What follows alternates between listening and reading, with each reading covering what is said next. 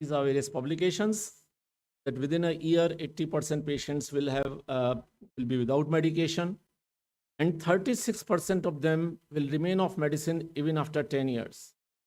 So 1 in 3 patients that we are going to operate will not need diabetic medications even after 10 years, while others will remain HbA1c under 7.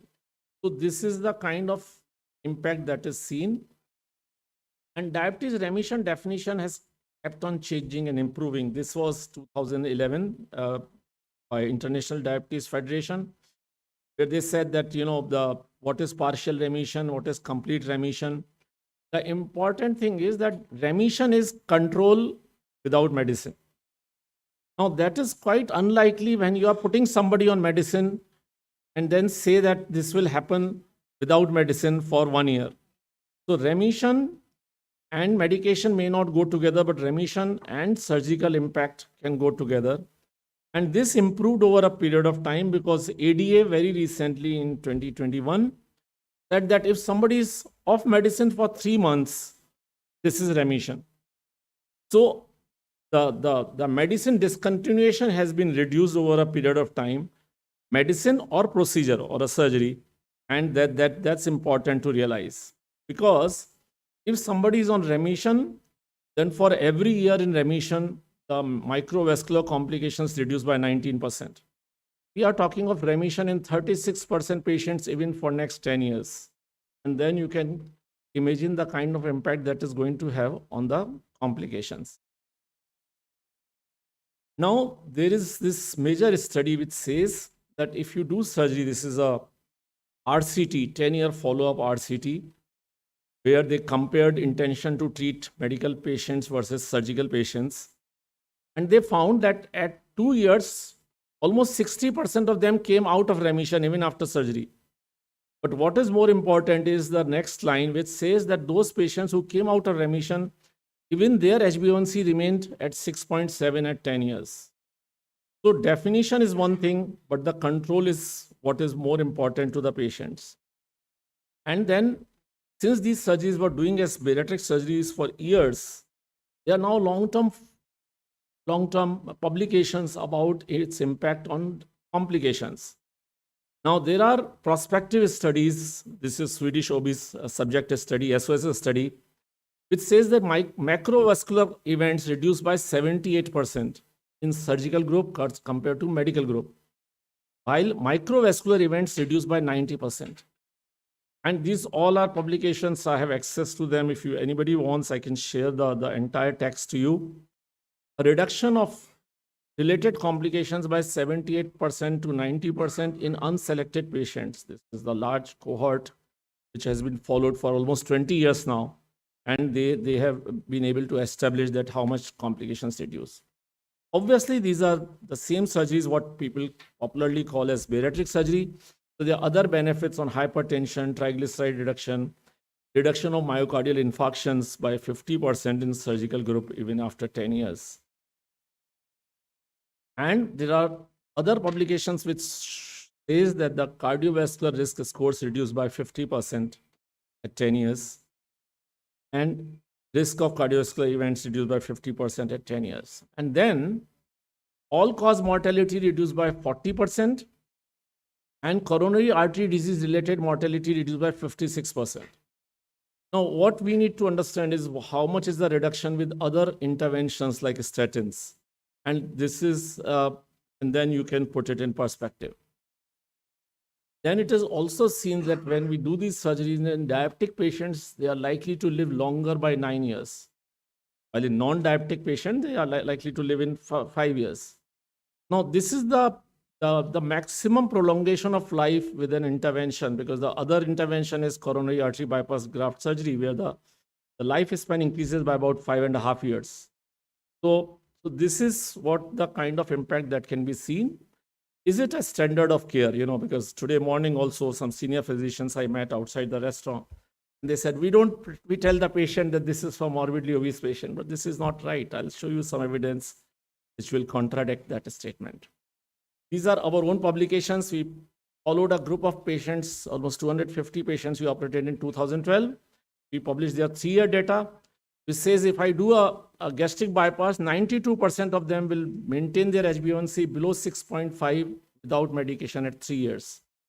And we followed this group after 5 years, 64% of sleeve patients will remain below 6 HbA1c without medication. And then we published their data at 7 years, and 68% of our patients are maintaining HbA1c below 6.5. 55% without medicine and another 12.4% with medicine. But the key element is the HbA1c below 6.5 in 68% patients. And this is what I want you to take home message. This is not only about us. This is US data. It says that within 1 year of surgery, those patients who had this surgery 2015 to 20, within 1 year of surgery, they saved about $77 million only on diabetes medication. Based on all these evidences that were being generated, IDF, to which most of the diabetes bodies of India, physicians' body are affiliated to, as early as in 2011 said that for Asians, this surgery should be offered at 27.5 BMI. And it got published in 2011, but nothing was done after that. Then ADA, in its recent publication in 2021, said that based on various published evidence, metabolic surgery achieves superior glycemic control and reduces cardiovascular risk in type 2 diabetes. And they also said that it can be offered for Asians at 27.5 BMI for uncontrolled diabetes. So as recently as December 2022, the surgical guidelines changed. And they said we can offer this surgery for Asian patients at 27.5 BMI if their diabetes is not controlled. Only for diabetes. I cannot operate at 28 BMI for weight loss if he's non-diabetic. But if he's uncontrolled diabetic, I can operate him at 27.5 BMI. Dr. Singhal is here. These are the NICE guidelines. Even NHS offers this surgery if the patient is of Asian origin and sugars are not well controlled. These are the NICE guidelines which says that surgery can be offered. And then our national body published this, that we can do it for 27.5 BMI with uncontrolled diabetes. Now, how does it actually work? You already know it thanks to the pharma company which brought out semaglutide and related products. Is the same, the GLP-1. It improves insulin sensitivity. The first thing that improves is insulin sensitivity. Almost 95% of our patients go off insulin within 2 days of surgery, even if they have been taking insulin for 10 years or 15 years.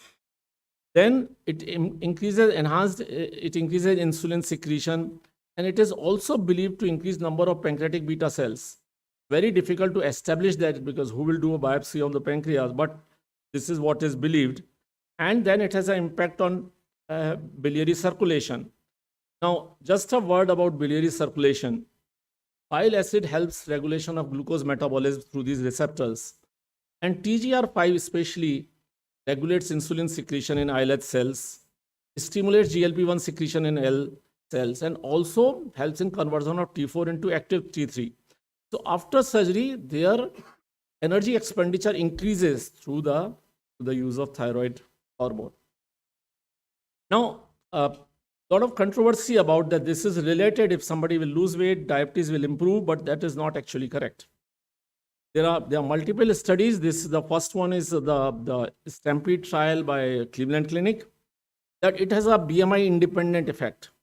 If I operate a 28 BMI patient, he will have the same diabetes improvement as compared to a 40 BMI patient. So offering it to morbidly obese people is not for diabetes is not scientifically based. I mean, obviously you can offer, but you can also offer the same thing for 28 BMI patients.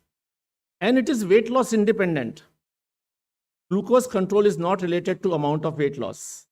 So glycemic control happens, as I said, within first 2 to 3 days it starts happening and maximizes at 3 months. Patients are able to achieve a good glycemic control at 3 months after surgery, and that is maintained over a period of years. So there are multiple mechanisms which are weight loss independent, which include hormonal, gut, malabsorption, impact on liver. Now we know we are starting a clinical trial on retatrutide in next month. all these hormones have impact, and the liver is an important component. Then there were questions asked that what happens if patients regain weight, because some of the bariatric patients, for 15 to 20% of them, indeed regain weight over years. But now there are multiple studies which says that weight regain does not significantly affect diabetes resolution. And there's another study which says there is a non-significant impact of weight regain on diabetes relapse even at 10 years. So these are two independent mechanisms working. One is which causes weight loss and weight regain, one which causes glycemic control, and which is maintained even if the weight comes back in majority of the patients. And these are all published data, which you can, as I said, this was the second one was published in Lancet in January 23, the 10-year follow-up study. So now we come to this significant meta-analysis which got published very recently in our own journal, Journal of Bariatric Surgery in 23, where they analyzed 23 studies, surgical studies, where they have operated on a low BMI patients. This is the first meta-analysis of this kind, where there were 835 patients with BMI less than 30 with type 2 diabetes. And they found diabetes remission in 50% patients, remission. That means they're off medication. The other patients who are on medication and they're maintaining their glycemic control better. The mean HbA1c reduction was 2.4. Important message in this study is that there is no marked weight loss. The apprehension in the patient's mind and the doctor's mind is we are offering a weight loss surgery for diabetes in a normal looking person. Is he going to be malnourished? Is he going to be underweight? So typically in this group of patients, they have found that the BMI change is only about less than 4 BMI points. While in a bariatric patient, it may be 20 BMI point or 25 BMI points. So body's homeostatic mechanism does not allow majority of the patient to become underweight. And just 2 slides on surgery. Obviously, all of you know, sleeve gastric bypass and mini gastric bypass surgery remains the same. So technically, surgery remains the same. These surgeries have become over a period of time safer, faster, and the hospital stays less. There is a phenomenal movement happening in US that this should be offered on daycare basis. So the less than 24 hours. And a good number of patients in our own practice go home in 24 hours. All right. Now, how can we improve the glycemic control over a period of time? So patients come, since this video went viral, we get so many consultations like you guys, your physicians. And they say, now you are operating me, can I enjoy my sweets? Not really. They need to still avoid high glycemic food. They need to exercise regularly, like a lifestyle change, which you also prescribe. And they must continue to check their HbA1c every 3 months, lifelong. Because we have another publication where we followed them at 7 years and we found a good number of them have no idea of their HbA1c for 2 to 3 years or 5 years. They start believing that their diabetes is cured because it has been normal for 5 years. They stop thinking about diabetes. We don't want them to become an uncontrolled diabetic or undiagnosed uncontrolled diabetic. So we tell them that you must do it every 3 months, and we sort of evolving system that we remind them every 3 months to check their HbA1c. Surgery, compared to the popular perception, is bariatric surgery, or let's say more metabolic surgery, is safer than a lap cholecystectomy. And this is American Society data. This is not something that we have generated ourselves. So friends, just last few slides. What are the inclusion criteria at the moment? BMI should be 27.5 or more. HbA1c should be more than 7. And the C-peptide should be more than 1. So that we know they have some amount of pancreatic function. What are the exclusion criteria? Obviously, we don't offer it for type 2 diabetes. We should not be offering it for LADA. We should not be offering it for MODI type of diabetes. These are 3 major exclusion criteria, and then we built on that. After we started these surgeries in December 22, we have started a study with Dr. Walter Porres and Carol LaRue and a group of physicians in our hospital to evaluate, because there are not many publications on impact of this surgery on the comorbidities and low BMI. And this study is started. I'm just showing you very early results. These are small groups, I must warn you. So these are the patients. Here, the HbA1c, mean HbA1c was 8.6. At 1 month after surgery, it came down to 7.3. And the percentage change is 15%. At 3 months, I mean, these are different groups because, the number of patients at different levels are different. The weight loss was about 16% difference in weight, and BMI went down by 16%. And at 6 months, the BMI has gone down by 19%, but the HbA1c has gone down by from 8.59 to 6.37 in 6 months' time. This is what you must realize because it's important. I'll come down to that index patient I talked to you. Her HbA1c was 15, her fasting sugar was 240, now her fasting sugar is 7. She was on this tower of medicines, those 6 or 7 medicines, anti-diabetic medication. Now she's only on metformin. I'm in no great rush to achieve remission. I don't want to achieve remission. What I want is that patient should be able to maintain their HbA1c. There is one new understanding. These patients always have fasting higher than PP. Okay? Because the glycemic control happens, the GLP-1 is secreted in response to eating. So if they are starving or fasting, then their glycemic, the sugars are likely to rise. And that's why we tell them, now you can have frequent meals so that your sugars will be better controlled. And one more thing we have realized is that if we continue on them on insulin, their control is not as good as if we maintain them on sulfonylurea and biguanides. So all these will come over a period of time. Information will come to us. So friends, this surgery is an additional tool.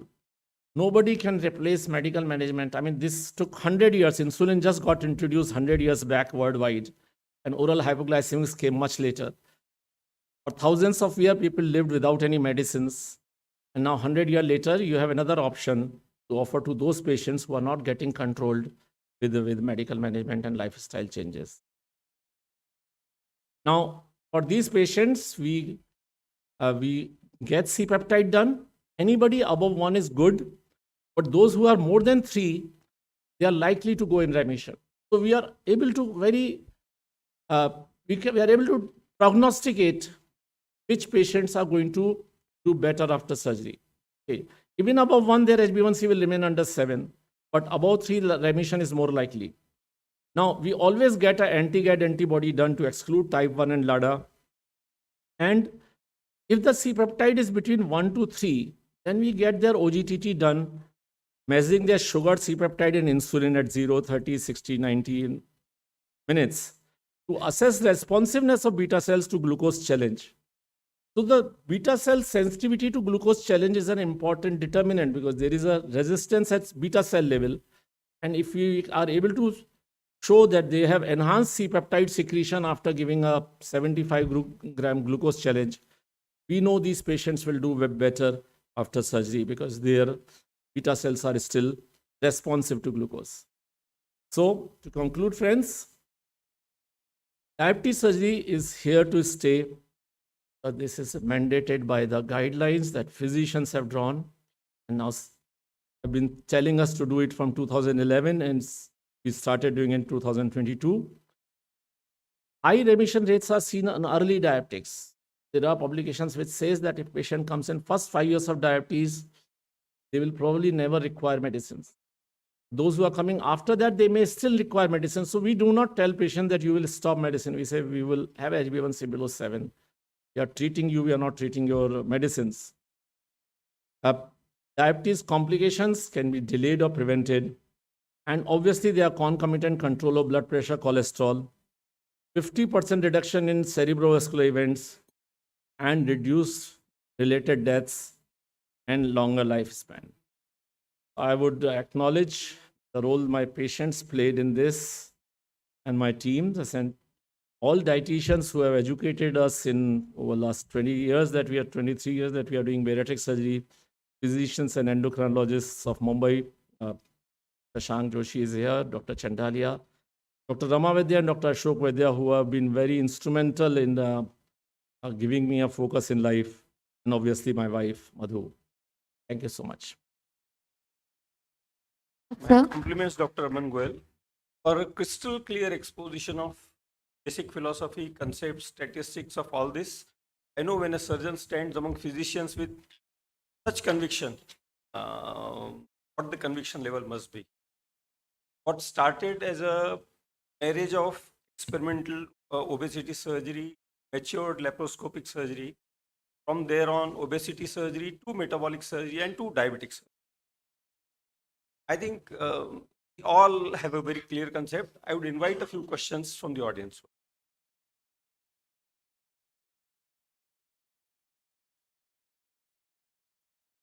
Congratulations for a wonderful disposition. And thank you for being with us. You said that Modi is one of the contraindication for this. So do we do the genetic studies before? Get 65 is okay, but then Yeah. So and C-peptide, so up till now we haven't got patients at 30 who started having diabetes before 30 years of age. So typically, arbitrary criteria that we have decided is those patients who have diabetes before 30 years of age, we will do the genetic testing. We have genetic testing facility available, So yeah, we will definitely do it. But up till now, what patients we have been getting are more than 30 years. And it's important because they are likely to have problem. One of the things that we realized, I mean, not related to this question is, I got a patient who was on high dose insulin, C-peptide less than 1, and HbA1c of 11. Now, typically, this patient is not a surgical patient as per the worldwide guidelines. But then that patient said, if you can just make sure that my HbA1c comes below 7, but why not? Because the impact on insulin resistance will remain the same. This patient will remain on insulin, but because insulin resistance will improve, he will be under 7 HbA1c. So we need to think in different ways for different patients, that we can treat a patient even with a complete pancreatic burnout if his HbA1c is not well controlled on injectable insulin. Thanks. thank you so much, sir. Now I request I feel More we still have questions. time. Questions? Yeah. Dr. Parag might.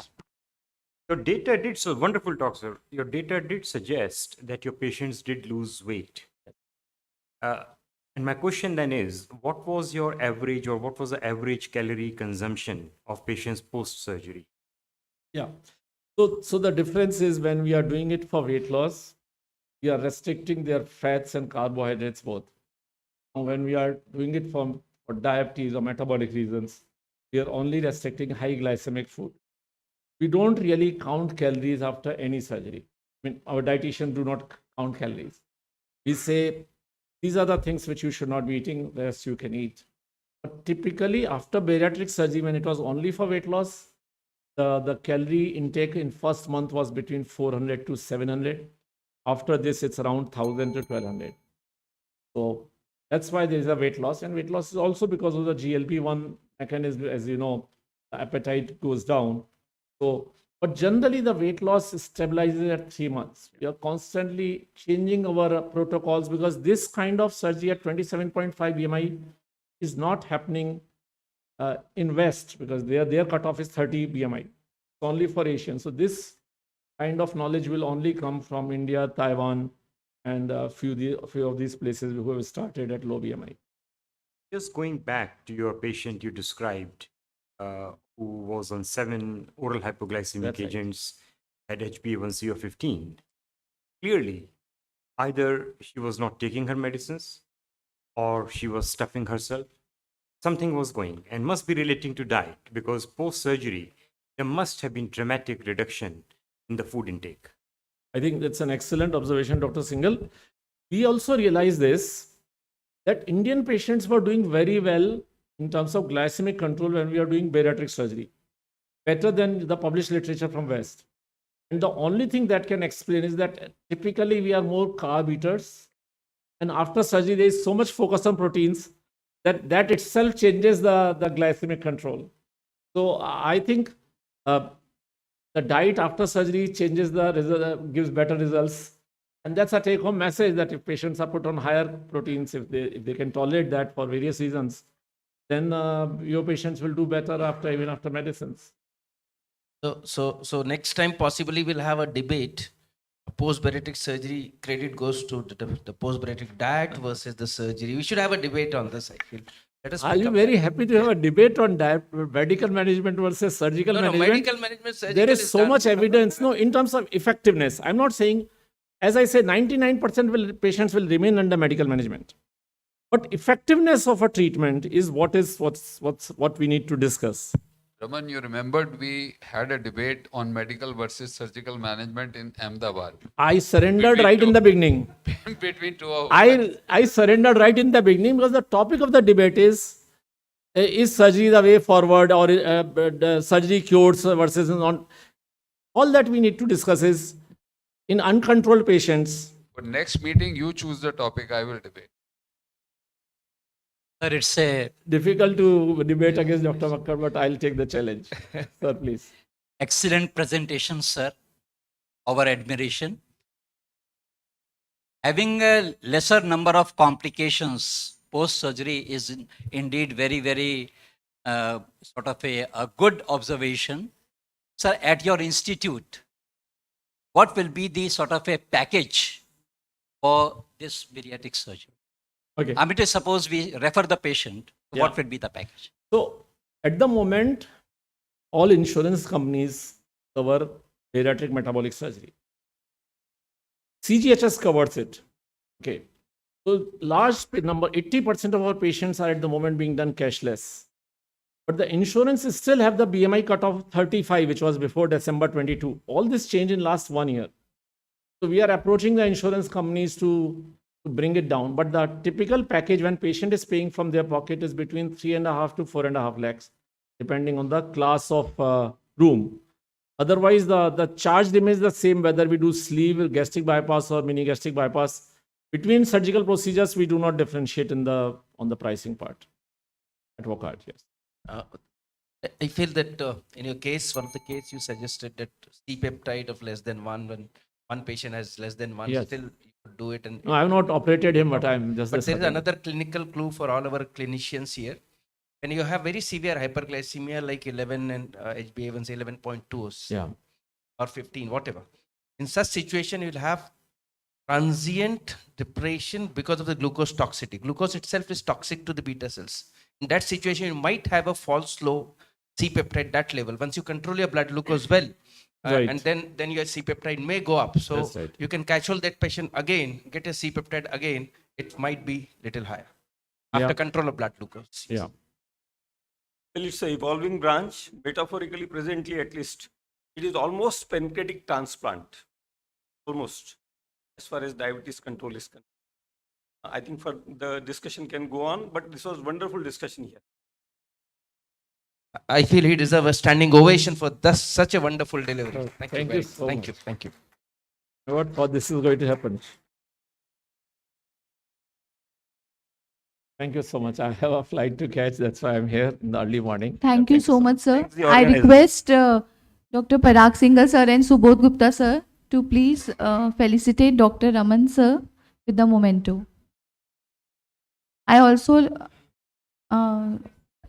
Dr. Shashank Joshi, sir, and Makkar, sir, and Gupta, sir, to please join.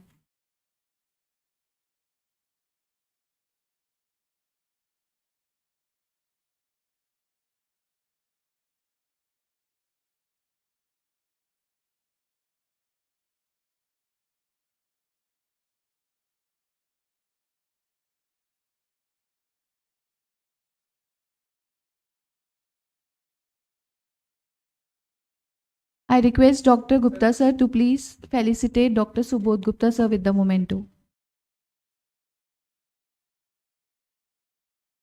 Thank you so much, sir.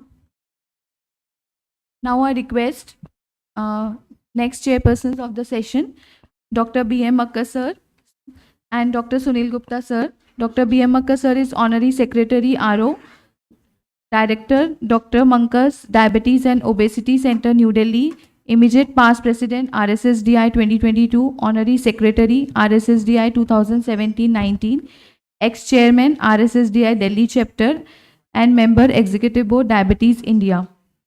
Sir is also a course director for Advanced Certificate Course in Diabetes.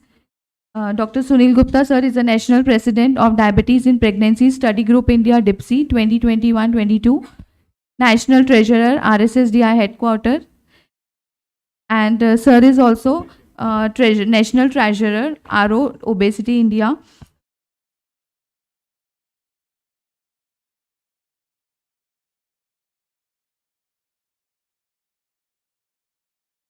Good morning, friends. It's indeed a great pleasure to see such good audience right in the morning, starting at the oration and wonderful oration that we witnessed from Professor Raman Goyal. I think he has to leave early. Otherwise, we would have enjoyed his company for one more day. So we are going to have 1.5 days full of academics. And we all know obesity is a global challenge now. India is not spared. The current data, if you look at, almost 40% of the population living in India is obese. And it is obesity, as we all know, is mother of all important diseases of adult life. Now, it is indeed a pleasure to have Professor Louise Bauer, who is president of the World Obesity Federation. She is based out of Sydney, Australia, and she is going to join us for virtual presentation. I think she is already connected. Can we have Professor Louise Bauer here?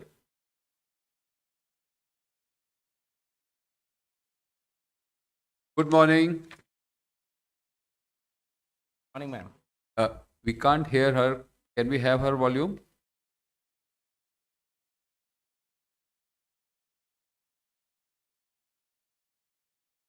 We can't hear you. Hello, can you still Oh, hear now me? Yeah. we can hear you. Good morning. Hello, good morning. I and know it is greetings, good evening everybody. there. I gather they're going to show my virtual presentation, and then I can take questions from the floor afterwards. I think that may be easier technically. Yes. Welcome, everybody. Greetings. You live in a wonderful country. Thank you. I will, introduce Professor Louise Bauer, which is indeed a pleasure to introduce her. She is one of the world authorities on the subject of obesity.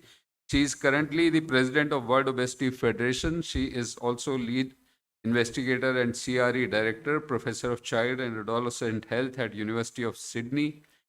She is conjoined appointments as a professor, Sydney School of Public Health.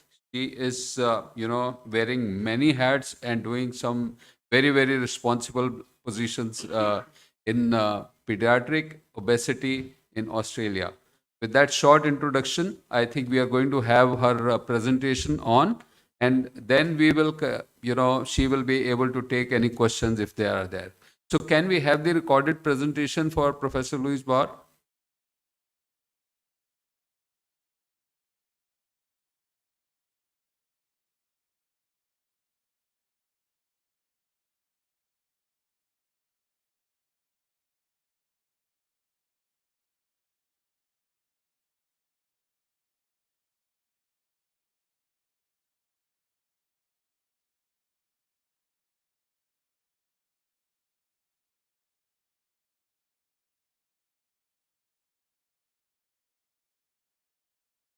Hello, everybody. Thank you for asking me to come and talk about this important issue. I wish your conference all the very best. I come to you as a pediatrician and someone who runs a weight management service for children with young people with obesity. I'm going to talk about obesity as a chronic disease, tackling stigma, weight stigma in clinical practice, raising the issue, the basic approaches to treatment, talking about severe obesity, about eating disorders and pathways for clinical care, considering the chronic disease care pyramid. So let's think about obesity as a chronic disease. I want to encourage you to avoid the acute care, once treated, always cured paradigm. Instead, please bring a chronic disease care or rehabilitation perspective to the treatment of children and adolescents with obesity. So think about the following diagram, which comes from the 2023 American Academy of Pediatrics Clinical Practice Guideline. This infographic basically says there's a patient and family in partnership with their primary healthcare professional and primary care professional. There's this concept of the arrow going to the right, longitudinal care, and the dotted line shows that there's a relapsing and remitting nature of obesity with treatment intensity varying in relation to that. You need to have shared decision-making with the family, culturally competent care, treatment coordinated in the medical home, by which mean that there's someone in charge of that, some doctor, clinician in charge of that. It needs to be transition planning to from adolescent to adult services. All of this in the challenges of dealing about limited access to care, weight bias and stigma, obesogenic environments, adverse child experiences, racism, and health inequities. So, practice implications, we must look at obesity in terms of longitudinal care. We must address chronicity, and somehow we need to advocate for and be a support for patients as we try to buffer the structural and contextual factors that influence a person's health. We also need to tackle weight stigma. It's commonly experienced within health services and commonly delivered by health professionals, and it's associated with a range of negative social, psychological, and health consequences for people with obesity. These are some recommendations for tackling weight stigma within paediatric practice, but I encourage all of you who work in adult services to also do the same. Importantly, can you, the practitioner, role model supportive and unbiased behaviours towards patients with obesity? Now, this will include appropriate language and neutral word choices. Now, I'm speaking in terms of English, and you may want to think about, if you're using other languages, what would be most suitable. So, for example, in Australia, we would use words like above a healthy weight, unhealthy weight, high BMI, or weight, rather than saying obese or extremely obese or fat. So what language would your patient prefer you to use? Importantly, you need to create a safe and welcoming practice environment. So you need appropriately sized chairs, you need big blood pressure cuffs, weight scales in the right location that can measure big people. You need toilets that can take big people and gowns that fit large people. Importantly, all staff must be welcoming. Maybe that's the most important part of it all. And you must have an empathetic approach to behaviour change counselling. All of these are important. So language and tone in discussing obesity must be considered. Think about how you can provide a warm and empathetic environment for your patients. Your leadership and the leadership of all clinicians is vital. And think more broadly about whether weight stigma is embedded in your health service and influencing service planning. Now, let's think about raising the issue. How do you raise the issue of a high BMI with an adolescent and their family? Part of this is by including growth assessment as part of routine clinical assessment. Always handle this with sensitivity. No blame, no shame. Always check if it's okay to raise the issue. Now, almost all adolescents with obesity will already be concerned about their weight. They don't necessarily need you to tell them in no uncertain terms.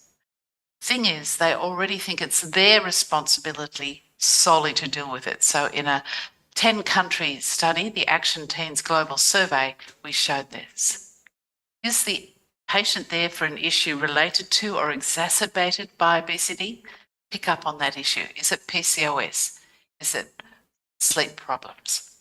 Even if now is not the right time to discuss the issue, the way you raise it will be important for future interactions with other healthcare professionals. So here's some wording that we might suggest. I plotted weight adjusted for height here on the growth chart. You can see it's above the healthy range for age. Does that surprise you? Would you like to discuss it at any stage? Then you could recommend a further consultation to start addressing the weight issue. Think about whether the primary reason for the consultation could be related to weight. PCOS, asthma, enuresis, fracture, lower limb pain, sleep disturbance. If so, then you highlight its importance. And are there any existing problems associated with excess weight? Start to explore those or investigate these. So the practice implications are check growth and calculate and plot BMI routinely, take care with language, and seek permission to discuss. Now, what are the basic approaches to treatment? It's important that obesity-associated complications are managed. So if your patient looks like they may have obstructive sleep apnea, make sure this is assessed and then treated. If they have prediabetes, and certainly if they have type 2 diabetes, this needs to be assertively managed, and so on. If they have depression, get that managed, and so on. Standard weight management includes family engagement and being developmentally appropriate. You don't treat the 14-year-old the same as you would a 4-year-old. Think about long-term behaviour change, which will be support for changes in diet and eating habits, increased physical activity and decreased sedentary behaviours, and of course, improved sleep patterns. Think about long-term weight maintenance strategies, and additional therapies will include more intensive diets and particularly drug therapies and bariatric surgery. And I'll touch lightly upon the latter two coming up. In the Cochrane review on diet, physical activity and behavioural interventions for treatment of adolescents with overweight or obesity, these are for 12 to 17-year-olds, there were 44 completed RCTs. Mind you, that was done 6 years ago. There are many more now. And these behavioural change interventions showed improvements in BMI of 1.2 units improvement and improvements in weight of 3.67 kilograms. Overall, the quality was reasonably low of the evidence and very few studies reported adverse events. I show you here the meta-analysis for the looking at diet, physical activity and behavioural interventions for treatment of adolescents with obesity, looking at weight outcomes at longest follow-up. And you can see the different studies on the left-hand side. You can see the intervention versus control findings shown there. And if the mean versus to the left of that line, then it's favouring the intervention. If it's falling to the right, it's favouring control. And you can see that overall, there was a 3.67 kilogram improvement in weight for those who took part in the intervention compared with those who did not. Now, of course, this was done under trial environment, so we're tending to have well-supported good engagement of health professionals and so on. And real life is always a little bit different from that. We often don't have all of the available staff available to help us. So what can we say to a young person or a family when we first meet them to talk about some of those behavioural changes that they may want to do, which could then be picked up by other people? Here I show you some core messages for both anticipatory guidance and initial weight management that are used in Australia for 2 to 17-year-olds. I'm showing you here the version in Hindi, but it's available in 13 community languages in Australia. I usually show it in English, but of course Hindi made sense here. So you get a sense of that broad range of support. We don't talk about every single one of these when we see each patient, but we might go, for example, something like, I've got some key messages here that you might like to have a look at. These show the sorts of things that you might want to use and to tackle in trying to deal with your weight, in addition to some of the other things that I'll talk about. Are any of these of particular interest to you? For example, perhaps you'd like to talk about changing from your high soda drink intake to perhaps having more water or low joule soft drinks. What do you think about that? And you could have a conversation just on that. Or you could have a conversation just on improving sleep habits, or just on sort of snacks that people might have. We might say to people, you do spend a lot of time on the screens. Maybe you could decrease that time. What would you do instead? So these are it enables a conversation. And this is actually widely used in Australia. I'm wondering what is available in India. Could you come together and develop some core materials like this? So what fits your skill set and practice and local resources? It's really important to have frequent initial follow-up to reinforce initial conversations. What about the role of phone coaching or SMS reminders? These can be really good strategies to support people. Can your nurse, can a dietitian or others like that do that? What about engagement of other therapists, such as nurses, dietitians, clinical physio, psychologists, exercise scientists, or physiotherapists, or other medical people? Think about shared care with a GP or other healthcare professionals. Always monitor both behaviours and weight in those who are treatment seeking, and think about specialist services for those with moderate to severe obesity. But as I've alluded to already, there are barriers to providing behavioural treatment in real life clinical settings. And I know that you will live in places where people live with poverty. How can we modify treatment taking that into account? What about our culturally and linguistically diverse patients? What sort of resources can we provide for them?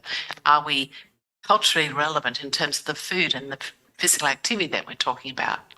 What about families where the child has, or the young person has, learning disabilities or developmental disorder? How do we modify treatment in light of that? What about the families who have low literacy or illiteracy? Do we have resources or ways of supporting them that can actually bypass that issue? And what about the family who is in crisis or where there are psychiatric disorders? Those issues maybe need to be managed initially. Plus, as I've mentioned on the right-hand side here, services are often poorly resourced or non-existent. And I know that's the case in my country as well as in India. Services may not be publicly funded, and many health professionals may be inadequately trained. So it's a big challenge for all of us. So, what are the practice implications? Support for behavioural change is crucial. Who can support your patients in this? Use simple health promotion advice routinely, because that can also be health treatment advice. You may need to adapt advice and approaches for people living with social disadvantage, with developmental disabilities, people in crisis, where there are literacy issues, or culturally diverse families. Think about local referral pathways. Who can help you manage and support your patients? How can you ensure frequent, regular follow-up and monitoring, whether yourself, your practice, or other health professionals, and recognise that age, severity, and comorbidities will determine the need for engagement of other health professionals. What about more severe obesity? What therapy options might be available? Obesity pharmacotherapy is undergoing a real renaissance at the moment. However, few anti-obesity medications are approved for use in adolescents with obesity in most countries. A new generation of drugs, including glucagon-like peptide-1 receptor agonists and like drugs, are being developed for treatment of people with type 2 diabetes, although most of that is in adults, but they're starting to have throughput into adolescents. I want to show you the results from the randomized control trial of semaglutide versus placebo in adolescents with obesity. This was published in the New England Journal of Medicine in 2022. What you can see here is that you have in box A, you can see the results for percentage change in BMI. The dark blue is those who are on the medication. The light blue is those who are on placebo. And you can see a really dramatic change in BMI from baseline in those who are on the active drug. And then you can see the weight loss thresholds at week 68 in Part B, and you can see that 53% of patients had at least a 15% weight loss over that period of time, compared with 5 in the placebo group. Boxes C and D, so changes in BMI at week 68 in the semaglutide group versus those in the placebo group. And you can see that many more in the semaglutide group had true weight loss over that period of time compared with those in the placebo group. But there are ones in the placebo group who had significant weight loss, and that's an important issue to reflect upon. Now, bariatric surgery is also important and improves weight and cardiometabolic outcomes in adolescents with severe obesity. In the Teen Longitudinal Assessment of Bariatric Surgery, or the Teen Lab study, which was conducted in 5 US study centres, there was a prospective enrolment of 242 adolescents undergoing bariatric surgery. They largely had either Roux-en-Y gastric bypass or sleeve gastrectomy. And you can see here the change from baseline in weight on the left-hand side and the change in prevalence of dyslipidemia on the right-hand side. And most of the changes in improvements in weight certainly had occurred largely by 6 months, but were certainly at 1 year and were still being maintained essentially out to 3 years, with not much difference, slight difference, but not that much difference between the two types of surgery. And the prevalence of dyslipidemia improved, particularly by 1 year. There was a subgroup of these people who also had type 2 diabetes at baseline, and 95% of those had remission, who had bariatric surgery, had remission in their type 2 diabetes at 3 years. However, this is really important. It needs youth-friendly bariatric surgery teams and long-term follow-up. This is not a quick fix. These people need to be followed up long-term. Adolescents who receive bariatric surgery have more frequent abdominal reoperations than in adults. Their adherence to nutritional supplementation can decrease with time, and yet that's really important. And the 5-year all-cause mortality is similar in adolescents and adults at about 1.9%, 1.8%. And 2 of the 3 deaths in the follow-up study in adolescents was due to substance use. So it really highlights the need for that wrap-around care and really good psychosocial care to go along with high-quality medical surgical care. So we must have that multidisciplinary adolescent and young adult care service. So the practice implications: anti-obesity medications will increasingly be part of routine provision of therapy for adolescents with moderate to severe obesity. However, costs and availabilities are major issues at the moment, and we need to know what long-term outcomes are.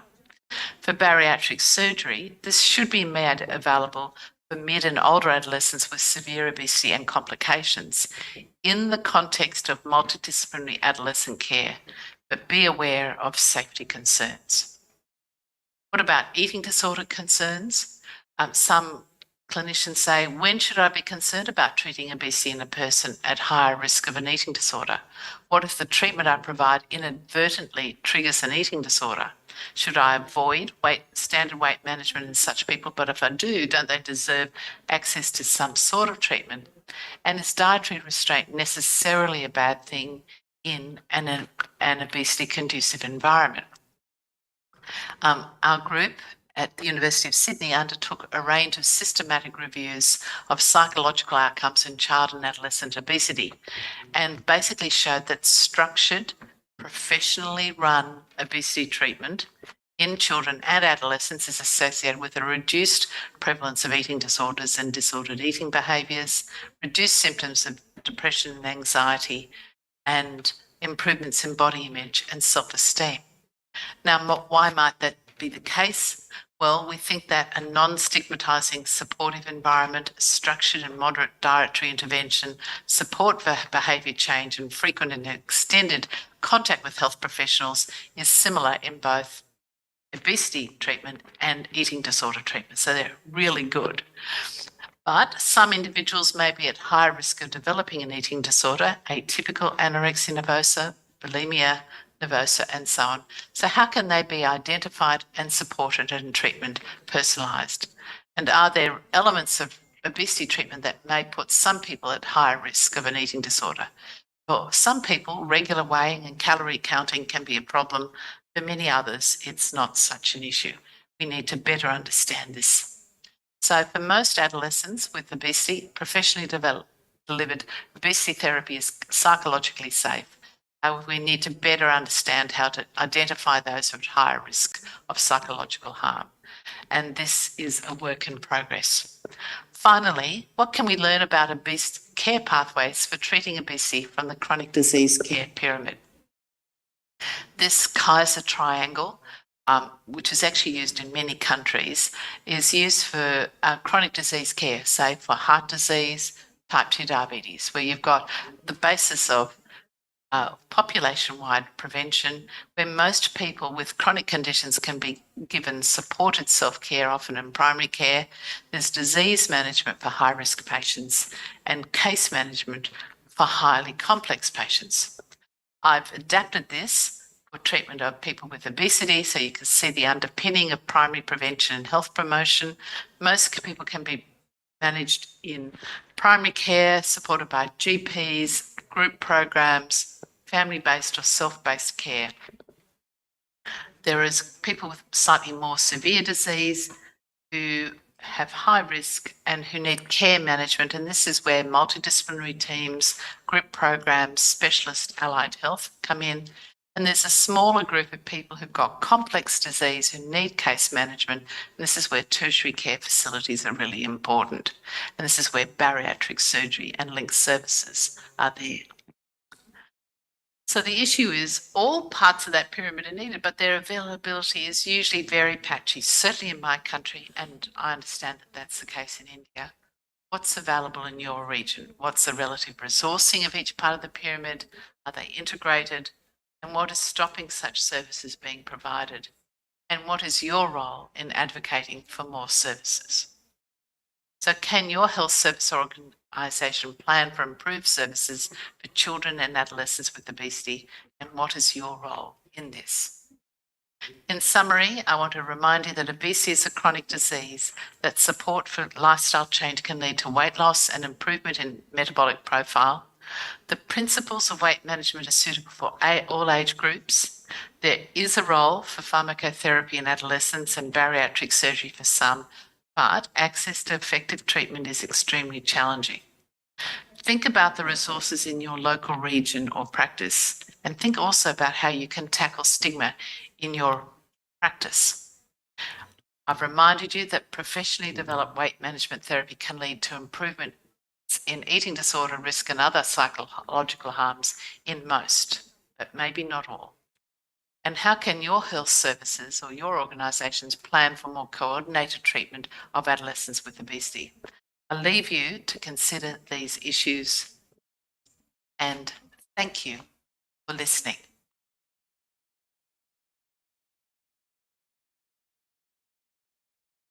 Thank you very much, Dr. Lewis, for joining us this particular morning at Nagpur. And despite your busy schedule, and I feel it is a time that we should start calling obesity as a disease. And very rightly, you in your summary slide has said it's a chronic disease. Unless and until we make it understand, make people understand, a layperson, about the disadvantages and the chronicity and its related complications to the mind of common man, it's going to be difficult for us to deal with this epidemic of obesity in subsequent decades. And now we started with the adult obesity, and now we are going for adolescent obesity. The prevalence, the way it is growing across the globe. Somehow, fortunately, the prevalence seems to be little less in this part of the world versus the other developed country. But then certainly it needs very, very strong advocacy across the globe for prevention and the treatment. You also highlighted a little bit on the bariatric surgery in adolescent children. Even now we have started thinking on those lines. So unless and until we think of prevention, it will be really tough time for next generation, my children, your children, and their children. When we will get our grandchildren, it's going to be tough for the whole world. Dr. Now we have the session open for discussion. We have prominent people here across. If you have some questions, Dr. Lois will be more than happy to answer because she has some other commitment and she'll be leaving after some time. So someone has some comment or the question, they are being invited. Dr. Kurani, can just use the mic because Dr. Lois should be able to listen to you.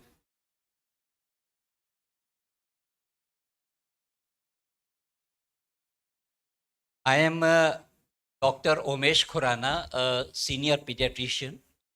And as you have rightly mentioned in the pyramid, we in India, as part of Indian Academy of Pediatrics, have started the program of going to schools, screening them, and trying to educate the teachers for early detection and keeping them in sort of as a team member for this.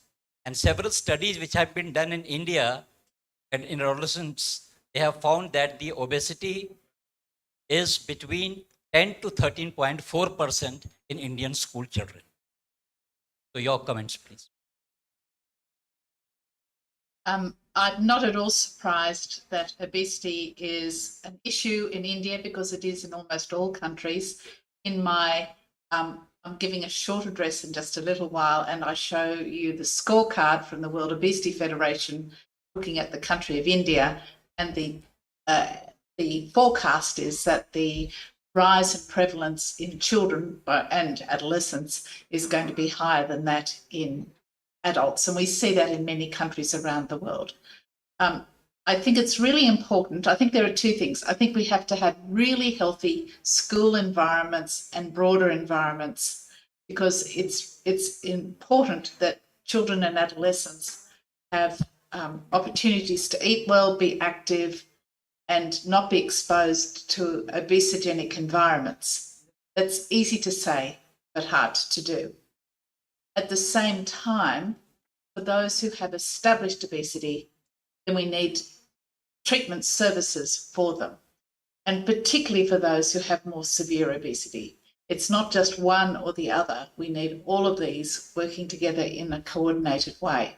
I'd be really interested to learn about what your approaches to school-based prevention or health promotion are, because every country has a different culture and so has to learn what works best in their country versus, for example, the USA or the United Kingdom. But I think it's great that you've got processes to monitor what's going on. And of course, remember, you all know this better than me, that the cardiometabolic consequences of a BMI start at a lower BMI in people of Indian subcontinent background as well as Australian Aboriginal background compared with people of my ethnicity. So we would expect that there'd be a higher risk of cardiometabolic problems at a lower BMI in many adolescents in India. And so you might expect I was hearing the previous talk, you may expect that the need for pharmacotherapy and surgery in relation to cardiometabolic problems may need a slightly lower BMI than it does in, say, people from the UK or parts of the USA. Anyway, something to follow very carefully and to see what happens long term. And I think even, that was yeah. very important. And thanks, Professor Lewis, for a wonderful presentation and Also, you focused on, I think, almost all important aspects of obesity as a challenge in the pediatric or adolescent health. I particularly like the pyramid that you showed from the Kaiser Permanent model. And if I go for that, then I think the maximum impact will be done only by education at the public level. But So, I just say it's not just education.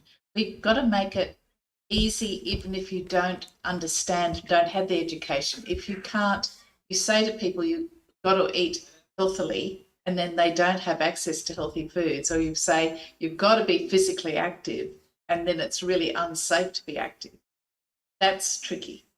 So yes, education's part of it, but it isn't that we all of a sudden lost our understanding of what's healthy in the world. It's that our world became unhealthy. And so we need to all work together to make our world a healthier one, not just for kids, but for adults. So education goes part of the way, but only part of the way. I think that is also a very important part of learning.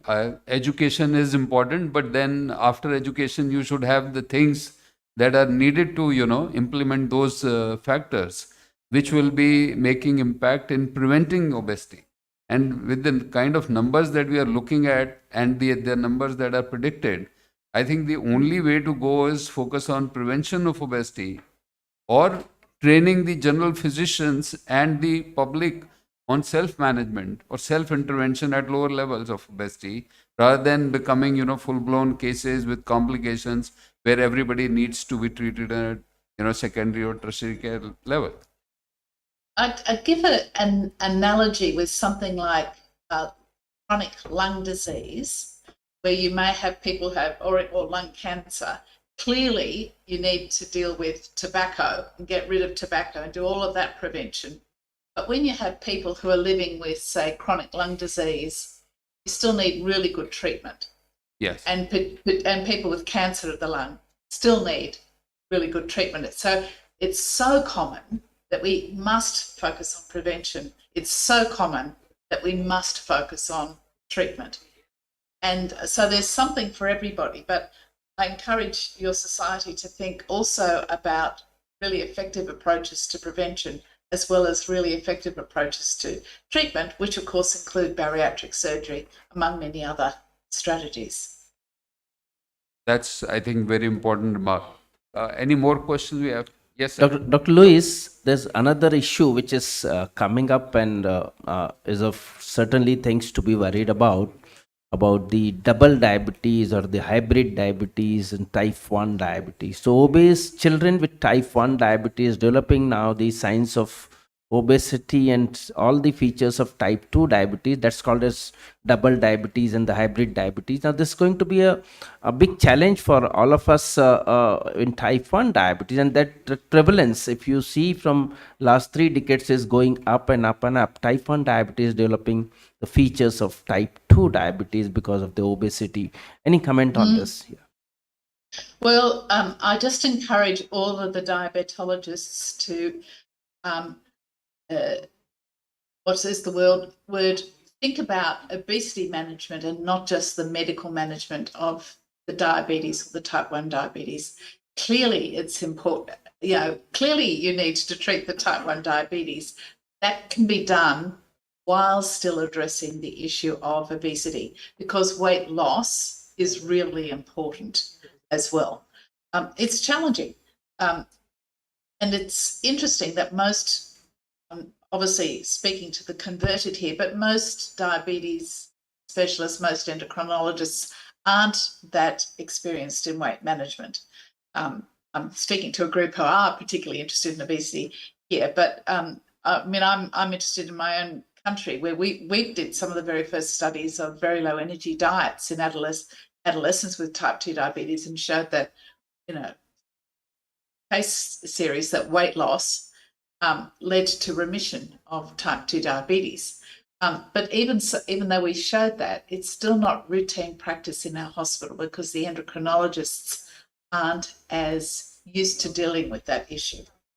So some of the dietitians can be excited by it, but not all the endocrinologists. So I suppose I encourage all of you yes, it's really important to have good medical therapy of type 1 diabetes, but actually actively managing the obesity, which can be done in a good way while you're managing type 1 diabetes, should be done. Just don't think in terms of insulin, think in terms of weight management as well.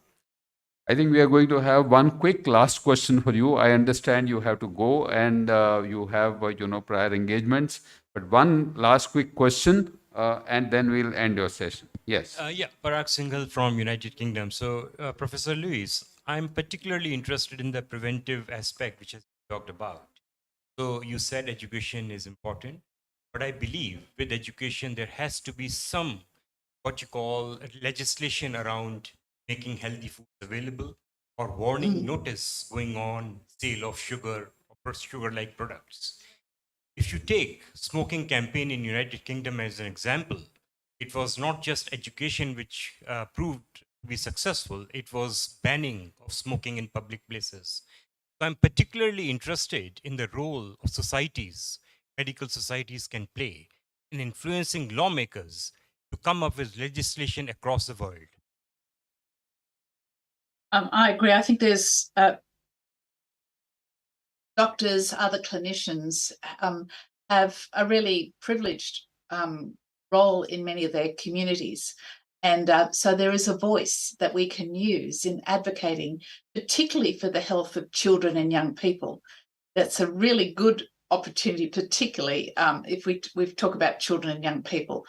I think of obesity as a pathological response to what is a physiological response to what is a pathological environment. And that's what's changed. Our genes haven't changed dramatically, but our world has changed dramatically in the last few decades, and we respond physiologically to it.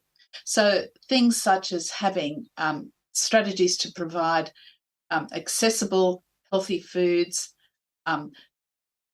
decreasing the costs of healthy foods, putting barriers in the ways of things such as sugar sweetened beverages, looking at how urban environments are changing and promoting walkable, safe environments. All of those things are important. We really need legislation and real activity there. But we need to also be very culturally sensitive around these issues. I mean, in India, you'd probably think, how can we have even more places for kids to play, girls and boys to play cricket? How can we think about the high carb foods that are a big part of Indian culture? You know, what are some options to provide healthy, safe water for multiple people? All of those things are important. It's not easy to do. Interestingly, a lot of South America are good places to look at. They've done some great work in terms of their food environments, and you can learn a lot from the leadership there. Much of it from, for example, physicians or public health physicians. So I encourage you all to be very, very active there. But I also want people to look at how you can provide good treatment for people, because if you can't access treatment and you've got a problem with obesity, then that's a real challenge. Thank you, Professor Lewis, for that wonderful presentation and those very important inputs on, the way forward to manage obesity or to tackle the epidemic of obesity. I think we should have a big round of applause for Professor Louise Bauer.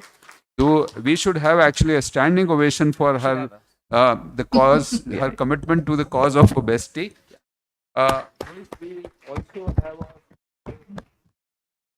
We also have a small token of respect for you. We have a memento which we can show you here, but we'll make sure it reaches in due course of time. Sunil, can you do the honors?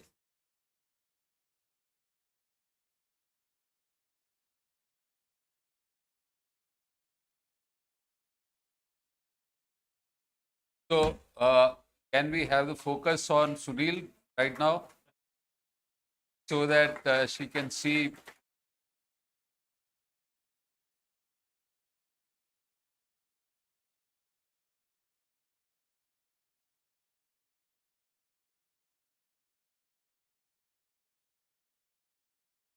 So, can you see this? Okay, she can see this. That's great. Thank you. Thank you so much for joining, and have a wonderful time. Thank you so much.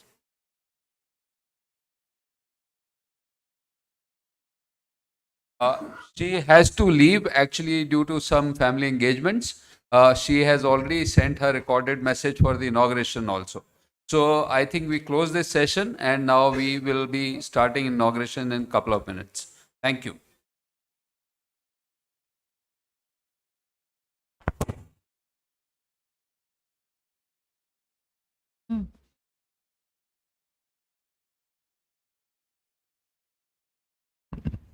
A very good morning to respected guest of honors, eminent faculties, and my dear delegates.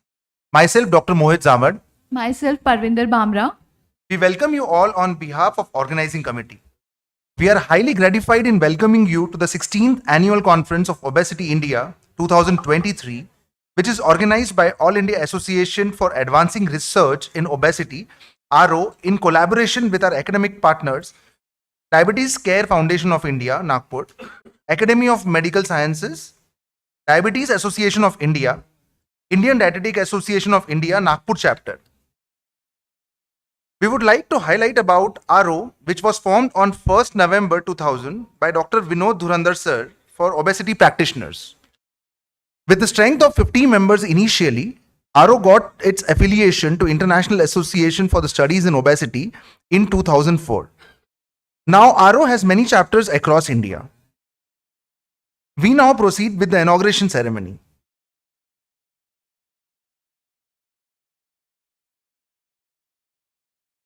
I'd like to request Dr. Kavita Gupta ma'am, Organizing Secretary Obesity India, to escort Dr. B.M. Makkar sir to the dais. Dr. B.M. Makkar sir is Honorary Secretary RO, Director Dr. Makkar's Diabetes and Obesity Center, New Delhi, immediate past President RSSDI, Honorary Secretary RSSDI, ex-Chairman RSSDI Delhi Chapter, member of ACE International Committee, and Course Director Advanced Certificate Course in Diabetes. Sir has many publications in national and international journals. Sir, please occupy your seat. Thank you. Okay. Now I request Dr. Preeti Fatale ma'am, Convener Obesity India, to escort Dr. Rakesh Sahai sir. Sir is the President RSSDI, Professor and Head Department of Endocrinology, Osmania Medical College and Hospital, and Vice President, South Asian Federation of Endocrine Society. Now I request Dr. Ajay Ambade sir, President AMS, to escort Padma Shri Dr. Shashank Joshi sir to the dais. Shashank Joshi sir is a consultant endocrinologist. Sir is a renowned diabetologist of India. Sir has thousands publication to his credit, and also sir is a past immediate president IDF Southeast Asia.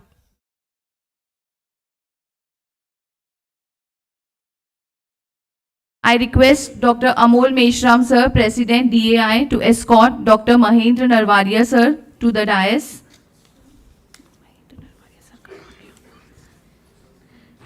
Mahendra Narwaria sir is President Obesity India, pioneers of bariatric surgery in India, and has performed more than 1,000 bariatric procedures till date.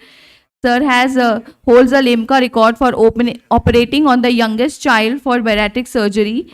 Sir has honored with Gujarat Gaurav Award for his contribution to medical sciences, and he has many feathers in his cap.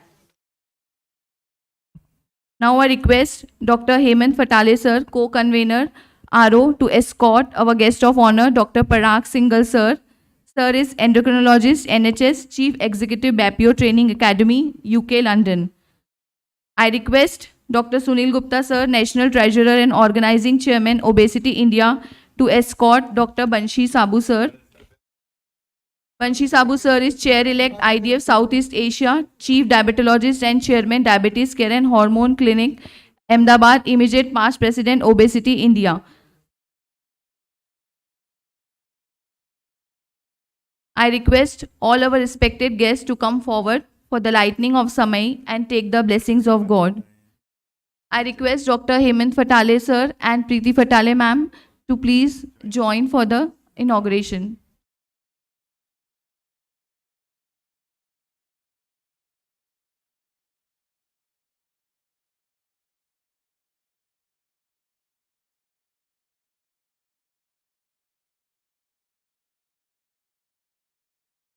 कल्याणं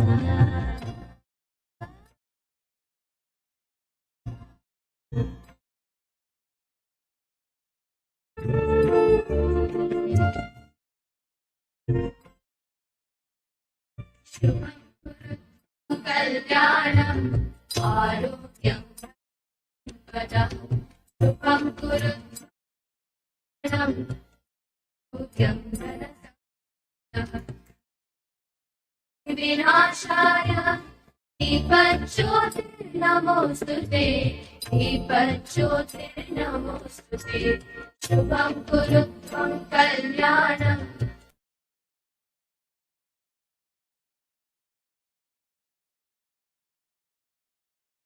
Thank you, sir. We request our guests to kindly take the seats on the dais. To proceed further with the program, we will welcome our guest with the functional food basket and mementos. We request Dr. Fatale sir to kindly felicitate our guest of honor, Dr. Banshi Sabu sir.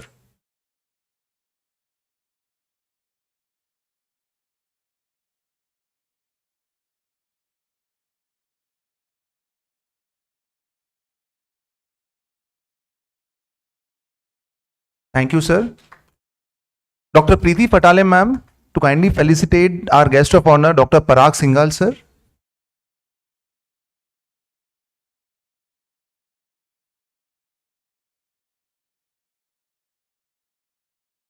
Thank you, ma'am. Dr. Amol Meshram sir to kindly felicitate Dr. Mahendra Narwaria sir.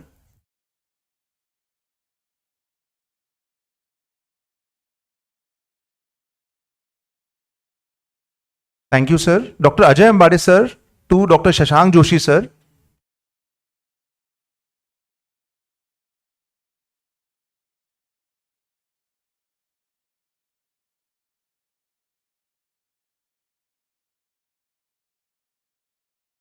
Thank you, sir. We request Dr. Sunil Gupta sir to felicitate Dr. Rakesh Sahai sir.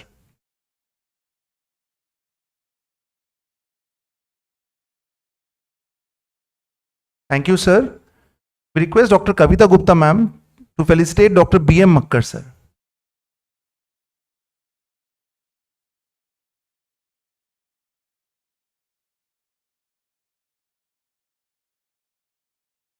We request Dr. Fatale sir and ma'am to kindly join on the dais.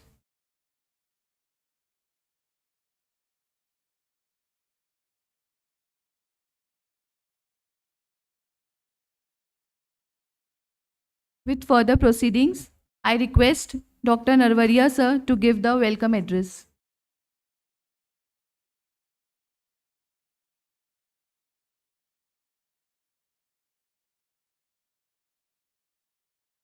Good morning. As a president of Aero, I welcome all of you. At the onset, I want to thank Dr. Sunil Gupta, Dr. Kavita Gupta for hosting such a fantastic conference. The scientific program he has made is extraordinary. I think he has not left any topic which is not covered. And 3 days program he made involvement of almost everybody available around and outside India, deliver different topics. I'm thankful to our immediate past president, Dr. Bansi Sabu, our senior, even past president, Dr. Shashank Joshi, my colleague, Dr. Makkar, who is the secretary of Aero, who is taking the lead to develop Aero chapters all over India. And with this, I just complete my address, and I welcome you all to enjoy today's feast. Thank you.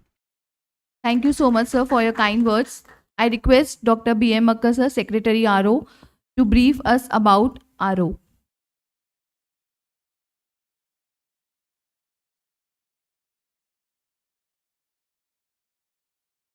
Good morning, friends. My colleagues and dignitaries on the dais and off the dais.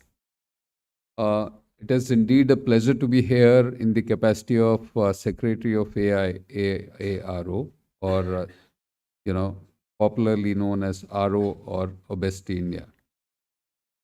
Now, RO started in times when obesity was not even recognized as a disease. And it has been a long journey, and I wouldn't say easy journey for RO to, keep moving in the tough times and still working for the cause of obesity.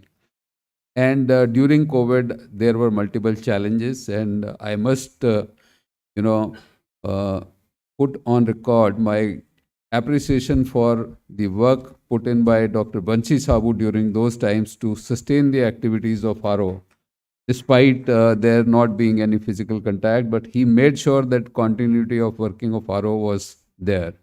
And I must also acknowledge the contribution of Dr. Shashank Joshi in setting up the foundations of RO in a way that it is still on strong footing.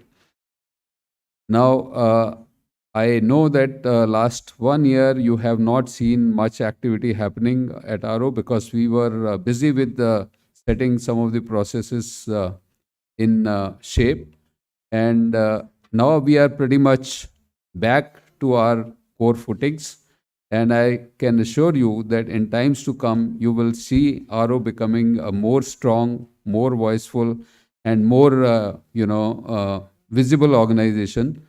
And our focus will be definitely on working for the cause of obesity and making sure that we make our, contribution in whatever possible ways that we have, and at least do our bit in stemming the epidemic of obesity that is going on.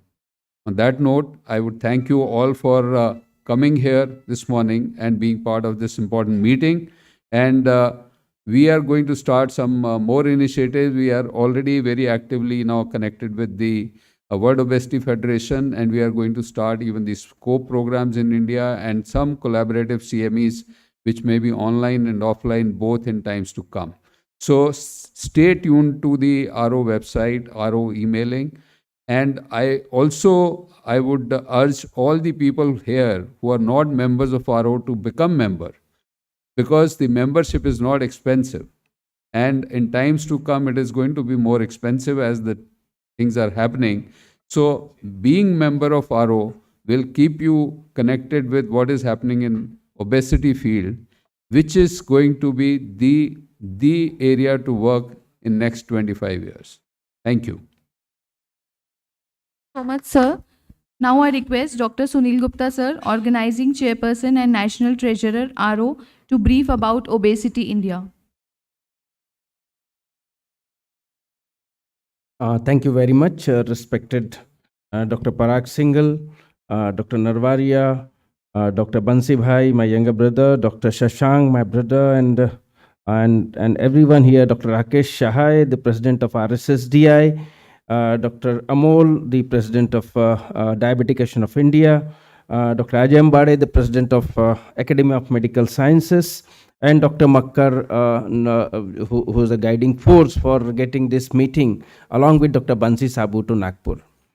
Now, it happens quite often that such meetings are being organized at a place like Mumbai, like Ahmedabad, Delhi, or metro cities.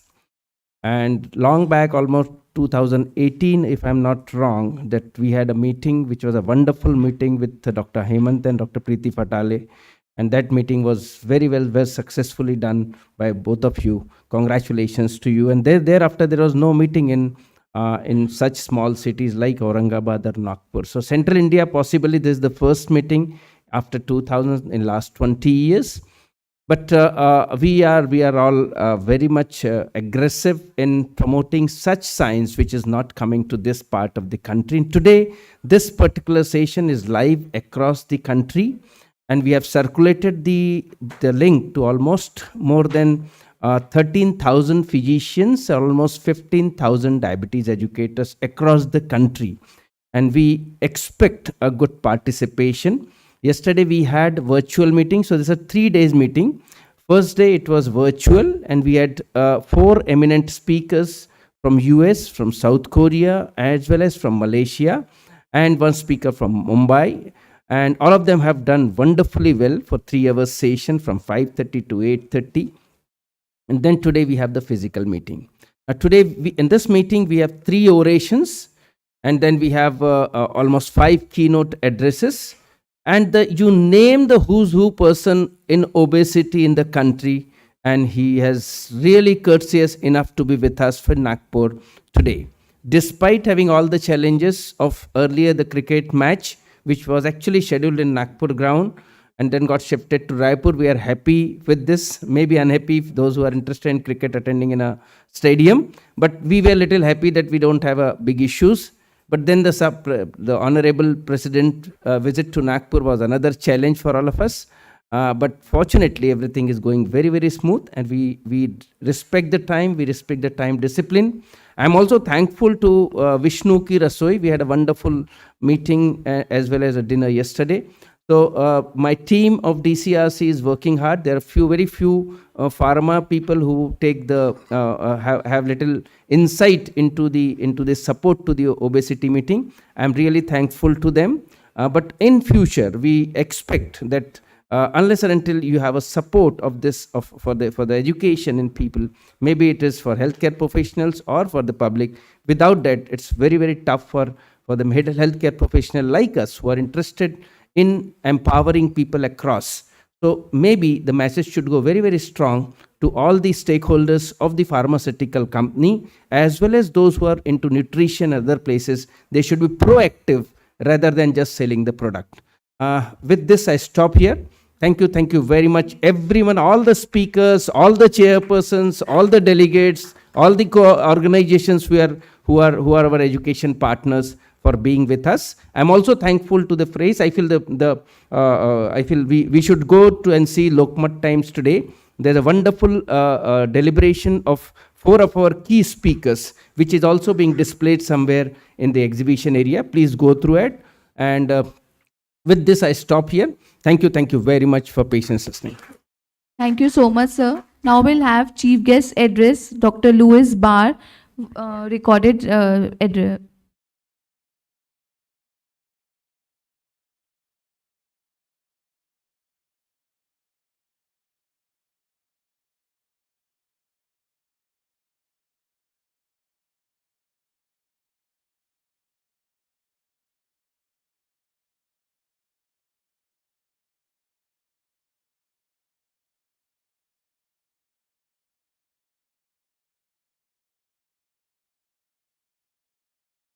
Hello, everybody. Greetings. My name is Louise Bauer, and I'm president of the World Obesity Federation. I'm also an obesity clinician and paediatrician at the University of Sydney in Australia. I'm representing here today, however, the World Obesity Federation, which has members around the world and activities around the world. I'm also showing a photograph of myself and my husband in India in April earlier this year. Our third lovely holiday to your beautiful country. What a treasure you have there.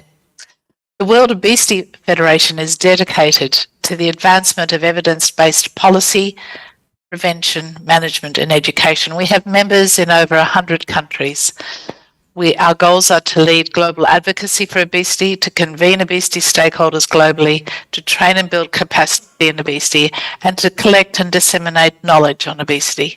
You can see photographs of people at a range of meetings around the world this past year, including the UN General Assembly and the World Health Assembly.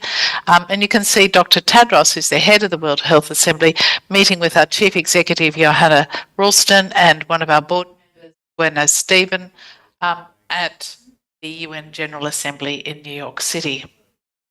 Now, obesity is, of course, a major health issue around the world, including in India. Here are data from the World Obesity Atlas 2022, where we put together country scorecards. What you can see here is that there's, till 2030, there's an expected very high annual increase in adult obesity over that period of time, and also in red, an annual increase in child obesity, which is also very high. And the country was ranked, in comparison with others, as having about a global preparedness that was 99 out of 183, so fairly in the middle of preparedness for dealing with obesity. We know, however, that India is expecting is likely to have far more significant impacts of obesity over the next few decades. And here are data, figures showing, built on data looking at economic impacts in coming years. We compared data from several different countries, and you can see India in 2019 in terms of its economic impact, and then in 2060, and the really quite dramatic rise in economic impact for India related to both the increasing population, an aging population, and also the significant prevalence of obesity already. Now, how is World Obesity Federation working with India? Well, we're very interested in health professional training in obesity management, and we have had SCOPE, or the Strategic Centre for Obesity Professional Education, which has a range of online and in-person training pathways for people to learn about obesity. And we actually launched the SCOPE Core Learning Path on Child Obesity with Public Health Foundation of India just prior to COVID. So please check out our SCOPE part of the website. We'd love to expand options for India further. We do advocacy with a range of people, including with Public Health Foundation India and other stakeholders. We'd love to work with you further. And we're looking forward to expanding opportunities for training and engagement with the All India Association for Advancing Research in Obesity and other stakeholders around advocacy, health professional training, convening meetings, and disseminating knowledge. You're already doing that at this meeting. Now, your conference has just started, and I'm part of that launch. I wish you all success for your meeting. It's so important. I want you to channel your inner leaders of your wonderful Indian cricket teams. And I must say, as an Australian, they're almost as good as the Australian cricket teams. I'm saying that tongue in cheek. They're fantastic sports people. I have a request. Consider how you can become involved in World Obesity Day on the 4th of March 2024. We're holding it on the 4th of March every year. How can you become involved next year? Please contact us so we can work with you on that. And with that, I say all the very best for your conference, and thank you. So much, ma'am. Now, I request Dr. Parag Singhal, sir, to say few words of wisdom.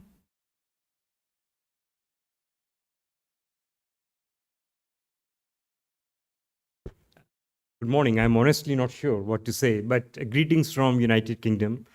It's been a hectic couple of weeks for me traveling the length and breadth of the country, but it's wonderful to see such conferences being organized, and I'm delighted to be part of it. It's an honor and privilege to be here this morning amongst you. And we are very keen to collaborate with Indian organizations. We represent a very robust organization called BAPIO, which is British Association of Physicians of Indian Origin. We have got a research wing, which is doing some fantastic work around South Asians and obesity, and also around Training Academy. So thank you, Dr. Sunil, for inviting me and being part of it. And we would love to work with you. And all I can say is all the best for this conference. And thank you once again. Thank you so much, sir. I request Dr. Banshi Sabu, sir, to share few words. Dear friends who are sitting on dais, but one dear friend I would like to name here, Dr. Shashank, because he introduced me to Arrow, and that's the important thing for me. Actually, I served Arrow as a president for 4 years, and then because of COVID, I was again for 21 and 22 as a president. So for 6 years of presidency of Arrow, which I have done, then 4 years I was as a vice president of Arrow, and then 4 years I was an executive member. So almost like a 14 years of journey. But originally, Arrow was introduced to me by Dr. Mahendra Narwal. When he has done a meeting of Arrow of Gujarat chapter and the national chapter, and I was made as a secretary for Arrow. Two things about Arrow is that we will be having our 25 years of Arrow existence in our country, because 1st November 2020 it was in existence by Dr. Dhurandhar from Mumbai.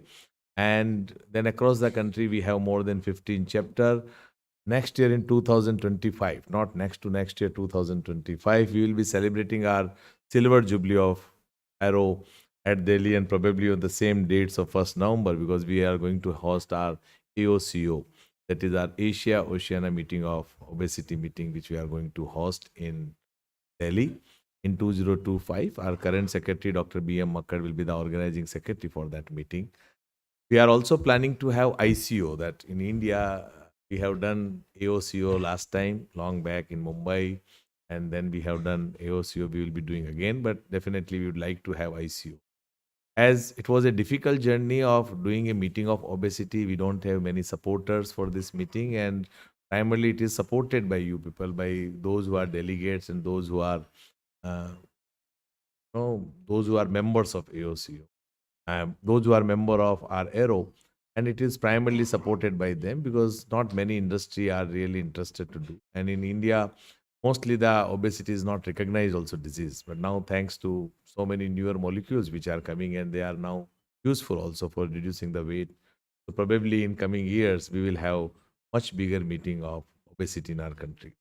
This is the only platform where I think we and bariatric surgeons, or we and obesity surgeons people, we meet the physicians, bariatric physician, endocrinologist, diabetologist, and the bariatric surgeons. And along with that, nutritionist, diabetic educator, obesity educator, and many more people. We all have a common platform, and that is what Aero is. And we have many common friends. So once again, congratulations to Dr. Sunil, because he could do, and it's a wonderful meeting what Sunil is doing. And Sunil is a wonderful organizer. We all know that he's doing a lot of meetings in India, and Sunil meeting are very well known, and anytime he can do the meeting. We just asked before few months only. It was in Hong Kong, we decided, and everything he has done, and a fantastic program. Scientific program is extraordinary. You can see, and support from all of you, and the delegates are coming. I can see some of my friends have come from Ahmedabad. So it means that shows that even the meeting of obesity is popular across the country, and people want to join and attend the meeting of obesity. I invite you, all of you, for ICO meeting. That's a International Congress of Obesity, and this year it is in month of June in Brazil, South America. So those who are interested, I mean, we all should go in a group. So Aero should be represented in a big way in International Congress. 4th March also, as our current president is talking, that how we can join for World Obesity Day. I think that is also one good way of showing our strength in India, is we have different problems of obesity in our country. That is also my request to all of you. And we have 15 chapters. So individually chapters are, they can do also their activity. Only 3 of the chapters which are very active. One of them is Assam.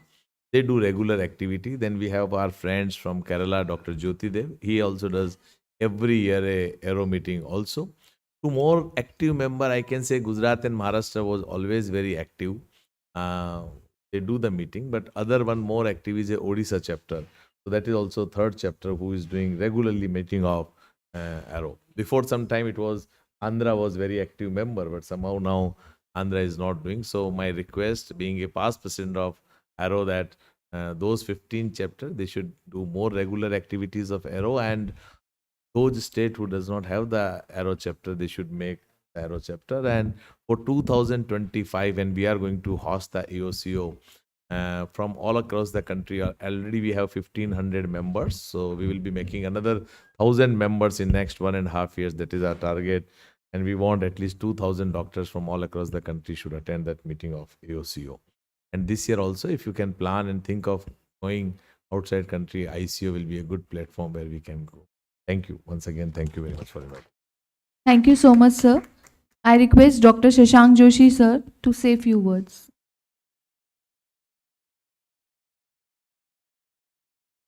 Dignitaries on the dais are very close friends of mine. Bansi, thank you. You were also secretary for a long time. So, Mahendra, the president, my good friend Bridge, Ragji, my good friend Rakesh, Sunil, everybody here on the dais and off the dais. I think I'm very happy to see that this whole society has grown. And it's a very perfect mixture of physicians, surgeons, healthcare professionals, including we had Dr. Pallavi, who was an Ayurvedic practitioner, who was the president of the society. I remember that election.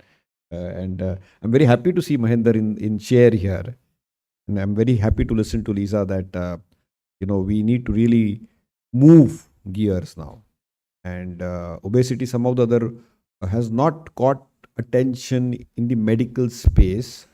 But I'm certain that with these cutting edge agents which are coming in, bariatric surgeons have a threat now. Okay. And it's real threat. It's a real threat. Lifestyle, artificial intelligence, and these cutting edge molecules will them. Of course, they will still have the last words because it's their scalpel which talks. And but I still feel that we are in, as Charles Dickens said, we are in best of times or worst of times. And I think we are having 8 billion people on Earth, and close to 1 billion people and more have some excess fat in their body, whether it is in ectopic sites or whether it's in abnormal sites.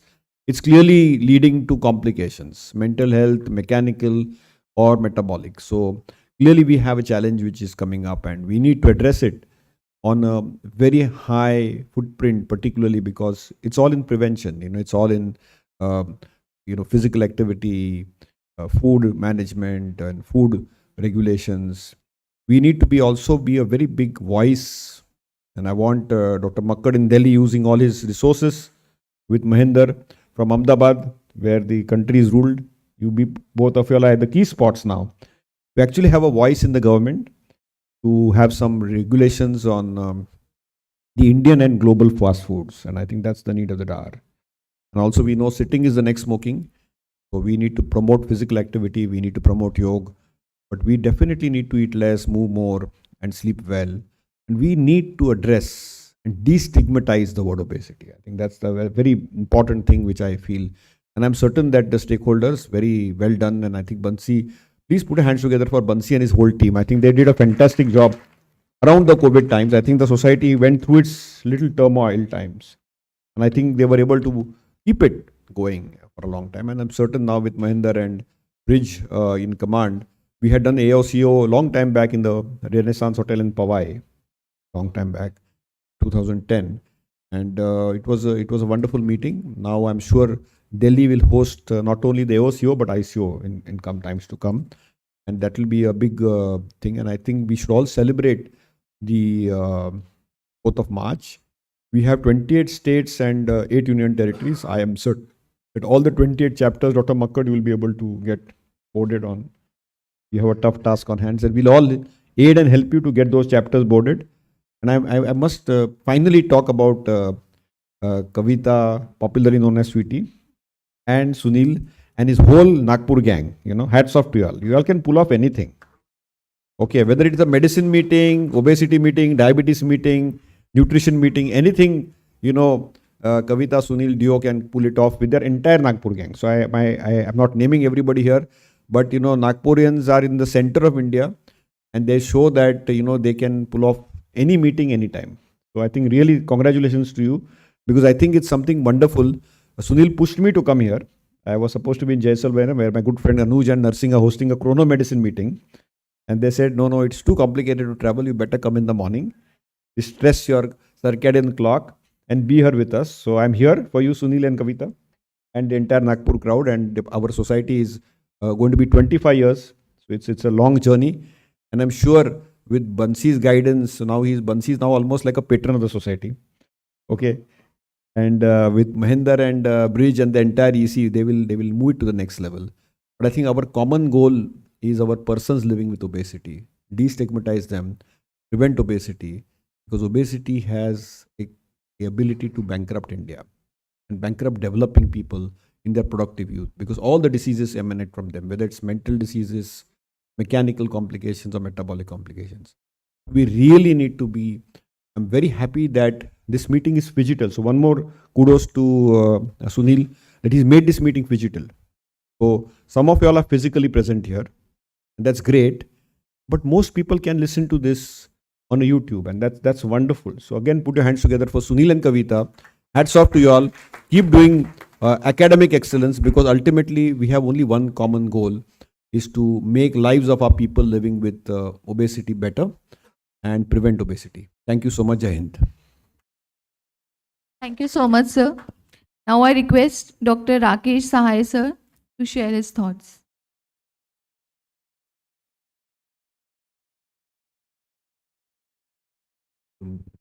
Dignitaries on the dais and off the dais and all the delegates here. It's my pleasure to be here today. And I think, as has been highlighted, this society is a unique platform which it provides a unique platform for all the stakeholders dealing with obesity to come together. And because obesity is a huge challenge, it's not something which one person or one can work on. So I think this society is becoming 25 years old, and it has grown in strength from strength to strength with under the guidance of Dr. Bansi. I would say Dr. Bansi, Dr. Shashank have made the society grow, and Dr. Narwaria is going to take it to further heights now. And we are going to soon host the World Congress also in 2025 under the chairmanship of Dr. Makkar, I suppose. So I think we are actually working hard in the society, and I should congratulate Dr. Sunil and Kavita and the entire organizing team for bringing out such a wonderful meeting here. So I think with those words, I bring greetings from the RSSDI, which is really working. I mean, we are dealing with people with diabetes, which is actually driven by the epidemic of obesity, and we have a very active task force on obesity in the RSSDI also, which is led by Dr. Makkar, and we had a wonderful survey done last year, which brought out the various aspects of obesity, how people perceive obesity in our country, and I think we need to work together towards towards tackling this challenge of obesity in the country. So with those words, I once again congratulate the organizing team and thank you for inviting me to be here. Thank you. Thank you so much, sir. Now I request Dr. Kavita Gupta ma'am, organizing secretary, to give vote of thanks.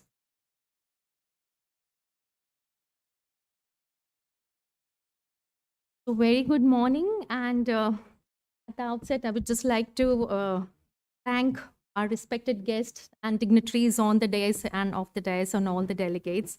So on behalf of All India Association for Advancing Research in Obesity, Academy of Medical Sciences, Diabetic Association of India, and Indian Dietetic Association Nagpur chapter, we all take this opportunity to express our heartfelt gratitude to one and all. And I would like to really thank my special thanks to our eminent chief guest, Dr. Louis Boer, who has actually joined us from miles apart from Australia, and with a wonderful message that yes, we need to defeat and work for obesity. Thank you so much, ma'am. We'd like to thank our guest of honors, Dr. Banshi Sabu sir, Dr. Parag Singhal, Dr. Rakesh Sahai, Dr. Shashank Joshi, for sparing your valuable time. And, thank you for being with us in spite of your such a busy schedule. Thank you so much, and we are highly honored for that. Our heartfelt gratitude to Dr. Mahendra Narwaria sir and Dr. Makkar sir. Thank you so much for believing in us that yes, we can do it in Nagpur as well, and for giving us an opportunity for hosting AROCON here in Nagpur. Thank you for always guiding us. Like even at night, 11 o'clock and 12 o'clock, sir used to say, okay, yes, Sunil, you do this, you do that. So thank you for always standing, as a rock solid support for us. Thank you so much. We extend our heartfelt gratitude to the eminent international and the national speakers. We had our first day virtual session, and believe me, it was a wonderful session, and I think we had more than 500 viewers online. So that again was really wonderful for all, and gratitude to all the speakers who have taken their valuable time, their knowledge and expertise, and who have come miles apart, to be with us and making all these sessions enlightening with all their knowledge. We thank all the chairpersons, the moderators for obviously conducting the sessions wonderfully, and we highly appreciate your humble presence. We express our humble gratitude to our esteemed academic partners as well, the AMS Diabetic Association and IDA Nagpur chapter, our education partners. At first, I would like to place on record the support what we have received from USV, and believe me, it was just in few hours. I think they were standing here to make this event, live like in this world of digital, they made it live. And thank you, special thanks to Farida Madam, Gajanan Sir. Thank you for the entire team of USV for the wonderful platform what you have given to us yesterday for making this event virtually, and even today for making this whole event live. Thank you so much. And with that, Sun Pharma, Manoj and his team, Novo Nordisk, Ankush and Satyen sir, Torrent Pharma, Sanofi, MCure, Dr. Reddy's, GSK, Lupin, Hexagon, Nutrition, and InBody. Without all these partners together, we would not be able to hold this ROCon. A big thank you to Almighty and my family, my parents, Mummy, Papa, Shlok and Swar, for the endless love and the support always. And heartfelt gratitude to the media for the wonderful coverage. And again, a big round of applause and gratitude to my team who's always standing here, the team of DCRC. And a special mention to Sangeeta, Parvinder, Sarita, Dipangsha, Kiran, Sakshi, Dr. Shruti, Dr. Mohit Ambade, yes, who forced us to come here to this venue. I think if you are, if all those people who are there who have been attending Hello Diabetes Academia, we usually take another venue. But I think thank you, Dr. Mohit, for forcing us, to come. Yes, sir. थोड़ा सा change लेते हैं. So let's just try. But thank you so much. And yeah, we have Dr. Mohit here, so I think a big round of applause to Dr. Mohit Chamad. Special thanks to Vivek Nagrare and the entire team of Sun, then to Jignesh Sable, Manoj Singhi, the event person, Sanjayta for the wonderful designing and the coordination. Thank you, Mithun, for the wonderful photographs that you've been always taking, Yash Engineering for the audio visual, and Hotel Radisson Blue for the warm hospitality. So once again, a big thank you and a big round of applause to each one of you who has made it possible right over here on this weekend, just with the aim to fight against obesity and manage obesity at our own, I think at each step. Thank you so much for being with us. Thank you so much, ma'am. Now I request Dr. Sunil Gupta sir and Kavita Gupta ma'am to felicitate our guest of honors with a token of memento. I request to felicitate Dr. Banshi Sabu sir,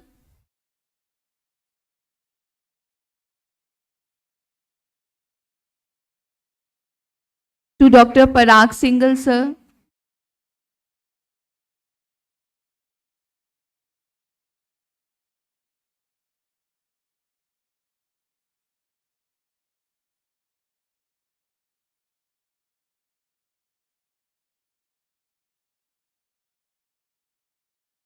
to Dr. Rakesh Sahai sir,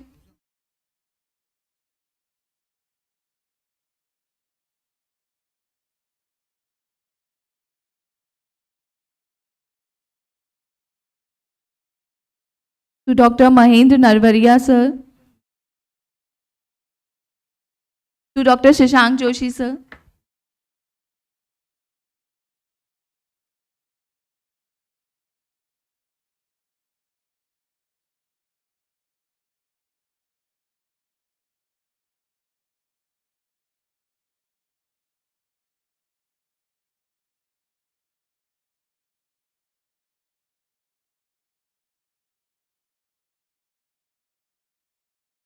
to Dr. Mahendra Narvaria sir,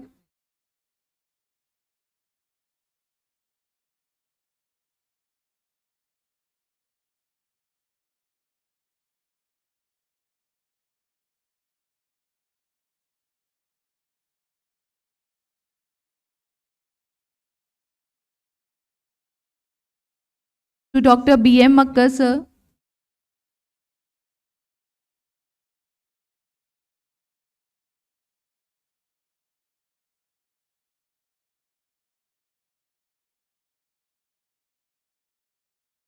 to Dr. Ajay Ambade sir,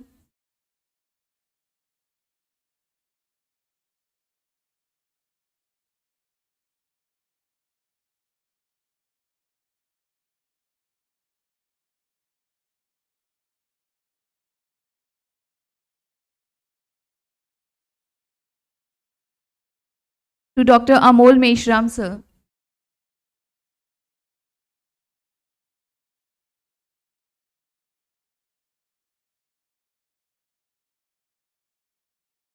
Thank you, all our dignitaries. I request all the dignitaries and the delegates to stand for the national anthem.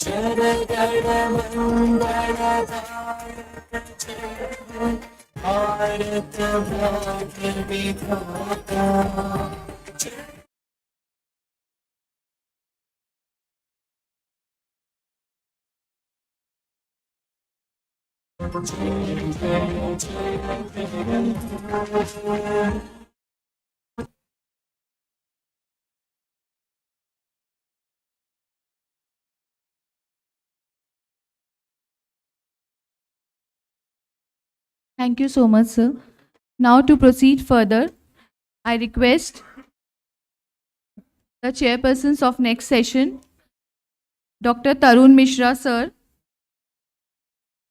and Dr. Sanjay Jain, sir. Dr. Tarun Mishra, sir, is consulting endocrinologist and diabetologist at City Hospital, Raipur, visiting endocrinologist at NH Narayana Hospital, Raipur. His area of special interest is use of insulin pump therapy and CGMS. Sir has its credit National Award in the field of diabetes by Governor of Tamil Nadu and also written first book on thyroid disorder in Hindi for Patient of India. Dr. Sanjay Jain, sir, is MD General Physician at Shanti Mohan Hospital, former lecturer in medicine at IGMC and MGIMS Sevagram, specialized in diabetes, non-invasive cardiology and critical care, deliver talks on various topics in internal medicine. So please occupy your seats.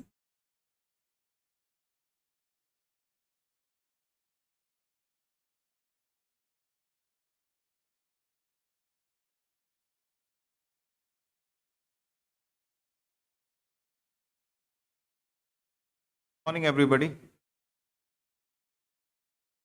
So without wasting further time, I think we should start the session. We have got eminent speaker, Dr. B.M. Makkar, has already been introduced as Secretary of AIARRO, the Director of Makkar Diabetes and Obesity Center, New Delhi, immediate past President RSSDI, ex-Chairman RSSDI Delhi Chapter and in Executive Board of Diabetes India. He is a member of various international bodies. He is the course directors of Advanced Certificate in Diabetes, and he has a publication in various books, national and international journal. With this small introduction, Dr. Makkar, please. Thank you, sir, for those very kind words. Good morning once again. It's indeed a pleasure to be here and, addressing this august audience. And I must thank Dr. Narwaria and Dr. Sunil and Team RO for this opportunity. Sunil has done a wonderful job in making this program, and he has given, just to make sure that everything is covered, he has given me 3 topics to be covered in one presentation. That is pathogenesis, diagnosis, and classification of obesity. I don't know whether I'll be able to do justice, but what I'm going to do is focus largely on the simplified concept of pathogenesis and then go to diagnosis and classification. So I don't have any disclosures. First part, as I mentioned, I'll be talking about the pathogenesis and the concept of energy homeostasis. So it is interesting to note that during one's lifetime, one consumes about 60,000 kilos of food and water, which translates into about 60 million kilocalories. And despite that intake, the weight remains stable for an average person around 70 kilos. Now, of this weight, the storage is only limited to about 120,000 kilocalories as fat, and glycogen accounts for only about 3,000 calories, which is the immediate supply of calories. So imagine the kind of calories that go in and that they are spent during lifetime. And most of the caloric expenditure happens for the thermic effect of food or the resting energy requirements. The voluntary energy expenditure cannot be changed much. So, despite having very good physical activity, almost 70% your energy expenditure is for resting energy requirement. So, with only exercise, unless you are doing phenomenal exercise, you cannot change the energy balance significantly. And we know that body weight or the fat storage or everything is maintained by a critical balance between energy intake, which is decided by the level of hunger, satiety, and nutrient absorption, and the expenditure, which is based on the resting energy, metabolic rate, the need, the physical activity, and everything else. And obesity is caused by long-term positive balance of energy storage, energy intake versus energy expenditure. When it is perpetually in excess to the energy requirement, there is obesity. Now, what are the factors that cause obesity? There are genetic factors and there are environmental factors, broadly divided in two categories. And one has to keep in mind that genetic factors are non-modifiable factors. So if you have genetic predisposition or you have genes which predispose to obesity, you cannot change them. You can change only the environmental factors. And that is why lifestyle becomes very important intervention in management of obesity.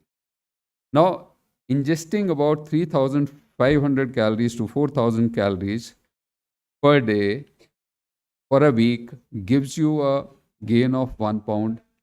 Over a week's period gives you a gain of 1 pound or half a kilo. And this amount of weight gain is also dependent on genetic factor. There was a study which looked at the monozygotic twins, 12 pair of twins given 1,000 calories extra every day. The weight was same within the twins, but different in different groups of twins. So genetic predisposition ultimately decides how much weight gain you are going to have.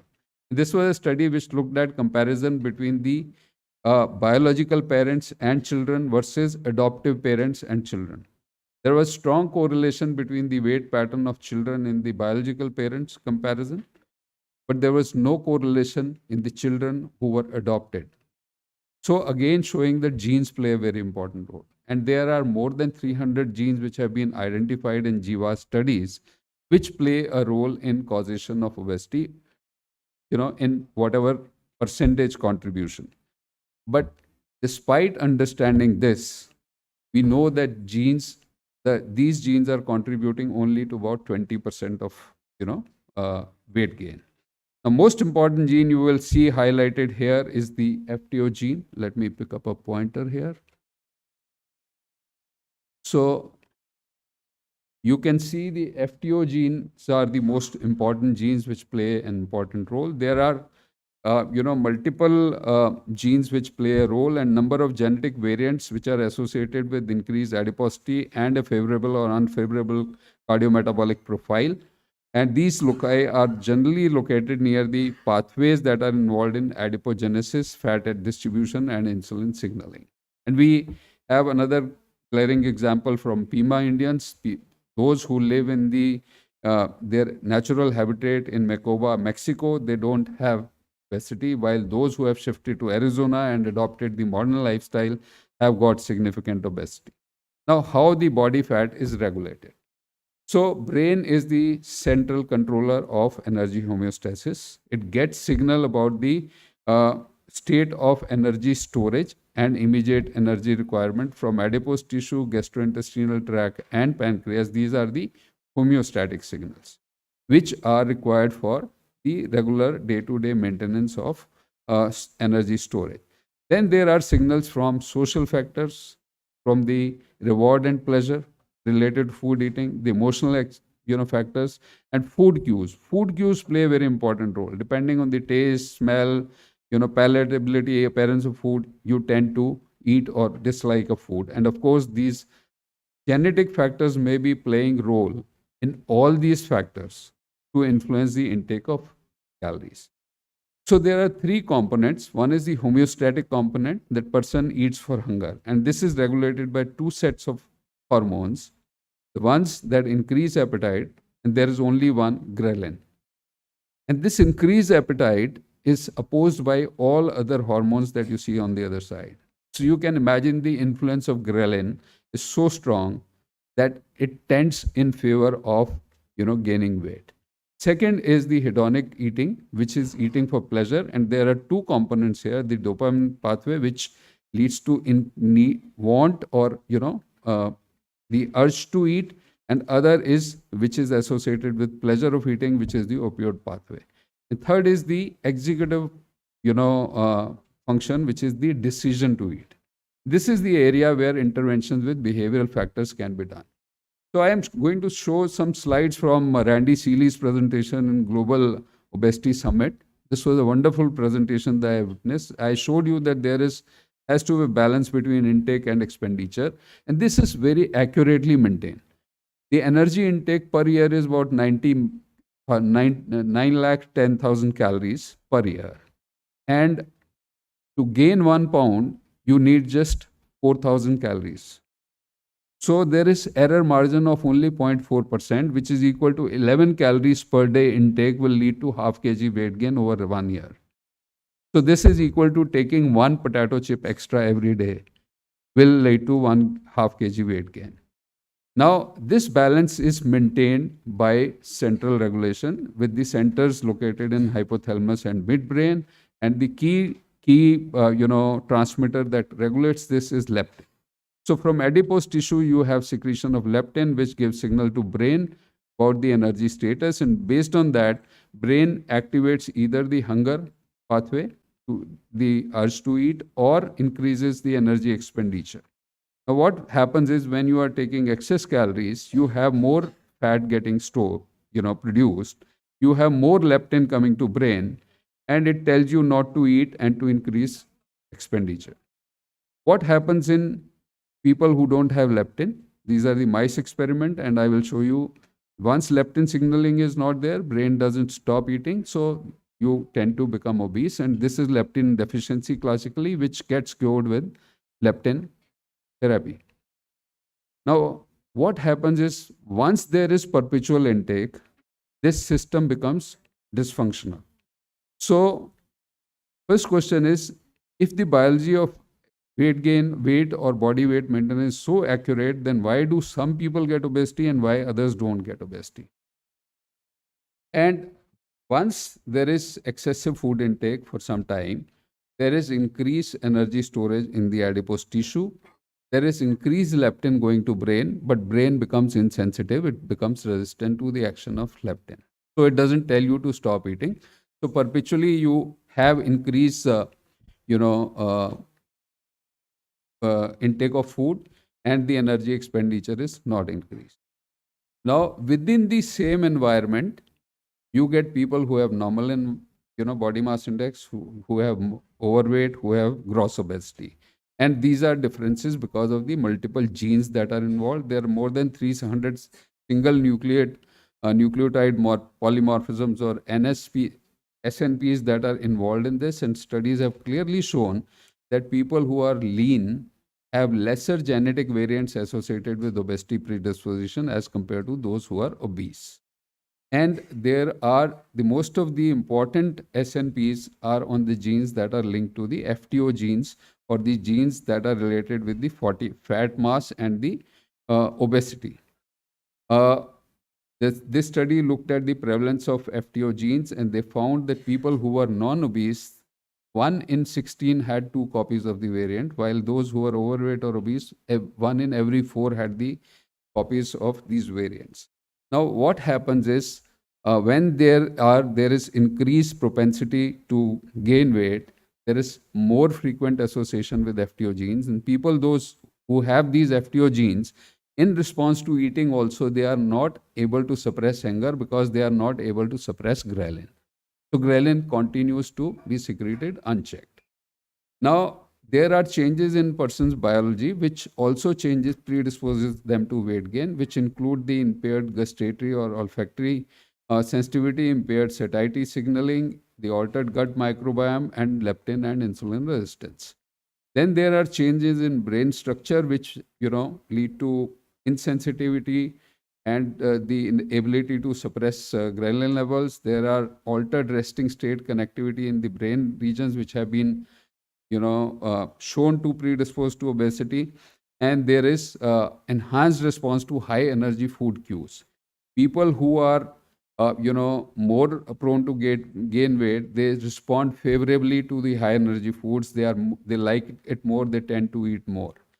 And the people who are prone to gain body weight, they have lower levels of inhibitory hormones like GLP-1 and peptide YY. And then there are changes in the microbiota, gut microbiota. There is increased abundance of firmicutes as compared to bacteroids, which is typical for development of obesity. Then there are, I told you, the cues from brain. So within the same environment, people will have different body weights or different levels of body fat depending on the genetic predisposition. So this is broadly how the obesity or energy homeostasis is working. I have not gotten into much detail, try to keep it simple. Now let us move to diagnosis and classification of obesity.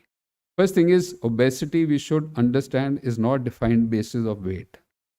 It is defined as abnormal or excessive accumulation of fat in body that impairs health.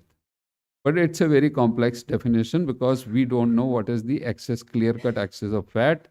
It is a continuous trait which is not marked by a clear division into normal and abnormal. It is difficult to measure body fat, and that is why we measure body weight, which is a surrogate measure of body fat. And we define obesity based on body mass index or waist circumference or waist hip ratio.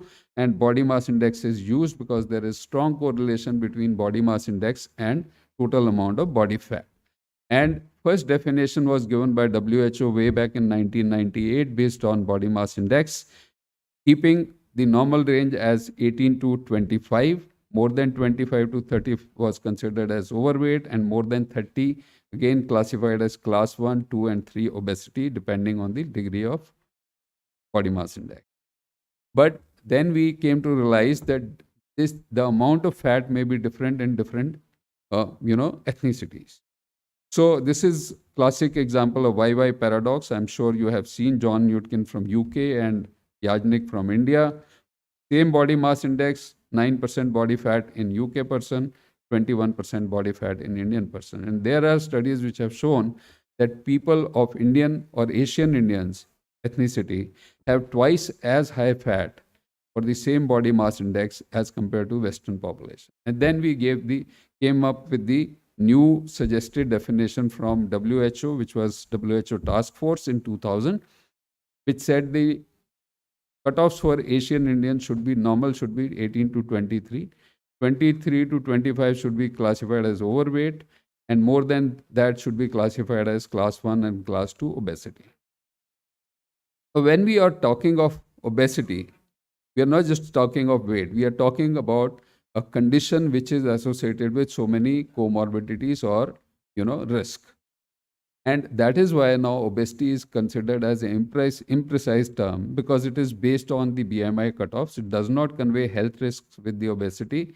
It is not an actionable term and conveys very little about the associated comorbidities or the mortality risk with obesity. And that is why it was suggested by Jeffrey Mechanic in 2017 that we should use the term adiposity-based chronic disease as the new diagnostic term. And why? Because it explicitly identifies the chronic disease, it alludes to the precise pathophysiological basis, and it also takes away the stigma and confusion associated with obesity. And then ESO, gave this position statement taking obesity as the new diagnostic definition. Now, most of the societies globally recognize obesity as a frequent, complex, serious, relapsing, and chronic disease. This model suggests that people who are genetically predisposed and exposed to the right or the wrong environment tend to store more fat, And once this fat is stored in abnormal locations, there is excess body fat. This leads to biomechanical complication on one side because of the sheer amount of fat and weight. On the other side, this fat becomes dysfunctional, leading to insulin resistance, predisposing to prediabetes, diabetes, and complications. At the same time, this insulin resistance is predisposing to development of atherosclerosis, cardiovascular risk, and cardiovascular mortality. That is why Arya Sharma and his group suggested in Edmonton classification that we should not look only at body weight. We should also look at the medical, mental, and functional compromise in association with body weight to define what stage of obesity it is. And as the dysfunction or the functional compromise increases, the obesity can be staged as stage 1, 2, 3, and 4 based on whether there is no disease, there is only early or pre-disease state, there is disease state, or there is complication. Now, there are certain missing links. Not all obese individuals display the clustering of metabolic or cardiovascular risk factors. There are not all the lean individuals are free of these, risk factors. And there are some lean individuals who have metabolic profile which is very similar to obese individuals. So if you look at the population based on weight, the people who have normal body weight, 30% have metabolic profile or risk similar to obese individuals. On the other hand, people who are obese still have normal metabolic profile or no risk associated with obesity at normal, abnormally high body weight or BMI also. Now we have to understand this. To understand this, we should know how the fat is stored. So fat is stored whenever we have excess fat. It is stored in white adipose tissue, either by increasing the number of adipocytes or by increasing the size of adipocytes. Once there is increase in size of adipocytes, then there is inflammation within these adipocytes, which leads to development of pro-inflammatory state, insulin resistance, and downline metabolic state. So there are three components which are important. One is the increased adipocyte mass, abnormal accumulation of fat, and inflammation or insulin resistance. And based on that, you can classify obesity as classic obesity, which is metabolically unhealthy obese, metabolically healthy obese, people who have body weight but no dysmetabolic state, and people who are normal weight still have dysmetabolic state. This metabolic state is defined on the presence or absence of components of metabolic syndrome plus minus the insulin resistance. So metabolically healthy obesity is a subset of population who have increased BMI but are not exposed to the risk of increased body mass weight, and they live as normal as their person with normal body weight. But now this is considered as a state between the normal and abnormal classic obesity. It is a transient state, so it should not be taken lightly. On the other hand, there is a state where lean individuals are as obese metabolically as the obese individual. And these obese lean individuals have increased excess central body fat, which leads to high, low insulin sensitivity or insulin resistance, dyslipidemia, and increased components of metabolic syndrome. So actually, it is a spectrum. The key component is the excess body fat. You can have people who are having normal body mass index, but they may be metabolically abnormal, and they tend to become abnormal if they have excess central body fat. There is other set who may be having high body fat, total body weight or body mass index, may be metabolically normal, and then they are classically obese. But people who are metabolically healthy obese, you have to remember they will sooner or later shift to the classical obesity. So with that, I conclude my presentation. Thank you so much. I think I just finished on the nick of time.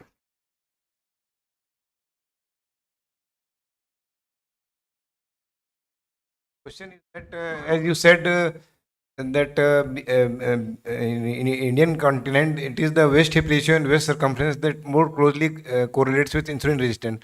So, should we measure waist circumference and waist hip ratio in all the patients who are coming? So, not the waist hip ratio, more closely is the waist circumference. And if you look at the, consensus recommendations for Indian obesity that we came out in 2009, which was published in JAPI 2009, the we, in addition to body mass index, we included waist circumference cutoffs as important parameters for defining obesity and also thinking in terms of treatment. So in all patients, we should ideally measure this waist. Yes, waist circumference is very important parameter because we have central obesity. We have what is called sarcopenic obesity, and Shashank is not here. He has already, written a lot of details and done some work on the Asian Indian phenotype. And sir, one more question is because most of the time we focus on the nutrition and diet, and should we recommend some exercise prescription as a part of treatment? So if you ask me, nobody should focus on weight loss without exercise. If you are losing weight and you are not, exercising, you tend to lose more muscle mass. Indians are otherwise also sarcopenic. We have percentage-wise, we are, at disadvantage. We have lesser muscle mass and more fat mass. So when you tend to lose weight without exercise, you lose, equal proportion going from the muscle mass. If you are exercising, you lose less muscle mass, more fat mass. Now, worst thing is, a lot of people will regain weight. So once you have lost weight, you have lost muscle mass also. And when you regain, you will be gaining more of fat mass. So this ratio will becoming more and more, disadvantageous. So one should not attempt weight loss without regular exercise. That is my very clear-cut understanding on this. Now the topic is open for discussion and questions. Quick question. Yes. Can we have mic there? Can you come in front and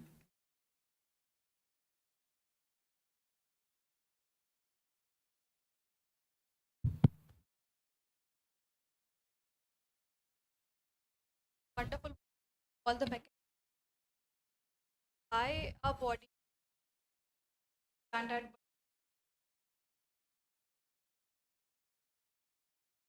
Bajiman like this. So I showed you that not everything is easy to understand. It is a very complex disease. There are genetic predispositions, there are genetic variants which, make your sensitivities different.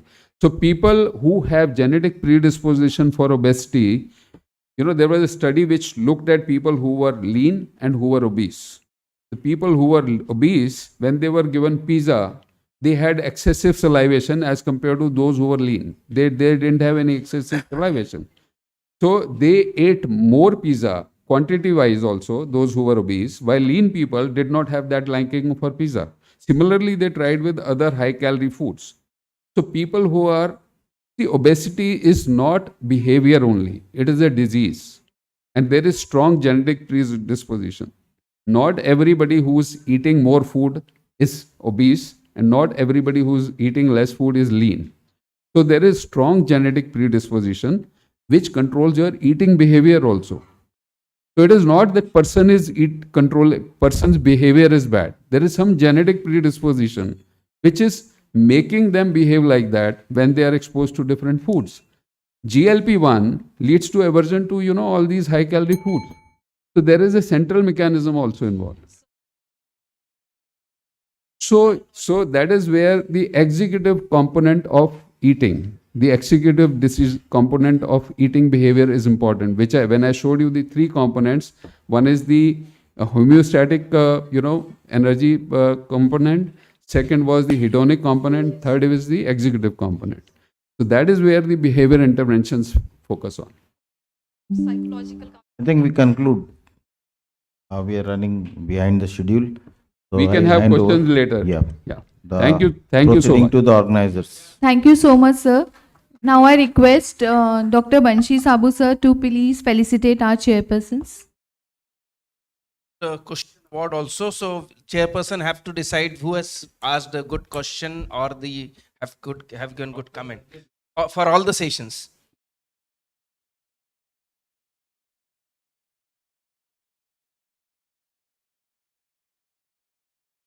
Now I request Dr. Shankar Khobragade, sir, to please occupy their seats. Dr. Johnny Kanampally, sir, is former Vice President, Diabetic Food Society of India, first rank holder in diabetology in PG course, Sir is also Guinness World Record holder in podiatry and also first to start insulin pump therapy in South India and first to start podiatry specialty in Kerala state. Dr. Shankar Khobrakare sir is ex-president Cardiology Society of India Association and gold medalist from Association of Physicians of India and founder secretary North Nagpur Doctors Association Nagpur. Over to you, sir. Thank you. Thank you. First of all, I would like to express my sincere thanks and gratitude to Dr. Sunil Gupta and team. I would like to invite Dr. Bansi Sabu sir for his lecture on diabetes. Dr. Bansi Sabu is a chair-elect IDF, Chief Diabetologist and Chairman, Diabetes Care Foundation of India, immediate past President, Obesity India. Research experience has a lot of experience and his biodata is so big. I will make it short. He has presented various international papers and he conduct lectures and talk regularly on various aspects of diabetes for family physicians and consultant physician. He is a recipient of award on presentation of paper in national conferences, diabetes. Srimad Jesingappa rotating lectureship trophy of Association of Physicians of Gujarat. Thank you. And recently I was lucky to listen your presidential talk in RSSDI Mumbai. Thank you. I would like to invite you for your this talk, this podium sir. and this August guide, this audience is yours for next 15 minutes. Thank you. First of all, thanks, Chairperson, for kind words of introduction. Thank you, Dr. Sunil, Dr. Kavita, and complete scientific and organizing committee of IRO for giving me this wonderful opportunity. What I am going to talk in next 20 minutes, as time is been given 20, already 2.5 minutes had gone. I'll be little fast and we will try to finish it in 15 minutes so we can have 1 or 2 questions because the person who is going to ask, he may get the award also for that. I have no financial disclosure for this particular talk. What is diabetes? It is a modern epidemic which indicates the coexistence of both diabetes and obesity. And you will listen in next 1.5 days many things around diabetes and obesity also. So it's not like that I'm only one who is going to talk, but one very important problem is that obese people, they develop insulin resistance. Insulin resistance followed by beta cell failure, they may develop diabetes also. Then again, there is a high insulin level, which again increases their obesity. And there are some medication to treat diabetes also increases the obesity. So there is a problem of that these people keep on getting this problem continuously. It's in a pathogenic relationship exists between type 2 diabetes and obesity. Over the last decade, this escalation in diabetes cases has paralleled the rapid increase in obesity rate, constituting a global health crisis. Both diabetes and obesity confer an elevated risk of developing a range of complications and comorbidities. And the term diabesity was famously coined by Sims and colleagues in 1970. So it's not like that a new term had come. It is 50-year-old term of diabetes and obesity, which is what we call is diabesity. If I understand the pathophysiology, we know that it's an overconsumption and undernutrition. Both can happen in a person with energy balance. This storage of energy fat in a subcutaneous and visceral fat, as we know that visceral fat is more of insulin resistance, and that's the reason some of us who are not obese, even with the central obesity, also develop diabetes because of high visceral obesity which they have. The pathophysiology is very explained already by Dr. Makkar, that it's energy intake and energy output, which is directly related with the obesity and the diabetes. But this lipid overflow, which is responsible not only for diabetes, but for many of the complications because of this visceral fat, where exactly it get deposited. So some of the people, even as they are not becoming very obese, still they develop diabetes because the pancreatic fat, where fat is getting deposited, that is also very important and responsible cause for their problem. Similar way, the cardiovascular disease, similarly the NAFL, non-alcoholic fatty liver disease, and this visceral obesity, they all are very important for developing many complications of persons with diabetes and obesity. If I redefine, we can call it obesity-dependent diabetes mellitus. Recently, there is a cluster sub-classification of type 2 diabetes happened. So it's not like that all type 2 diabetes are same. There are diabetes which is SID, which is severe insulin deficient diabetes. There are diabetes because of severe insulin resistance, which is responsible for them to develop diabetes. So SID and SIRD are two different varieties of diabetes. There are people who develop diabetes because of age-related diabetes. They develop diabetes in their 60s. And there are diabetes that is obesity related diabetes, which we call it MOD, which is moderately obesity induced diabetes, and this is reversible. This is the diabetes which will get reversed by bariatric surgery. It will get reversed by the very low calorie diet, and we will be talking about the reversal of diabetes in few lectures more.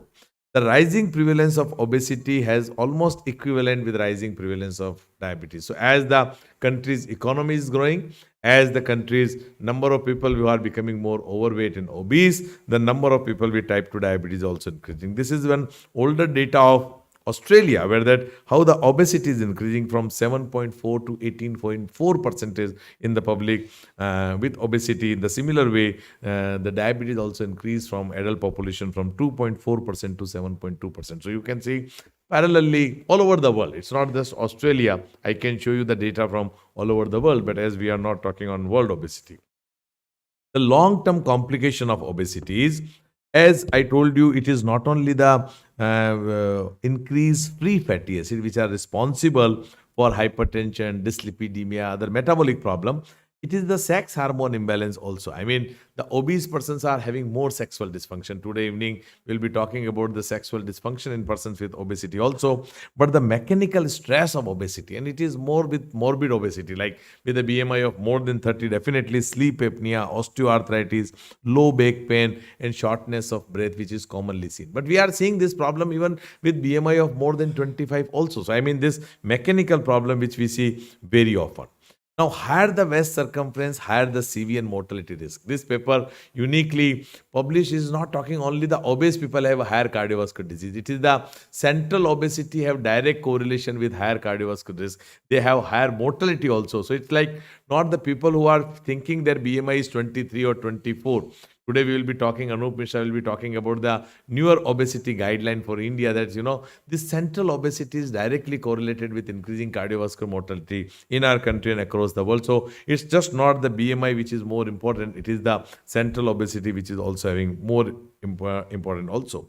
But obesity itself is a primary risk factor. I will always say it's a main driver for people to develop the diabetes, and that's what we call it. These people with obesity, if they develop diabetes, we call it diabetes. There is a greater risk of CVD mortality with higher BMI. So as I told you, the higher waist circumference definitely lead to more of cardiovascular disease. Similarly, more of a BMI, independent risk factor. Even forget they develop diabetes, forget they have dyslipidemia, forget they don't have even hypertension. Still, itself is a higher the BMI is directly correlated with higher the cardiovascular disease and higher with CV mortality too. So diabetes is a concurrence of diabetes and obesity, and diabetes management is a co-management of diabetes and obesity. Now, those who are practicing diabetes and physician, now we know that if someone have a hyperglycemia, we try to see what is the comorbid or coexistence condition with that particular person. So we first see the CVD and CKD. These are the two important conditions, because now we have a medication which are to be used primarily for further progression of disease like heart failure or for kidney failure. We have to use these SGLT2 and GLP-1.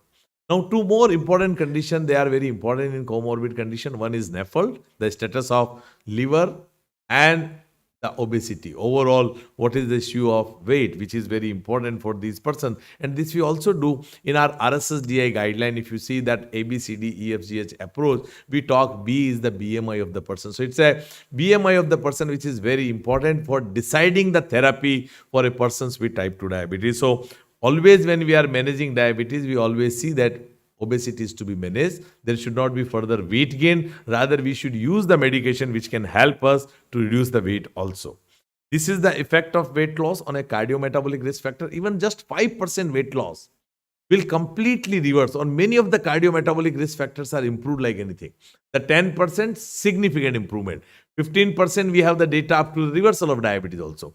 20% definitely many of your patients will go for the reversal. If you can reduce the central obesity with 15% of weight reduction, you will find many of your patients are almost like reverse, or they will require very minimal medication also. So the weight loss have a significant impact on all cardiometabolic risk factor. And that weight loss, not only for cardiometabolic risk factor, it leads to improving the health care of a person in a significant way, whether it's a hypertension, whether it's a urinary stress incontinence, prevention of type 2 PCOS, dyslipidemia, asthma, NFLD, NASH, OSA, GERD, knee osteoarthritis, remission, CV mortality, or even heart failure with preserved ejection fraction also.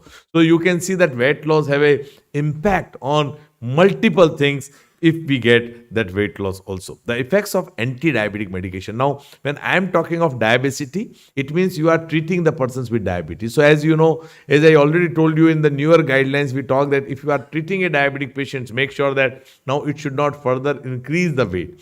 You also take care of lifestyle modification such a way that weight gain should not be there. But some of the molecules like glenites, sulfonylurea, insulin, if you give the patient, there is a weight gain. So we have to nullify it by definitely by lifestyle modification. Metformin and DPP-4 more or less is a neutral weight neutral. Glitazone is a one molecule which can increase the weight significantly. And now whenever we are using glitazone, we always try to nullify the effect of glitazone by putting the patient on SGLT2, which is very commonly used. So there will not be any weight gain. GLP-1 analog is the only molecule. It's a very promising molecule for weight loss. When it was introduced, few molecules with exenatide, it started decreasing the weight of around 3 to 5 kg. Roughly it was in 4.1. Now we have like semaglutide, which is showing the data of up to 12 kg weight loss. And now tirzepatide is coming with 15 kg, and probably triple agonist is coming, which is going to reduce the weight by 18 or 20%. And it is like almost like a medical bariatric surgery, maybe in coming 2 or 3 years. Considering the risk of weight gain and weight loss, you have to choose the therapy. So choosing the therapy in a diabetic patients, you have to see that what molecules you are going to use. If your primarily target is that weight reduction is important, then GLP-1, SGLT2 and metformin are a choice of therapy for those patients. If you want a weight neutral, maybe AGI and DPP-4. If you want someone to gain the weight, even sulfonylurea insulin is also fine. The managing diabetes, definitely lifestyle modification and weight reduction is very, very important in a person with diabetes and obesity. Even for diabetic patient, the lifestyle modification is very, very important. When you are using oral anti-diabetic agents, particularly persons with diabetes, think of metformin, SGLT2 inhibitor. Those who are not very keen to take injectable, even oral GLP-1 analog, which is also available in our country. If they are okay with injectable, definitely GLP-1 analog have effect, and it can in future we are going to have even dual GLP and GIP, which will be available by 2025 to India. We do use, and bariatric surgery is definitely indicated in people with diabetes and diabetes also. There is an international recommendation. I will talk about what International Diabetic Federation is talking. The person whose BMI is more than 30 and with a regular medication, if sugar is not getting control, the bariatric surgery is definitely indicated. But definitely more than 35, it is even their sugar is well controlled, it should be considered with a comorbid condition. In an Indian condition or Asian condition, when Dr. Chobe is also the part of it, along Anup Mishra, Makkar, they have come out with a consensus, even with a BMI of 27, plus comorbid condition like diabetes, which is not getting control on a regular medication, can be considered for bariatric surgery too. The dietary management of diabetes and obesity, the guideline is very clear that increase protein intake. In India, across the country, what we are eating is carb, carb, carb. Now, if you see the WHO guideline, they are talking for a normal person also. It should be less than 60% of the amount, whatever the calorie which you are eating, should not be more than 60% by carbs. And we, coming from Gujarat, it is almost 80%. I don't know about the vegetarian diet of Maharashtra, but they must be also eating more than 75% of the time. It's a carb only. If it is non-veg, still it is 70% carbohydrate consumption is there, very common. The fat is to be reduced, but not like that. Many people think that when you are doing dieting, it means fat is significantly to be reduced. It's the saturated fat which should be significantly reduced. Reducing the salt, increase the protein intake. That's what we do. I will not be talking much about the therapy because there are 2 more talks which are related to therapy. That's the reason I told that within 15 minutes I'll be stopping it. But GLP-1 receptor agonists, which are considered as an anti-obesity agent, they are primarily as an anti-diabetic agents, and now we have data and it is approved also. We have liraglutide, which is approved. We have liraglutide 3 milligram, which is approved in USA as a Saxenda, with a separate brand name, which they had put as an anti-obesity agent, not as an anti-diabetic for 0.6 and 0.2. Semaglutide, which is again a molecule which is primarily as an anti-diabetic agent, and now semaglutide with a separate brand as a Wegovy is used for a weight loss management. This is weight loss, change in body weight in a sustained trial, and you can see the weight loss of more than 5 kg almost in all diabetic patients, even they were already on a therapy for a longer duration of time. This is Pioneer, which is an oral GLP-1 global program, where also it had shown, the semaglutide had shown the weight loss also around 3 to 5 kg. In that, then a proportion of patients who are achieving a body weight loss of more than 5%, you will find that almost 50% of the people, even if their weight is more than 100, they are losing, or 70 or 80, even they are losing more than 5% of the weight loss. Also, oral semaglutide available in our country, which is not approved for obesity. Now we are doing clinical trial of 25 and 50 milligram also. So 3, 7 and 14 is available now internationally. Now Nordis is doing for oral semaglutide for 25 and 50 as an anti-obesity agent also. There is a phase 3A STEP program which had talked about the semaglutide at a higher dose, and you will be surprised to know that in step 1, 2, 3, 4, the weight reduction was 10.6 and 18.2 kg in step 4, with a sustained weight loss when they had used in a step 3 program of semaglutide injectable once in a week. Beneficial effect beyond weight loss, definitely cardiovascular risk factor significantly reduced, glycemic control improved, and patient reported outcome with semaglutide once in a week, which was at a higher dose, definitely improved other benefits. Also, the body fat changes with continued 2.4 milligram. You can see that this weight loss, which was reduced almost more than 15 kg, which remained for a long period of time, and this is the for 68 months, 68 weeks, they have done the clinical trial, the data had shown. So it's a long-term weight loss, but definitely it was continued for that. The key points that liraglutide we have with 3 milligram, we have higher dose of semaglutide 2.4 milligram, which is as an anti-obesity agent. This is a new molecule. It is not available in India, but it is already available in US market. Now recently US FDA had approved tirzepatide, even with the same dose which we are using, while the semaglutide and liraglutide was as an anti-obesity agent as in higher dose, while tirzepatide is in the same dose as an anti-diabetic agent, is been approved for weight loss also as an anti-obesity, recently been approved. It is dual peptide, so GLP-1 and GIP. People think that when you are putting GLP-1 and GIP, will it have more side effects? But the data, as we had not used it much, only 1 or 2 patients of mine had bought it from USA, but otherwise we had not used, so we don't have the clinical experience of it. But tirzepatide, there is a potential benefit of using it, GLP-1 and GIP combination, and actually it decreases the GIP, decreases the nausea part of it also. There is a Surpass program which had talked about the weight loss, and here I am just trying to show the last part, the 10.9 kg, 11 kg. This is the mean weight loss. So you can see that some of the patients are losing weight even more than 20 kg also. Again, there will be talk again in the evening for the newer therapies. This is the human amylin analogs. This is a new molecule which is already in the phase 2 trial, phase 3 trial, and probably it will be also available maybe after 1 year and showing the weight loss of almost more than 10 kg also. But there is an eligibility of bariatric surgery, as I told you. IDF also recommend for that. Resolution of diabetes with surgery is more than 70 to 80% of the time in different patients, but we have the bariatric surgeon who will be talking more about that. Type 2 diabetes is remission after bariatric surgery, but again the data for 3 years, 5 years, and again they are getting diabetes. That's possible if they are not maintaining their weight loss program. So the take home message, diabetes is possibly the biggest epidemic affecting humans. Managing obesity is imperative to all type 2 diabetic patients, and optimum management of obesity can lead to remission of type 2 diabetes also. That's possible. With this, I thank you organizers, and I request and I invite all of you for next year meeting, because next year we were thinking, and our president is from Ahmedabad, so next year obesity meeting, obesity 2024, we will be doing it Ahmedabad. So I invite all of you, and those who are not the member of Aero, please become the member of Aero to strengthen our society too. And next week we have a dedicated meeting on a type 1 diabetes. So those diabetologists and diabetes doctor who are here and having interest in type 1 diabetes, please join us for type 1 diabetes conclave at Aurangabad. Thank you. Thank you very much. Thank you, Bensi, for that excellent, exhaustive presentation. In 15 short minutes, we have covered entire conference. Thank you. From the pathology to the treatment. I think it's just a teaser or a sort of a trailer of this entire conference you have given out. Thank you very much. Thank you. And the session is open for discussion and questions. Lifelong.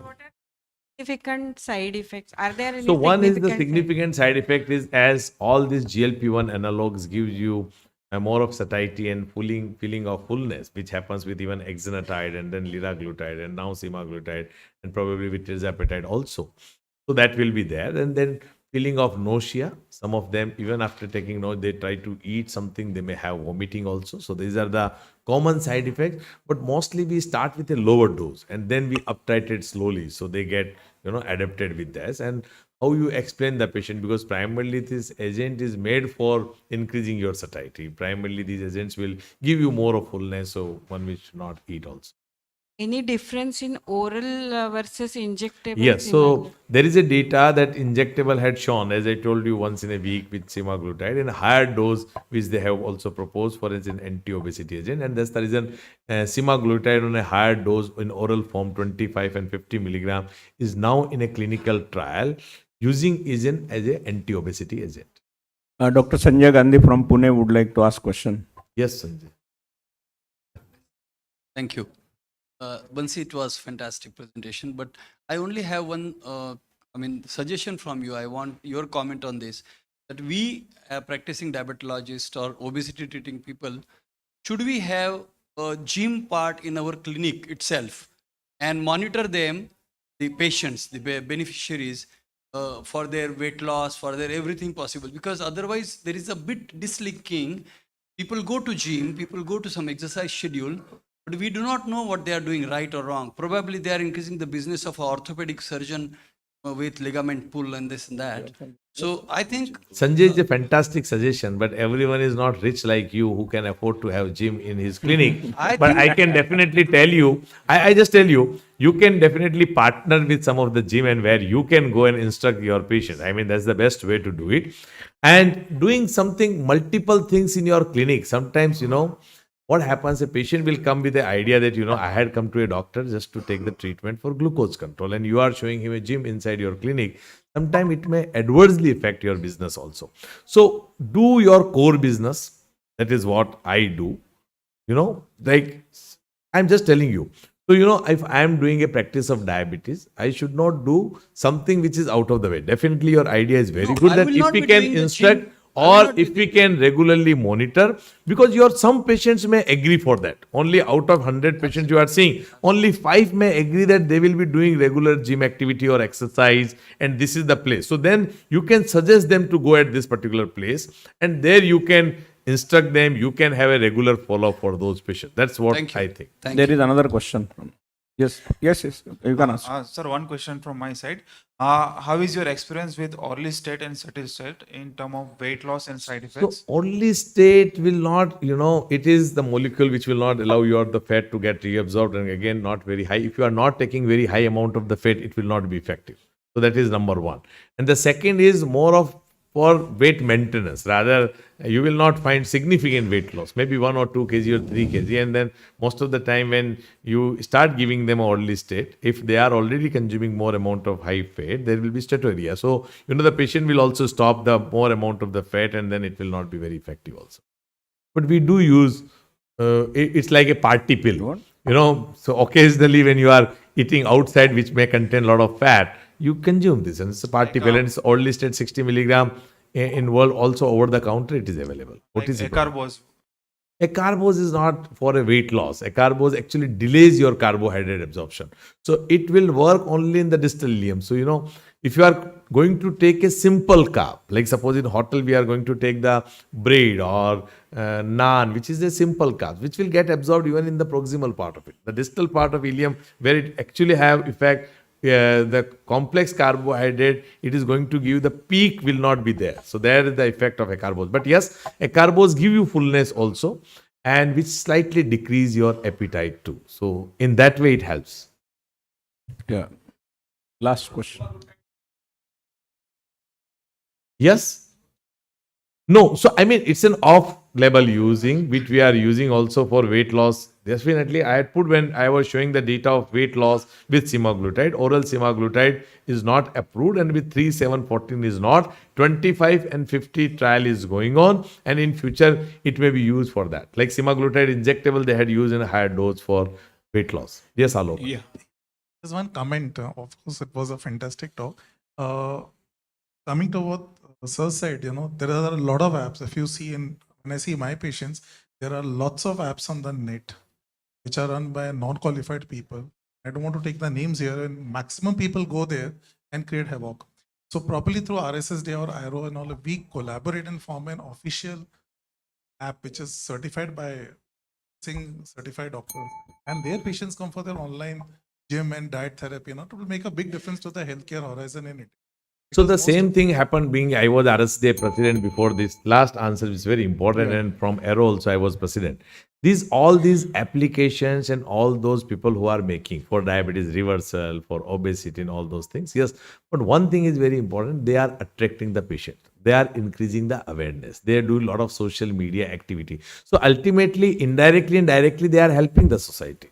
I mean, they are not your competitor, believe me, because someone who is talking on a social media, diabetes causes so many problems, obesity leads to so many problems. You decrease your weight, you come to us, we will help you, your diabetes can be reversed, all those things, blah, blah, blah. But ultimately, if they don't get the benefit, they are going to come to you. So you are going to get benefited. So I mean, need not to talk against them, they are good for us. Thank you, sir. Thank you. Thank you. My only thing was we can do a real noble work by doing it through our portals under RSSD. So, I mean, if you are talking about the Baba, they are making some wrong comments like we can cure type 1 diabetes, against which we had given the to health minister the white paper. And you know that now Supreme Court had already put against the Baba also. So it's not like that. Something which is someone who is claiming which is completely irrational or non-scientific. I think against that you can give a paper or a statement, white paper to the government side, but not going on anyone. I mean, in the 140 crore, many people may do anything and Just you may to not add do to for that, everyone. Supreme Court, 2 judges who had passed the judgment of penalizing Ramdev Baba, they are in trouble. The CJ has taken action to debar them for giving the judge. I agree, but it's okay. But still someone had given, na? It is good.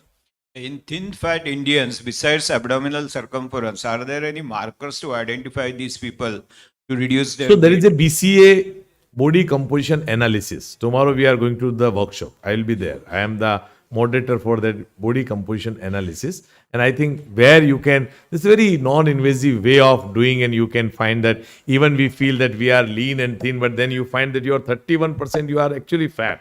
So that we are going to discuss there. And the triglyceride levels or any So other? triglyceride level is a indirect sign of insulin resistance. It's an indirect sign of not doing exercise. I mean, or you are taking more fatty meal. That's a 3 commonly thing, or fried items. They are increasing your triglyceride.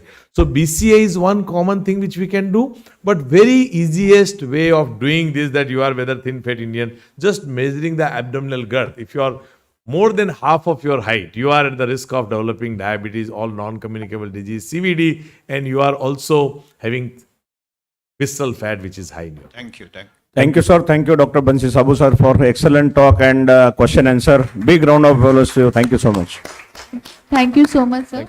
I request Dr. Hemant Fatale, sir, to felicitate our chairperson, Dr. Shankar Khobragade, sir.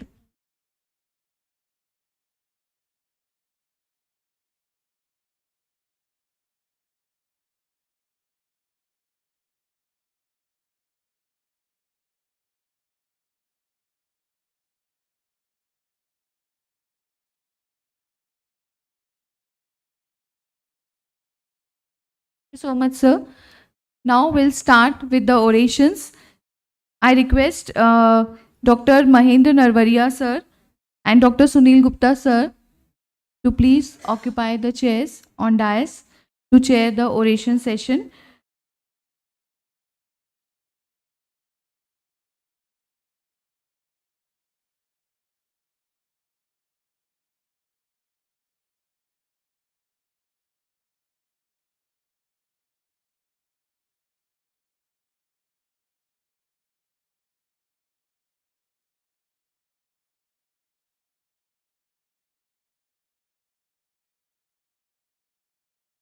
Thank you, Parvinder. Thank you, Sangeeta. Thank you very much. And we have a pleasant task of uh, three different orations, and they are very prestigious national oration of RO. And I call upon Dr. Mahendra Narvaria, being traditionally the specialty should be introducing the specialty. So, so I get an honor to have my co-chairperson, the president of RO, to chair this oration, and request him to introduce Dr. Pradeep Chaube, Padma Shri Dr. Pradeep Chaube.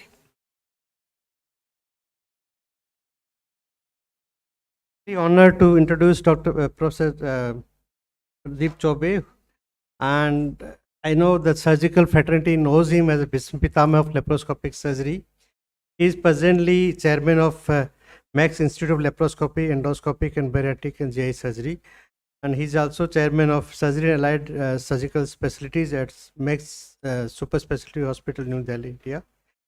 His present affiliations, if you look at his degrees, I think he has almost everything available: MS, MNMS, FRCS, FICS, FSCIS, and many more. So, and he is Padma Shri awarded by President of India, and he is Doctor of Science honoris causa. And major achievements, if you look at, he was President of International Federation for Surgery for Obesity and Metabolic Disorders, that is called IPSO, from 2012 and 13. He was also President of Asia Pacific Chapter of IPSO. He also served as a President of Asia Pacific Metabolic and Bariatric Society of India, APMBS, from 2010 to 12. He was President of OSSI, that Obesity and Metabolic Society of India. And he was also a founder president of Asia Pacific Hernia Society, that is APHS. And he's trustee of Indian Associates Gastrointestinal Endosurgeon, that is IAGS. He has authored more than 200 original scientific research papers in international national index journals, and he's chief editor of national and international textbooks, which are many of them. So with this, I invite Padma Shri Professor Pradeep Chaube to deliver an oration.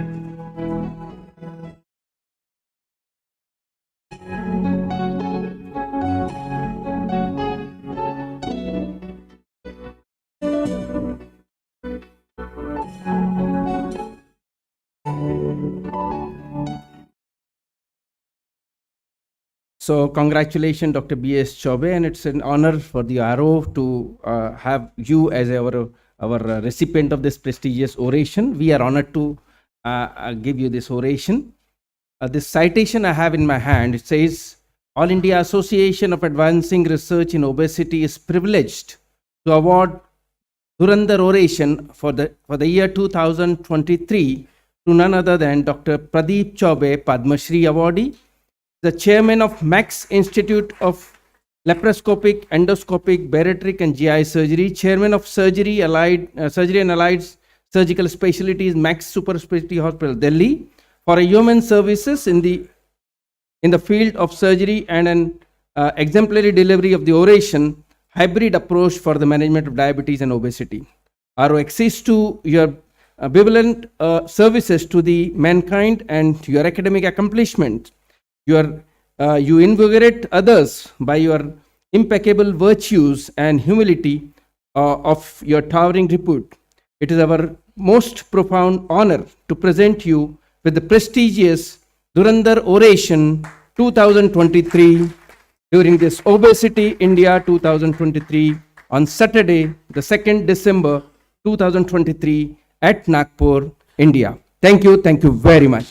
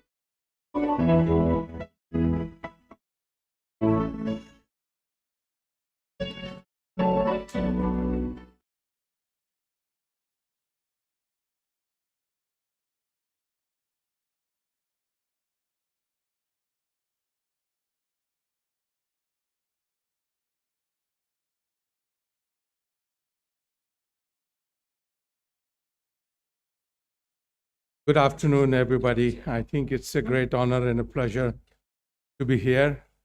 And many of would not know that Nagpur is a great session with me. I did my first year in Government Science College long back in 67 before I entered the medical college in Jabalpur. Thank you, Sunil. Thank you, Aro. Thank you, Dr. Narvaria. My friends for such a long time. It is a great opportunity which you have given for interacting with you all. And I remember the RO Congress which we had in Delhi almost about 20 years back. And we were blessed with many of our senior colleagues. And also Bridge, Anup and other friends sitting here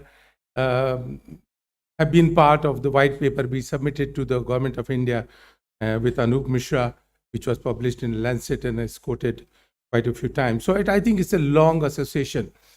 Before I start, my oration, I would just like to say that I think in 2000, in Singapore, there was a World Congress of laparoscopic surgery. And that time, I was deep into laparoscopy, and we have made the first department of Asia Pacific region, minimal access surgery. And I was keen to get into the pediatric laparoscopy at that time because I have done the hernia, I've done the solid organs, etc. And there was one session which I entered, and that session was pediatric. I thought that it is a pediatric, but it was a bariatric laparoscopy in 2000 Singapore, not knowing what the word bariatric is. And I entered there out of curiosity and realized that it is not pediatric, but some intestinal manipulation which was taking place. And that was my first exposure to bariatric. And we came back with Dr. Narvaria and other colleagues, Dr. Dhore Patil and other colleagues. We started our Obesity Surgery Society of India. So this is, I bring greetings and my gratitude to all of you for this opportunity. I greatly honored, and I still love Nagpuri Pan, and with fond memories of 55 years old. And whenever I am received at airport, the first thing presented to me is the Nagpuri Pan. So with that note, I would like to re-emphasize what has been telling you. My presentation today is nothing new. It's absolutely You will be discussing each and every point during these 2 or 3 days, but I'm just touching those points as a surgeon. And being the worldwide president of IFSO, I had the opportunity to travel across the globe and make the presentations and listen. I think whenever I go, I make my presentation, but I'm more keen to listen what others are saying. And I want to learn more. When I go back after the Congress, I feel that I've learned a lot than what minuscule information I can give. So globicity is a big challenge, we know. And Asia Pacific is 60% of the population in the world. So that is the area where we are talking about. Well, I think we all know that it is a multifactorial problem. It's wheels within the wheels. So we don't really know. We know few of the problems which are the factors responsible, and we discuss day in and day out. And that is also one of the reasons why my talk is based on hybrid, that it means that we don't really know any cause, but whatever causes we know, we have to address. We just discussed about the possibility of a gym. So I think, it's a physical activity. So I'm saying that multimodalities approach has to be there. So generally what I've seen, a physician will do a physician's job, a surgeon will do surgeon's job. My aim of today's presentation is that diabetes or diabesity or obesity cannot be managed by one modality. It has to have multi-modality, multidisciplinary approach, which ultimately will lead to a hybrid approach. It may be surgery plus medicine, medicine with surgery, and a lot of other activities which we will be discussing. Now we have, Dr. Sahu has, very beautifully defined diabetes. So we are just talking about two sides of the coin. The diabetes, by and large, in most of the patients, will not go alone. It will be associated with obesity. And that's why if you want to encash a coin, if you want to get anything out of that coin, you have to see both sides of the coin. And the coin has to have both sides for gaining and getting good outcomes. And that is what our aim is. Now I am going to touch, do you have a pointer, please? I'm going to touch a lot of things which are there, but specifically I thought that I will be talking about certain things which are not really, I'm just talking about this. I think we know about it and you will be discussing every day certain things. And it is also not that you don't know. I just want to bring those points to the surface of thinking, our thinking and management. First part is the air pollution. I think, now you will be seeing this sort of things of Delhi, and we are going through for a month or so. But it is not that this is particular period, but I feel that the environmental pollutant are very important. That means which city you are living, which country you are living. For example, like in Punjab, we have a belt, Bhatinda belt, which is, there are so many cancer patients that there is a train which goes from Bhatinda to Ahmedabad, taking only the cancer patients. So you can imagine. So something like that, I think, there is a very, very strong association of insulin resistance. We must appreciate that. Now, bad air, high sugar. Now, this has been proved beyond doubt, and all the of my colleagues in Delhi will agree that whenever there is a pollution, the diabetic patients, they come, the chest patient, the pulmonary patients will come. But at the same time, the metabolic patients and that, these patients will report because their diabetes is going uncontrolled. So what is the point which we are talking about? We are not only talking of increased blood sugar levels, but we see more and more complications during those couple of months where the pollution is very high. So we are not talking only on this thing, but the complications also start surfacing when there is a pollution. Now, a very simple chart which is documented in this study, which is a very recent study. Now you can see that as the fasting sugar goes, the PM10, the particulate matters 10, when it goes up, the fasting sugar goes up. When PM 2.5 goes, or nitrous oxide, you can see the changes in the fasting blood sugar levels, which are documented in this. Now, HbA1c level over a prolonged polluted areas, it has been noticed that PM10, PM2.5, and nitrous oxide, the HbA11 also goes up. That means the diabetes becomes rather bad when these things are there. Another point I think in the modern society, which we don't really talk much, is the sleep pattern. I think sleep 6 to 8 hours, we all know that 6 to 8 hours, but it is not 6 to 8 hours, does not start that you sleep at 5 o'clock in the morning and sleep till 1 o'clock. It's not like that. It is the proper circadian rhythm where it is important, which is correlated with sunrise, sunset. So this is very important to understand. Now, the studies have shown that light, when it goes, the hypothalamus secretes serotonin, which causes the energy level. That's why if you see the younger generation, when they come to the office at 12 o'clock, 1 o'clock, or 2 o'clock, when you see them, they are absolutely down in the energy, not like a bright young person. So this is because of the serotonin, which is lagging. Now, when it is a dark, it is the melatonin which is produced. And this is fact which all of us we know, but we keep on ourselves awake till 3 o'clock, 4 o'clock, chatting and this and that. And that is the time when you are there. And what you are doing, you are actually getting the rays, the light in your eyes. So it's a serotonin and melatonin which is fighting with you. The light which is there, which does not allow the melatonin to develop in the body and to be secreted. So there is a very clear cut. When the sleep is less, the ghrelin levels are high, and definitely the person will become hungry. So when you will see that if you're seeing some match or something at 12 o'clock or 1 o'clock, you feel like eating something, and that is because the satiety hormone is down, and this is one of the reasons of obesity. And when you are preventing and managing obesity, I think these are the things which you have to see. This is a circadian clock, and if you don't follow these patterns, there is a weight gain. And of course, we know that there is a weight gain, there will be diabetes. So 1 hour sleep, suppose there is a starvation, the sleep starvation, whatever may be the cause. It could be anxiety, it could be your work job, if you are travel, etc. This is a dose-dependent relation by increasing the body mass index. So we are trying to reduce the body mass index, but the sleep pattern is not allowing. So this angle also to be taken. Of course, very vital is sleep apnea. We know that it causes hypertension, obesity, and diabetes, and it is one single factor which is very less frequently appreciated by the treating group.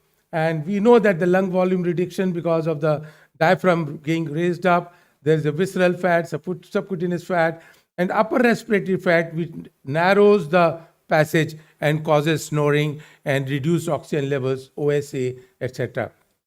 This point needs to be managed in such patients when we are talking. So this is one of the part of the hybrid approach to these patients. Now, OSA will give rise to all the things which obesity also gives rise. So if you are treating obesity and diabetes and not treating OSA, all these factors will not be taken care of. The insulin resistance will remain where it is. So when we are managing, please consider obesity management along with the OSA management. And that again is a part of the hybrid therapy. So obesity will produce insulin resistance and diabetes. And if there is a leptin resistance, it will be OSA which will be there.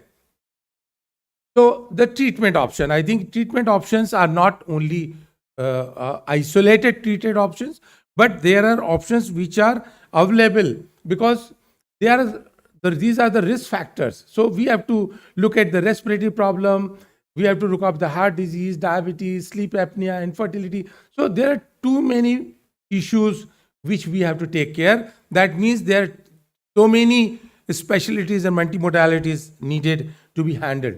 We know that insulin came in 2021, but it was basically for diabetes, which to manage diabetes, and it's a Nobel Prize winner person. And also, a couple of decades back, the bariatric surgery came, and which proved that the weight and the diabetes can be controlled by bariatric surgery, and I'm not really going into that. But this is the most exciting part of my career as a bariatric and weight management professional is that it's today. We heard about thing, and I'm sure you will be hearing more and more. Dr. Sabu also just touched about it. Now, these are the medicines which are coming apart from insulin. These are the new medicines. Every now and then you are getting new medicines which are more effective. Not, we just talked about the orlistat because it was quite discouraging that it did not produce a result. But now drugs are very powerful. GLP analogs and GIP analogs and all those things. I think we are talking about the future.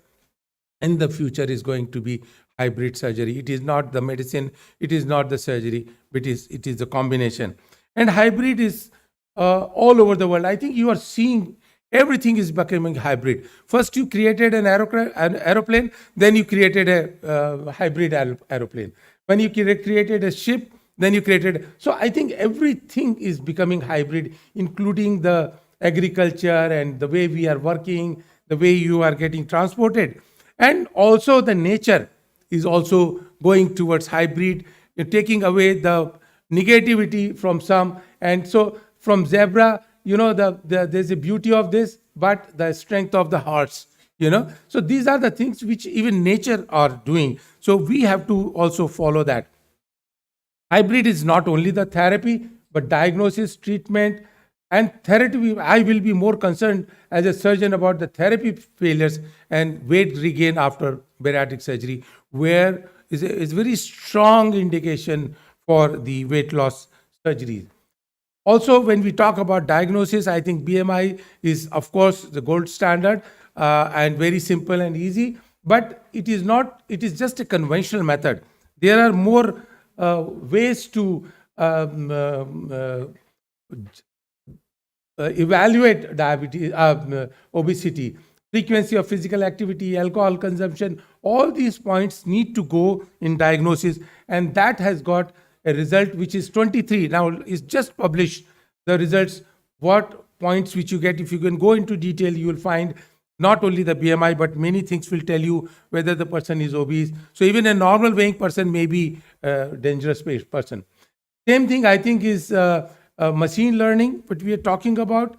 And if you see the parameters for diabetes, I think, a lot of parameters which you all are familiar with should be considered before we level these patients. And hybrid classification for diabetes has got 99.4% accuracy. This is again a very recent paper. So the treatment secret of success is not surgery. Secret of success is not medicine, but it is the combination and hybrid procedure.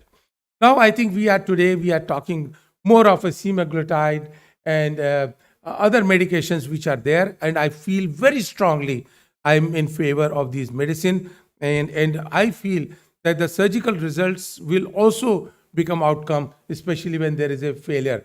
And this is, I think, is just a question of November. Today we are talking about, is about 3 weeks back, FDA approved. I'm sure all of you are familiar with the Lilly's this thing, and I'm sure within a year or so or two, it will come into our country as well, and a lot of our patients will start procuring them there.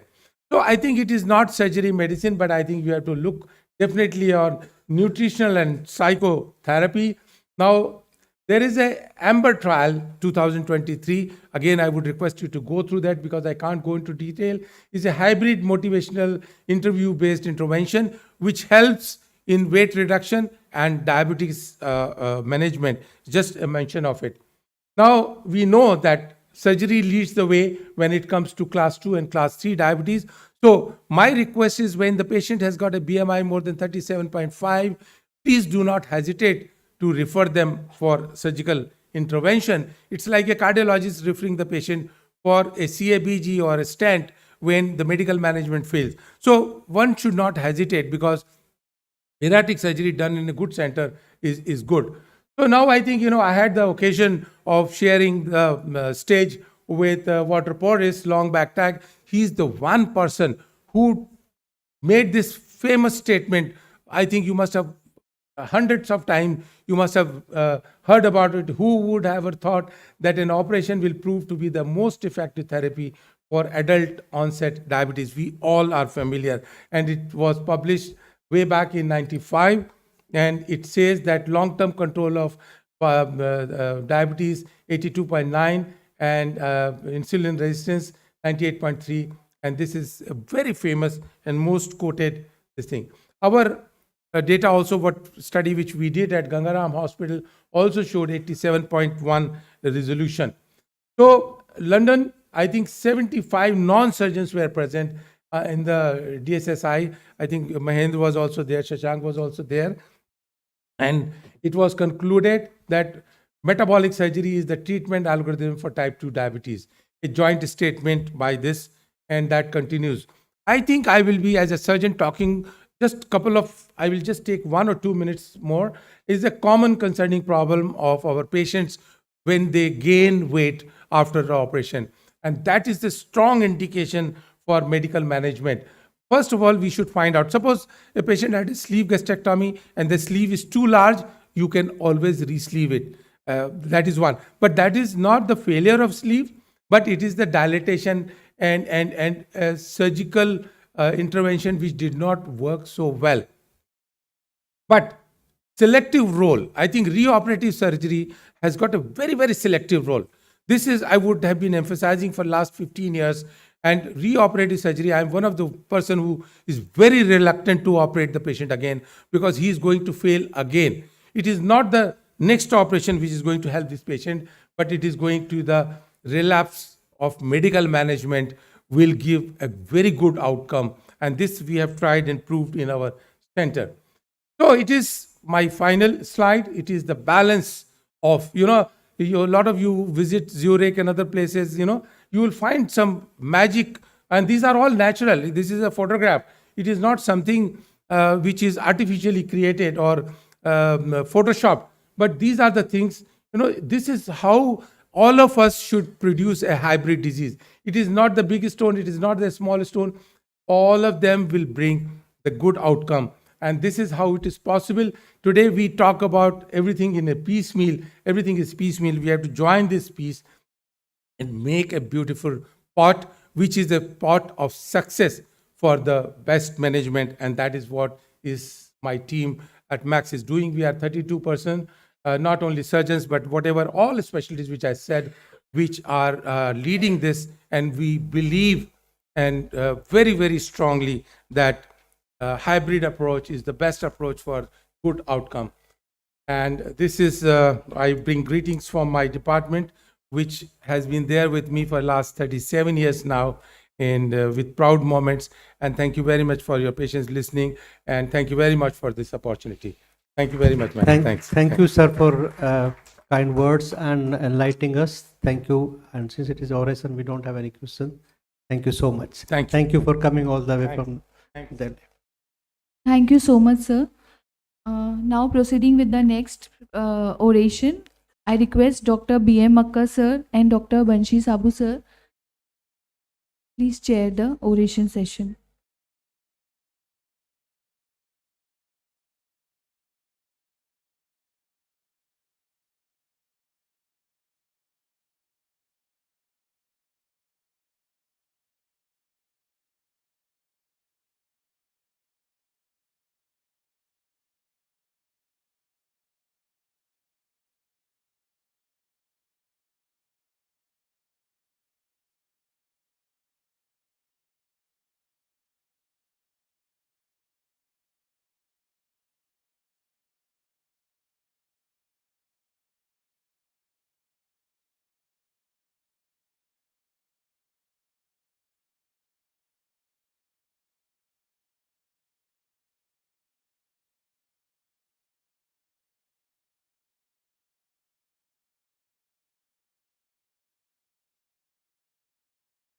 Before we start the oration, we felicitate Madam Dr. Bambawala, Vandana Bambawale oration. And I will also request Shashank to introduce Vandana because he knows her very closely. And I will also request Shashank to introduce So first I request Dr. Sarita Bajaj to come on dais. So, and also the organizing chair, Dr. Sunil Gupta and Shashank Joshi. First we felicitate Madam and then we will give the oration. Over to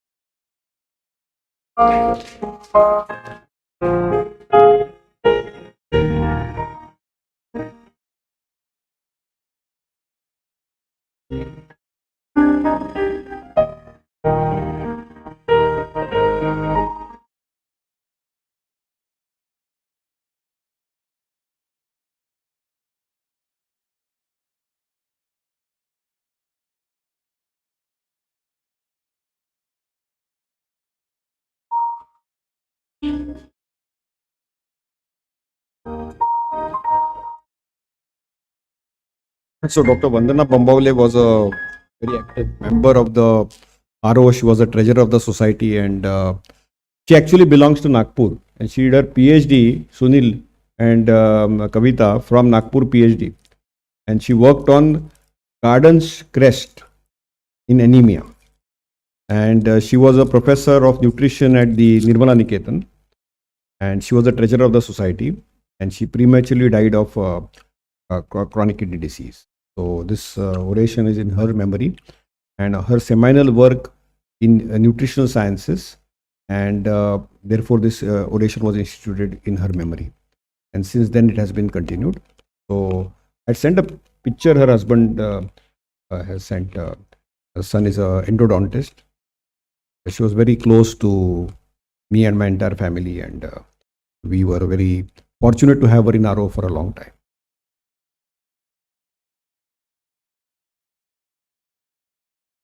Thank you, Shashank. Now I have the honor of reading the citation for Professor Dr. Sarita Bajaj, whom I have known very closely. I have the good fortune of working with her also for more than a decade now. So I'm sure you all know her, but All India Association for Advancing Research in Obesity is privileged to award the Vandana Bambawale Oration 2023 to Professor Dr. Sarita Bajaj, consultant endocrinologist, former director, professor, and head of medicine at MLN Medical College, Prayagraj, for the yeoman service in the field of medicine and endocrinology. AIARO exceeds to your benevolent services to the mankind and your academic accomplishments. You invigorate others by your impeccable virtues and humility of your towering repute. It is our most profound honor to present you with this prestigious Vandana Bambawale Oration 2023 during the Obesity India 2023 on Saturday, 2nd December 2023 at Nagpur, India. Welcome, ma'am, and ma'am is going to deliver her oration on thyroid and obesity. just one comment. We are giving oration to Madam, and we are really thankful and grateful that Madam is accepting our oration. But Madam is so great that we have Professor Sarita Bajaj oration, which is established in 2018 by RSSDI UP chapter. And we have also Professor Sarita Bajaj oration on her name, oration which was established in 2021 in Cardiacon for outstanding contribution in a medical field. So, Madam, once again, welcome for this Obesity 23 meeting for your oration. Thank you. Thank you, Banchi Bhaiya, for the kind words. Thank you, Bridge Praji, for the kind introduction. And a very good afternoon to all of you. Thank you to Aerocon for awarding me a Vandana Bambawale oration. And of course, Sunil, Kavita, and the entire team of Aero. So my task is to deliver this oration, and I chose this topic, hypothyroidism and obesity. So, Shashank, this is the picture you had sent. So this is, she was the founder member and nutritionist. I would like to pay homage to her before I start my oration. So this is the roadmap that I will be following. I'm sure this has been discussed through all the talks this morning. Obesity is undoubtedly already a pandemic. I'm not sure if this data was discussed. This is just come out June 2023, the final report of the ICMR in DIAB data, which gives you the overall percentage or prevalence of diabetes, I beg your pardon, prevalence of generalized obesity in India across 31 states and union territories at 28.6%, urban more than rural. Abdominal obesity much more at almost 40%, again urban more than rural, higher among women than men, over 40 than under 40. So now coming to my topic, which is hypothyroidism. So these are the typical cases that you will be seeing. So this girl has been brought to me. She's gaining weight since the age of 4 months. She's 4 years old right now. Her TSH is marginally elevated. So the standard procedure therein should be at least to get TPO antibodies. But I got the whole thyroid profile done. Everything was normal. The TSH was marginally more than what it was on the earlier occasion. We're also seeing pictures like this, morbid obesity, with all the associated clinical features which are described here, with a very strong family history of diabetes, TSH marginally elevated, thyroid peroxidase antibody normal. So I'll just talk about these case scenarios at the end, but just to show you that this is what and why I am addressing this talk. Again, an obese woman complaining of constipation. She wants to lose weight. Her TSH is marginally elevated. TPO antibodies are negative. So I've just listed the entire list of the symptoms and signs which are associated with hypothyroidism. As you can see, weight gain is one of them. Constipation is also one of them. So my focus is obviously not on simple, but secondary obesity. Even among secondary obesity, I will be focusing on endocrine obesity and majorly hypothyroidism. So I've just listed here the causes of endocrine obesity. I'll be coming to the prevalence subsequently. Whether it's ovarian failure, growth hormone deficiency, hypopituitarism, or insulinoma. Please note I've mentioned severe hypothyroidism only, and that too in brackets. Androgen deficiency in men, androgen excess in women, Cushing's disease or syndrome, then drug-induced, notably glucocorticoids, hypothalamic obesity, which can be acquired or genetic, leptin deficiency, then there are some mutations, primary empty cellular, then POMC gene mutations. So this is the entire list. And now I will be focusing on hypothyroidism.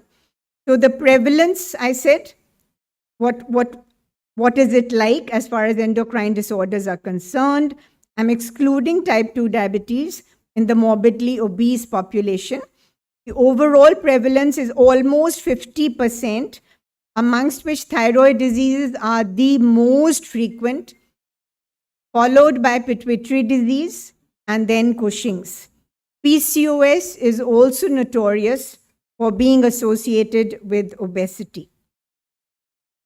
The overt and subclinical hypothyroidism are more frequent in obese.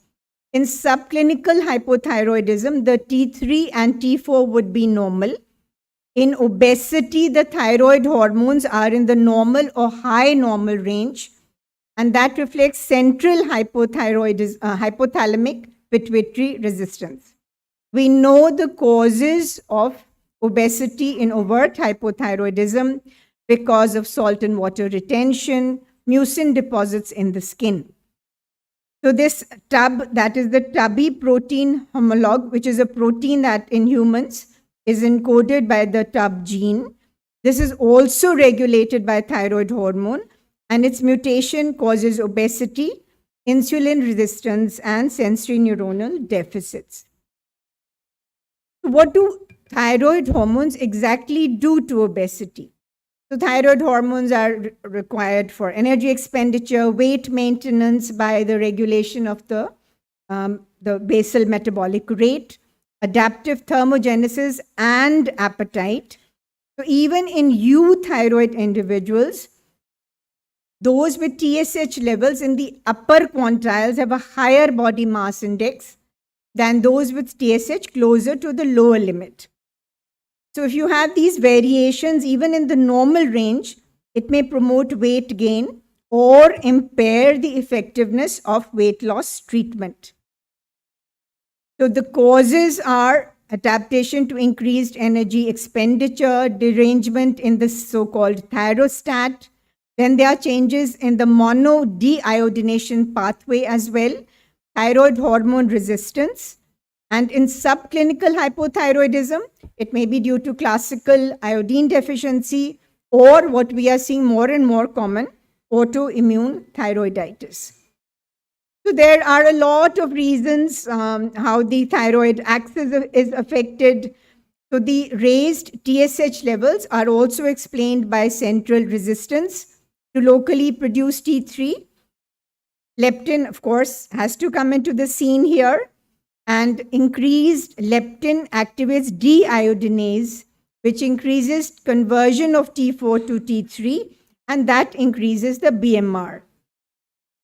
So this increased TSH level may be a form of adaptation of the central axis to obesity-related changes in metabolism, to boost energy expenditure, to prevent further weight gain, or it could be a so-called meta-inflammation or metabolic inflammation, which is observed in obese subjects.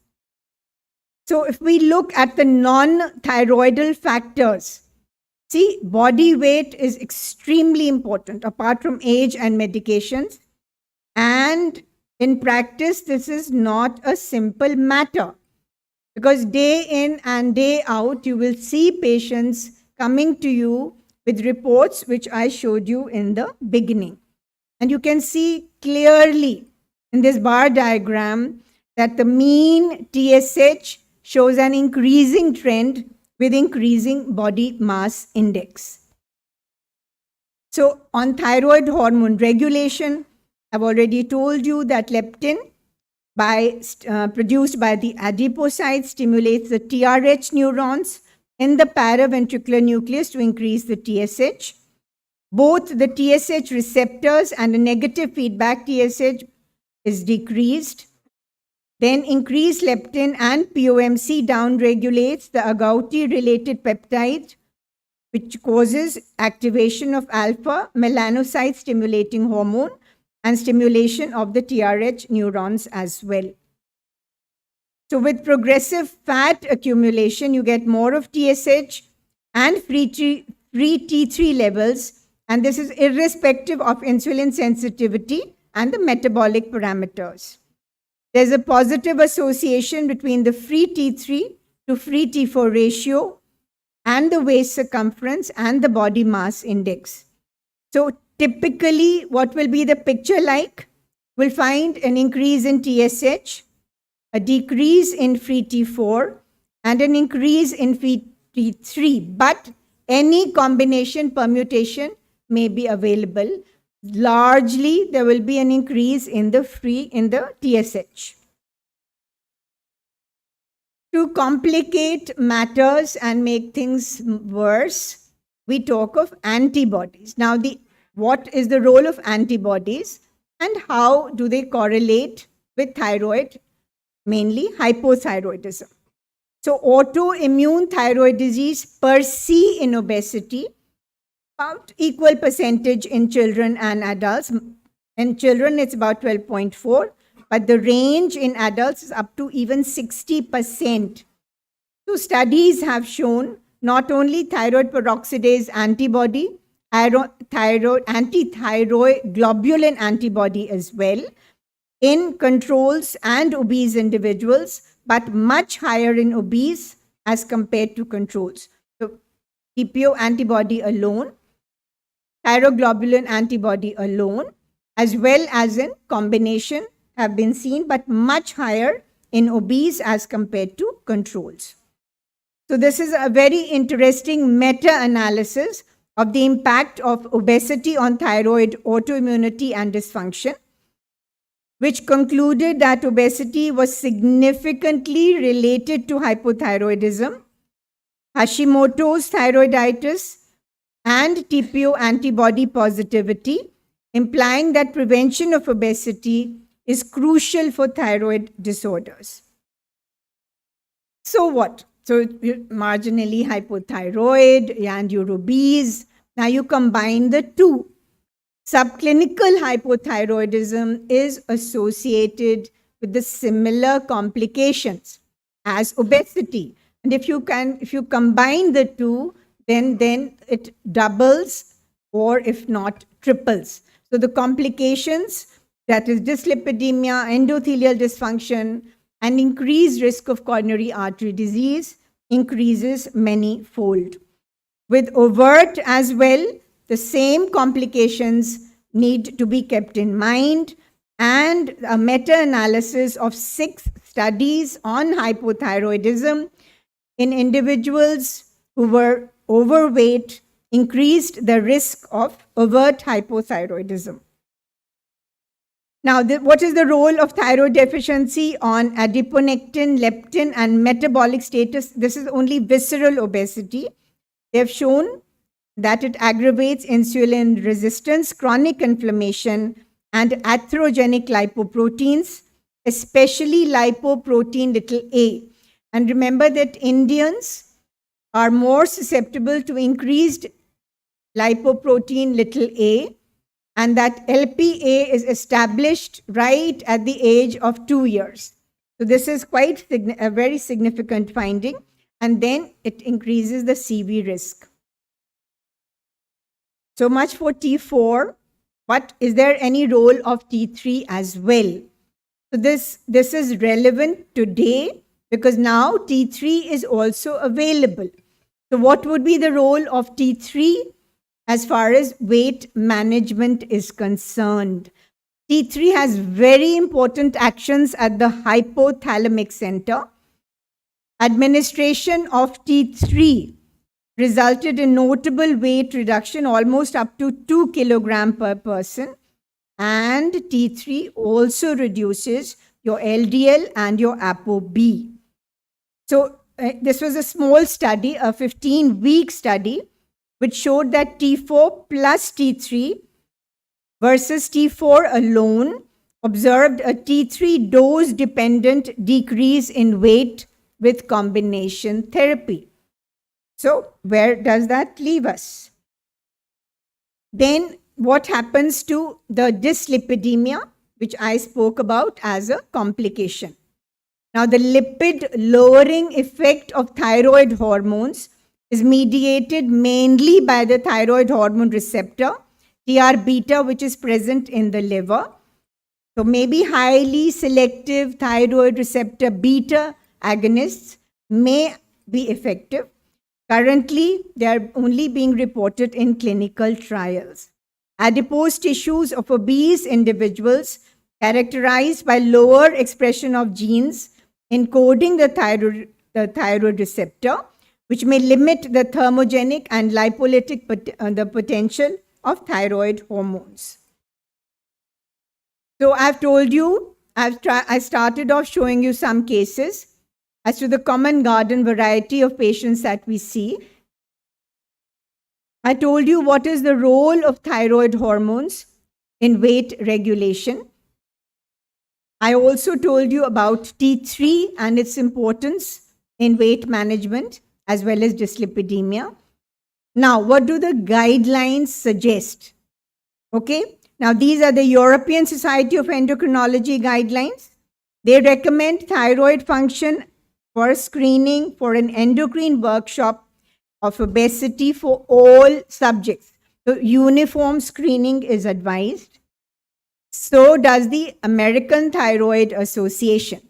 So this is important to screen because even though secondary obesity forms a small population of a very, very small percentage of the people, nevertheless, it is worth treating, but under certain circumstances, and there are caveats to that. Free T4 is measured only if the TSH is elevated or if you are suspecting another cause and not primary hypothyroidism. Routine free T3 measurement is not recommended. Now, the management, which is of the most important clinical concern or clinical relevance for everybody here. So you would treat with levothyroxine or LT4 if the TSH was more than or equal to 10. If it is above the upper range of normal and less than 10. Only if there are significant clinical symptoms and not just one or two, which I showed you. There's a host of them which you would need to consider. If the free T4 is decreased, if anti-TPO antibodies, they are the ones that we usually test. If they are increased, if there is a goiter, any other associated thyroid illness, then we would treat with LT4. Treatment for obesity-related hyperthyrotropinemia. Now, this is the term that is being suggested. Rather than say subclinical hypothyroidism in obesity, they prefer to call it hyperthyrotropinemia. And you heard a wonderful talk from Dr. Chobe regarding the hybrid approach. Any type of bariatric surgery will result in normalization of the T4. The procedure, which type you do, is irrelevant. So that also suggests that obesity-associated hyperthyrotropinemia is transient and resolves after weight loss. So I'm not going through this at all. So this is if you do follow the lifestyle, this is how you would go ahead in the outpatient setting. And remember, all these patients would only come to us in the OPD setting. We rarely ever need to admit a hypothyroid subject, only if they land up in myxedema coma. So now let me come back to those cases. I'm sure you want to know what we would do here. So she wants to lose weight. She's already not well controlled. Her TSH is elevated. She's taking 100 microgram. She has an anti-TPO positivity. So what would you do here? You would just hike up the dose by maybe 12.5 or 25, even 12.5. Then maybe next step you could do 25. Repeat after 6 to 8 weeks and see if she's controlled. For weight, you would have to counsel her. Okay? So this is for this case. Now this is another one. Classical hypothyroid, all the clinical features. She has put on 20 kilograms of weight. She's classical primary antibody positive, TSH very high. There's no doubt about the diagnosis. On levothyroxine replacement, her thyroid profile was normal. But she says, my weight is exactly where it was. What would you advise her? She has to lose weight by lifestyle and lifestyle alone. Or, of course, we have newer molecules if you would like to try those as well. Okay, now this is the last riddle here. She is a 29-year-old woman, again very frustrated because she's not able to lose weight. and she has poor memory, work performance, she's tired throughout the day, her thyroid functions are absolutely normal. So, what would you like to do? Would like to continue the same dose, increase thyroxine, add LT3. That was one of the slides that I showed, or replace LT4 with LT3. Okay, I've given you a lot of options, right? Now I will show you when you need to give T3. What are the guidelines that tell us when to give T3 today? So this is only for a select group of patients who, despite being euthyroid, are still not comfortable. They're just not happy, something's going wrong with them. So that is the set of patients for whom we would give T3. Okay, we would try it. It's always given as a trial, and then you monitor and see if the patient improves. So this is the ideal. The patient has not felt well since a thyroidectomy or after the radioactive iodine. So you would really think about it. The patient felt well on levothyroxine monotherapy earlier, but she's no longer feeling well. It's contraindicated in the elderly with cardiovascular disease and pregnancy. So again, not for weight management by any means. We would not add T3 here. So this is finally an algorithm. You can, once you have a TSH, I said it's a universal screening for obesity. Then you look at the TSH level, you do a free T4, and you decide whether to supplement or not. If the TSH is less than 10, then you look at the antibodies and you make your decision depending on autoimmune thyroid disease or she desires pregnancy. If the TSH is within the normal range, then again you would consider symptoms, look at secondary hypothyroidism, and then proceed on from there. So the clinical pearls, the last two slides. Obesity exists without hypothyroidism. I've tried to show you it can mimic most symptoms of hypothyroidism, and obese people use it as a lifelong crutch that they are unable to lose weight because of hypothyroidism. This must be discouraged. Hypothyroidism does not cause morbid obesity. I showed you that case, 20 kilogram weight gain is not hypothyroidism. In the severest of hypothyroidism, it would never be more than max 5 kilograms. And that would go away once the fluid retention and once that mucinous deposition goes away. So universal screening, levothyroxine in obese individuals, I've given you with examples, case-based approach. LT4 is not recommended in obesity-associated, what I said, subclinical hypothyroidism or hyperthyrotroponemia. Why? Why? Because of the harmful side effects, okay? Do not overdose and do not administer if it is not required. Muscle wasting, weakness, osteoporosis, and cardiovascular complications, including arrhythmias. Thank you very much. I would like to invite you all for this conference in Prayagraj, February, the first weekend of February. It's an international conference. South Asian Federation and the East African Diabetes Study Group are doing it together. Thank you. Thank you again for the honor. Thank you very much.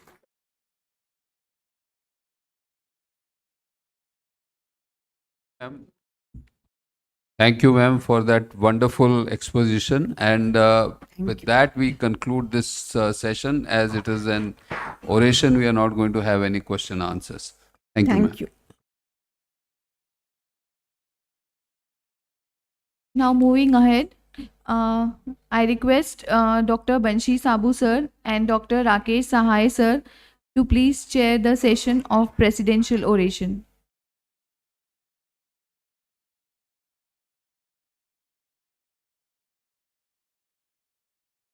Long-term chairman, for taking meeting.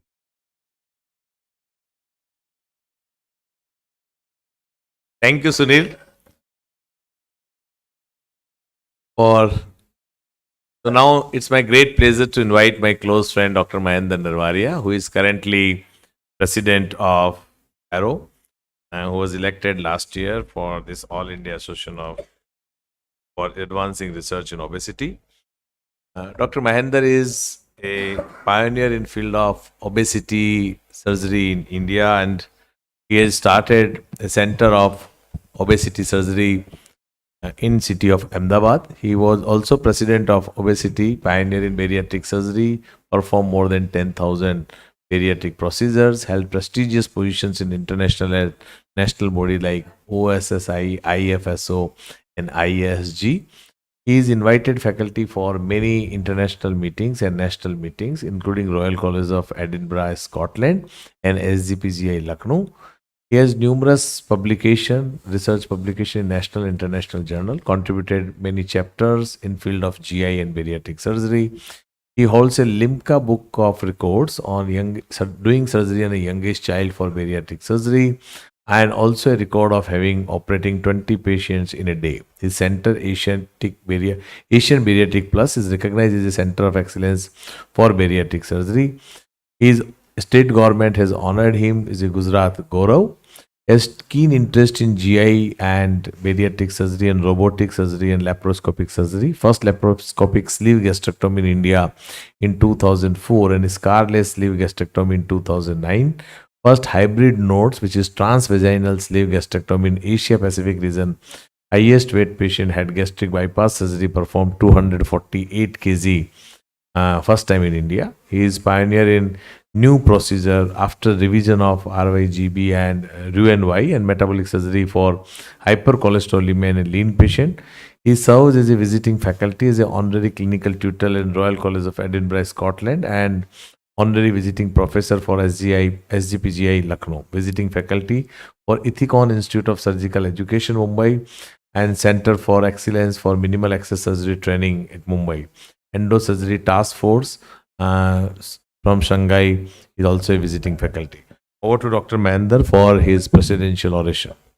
Thank you, Bansi. Thank you. Excuse me, sorry. Dr. Sunil, I'm sorry. So requesting Dr. Sunil and the current secretary for Aero is Dr. Makkar to come on the stage to felicitate our president.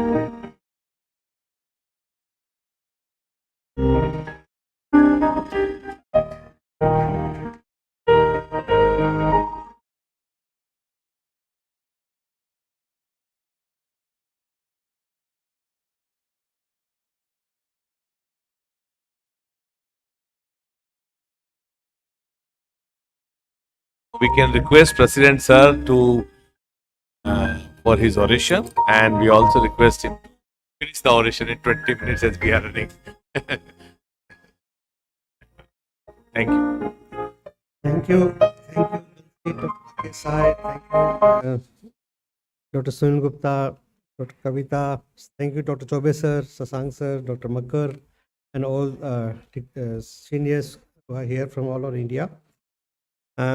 I'll just talk about my journey of 2 decades in bariatric surgery and lessons learned in bariatric surgery. So far, I have done more than 10,000 procedures The process selection was always based on multiple factors like BMI, metabolic problems, dietary habits, and compliance.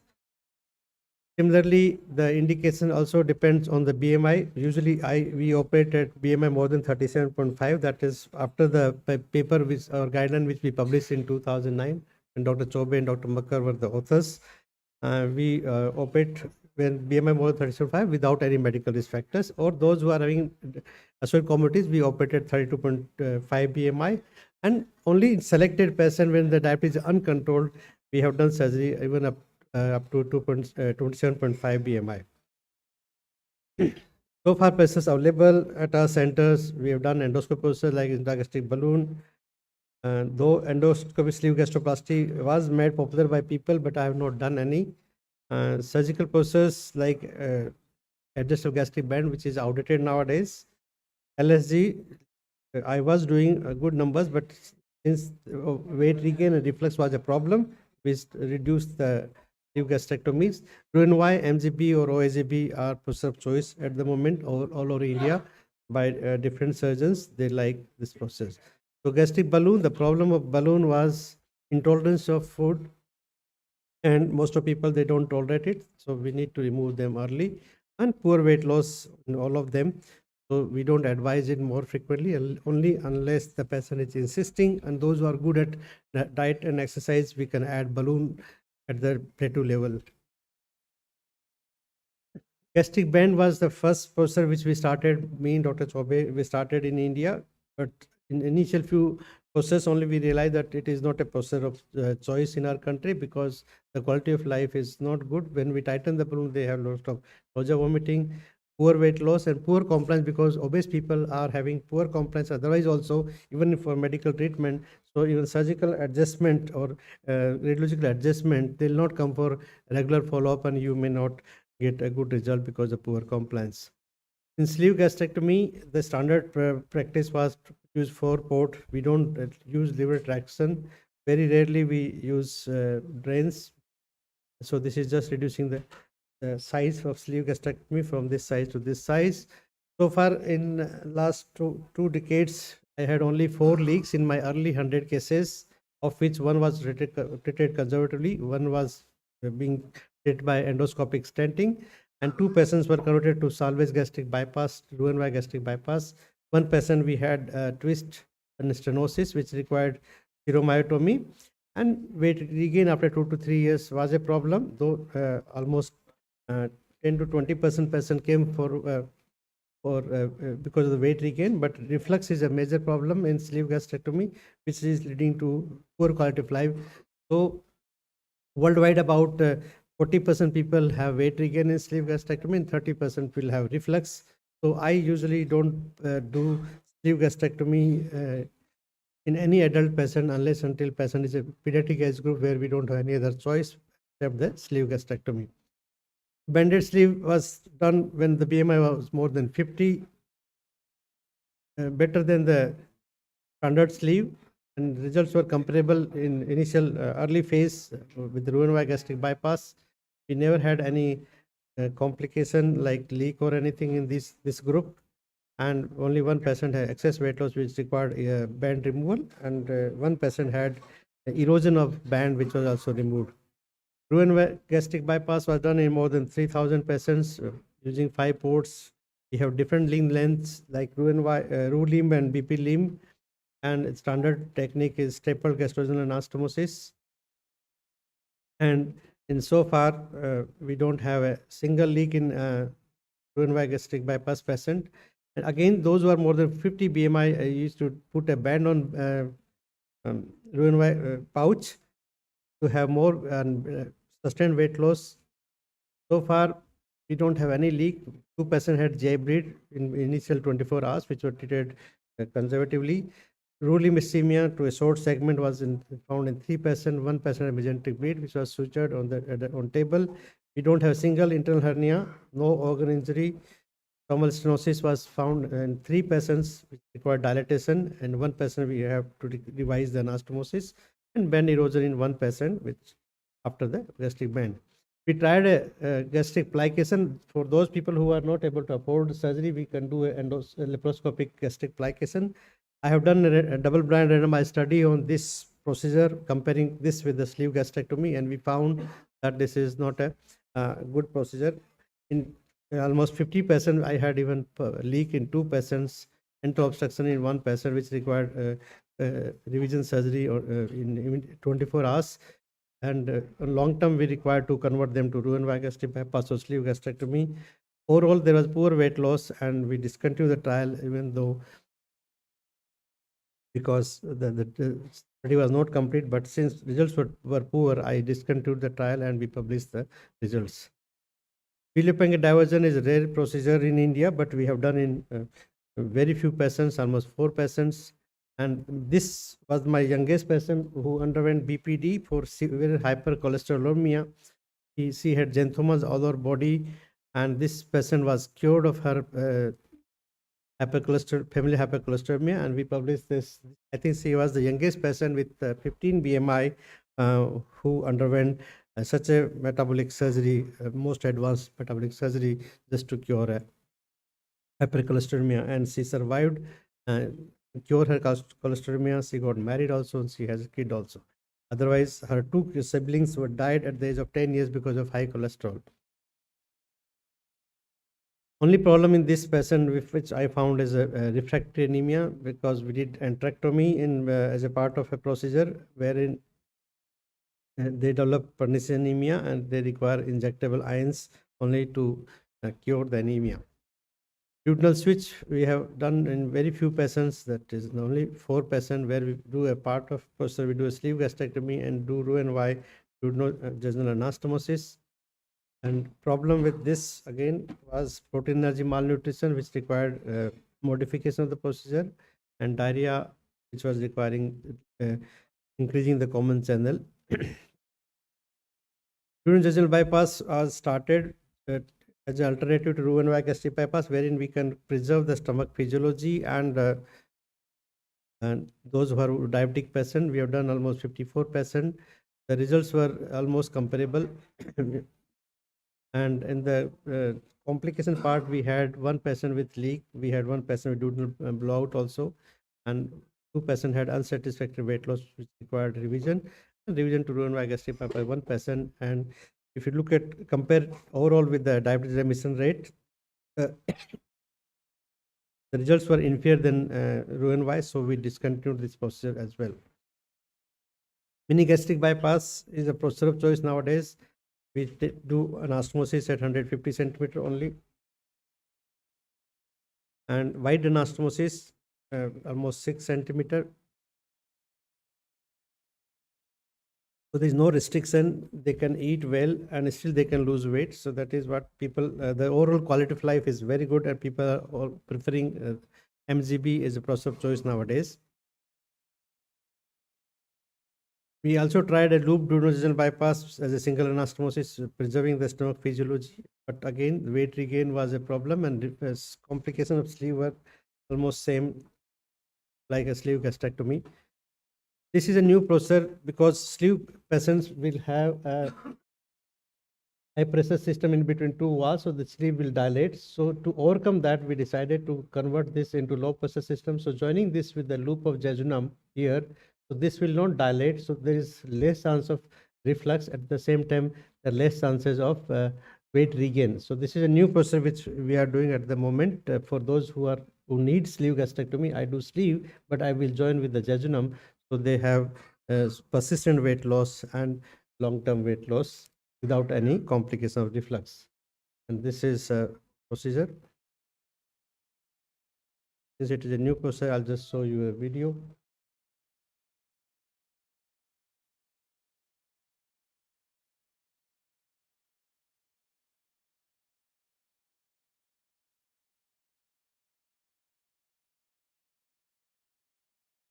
This is a stomach which is dissected from the omentum.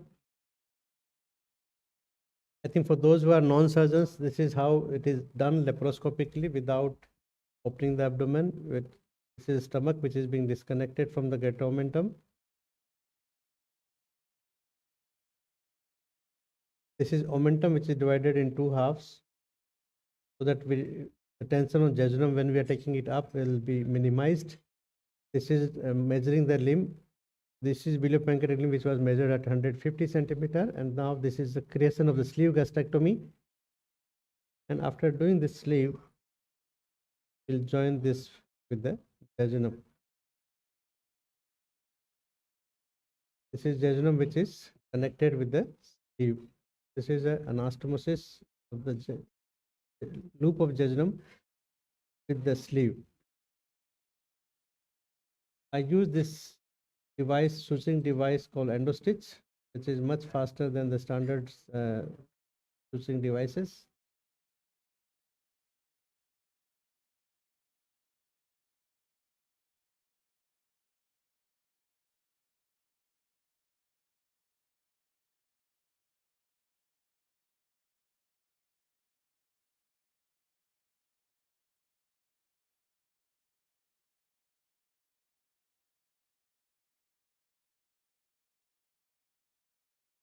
I always prefer to do anastomosis from both angles. So I start from one angle, go up to the middle, again start from other angle and come to the middle.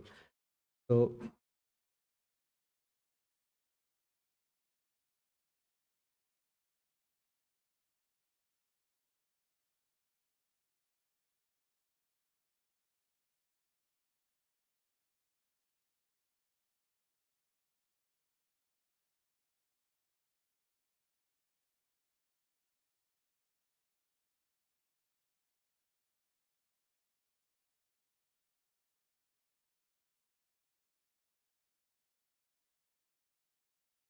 one more layer after this, and that is a secured anastomosis. We discharge patient on the same day, and so far I've done more than 100 procedures, and we don't have a single leak or any complication which required any revision or. So now we have a sleeve. So food will go through the duodenum also, and food will go to jejunum also, and partly. And they, I think the overall, I feel is since the duodenum is available, there are less chances of vitamin deficiency and malabsorption in this compared to MGB and other procedures.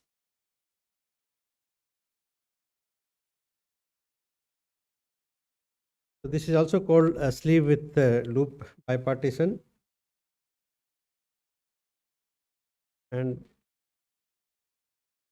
overall quality of life is very good with this patient. I have done few robotic surgeries also, but the numbers were too small because I'm much faster. Usually my gastric bypass takes about 20 to 25 minutes. And the same time is taken only to just lock the robo. So I never opted to continue with the robotic surgery, but since I'm trained, I had done it. This is still single port technique, which we have done in 2009. And also for unmarried girls who wanted to have a scarless surgery. And even I have tried doing the same using a knots, hybrid knots procedure where umbilicus and vagina was used as a axis, and there was no pain in these patients, but technical difficulty in terms of the length of instruments and stability was a problem. But though we never had any procedure complication, but we have not promoted this because of the instrumentation challenges. We have done surgery for type 2 diabetes in lean patients also. That is called ileal interposition. There was good initial remission in type 2 diabetes, and good for people who were multi-organ complications like early nephropathy and uncontrolled diabetes requiring high insulin doses in spite of optimum dose of medical management. And patients with diabetic foot, I have done few patients where the results were very good. Only bitter result with this procedure is in one patient we had excessive weight loss due to marginal ulcer at the anastomosis of the sleeve and jejunum, and one patient had anastomotic stenosis requiring balloon dilatation, and one patient had recurrence of diabetes after 3 to 4 years. In familial hypercholesterol, we have done 3 patients. One patient underwent Roux-en-Y duodenal bypass, and 2 patients underwent Roux-en-Y cholecystoileal bypass. Results were good, no morbidity, mortality, but since the numbers are too less, and we offer only to lean patients who are having familial hypercholesterolemia to treat these patients. In metabolic endobariatrics, we have done a clinical trial using a gastroduodenal sleeve, which was placed into the duodenum. Me and Bansi were principal investigators. We have done it together, and as a part of first in human trial of this endoepiduodenal sleeve, and early results were good with reduced medical, and it was only a trial just to uh, see the safety of the device and not on the diabetes remission part. So only one person we had a migration of the device, which was required a laparoscopic removal of the device, and 2% had nausea and vomiting, which required readmission and medical management. Revision surgeries are coming nowadays quite frequent to us because of our tertiary referral centers. We get due to unsatisfactory weight loss, weight regain, and many times we require revision surgery because of protein energy malnutrition and complication because of previous surgeries, whether it is leak, stenosis, operation, or anything. So far, we have different options available. We do sleeve, we do gastric plication of the sleeve, we do imbrication of bypass, sleeve to Roux-en-Y to bended Roux-en-Y, bend to sleeve gastrectomy, and many more such modifications. In pediatric age group, we have good experience. We do select patient and posture very selectively, and only we have done few syndromic kids also with a good result, and only one patient needed even revision surgery. This was a 10-year boy. He was 4 years 10 months with Prader-Willi syndrome, who required even two surgery twice, and we could increase his height using a growth hormone along with this. And this was my youngest patient of 3 years who underwent bariatric surgery. And why I do it? Because these kids are having risk of bending their bones, which are not correctable by any surgical method. So I usually offer this surgery to these kids because I consider them as a physically handicapped kids because they cannot grow as a normal adult. We do get patients with hernia along with obesity. I usually prefer to do a delayed repair. We don't remove the plug of omentum if it is there as a content of the hernia.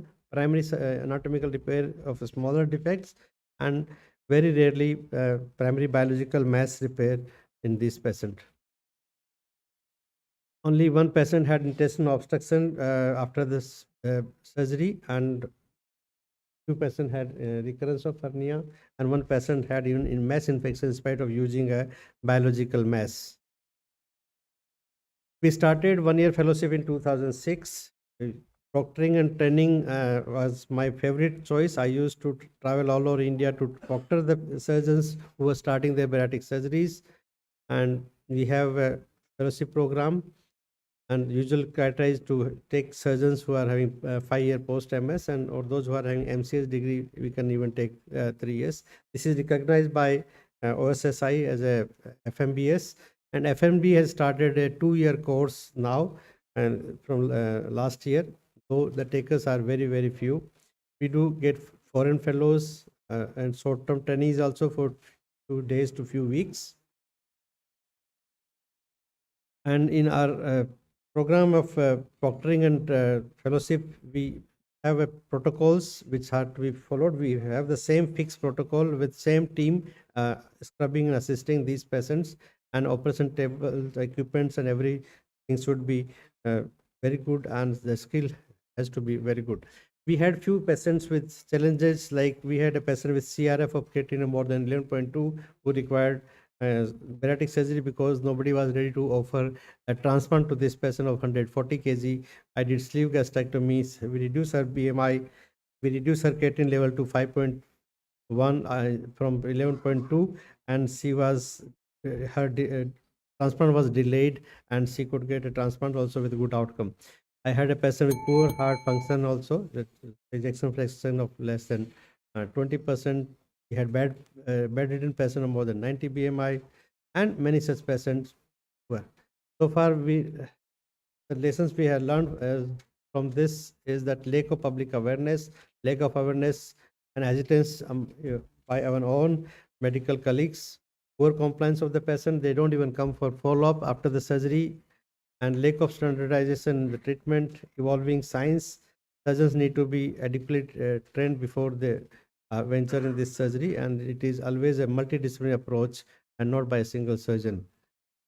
So this is my center, and thank you so much for patience here. Thank you, Dr. Narwaria. We congratulate you on behalf of IRO for the excellent and exemplary work being done by you in the last so many years. You have conducted more than 10,000 surgeries and trained many surgeons in this field.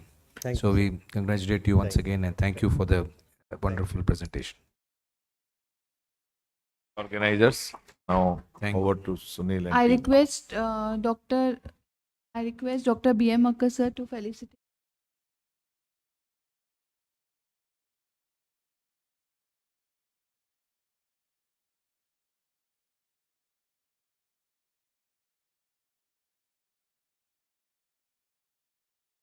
Now moving ahead with next session, I request Dr. Mukund Thakur sir and Dr. Anant Rajput sir to please chair the next session.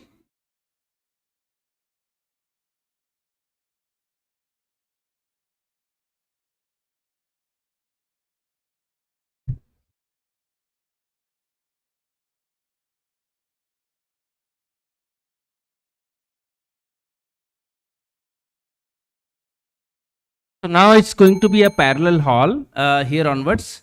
May I request all delegates to please occupy your chairs, and the lunch is going to be otherwise there till 3 o'clock. So now I request all the organizers, the rapporteurs to please occupy their chairs in both the halls and start the session, and also put that bell or ghanti there so that those who have finished their lunch, they can just certainly be inside. Thank you very much. Start the session. Dr. Mukund Thakur sir, Dr. Anant Rajput sir,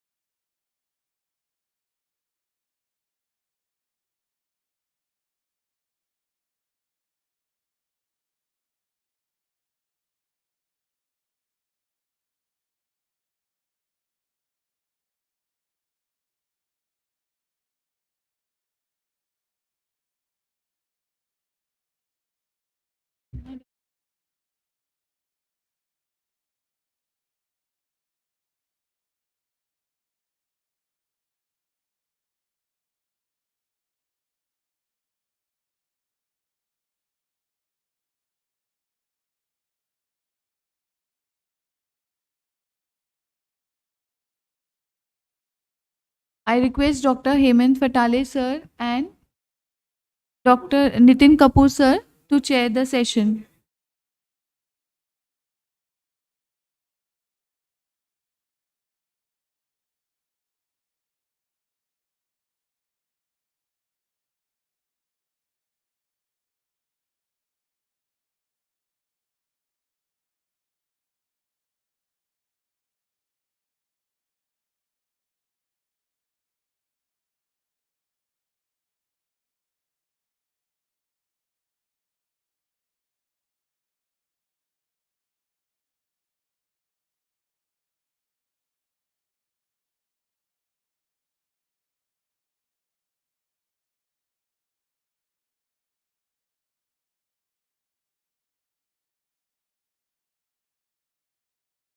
Good afternoon, everybody. And it's a post-lunch session. Very interesting. Metabolic surgery without malabsorption. And it is none other than, and the hero, Dr. Shashank Shah. And I think he needs no introduction actually. And he's actually director of Lab Obeso Center, and he's a pioneer of metabolic surgery in India. He works in Pune. Has lot many credentials to him. Take 5 minutes for to read it. Please, sir, please, you can start right. Thank you. Can I have my slides?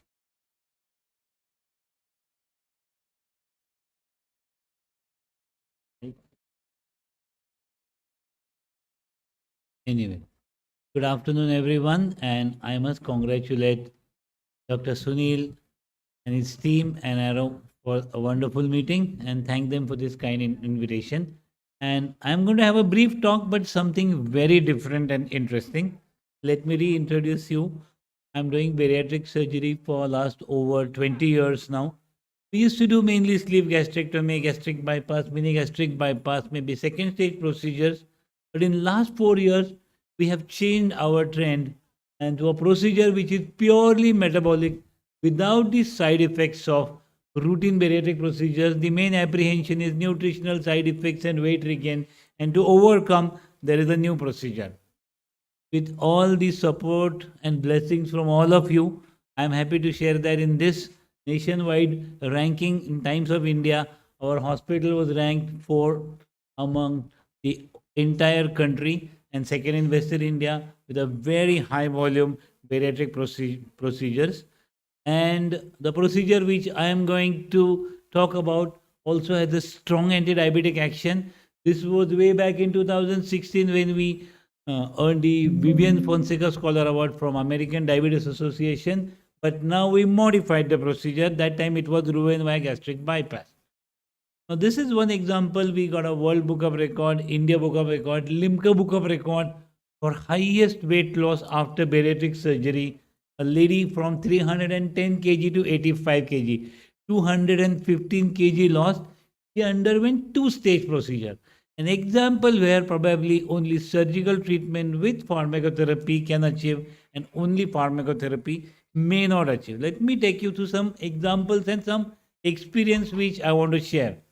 Needless to say, infertility, everything, it does reverse and patients can conceive. But what is more interesting is you can see here, this girl, she underwent a sleeve gastrectomy, she conceived twice.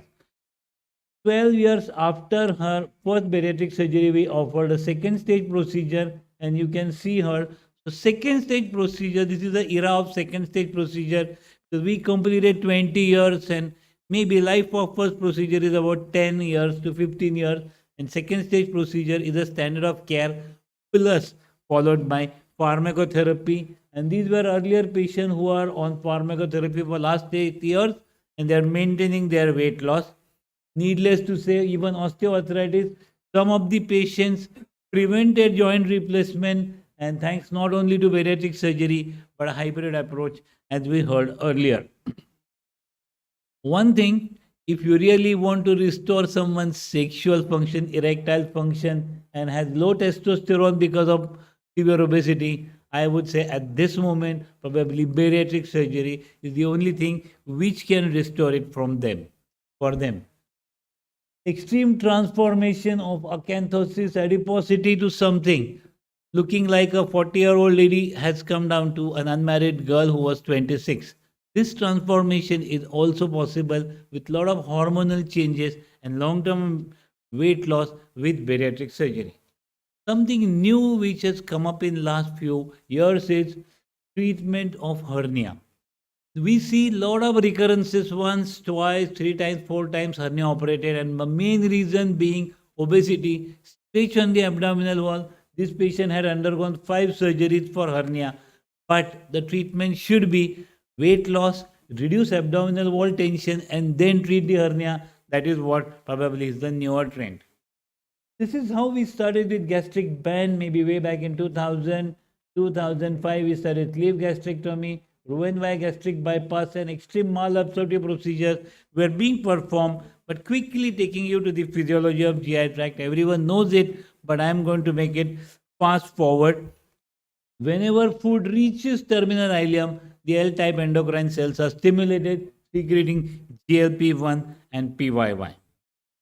If you remove the curvature of the stomach vertically, there is reduction in ghrelin. Ghrelin is a diabetogenic and obesogenic hormone. Reduction in that works as anti-obesity and anti-diabetic action. Any procedure which creates a shortcut between stomach or duodenum to the terminal ileum works as incretinomimetic. GLP-1 PYY is increased. In this procedure, just the duodenum was connected to jejunum without doing anything to the stomach. But the patient's intake came down to 1/4 of what the patient was eating without reducing the size of stomach, purely by hormonal action, and his metabolic rate was seen to be improved, diabetes resolved. That means relative shortening of intestine or rapid delivery to the last part of intestine is the basis of all these procedures. Roux-en-Y gastric bypass works that way. Now, it's not only these hormones or something. I'll just give you a brief physiology of how bariatric surgery has multiple actions. So this is first is isolation of gastric cardia, maybe reduction in acid, reduction in stomach capacity, reduction in ghrelin. Then bypass of distal stomach has some actions, and bypassing duodenum is known to reduce some anti-incretins and have anti-diabetic action. All procedures where duodenum is bypassed have stronger anti-diabetic action. Exposure of food to distal jejunum, undigested food to distal jejunum and ileum is known to give rise to incretinomimetic effect. There is also certain effect of partial vagotomy on this.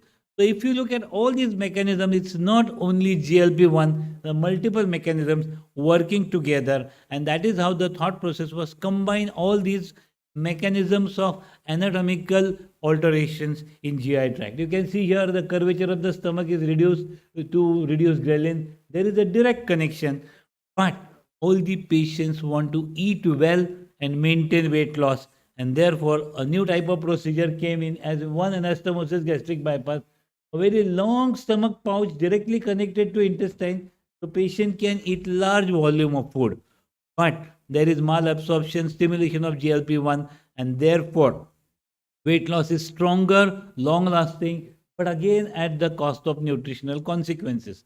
And every physician, clinician, patient is worried that can we have something where we have all these advantages of the mechanisms which I mentioned earlier, but not have all any side effects of these procedures. And then this came as a pure metabolic operation. I will elaborate this in detail, but this is the stomach, jejunum, and there is only a side to side connection and there is no complete bypass.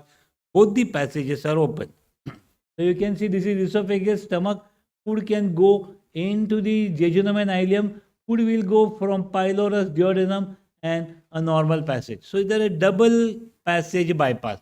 It's not a bypass. There are two passages created for food to go, one for absorption and one for hormonal actions. I am quickly going to show you a short video, a 20-minute procedure. You can see here, this is a sleeve gastrectomy, curvature is removed so that the ghrelin action, vagotomy, and all other actions are in place. Small bowel is measured in entirety, and certain part of small bowel is then measured, and there is a small side to side connection made between stomach and the jejunum. It's a side to side connection, not a bypass. That means food can go through two pathways. And at the end of this, you will see a dia was passed, and you can see how beautifully it passes into this limb, and into pylorus. And I'll elaborate it in a diagram later for all three. You can see here, all the three areas are full. So now, if you look at this, this is one way where food will go into stomach, duodenum, jejunum, and ileum, entire normal pathway of food. Majority of the food will pass like this, which will permit absorption of all micro and macronutrients. So the nutritional consequences are not to be worried about, because there is complete passage of through normal, entire GI tract is used and there is no bypass. And whereas through this connection, some part of the food will directly pass to the terminal ileum, giving rise to GLP-1 PYY. That means we have all these newer pharmacotherapy offered to the patient in a physiological dose on stimulation of food with counteracting mechanisms in place. So even side effects of pharmacotherapy will be minimized, in addition to other effects of vagotomy, reduced ghrelin. So altogether, so it's a double channel bypass, and the advantages are there is no malabsorption. It's a pure metabolic procedure. That means the procedure's basis is purely hormonal and not eating less. Patient can be on free diet. There is partial transit to ileum, giving rise to stimulation of GLP-1, PYY. Sleeve plus procedure. That means all advantages of sleeve gastrectomy plus all advantages of bypass plus all advantages of malabsorptive procedure without having their nutritional side effects. Endoscopic access to entire GI tract is intact, so you can have surveillance, you can have ERCP, which is not possible otherwise in routine gastric bypasses. Adjustable bowel length. So in this, the entire small bowel length is measured, and we know small bowel length is variable. So the anastomosis can be done at 150 centimeters, 200 centimeters, 300 centimeters, based on the total length of the bowel. Strong anti-diabetic action, long-lasting hormonal action. Fortunately, all these are covered under insurance. Possible to perform with magnetic anastomosis. So why I said future is because one patient can swallow a magnet through the mouth. Patient swallows another magnet through the mouth, and with an endoscope, it is passed into jejunum, and then just under image intensifier, all these magnets can be brought together and a magnetic gastrojejunostomy can be formed.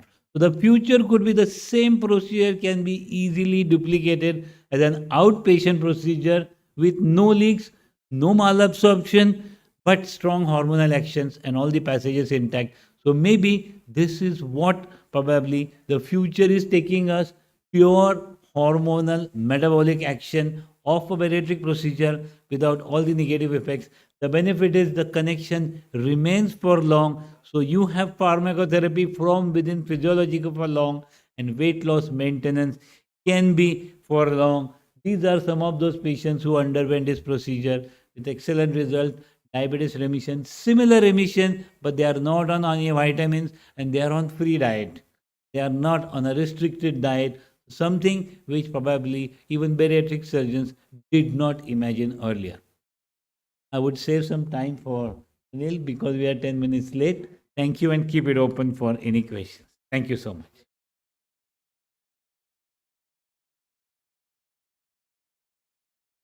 Question for you. You made up the anastomosis opening. One goes to the intestine and one goes to the directly jejunum. The food coming from the duodenum and then going to jejunum also. Can this reflux can cause the food goes to the stomach and create some problem? Very good. Very intelligent question. The stomach has an isoperistaltic action to push everything down. The food which goes from jejunum goes through isoperistaltic action, and the part which drains outside has a suction effect because of the peristalsis. And that is why such constructions, when done earlier for many other diseases, have shown that it does not ever go into the stomach, it drains down. Intelligent thought process, we used to always think about this when a pseudocyst of pancreas used to be drained in the stomach. That means posterior wall of stomach is cut and pancreas is connected. But it never happened that food went into the pancreatic pseudocyst. The pseudocyst always drained and then it went distally. So this has been studied with radiological investigation and GI evaluation with barium or gastrographin, and it is seen that the flow remains that way forever. Thank you, sir.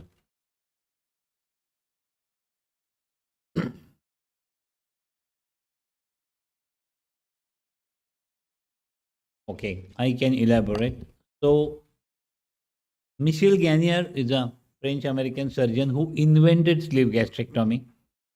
In 2003-4, we did all clinical research on sleeve gastrectomy with him at that time. From that time, he is trying to design magnetic anastomosis. So let me tell you, suppose this is one wall, this is another wall. You put a magnet here and you put a magnet here. They stick to each other.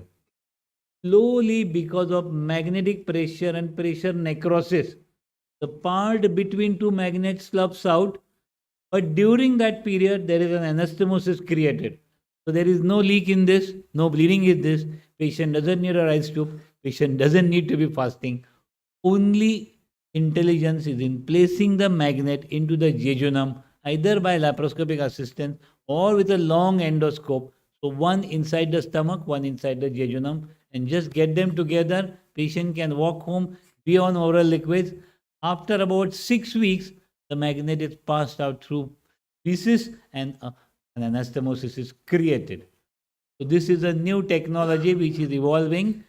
Some of the first in human procedures I have witnessed myself and seen those patients through an endoscopy at 6 weeks to 8 weeks, and a beautiful anastomosis is seen created.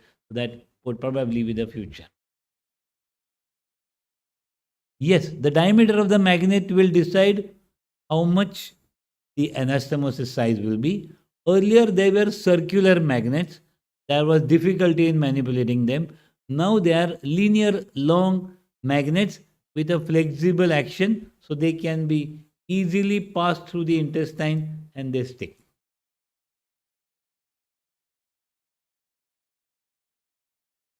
Yes.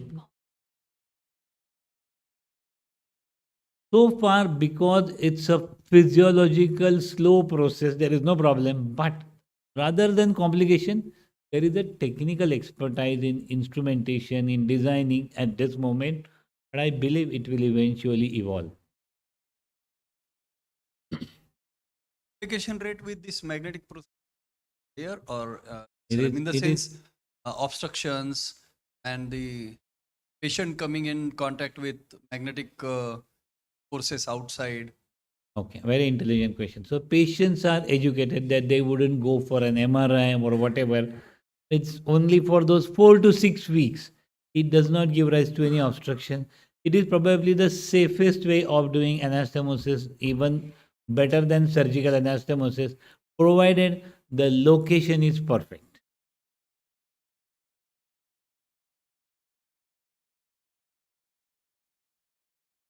Okay, very good, very intelligent question. So we generally achieve similar result with newer pharmacotherapy, and it can be maintained for a longer period. But for some patients, putting a balloon, we don't use allurion balloon too much because it lasts only for 3 months, and the patient does not report after 3 months. There is very rapid weight regain. So there is a sequential balloon placement required. That means after 3 months, once the effect disappears, in the fourth month you have to place the balloon again.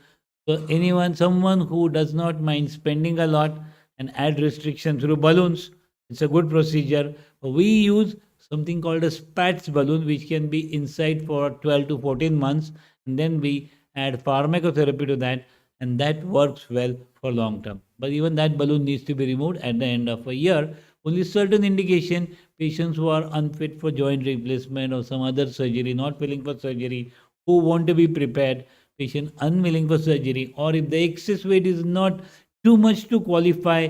But like for example, there is a lady who has undergone balloon and pharmacotherapy who wants to contest for Mrs. India and she was unable to lose weight. Maybe these are the indications and still categorized under temporary weight loss method. So insurance does categorize it as cosmetic.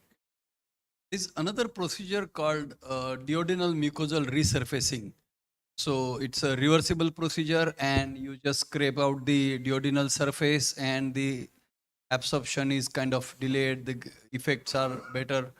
What is your comment on this? Very good. Thank you. So I did witness first duodenal mucosal resurfacing about 10 years back. It is thought that exclusion of food from direct contact of duodenum does generate some anti-diabetic, anti-obesity action. So actually it's the mucosal action. So all these mucosa is burnt so that instead of exclusion, even though there is a contact, the mucosal cells don't work. Fortunately or unfortunately, body has a lot of compensatory mechanisms to regrow those cells in the duodenum again. And the ampulla of Vater and the pancreatic and bile duct openings are very close. So the technical challenge in burning everything to 100% is still a challenge. You need to save that cuff, and durability of the procedure is still in question. But something on that part will develop eventually as one of the procedures may not be for permanent relief. Something better than nothing is an option. One point to add before we close, and I think very rightly mentioned about the balloon. I think another clinical indication where I find it very useful is women with infertility in their late 30s, Absolutely. where you do bariatric surgery, then you have to wait for a long time. That is another very helpful Absolutely. situation. Absolutely. That's the best Thank you. indication. I think we'll close the session in view of time. Thank you so much. A big Thank round you of so much. applause. Yes. Now I would request the chairpersons to felicitate Dr. Shashank Shah.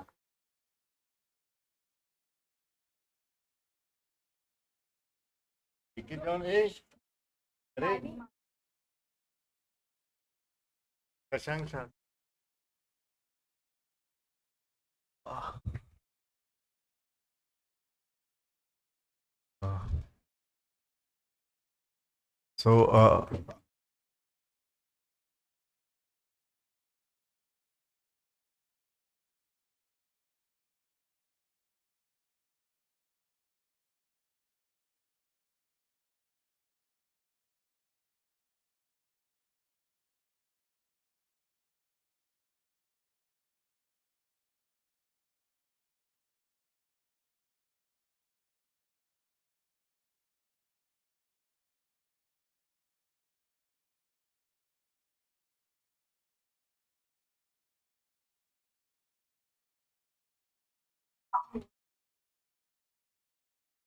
Next, I would like to call Dr. Trilok Patil sir and Dr. Sachin Gathe sir to chair this next session.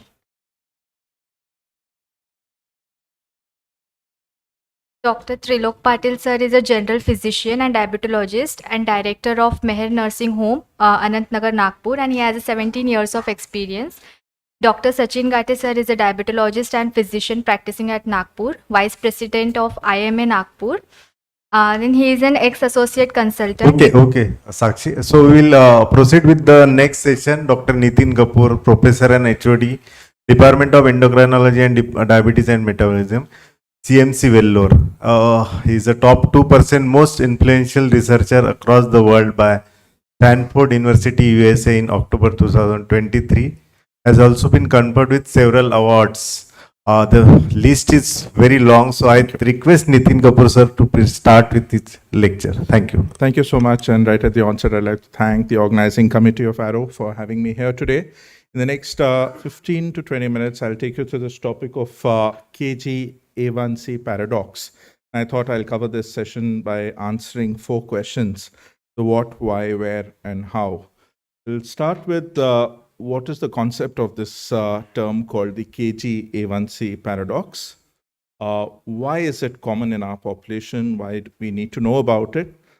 Where is it fitting into our clinical practice when we all are seeing patients with obesity and diabetes in our day-to-day routines? And once we understand what it is, how do we really manage it? How do we investigate and manage this particular entity? Starting straight with my topic about what is the concept of KG-A1C paradox. And this was essentially described many years ago when we had the natural history of a new onset or newly diagnosed diabetes patient. So if you have a patient who's got an A1C, say 9 or 10%, first time diagnosed to have diabetes, and many years ago, we just had metformin, a few sulfonylureas, and then we had maybe insulin. So definitely we were able to bring down the A1C, but what was noticed was that as the number of years progressed, the A1C came down, but the weight increased. And that's what was known as KG-A1C paradox. Now this has changed off late, and now we have more effective medicines for diabetes that don't increase weight. So I would say this was called paradox because as per classic teaching, we're always taught that, when there is a high BMI, there is a high A1C. This has been proven in several studies and said to be more in people who have family history of diabetes. So the curve is more steep in them. And so this high BMI, low A1C is one part of the paradox, which I believe is shrinking now with the newer medications, which are very effective for weight as well while managing diabetes. But I think a bigger problem of KG-A1C paradox that we see in our clinical practice more often these days is the other end of the spectrum, where we see patients who have normal BMI and maybe low BMI at times, and still have very high diabetes. It's not uncommon that we have patients walking into our clinic who are lean, thin, maybe young, 30, 40. They don't look very, very obese, but they have 300, 400 glucose values, which need to be addressed. And I think that's the focus that I will focus on, people with low kg, but a high A1C as a paradox. And this was very well depicted in this paper by Keefe et al., where they plotted the prevalence of diabetes and obesity in different countries. And India is definitely one of the top countries in the world, not by just mere numbers, but the prevalence in terms of diabetes. But when we talk of obesity, it is still not on the right-hand side. So this is the KG-A1C paradox that we are talking about. Let's look at this in a little more detail. When we have a patient who's sitting in front of us, we have new onset or newly diagnosed diabetes, and we're trying to assess obesity in that patient. Well, we could do that by either classifying that patient as normal weight, or at times overweight or obese. And at times you also get patients who are very severely obese in the far end of the spectrum. And how we do that is by using two methods. One, we have to choose an obesity indicator. And second, we need to know what is the cutoff of the obesity indicator that we apply. And the most common obesity indicator that we use today is obviously BMI, which has been there for almost 200 years and was first time described by a mathematician, not by a physician. But over the years, definitely we know BMI doesn't work very well in our population. Work from several centers, we know that the South Asian population has much more adiposity for a given BMI. We can tend to see many people with lean diabetes, and this is a community-based study we did in Vellore a couple of years ago, and we found that about 20% of people have lean diabetes. They are not obese. Their BMI is less than 23 in the community, and they have diabetes. So that's a big number that we're talking about, and that has led to this concept of what we call as people who have a normal BMI but may have high body fat and metabolic problems. This is defined as people who have a non-obese BMI, so a BMI which is less than 25 by the South Asian category. We know BMI of obesity is more than 25, so non-obese would be less than 25. But these people have high body fat percentage. Is this common? Is this common in India? We did a study a couple of years ago, and what we found was in the study that about a third of this population in this cohort in Kerala have normal weight obesity. That is 2/3 of the people who have a normal or a non-obese BMI actually have high fat. Meta-analysis published thereafter looking at normal weight obesity in different populations again tells us that this is a phenotype which is very common in the South Asian population, even the Eastern population, China, Korea, and India as well. So that is the concept of the KG-A1C paradox, where we're talking of low kgs but a high A1C in a patient with diabetes who's presenting to us. Why is it common? Is it genetic? Is it environmental? Is it something else? So, well, several reasons are actually cited why we have this KG-A1C paradox in India. And low birth weight is said to be one of the important reasons. There's a huge body of work by Dr. Yagnik suggesting that genetic predisposition, maternal malnutrition, but probably if there's one thing I need to focus in this entire slide, and I would say that is the fat overflow hypothesis. Now, what is this fat overflow hypothesis? This basically tells us that we as South Asians have much less capacity of subcutaneous fat than the Western population. This was very well proven by this study by Dr. Arya Sharma, Salim Yusuf and team, who showed that we as South Asians have a much lower subcutaneous capacity for storing fat. So whenever there is fat excess or calorie excess, this fat tends to overflow to other visceral organs, and that in turn is what is the fat overflow hypothesis, leading on to fat in the wrong places for a given BMI, more fat at the wrong places, leading on to what the phenotype of normal weight obesity we know. And this is definitely genetic, because Dr. Yagnik's studies have shown that even newborn babies tend to have this less subcutaneous, more visceral fat, even at low birth weight. So this is something which is important. But why is it important for us as clinicians? Yes, we understand a lot of theory with it, but the bigger problem is that the awareness of this particular phenotype is still very, very poor. Our ways of understanding diagnosis is not really standardized, and we still need a lot more research to try and understand how this particular phenotype has to be treated. And this takes me to the third aspect: where do we fit this in our day-to-day clinical practice? And again, going back to the study that we did in Kerala a couple of years ago, we find that the prevalence of diabetes, hypertension, and dyslipidemia in these people who had normal weight obesity was significantly higher than people who were absolutely normal weight and normal fat. And this was significantly higher, but very similar to people who actually had obesity as well by BMI. So we cannot just brush this under the carpet and say this is not important. When you look at Western literature, there is data for mortality. Again, this is another meta-analysis looking at the prevalence of diabetes in people with normal weight obesity, and look at that odds ratio goes up to 89%. So 36 to 89 times higher risk of developing diabetes in these people with normal weight obesity, higher mortality.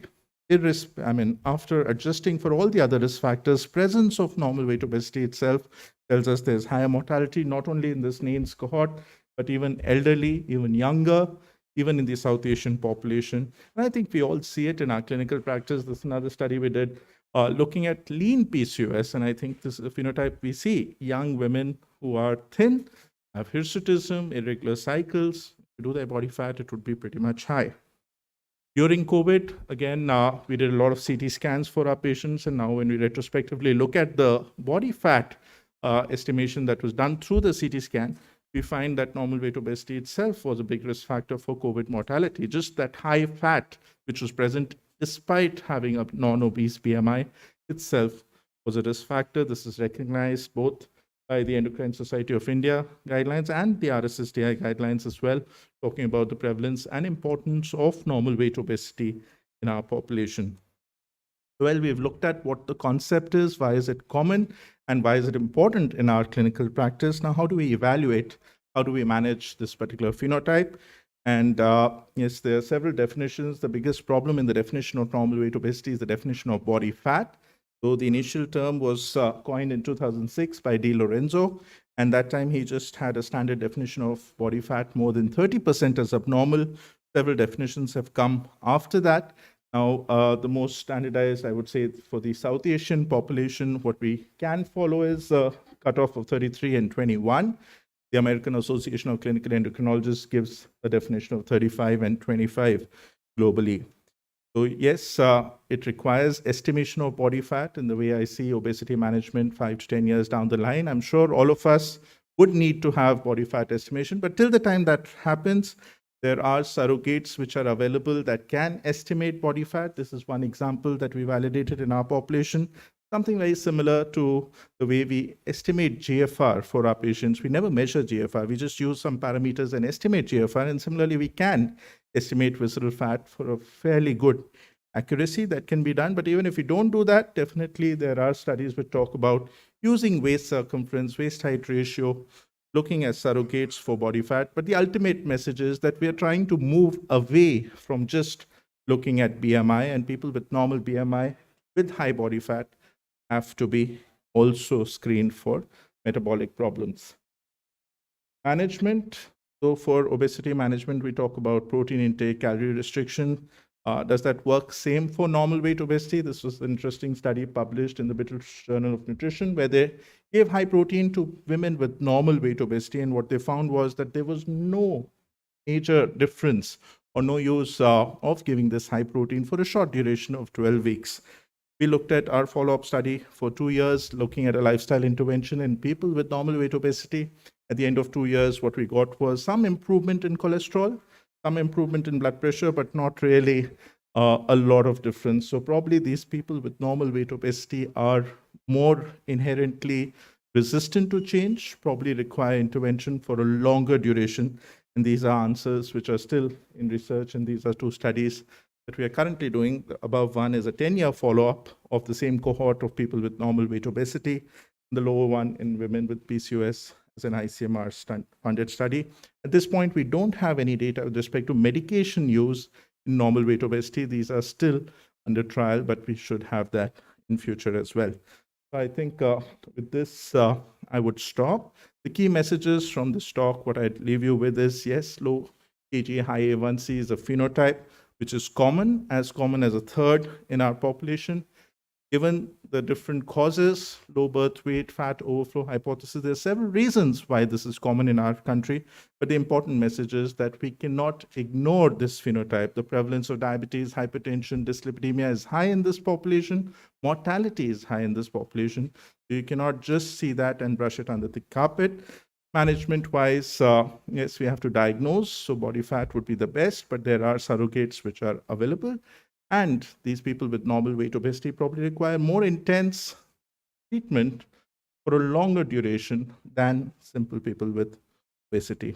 I'll stop here, but would be happy to take any questions. Thank you, sir. Just for introducing us to the new topic of KG-A1C paradox.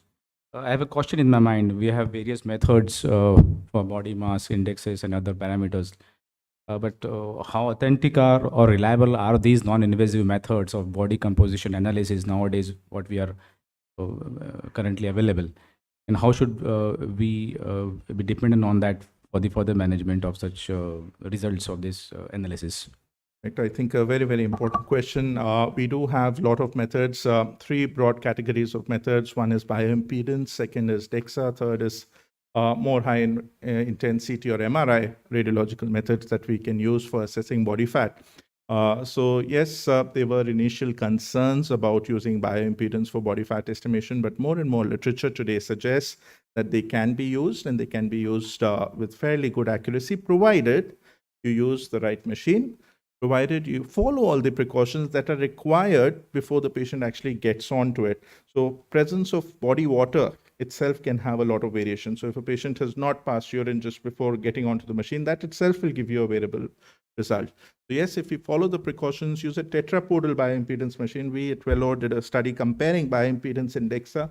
We found a very good correlation. So I think the newer machines are more accurate, provided we use good, precautions while the patient gets on it. Obviously, CT, MRI, too much radiation, too much cost. DEXA, I would say, is the gold standard. Audience, yeah. Modi sir. As usual, a fantastic presentation. But then what I'm realizing it is the last few years that we are attending meetings and conferences, India is emerging as probably a leader in obesity, and like you said about normal weight obesity, the distinct phenotype, a distinct set itself. Time that we come out with our own position statements and guidelines and algorithms. These are very practical and very reinforceable, important, pragmatic things, to be done by each clinician in his practice. We ignore a lot of normal weight. Most of us as clinicians see BMI and we, forget it, no need for SGLT2, no need for this and that. There should be probably by next year, probably there should be some guidelines that as importantly as you are given EIR and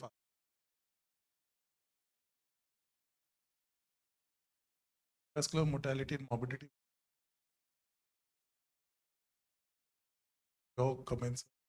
Absolutely, more and more data. Most recently, the SELECT study has shown that diabetes is not important, and even other things are good enough to start these medicines.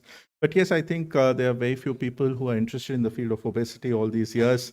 And this concept of normal weight obesity, maybe I owe to Dr. Neeta. When about 15 to 20 years ago, while working with her, we thought of doing research on this, and ultimately it became my PhD topic when I was doing my PhD at the University of Melbourne.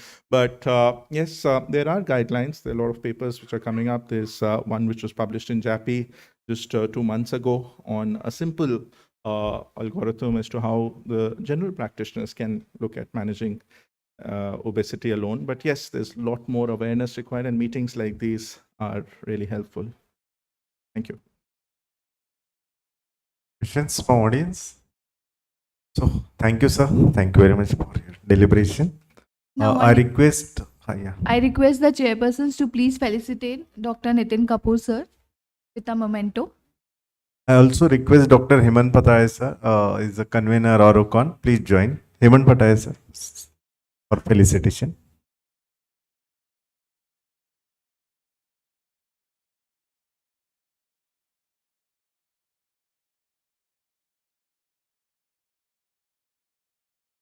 I request Dr. Hemant Patale sir to also felicitate the chairpersons.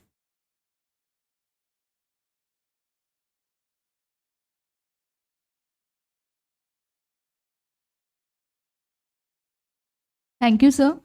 Now moving ahead with the next session, I request Dr. Anand Kate sir and Dr. Alok Modi sir to chair the session of Dr. Sanjay Agrawal, which is a recorded session.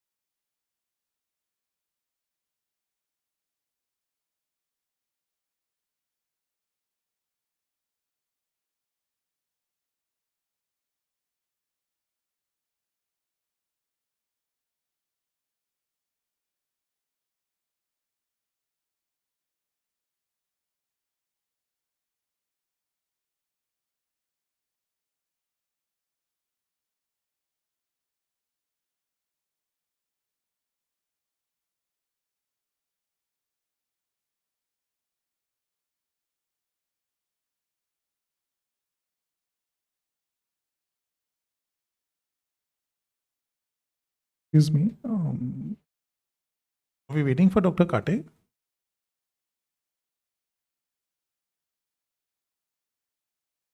Should I start? I was waiting for Dr. Kate.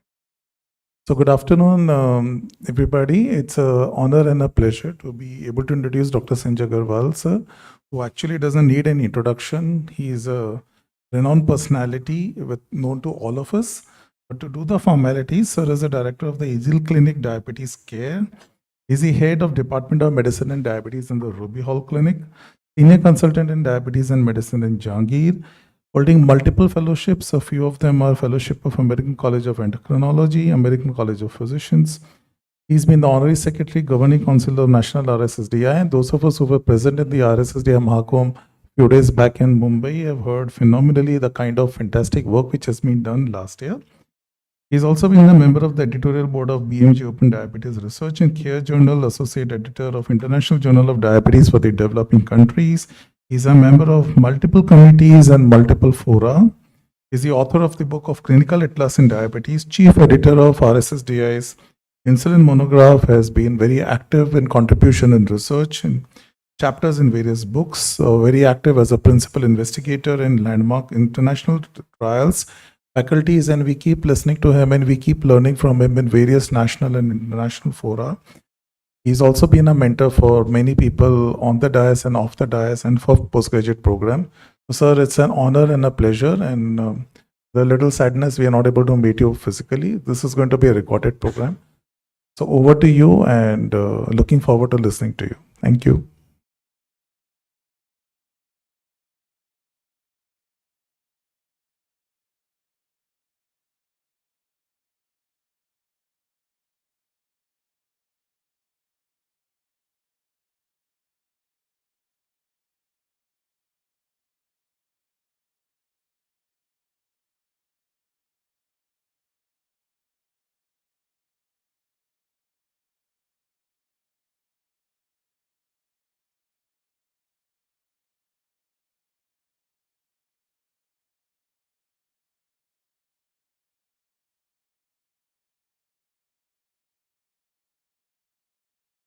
My throat not being very But all the same, I did not want to lose the opportunity to address this august audience. I have a very interesting topic that I'd like to speak on today, and that's, is weight a good criteria for measurement of obesity? And my contention is that it's perhaps a fallacious criteria, and we should look at better markers. Now, we know that over a period of time, we have stopped recognizing obesity as just a cosmetic disease, but it has far more implications than just being a cosmetic aberration. Today, all the world societies do recognize the link of obesity with a number of non-communicable diseases like cancer, hypertension, diabetes, cardiovascular disease, and so many other problems. And we should stop recognizing that obesity is not an important problem, because we do know that obesity can lead to multiple other issues. Conventionally, we have classified obesity in the manner that has been shown over here, and this is the international classification. But for Indians, we have lower cutoff points, and you can see here the definition of obesity, which is relevant to our population. So if you see on the left side, we sort of define obesity when the waist circumference in men is more than 90 centimeters, and for women, it is more than 80 centimeters. And when the waist hip ratio for men is more than 0.9, and for women, it is 0.8. When the body fat percentage is more than 25% in men and more than 30% in women. If you look at the table on the right side, here you're looking at the BMI cutoff points. So normal would be between 18.5 and 22.9, that's close to 23. Overweight, anything between 23 to 25, and obesity, the grades 1, 2, 3 would be between 25 to 30, 30 to 35, and more than 35. That's as a matter of convenience. So these are the cutoff points when we talk about from the Indian reference. Now remember that BMI is just basically a ratio between height and weight. It's just a tool for indicating weight status in adults and general health in large populations, but it should not be taken as a measure of body fat. We know that weight comprises often of different body compositions, and here you can see that muscle comprises about 40 to 45%, fat about 15 to 30%, water about 50 to 65%, bones about 15%, and organs and other tissues about 10 to 15%. So when we talk about weight, it encompasses all these compartments. Now, the disadvantage of BMI is that it does not correlate very well with body composition and its relationship to metabolic disease. And it may sort of, the fat mass is not represented very well in the BMI, because we know that's the fat mass which is the culprit for development of all the metabolic diseases. It also does not account for increase or decrease in the muscle mass and may overdiagnose obesity in muscular individuals. And the BMI cutoff points do not always distinguish between males and females. So, we need to look at BMI in a distinct manner, which is independent of the fat mass. Now, here are some DEXA measurements that were done from the enhanced population between 1995 to 2004.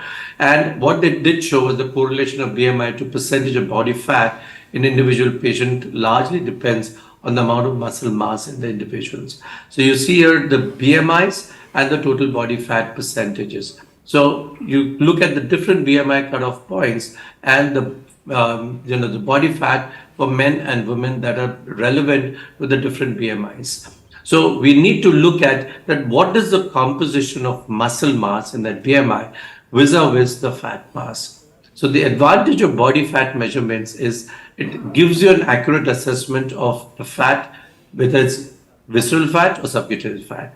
And it may be a reasonable longitudinal measure, so that when patients are engaged in losing weight, we can actually differentiate that which compartment is actually taking a better shape. Is it the fat mass or the muscle mass? And often what may find that the weight may remain the same, but the fat mass to the muscle mass ratio may change.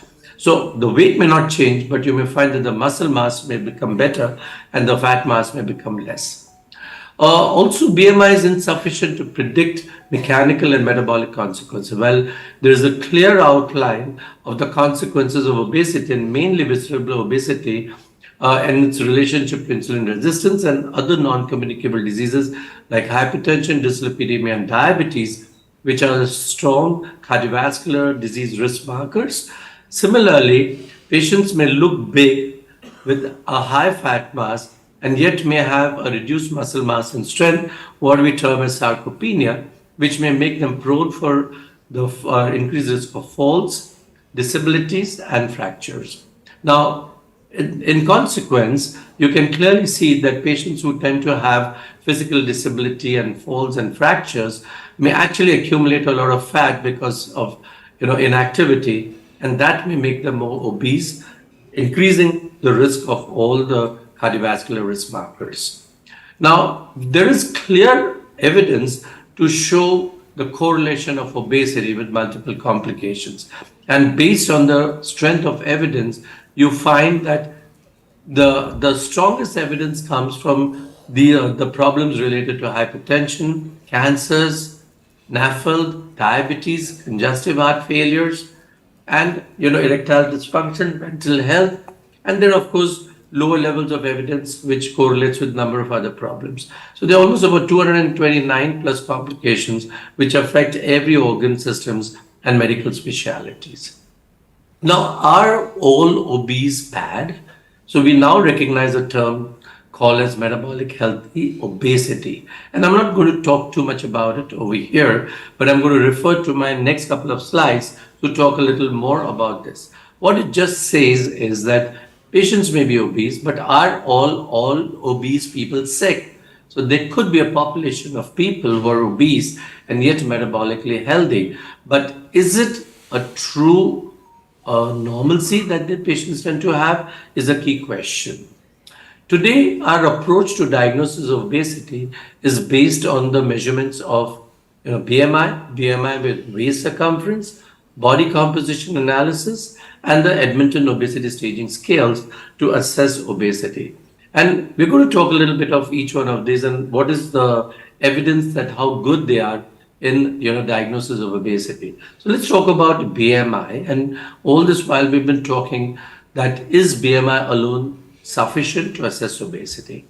Now, if you look at this diagram, there's clear three compartment definition of normal body mass index, overweight and obese individuals, and morbid obesity.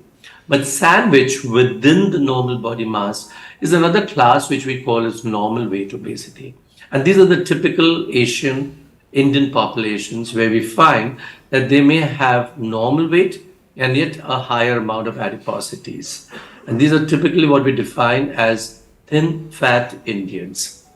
This 2x2 diagram actually gives you a better perspective where we know that based on BMI, you may classify patients as normal weight or obese, and based on metabolic status, metabolically healthy or unhealthy.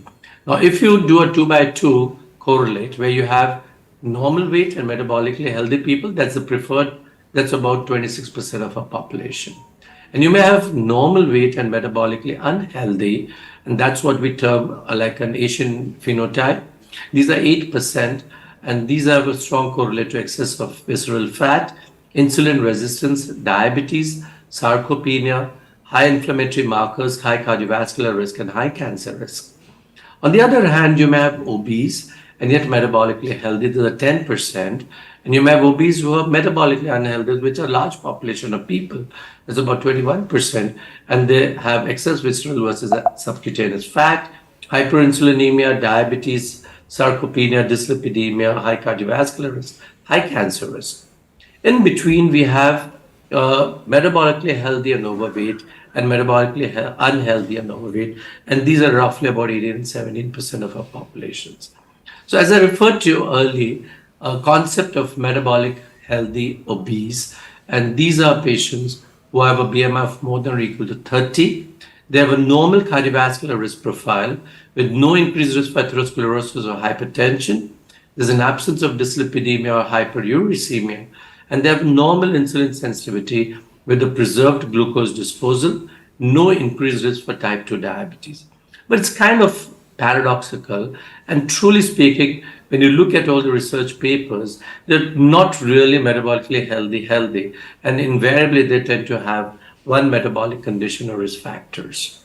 This was an excellent systematic review meta-analysis of studies that looked at the performance of body mass index to detect body adiposities. So there were 25 studies that assessed about 31,000 patients between 1990 and 2008. And what they did find is that half of individuals who had excessive body fat percentage were labeled as non-obese, and 10% of those studied individuals were misdiagnosed as obese.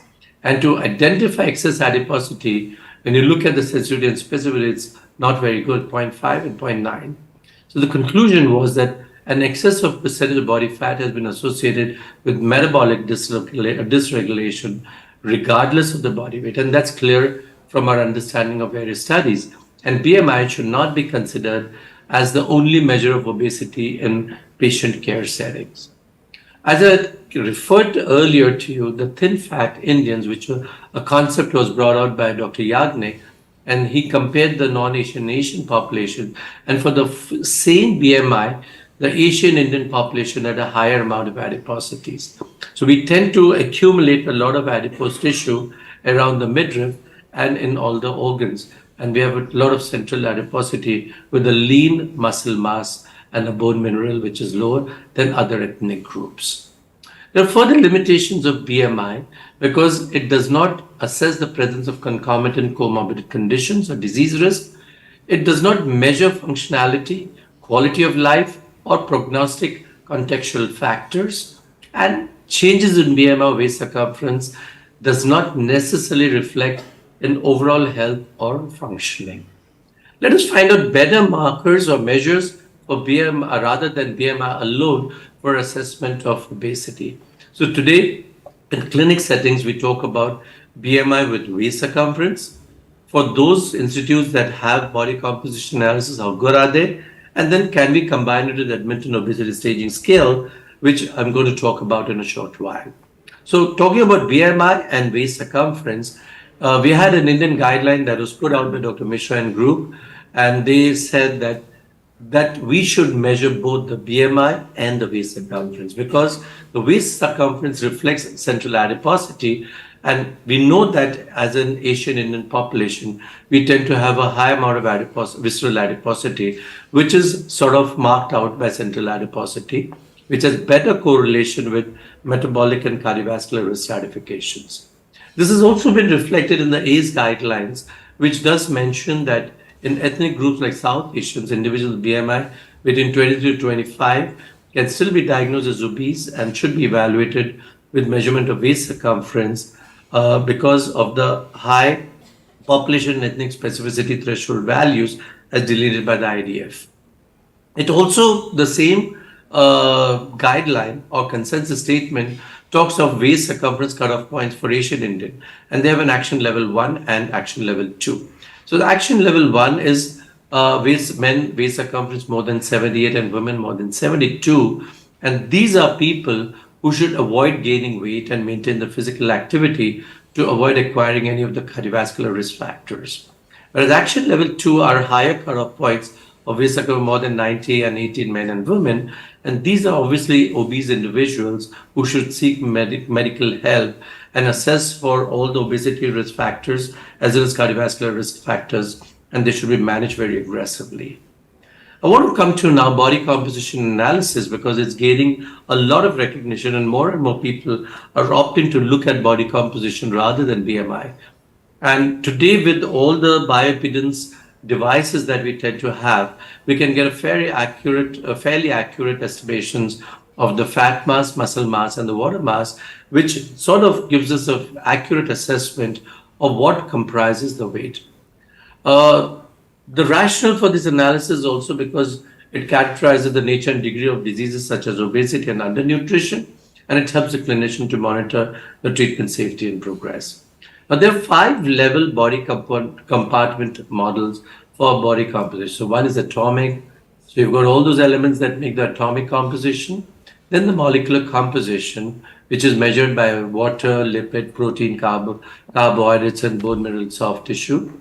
Then you've got cellular models of body composition, tissue system analysis, where you've got the adipose tissue, skeletal muscle mass, visceral organs, bone, and other tissues. And then the whole body compartment models as a measure for body composition. So they look segment wise. So the head, neck, trunk, upper and lower extremities. And this is how you look at the different body composition. The cutoff points for percentage of body fat as measured by or as outlined by the Obesity Medicine Association, the acceptable norms for women are between 25 to 29%, and for men between 20 to 25%. Pre-obesity is between 30 to 35%, and for men between 25 to 29%, and obesity more than equal to 35% for women and more than equal to 30%. And it's also been sort of classified based on android fat and visceral fat distribution. So, which is sort of the distribution of visceral and abdominal subcutaneous fat. And these are the cutoff points as mentioned in the table for women and men.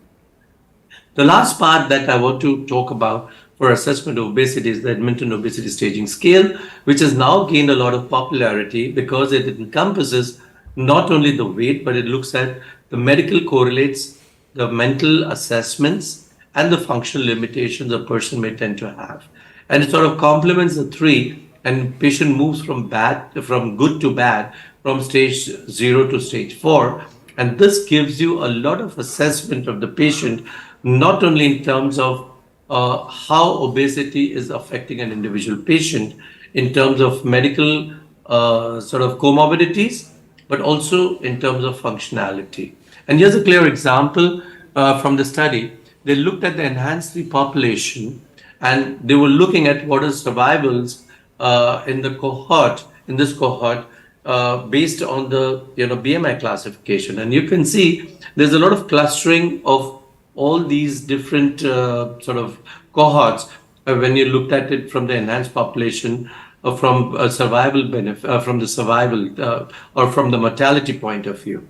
Now, the same cohort, when you apply the Edmonton Obesity Staging Scale, you get a good separation, and you know that patients who have stage 0 are probably at a lower risk for mortality as compared with the higher staging scale, which has a higher incidence of mortality. So clearly, you get a better separation on functionality, comorbidities, and mental status when you look at the Edmonton staging. So it independently predicts mortality even after adjustments for contemporary methods for classifying adiposity.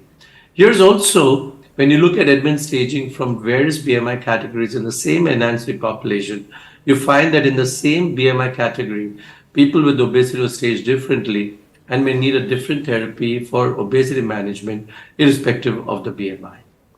I talked about normal weight obesity, and this is typically thin fat Indians that we talked about, where they have a normal body weight and a high adiposity. And there is a very good sort of viewpoint that we talk about the KG-A1C paradox, where you have individuals with low or normal BMI and a high prevalence of diabetes. And on the other hand, you may have individuals who have a high BMI and lower incidence of type 2 diabetes.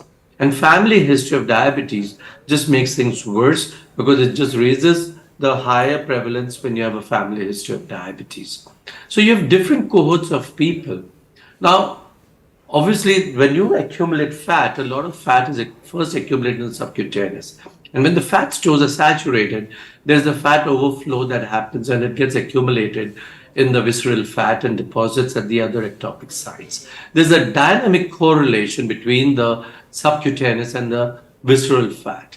Now, the threshold for the spillover is based on genetic and ethnic predisposition for a lesser storage capacity. So you find that when you have a predisposition for with a higher sort of genetic and ethnic predisposition, the subcutaneous fat gets saturated at lower thresholds, and there's a higher fat spillover in the ectopic sites, which promotes sort of a high amount of ectopic fat, which promotes insulin resistance, systemic inflammation, and atherosclerosis. Now, this concept has also been sort of published in various other articles, as you can see from that's seen on the screen. Important is that the people who have a high amount of adiposity has a higher risk cardiometabolic risk even with normal weight obesity. So here's a very meta-analysis of various studies, and one of them is from Nitin, who's probably in the audience, where you can clearly see that patients who have a high amount of adiposity, although they may be normal weight, have a high amount of cardiometabolic risk based on just the adiposities. So I just want to end up here and summarize to say that assessment of obesity with BMI classification alone may not be sufficient to optimize treatment. The body composition analysis helps in identifying people at risk of complications due to body composition disorders, which are neglected by the conventional BMI assessment. Edmonton staging is a simple, disease-related, and functional staging system that would provide additional clinical information to guide and evaluate treatment for people with obesity. I would like to thank the organizers and everybody for giving me this opportunity to speak, and good luck for the meeting. Thank you very much for your patient listening. Thank you, sir. As usual, it was a fantastic talk, and things are moving towards normal weight KGA1C paradox, and I think we're getting stimulated to start looking at changing our approach to patients who are coming in with a normal weight and probably a normal HbA1c. So, can we take questions here? Is it possible, or from the audience? Would sir be, from the organizers, would sir be able to answer the questions, or is it? Do we move to the next session?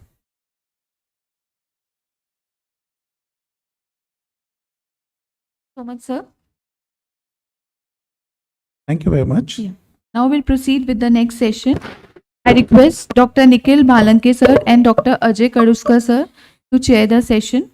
Dr. Nikhil Balanke sir is MD, physician and critical care consultant at GT Memorial Hospital and Orange City Hospital and Research Institute, Nagpur.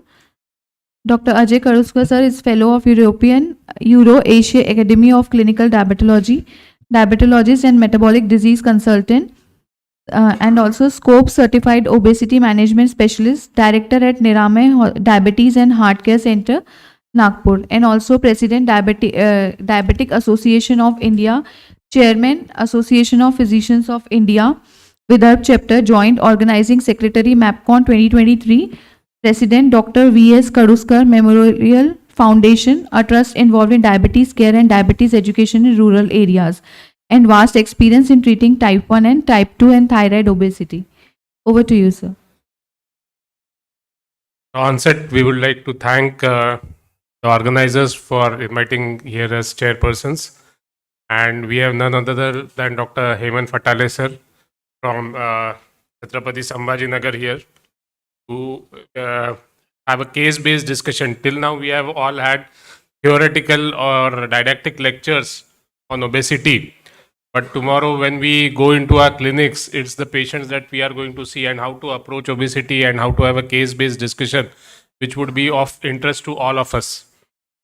Sir is well known in the field of obesity in the country. He has been the Vice President of Maharashtra Endocrine Society 2023.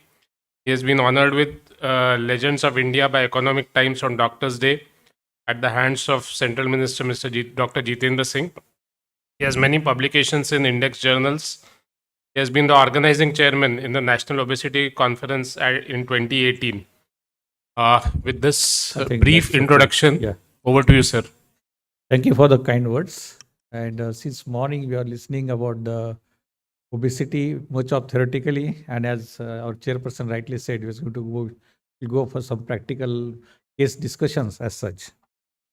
And it is, we have well understood that 50 years back, where we all are worried about malnutrition, that is undernutrition, and the world is geared up with that. With that effect, with all society, food is available, accessible, affordable, and so-called well nutrition will add up with more than 750 million populations are weighing more than normal. 1 out of 2, that is every alternate person on this earth is weighing more than normal.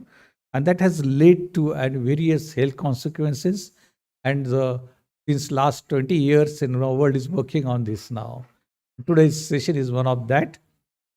It's lot been said as about the BMI is not the right parameter. Then we learn about YY theory, and Asian Indians are more fat per percentage. And today we are talking about a new coin word, that is normal weight obesity, which is nothing but BMI between 23 to 25, which Indian, we have redefined obesity in terms of more than 23 should be considered to be more than weighing normal. Having said that, these are not only this, there are associated various health consequences, metabolic, non-metabolic. If BMI is too high, if it is more than 35, the reaching towards the age of 70 is almost reduced to the 60% population only reach. If BMI is more than 40, only 50% population will reach. And when we talk about the obesity, is nothing but weighing more than always the extent of fat in a body to the level that it may cause impair your health by every means. And there's various complications maybe, and weight related like osteoarthritis. We are quite aware about pre-diabetes, diabetes, hepatitis, then vasculopathies, various the cancers, especially the breast, uterine, the cervical, gut cancers. We are all aware about that. Besides these, there's a NAFLD and NASH, which is, I think it is one of the leading cause for the cirrhosis of liver today. And there is a connect with this all NCD, there is non-communicable disease. There is a connect between NCD and CD is nothing but an obesity. World has witnessed the highest number of the COVID infection with the people weighing more than normal. Highest number of admission is the people weighing more than normal. Highest number of ICU admission with COVID-19 is with people weighing more than normal, and the death rates also same in favor of people weighing more than normal. So it is a connect between the CD and NCD.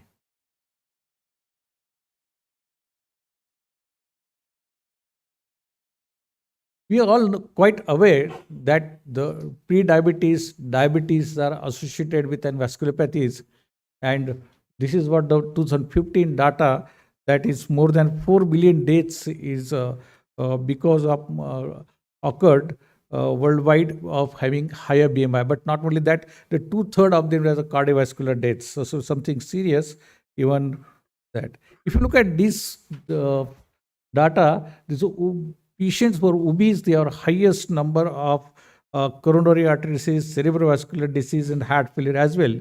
But patient are overweight but not obese, in that patients the coronary artery disease is prevalence is pretty high. So let's start with the case by case discussion.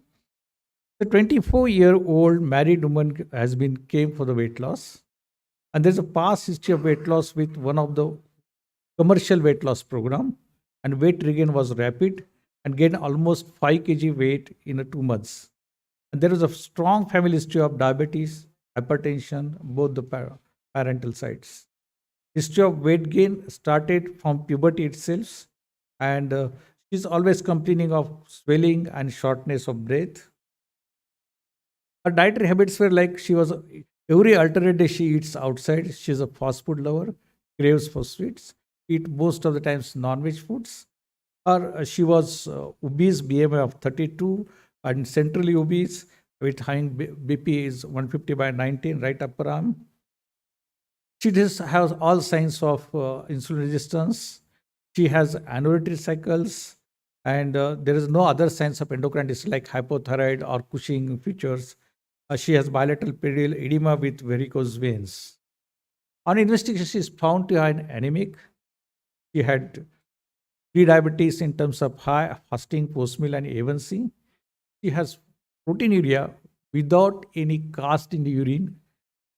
She has increased OTPT with normal bilirubin, borderline TS, hyperandrogenic, and a DEXA fat analysis showed excess fat and USG showing fatty liver. So she's probably, we are dealing with an obese with pre-diabetes, with hypertension, NAFLD, possibly maybe NASH, with significant proteinuria and bilateral varicosity of veins. So how did I approach? I did a family counseling. It is very important. The many a times the driver is not the patient. It is whosoever dominate in the family or whosoever is in charge of the kitchen captain. There is the driving force what it should be eaten, because what is available to it has to be eaten. So that family counsel is very important. Now this patient was put on the combination of metformin plus orlistat and ormisartan for the hypertension, lost 3 kg weight in a month and proteinuria was absent. She has lost 15 kg in a year and her BP was normal without any antihypertensive, and she got spontaneous pregnancy.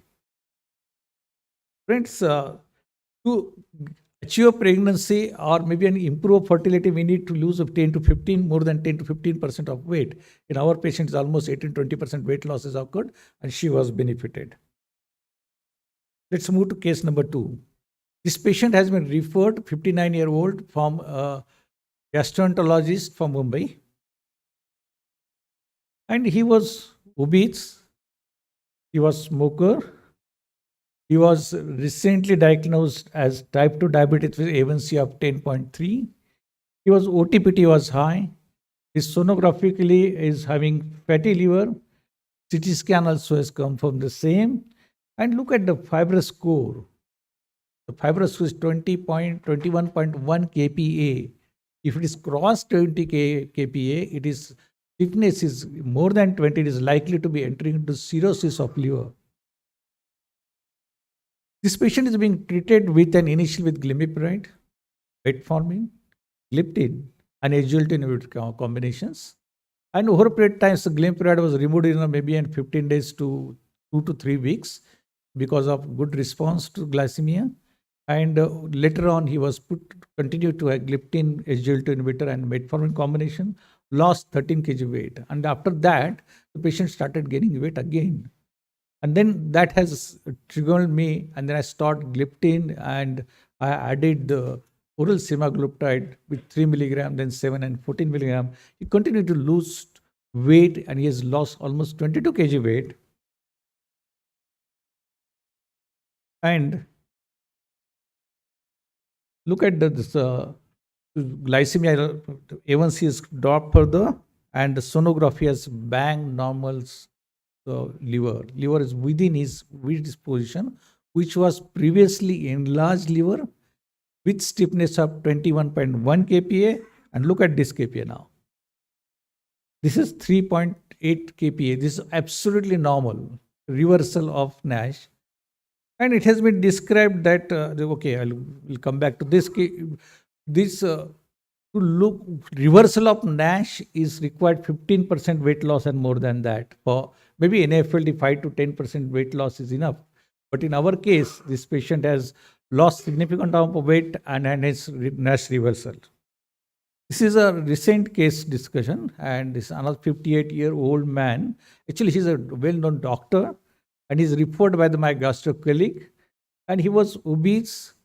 He was having a BMI of 26.77, and he was known hypertensive, taking 2 drugs, and he was infant of diabetic mother, and he's a social alcohol drinker, and he was having pre-diabetes with A1C of 6.4, mixed dyslipidemia, triglyceride to the tune of 621, with OTPT quite high, 186 and 80, all viral markers were negative, and the CBC total protein normal, and the kidney function test were normal. And this patient has having actually enlarged liver, especially the left lobe and the caudate lobe, which is giving a coarse type of the liver enlargement with portal vein 11.6 millimeter and early signs of maybe a portal hypertension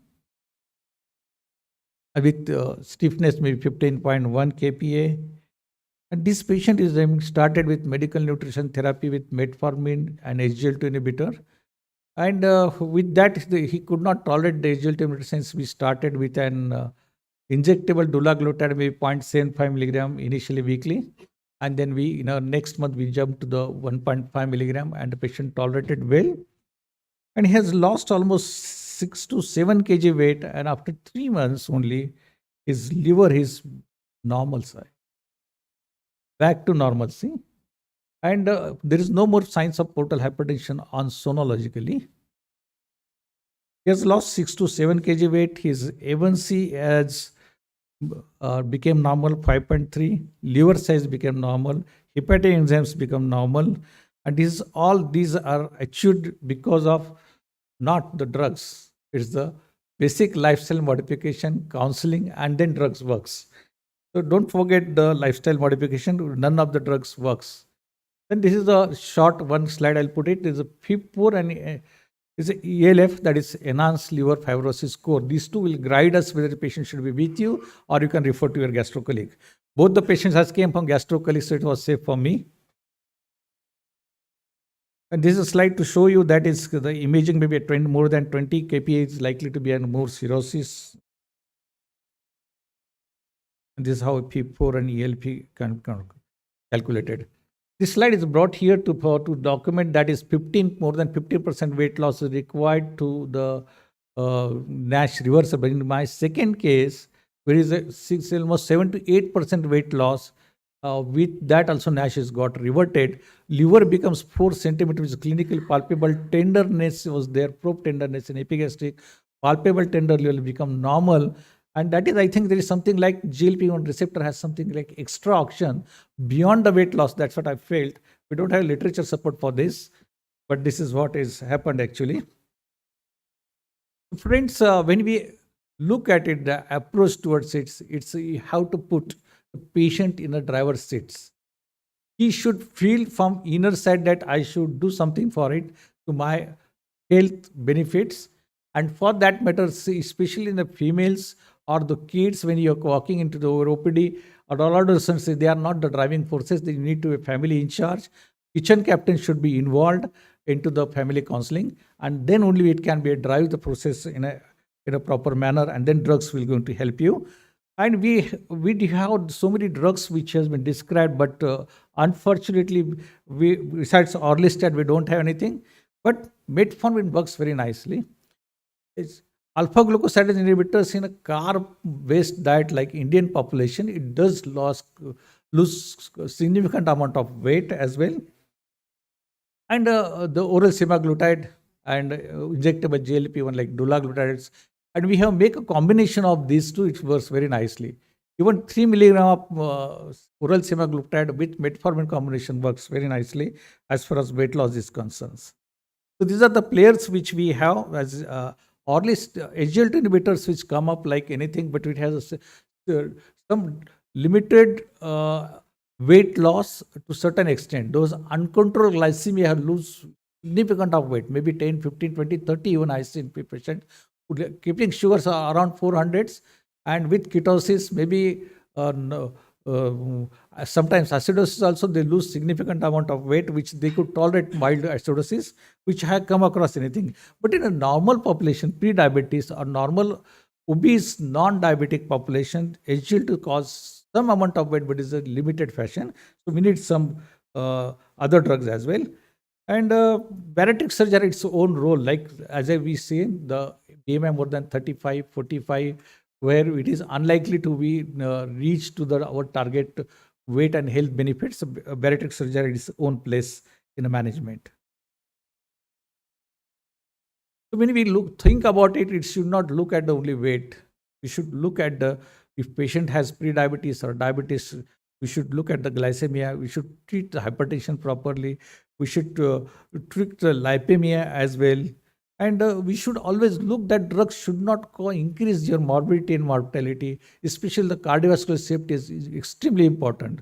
The drugs which are being described here like natroxen or bupropion combinations, which is not to be cardiovascular safe drug as such.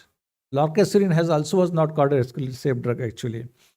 And these can cause actually tachycardia being as an alpha-adrenergic activity.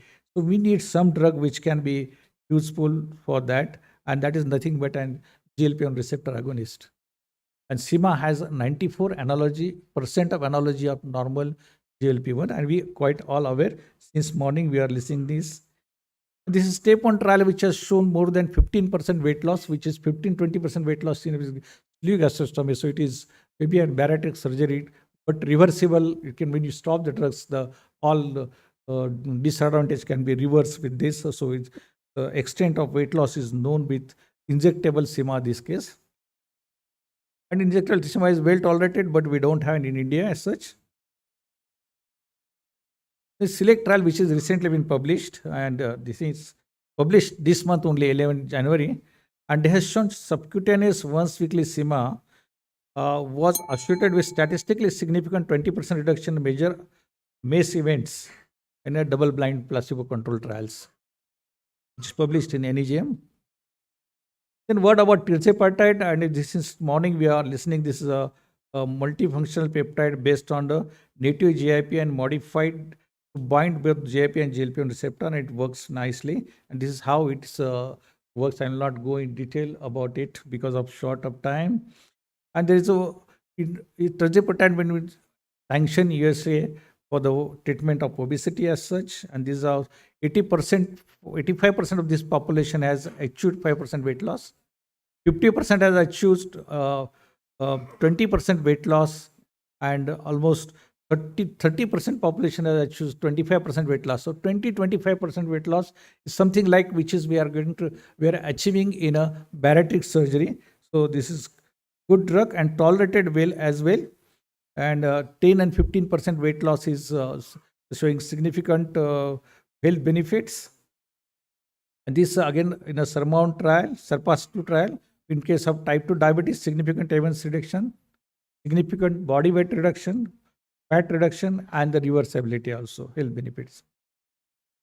So to reverse the pre-diabetes of 5% to 10% weight loss and reverse the diabetes itself is a more than 15% weight loss. Friends, I have a case for you. This is like normal weight obesity, or what we can call maybe an 24.77 BMI, this patient. And this patient is by Asian or Indian definition is still obese. And he's being presented with unclassified very high sugars. And he's a past history of hepatitis, but he anti-HCV negative. The C-peptide levels are normal. Anti-GAD antibodies were negative, and this patient was put on the combination of therapy like maybe initially glimepiride, small doses, metformin, SGLT inhibitors, and gliptin as well. Over a period of time, we have been removed the glimepiride, and he has lost 7 to 8 kg weight, which is less than 10%. And last 2 years, he is having without any medication, he's maintaining his A1C less than 5.7, though he's following diet and exercise. Friends, I have more than 100 patients which are having reversal of diabetes. I had 2 patients, one patient adult and one adolescent, where they both were presented with diabetic ketoacidosis, C-peptide undetectable, and these patients are later on turned out to be reversal of diabetes. And to believe me, today I've done the GTT, they are normal, they're living normal life, there are no dieting restrictions, and this is what it is. And which type of diabetes they face, it is a matter of concern, and you need to investigate in that fashion. But I did whatever the available investigations in India, including the GAD antibody and the cells, everything was which is normal. One per patient I would like to share, the obese adolescent which came initially with more than 400 sugars, both the parent diabetics, I thought of Modi, the C-peptide good, so put on metformin, reversal of diabetes, the disease for 2 to 3 years, back again, admitted in ICU with acute pancreatitis. She found to have fibrocalcific pancreatic disease, and that time anti-GAD antibody was positive, and I have been referred her sample to the V. Mohan with this, and he replied to that 10% of the population may be having a false high value of anti-GAD antibodies. Now last year she came back again with an goiter, and she had anti-DPM antibodies high, and she frankly hypothyroid, she possibly had type 2 polyglandular failure, but this is in evolution can occur, and these certain types of diabetes which is polygenic, which we not have understood properly. So friends, this patient has even with less than 8% of weight loss, a reversal of diabetes which has got. So there are future like triple agents using GLP-1, GIP, glucagon, or GIP agonist or antagonist, or other like neuropeptide VIVAR, ghrelin antagonist, or something like oral SEMA higher dose, danuglipron or oroglipron. These are at higher doses which can be under phase 1, phase 2, phase 3 trial. Friends, you should always think that you should continue your anti-obesity drug on a long-term basis for this health benefits, especially the cardiovascular benefits, like SELECT trial, which was published in this month, as given a clear cut that as long as you continue to give your drugs, will lose weight, and we should manage obesity early to prevent cardiovascular complications, diabetes, and other consequences. And friends, obesity is now changing the cardiometabolic landscapes. The last substantial weight loss is now possible with newer drugs. Cardiovascular risk can be reduced with or without diabetes. Weight loss should be a key treatment target in prevention of diabetes and CV benefits. And life is priceless. Lifestyle modifications are basics. Medicine will not be effective, whatever the costlier it is. And shedding 5 to 15% weight loss will improve quality and quantity of life. Losing 5% weight loss is not difficult. Choose wisely what gives maximum health benefits to your patients as per his or her pocket. Thank you for the patient listening.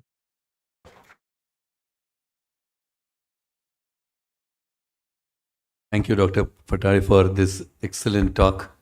And the case-based discussions have really made them more lively and interesting. It's always good to have evidences to really believe what can be achieved. And your first case, achieving a 20% weight loss with metformin and orlistat is mind-blowing. We all understand and know, and we have been experiencing it so very difficult to get the weight down by so much of 20% weight loss is almost next to an impossible. And you could get it done with oral medications. Hats off to your team who might have been perceiving with the counseling part also might be doing in a great way. We are running short of time. You can have one question, if at all. Yes, please.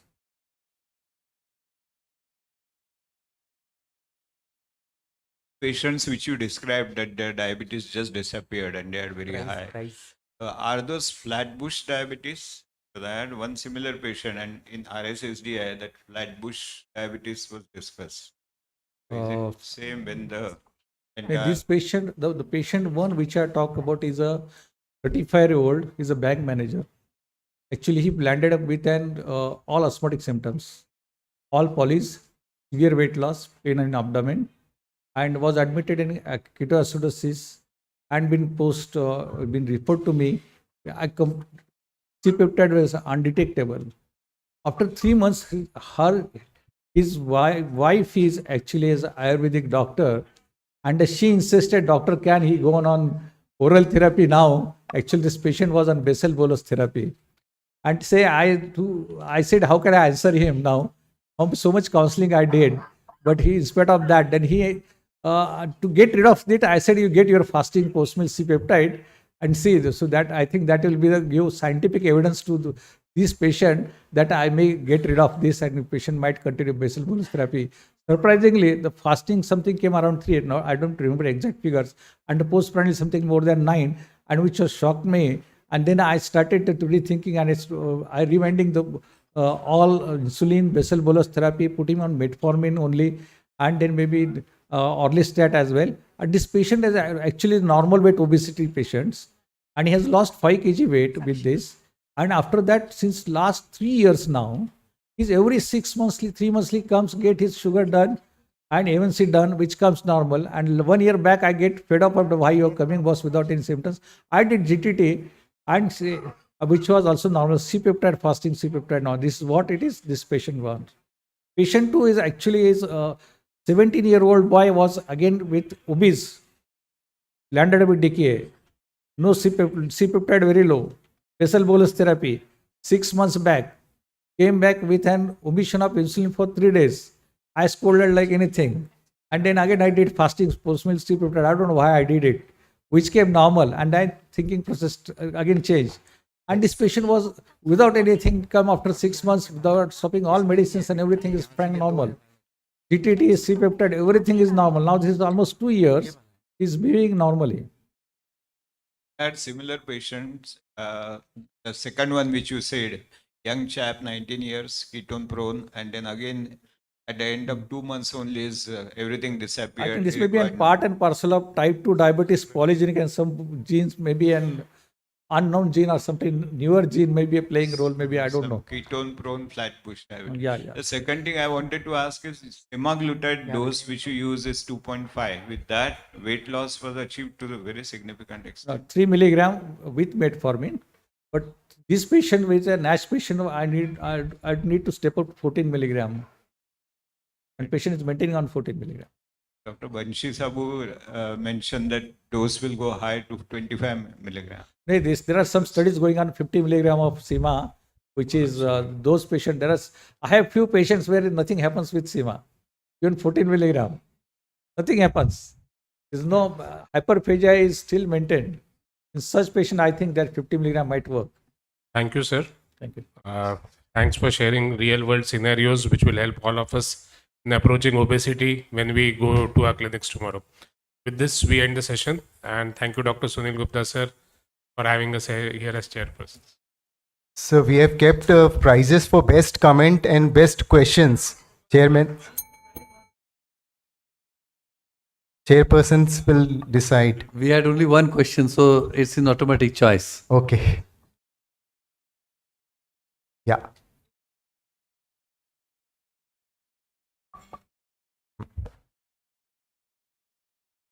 May I request our chairpersons to felicitate our speaker, Dr. Hemant Fatale, sir.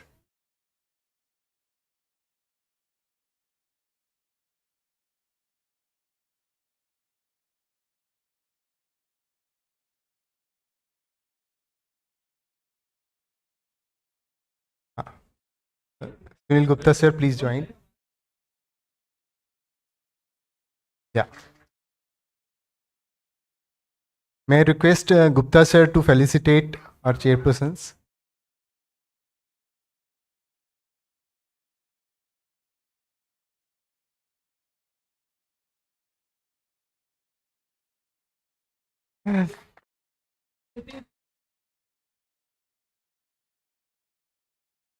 So coming to the next topic, reversal of metabolic disorders, we have Dr. Neeta Deshpande, Dr. Jayant Kelwade, chairpersons, Dr. Tanuja Manohar,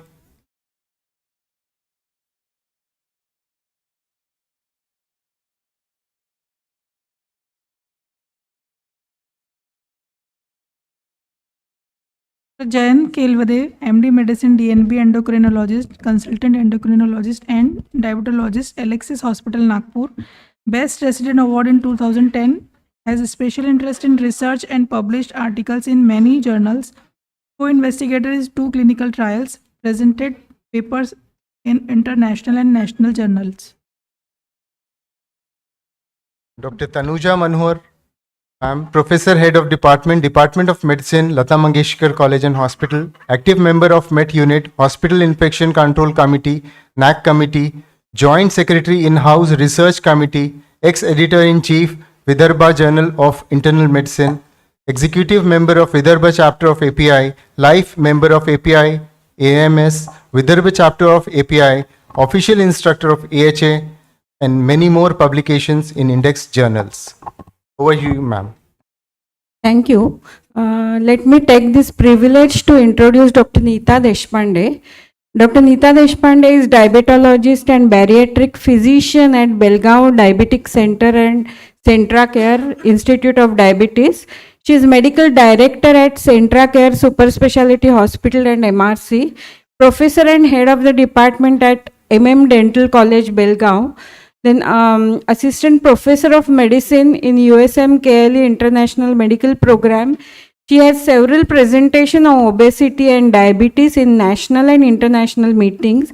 She is past chairman of Karnataka RSSDI, and extensive introduction she is having. She is a recipient of KRSSDI Oration 2016 and lot more orations and awards are to her credit. She is going to talk on reversal of metabolic disorder, and it is actually a dream of every physician and every patient as well. Over to you, Dr. Neeta Deshpande. Thank you, ma'am. Thank you very much. At the outset, I would like to thank Arrow and Dr. Sunil Gupta for having invited me here today in this lovely city of Nagpur to speak in this national conference of obesity. So I'm going to talk to you about reversal of metabolic disorders in general. So not just obesity, not just diabetes, but reversal of metabolic disorders. And I have done work in this area, and that is the reason that I'm going to be speaking on this particular topic. So let me start.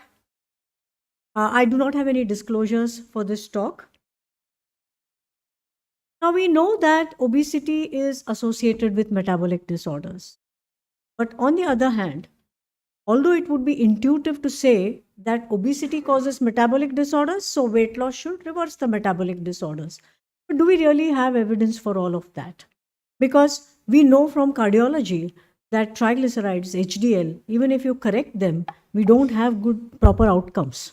So what does that mean? So even if you have causation, do you really get better outcomes if you reverse the condition? And that's what I'm going to talk about. And since metabolic disorders are many, I'm going to just give you snapshots, lot of food for thought, and then we go on from there. So I can't go into the detail of any of them.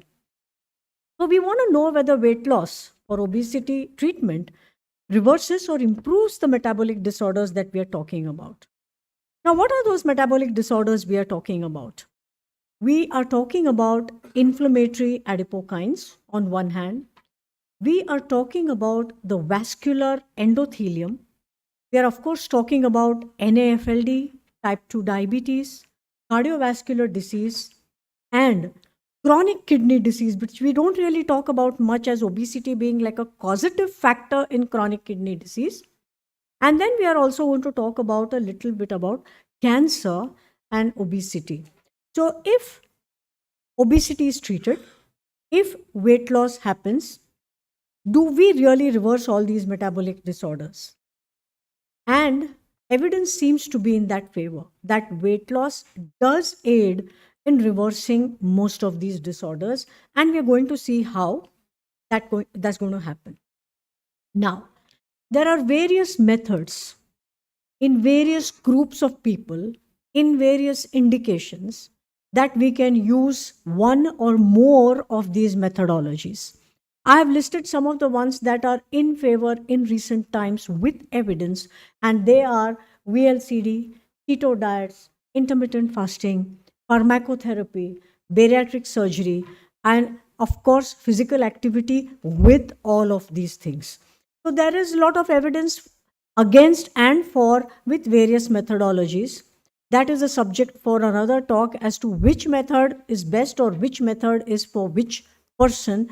But these are the different modalities that you can use to effect that weight loss. But basically, any kind of weight loss, does it reverse metabolic disorders is the question. Let's go to the first metabolic problem, and that is inflammation. We all know obesity is associated with inflammation, and inflammatory adipokines do come down. They are reduced when weight loss occurs. And I'm going to show you some data also a little later on about that. So what happens is, if you look at the left-hand side, when you institute a hypocaloric diet, the adipocytes are inhibited from producing all the inflammatory factors, and adiponectin, which is the good adipokine, that one goes up. And because of all this, that means the adipokines or the inflammatory markers move in the right directions, because of which the heart, lungs, adipose tissue, the liver, pancreas, breast, etc. are favorably affected, and hence you can prevent or reduce the incidence of metabolic diseases, infectious diseases sometimes because inflammation is reduced, and cancer and metastasis. So weight loss does reduce inflammatory adipokines. If you in your routine clinical practice, you simply do CRP or HSCRP, you will see that after weight loss, it has come down. Next comes the big important thing, and that is endothelial dysfunction. You know that is the basic cause of all your cardiovascular, cerebrovascular disorders. So if on the left hand side, you can see that A healthy endothelium has got more vasodilators, less vasoconstrictors, less proagulant factors, and more anticoagulant factors, less growth factors, less inflammatory mediators, and less reactive oxygen, ROS species. Whereas pro-inflammatory factors reduce, anti-inflammatory factors increase, as you can see there, because of all of which insulin sensitivity increases, visceral fat reduces, and because of that, there is improved endothelial function. And that is the way this particular metabolic problem is reversed because of weight loss. Then let us talk about the big one, and that is NAFLD. Now, recently, the terminology is MASLD, be that as it may. This is a very nice slide which tells you actually that histologically, every level of NAFLD or NASH or fibrosis is impacted favorably by weight loss. So if you have about more than 3% weight loss, fatty liver comes down. More than 5% weight loss, even the ballooning and inflammation comes down. More than 7% weight loss, there's NASH resolution. Even fibrosis improves, but for that you require more than 10% weight loss. So even this metabolic problem which is there, that is also improved with weight loss. So I'm making the case for, as we go along, how weight loss impacts not just diabetes, not just one particular disease, not just NAFLD, but a host of diseases that are impacted favorably. I will like to remind you that each and every one of this slide can become a counseling point for your patient on why that patient needs to lose weight.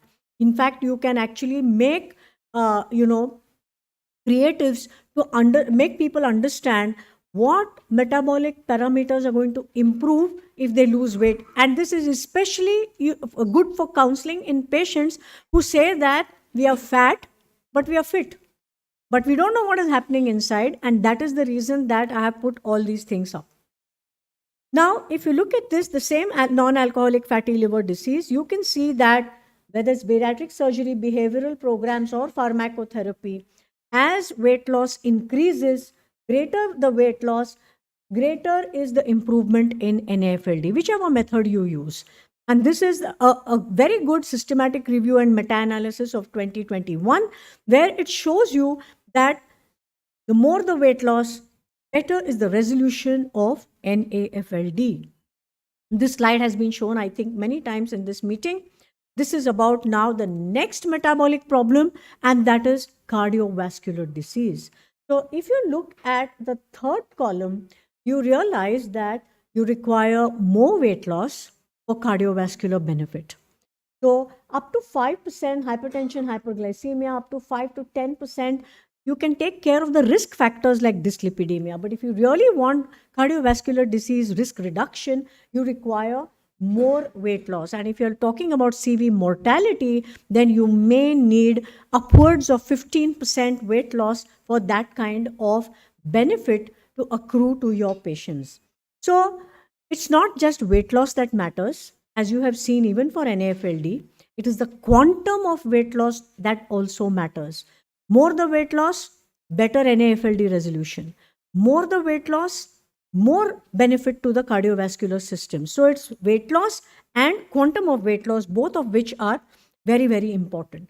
Another important thing is atrial fibrillation. This is not a very talked about complication, but atrial fibrillation is a real problem in obese individuals. And if weight loss occurs, if you're able to bring about weight loss, there is reverse cardiac remodeling. And along with exercise training, there is improved cardiorespiratory fitness and lower occurrence of atrial fibrillation. So it's not just atherosclerotic cardiovascular disease and MACE events that we're talking about. We are also talking about atrial fibrillation that is impacted favorably by weight loss in an obese individual. This looks like a busy slide, but it's a very, very nice and important study. They've taken about 651 patients. They have divided them into patients who have lost less than 5% weight loss and patients who have lost more than 5% weight loss. So, two categories: more than 5%, less than 5%, or weight gain. And they have followed them up for several years and looked at cardiovascular events and cardiovascular mortality. And at the end of it, they have correlated it with activity, physical activity. And the result is, at the end of it, that those who have lost more than 5% weight loss and also had physical activity, not only do they have less cardiovascular events, but they also have less cardiac mortality. Those patients or those subjects who lost more than 5% but did not do physical activity, they had less CV events, but their cardiovascular mortality was not affected. What does this mean? It means that if you want cardiovascular benefit, you must have physical activity, cardiac fitness activity along with weight loss. Only weight loss will help you only to a certain extent to reduce a few cardiac events. But total cardiovascular mortality and MACE events are not going to be reduced. So that is the message that this study has given, how important physical activity is as a modality along with weight loss. So only weight loss with diet may not be sufficient, or cardiac fitness at least is the message given by this particular thing. Then the next modality of treatment is drugs. We have all heard about the drugs, so I have got you only one slide on pharmacotherapy. You have liraglutide. If you look at the middle panel, you can see liraglutide, semaglutide, tirzepatide, and dulaglutide. And the first line, the blue line, is weight loss in people without diabetes. The second line is weight loss or MACE events in people with diabetes. So dulaglutide has not been studied in pure obesity, but in diabetes, you can see that the cardiovascular mortality or the cardiovascular benefits are much better with all the three drugs that you see there, lira, sema, and tirzepatide. Whereas when it comes to MACE events, it is in people with type 2 diabetes, and you see that across the board, all the drugs, there is a lot of evidence which tells you that there is benefit. Now comes the most important big thing. All of you are aware of the twin cycle hypothesis, and this is the proof of concept of reversal of diabetes with weight loss. So we all know that weight loss is the driver for reversal of type 2 diabetes. I do not have to explain this particular cycle to you, but it is very important, and this was exemplified in the direct trial. Now, what I'm showing you here is both 1-year data and 2-year data. And as you can see on the top panel, right hand side, the pink bars that you can see that at 1 year it was 46%, and at 2 years it was 36%, which is quite impressive. And that is in people who lost more weight. And what you can see on the right hand side is that as long as you maintain weight loss, even at, so the first point that you see is there is 12 months, then it is 24 months in the right hand side.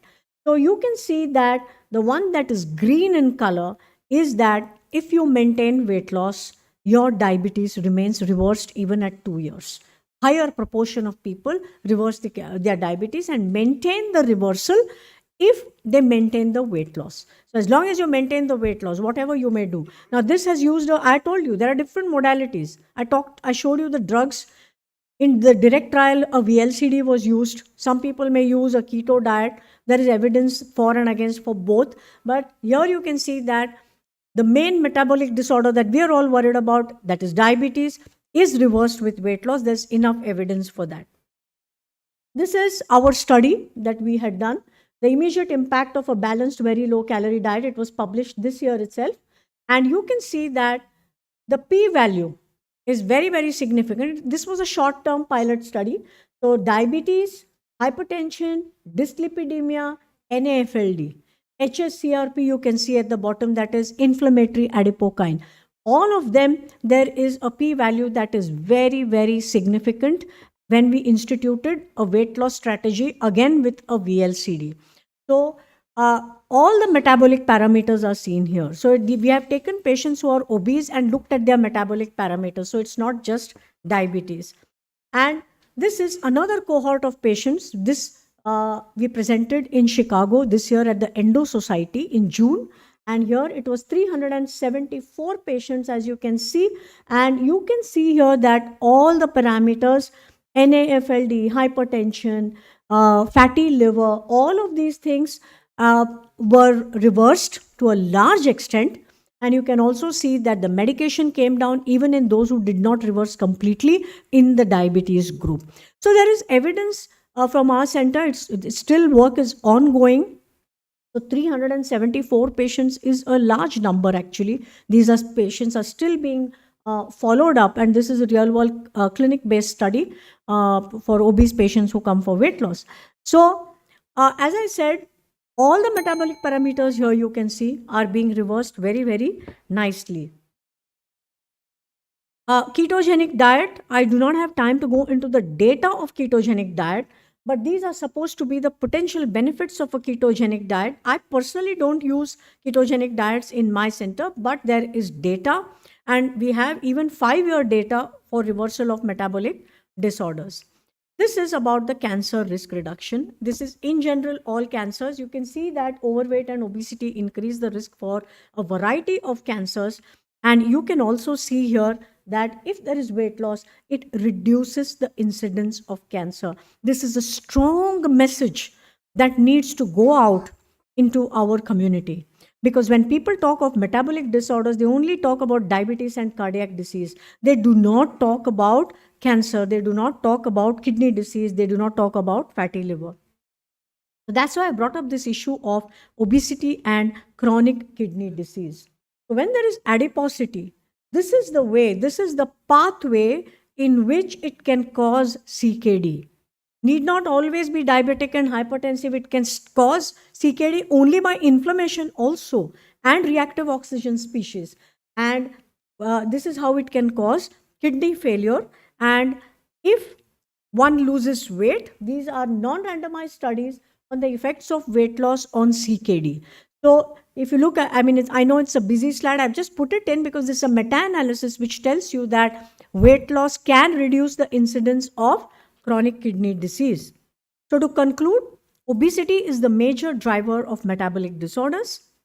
Weight loss alleviates and sometimes reverses metabolic diseases. At any stage of obesity, weight loss must be attempted, and lifestyle modification, pharmacotherapy, metabolic surgery can all be used in various combinations to achieve weight loss and improve metabolism. Thank you very much for your kind attention. Thank you, ma'am, for excellent presentation. Only one question from my side. You talked about the VLCD diet, very low carbohydrate diet, and how long we should prescribe this diet? What are the safety issues, and what about the reversibility of weight gain, reversal weight gain after stopping this diet? Yeah. So I can quote the direct study, and I can quote also what we do in our place. So typically a VLCD is given for the first 4 to 6 months, not more than that. And it is done under supervision. A host of tests are done routinely to make sure that everything is okay. Supplements are given. And after that, there is a gradual wean off. And during the wean off period, refeeding is introduced. And that is done in a staged manner with a lot of coaching, habit coaching, and with a lot of training to the patient on eating the correct way and eating less. So this maintenance period is very, very important. Along with that, there are several other things that you do for weight maintenance to keep the metabolic rate better, to try and overcome the hormones. So all of this is done. Please remember that you are dealing with different hormones during weight loss, and you're dealing with different hormones during weight maintenance. So they are completely different. So the methods that you institute for weight loss are necessarily different from those that you use when you're doing weight maintenance. Recommendation is for 4 to 6 months. Yes, that's what the trials have shown, and the trials have used that. We have also used that. Any question from audience?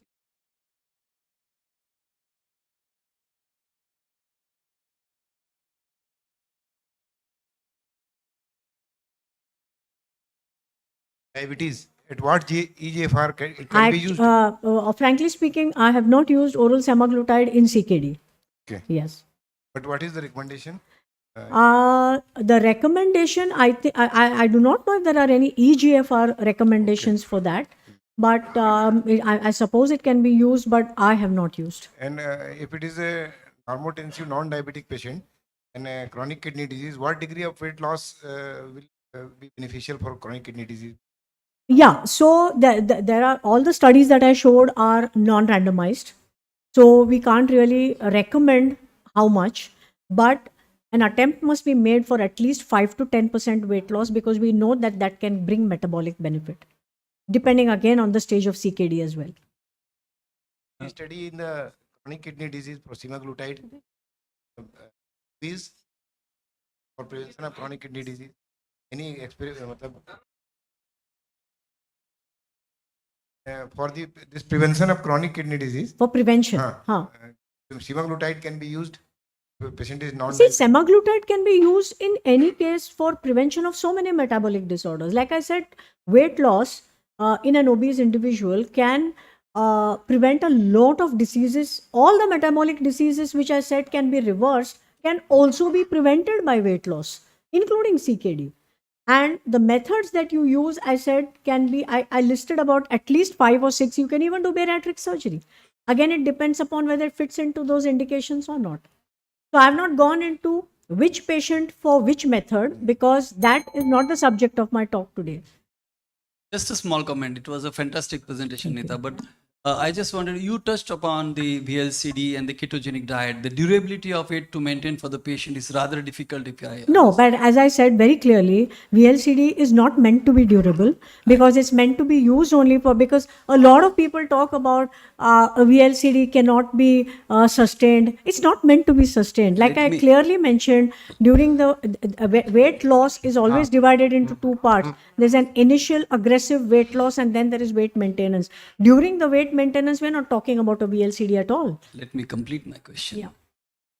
It was regarding VLCD and ketogenic diet versus intermittent fasting, which is actually more practical, durable, and practicable by the person to reverse the diabetes as well as the obesity treatment as such. Question is done?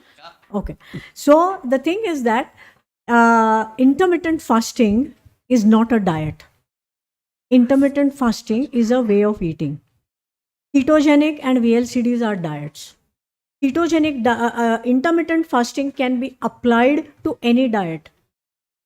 Intermittent fasting can be applied to keto. Intermittent fasting can be applied to VLCD. It's just the timing of eating. It works under completely different premise. So it is not a diet. It is the way of eating. So that's not to be, it's like HIIT, like for exercise. You can apply it to any exercise. You can apply HIIT to jogging, swimming, running, anything. Last question only. Okay, Dr. Nita. We are running late. Thank you for your nice question. Just, I think Dr. Joyant was asking something, and I think second part of your question. So, do you really tell it's a reversibility? Because weight loss and diabetes, but the reversibility word is a misnomer. We should not use the word reversibility. Yes. It's never reversed. Yeah. Okay. So, You can tell it just a remission, because once again, suppose the patient the obesity, the weight again regains. So again there will be diabetes. So diabetes never reversed. All your metabolic parameters, whatever may be, I think we should use the word remission rather. That will be a better wording than reversibility. can I have one moment to answer that? Yeah. Point well taken. Actually, I'm not going into the semantics of the whole thing. I don't even agree with any of the definitions of reversal of diabetes, because to me, it is putting your metabolism into reverse gear. How far you go, whether you go, see, you're getting confused because the definition of reversibility is 100% reversal. No. To me, even a 50% reversal is reversal, because you are reversing it to the tune of 50%. Remission also is 100% remission. Reversibility also 100% remission, 100% reversibility according to definitions. 6.5%, more than 3 months with not a single drug. I don't agree with that. To me, if a person has reversed, even halfway through, there is reversal in the metabolism, and that is important. Please, that is something to be discussed, because if you stick to definitions, you are not going to change the metabolism. Okay. Thank you, madam. Just a comment. Even if we didn't use this word reversal, but many quacks and many alternative medicine people are using this word. Yes. So from our platform, if we say reversal is possible if you are highly motivated, then I think that is a good thing. Yes. No, I am totally agree with you. But then people are turning from allopathy and going to alternative medicine. See, this is a matter of academics, doctor. Whether you use the word reversal or remission, basic thing what you are trying to do is you are trying to pull the patient back in time to a better metabolism, to whatever extent is possible, 50%, 75%, 100%, based on his capacity, duration of his illness. That is all it is. So it's a concept. It is not a single point. That is to be understood. Thank you. Thank you, ma'am. Thank you. Chairpersons, please decide about award for best comment or best question.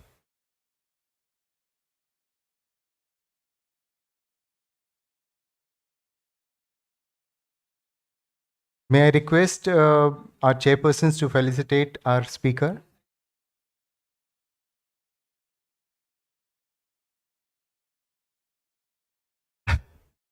Dr. Sanjay Gandhi.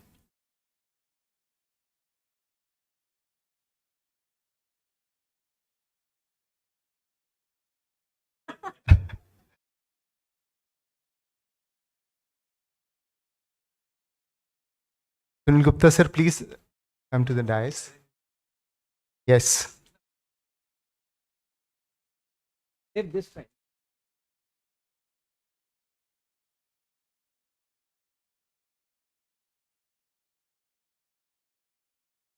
Next chairperson, Dr. Amol Meshram, Dr. Preeti Fatale.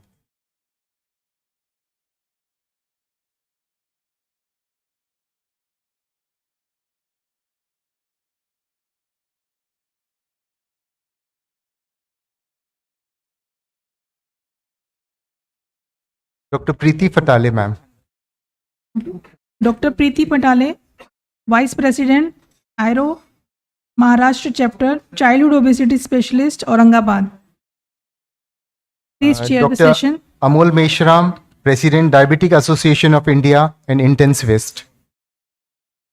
Over to you, sir. Thank you, sir. Maybe we are very short of time. May I request Dr. Vikas Bhattacharya sir to please come over and give his deliberation, please.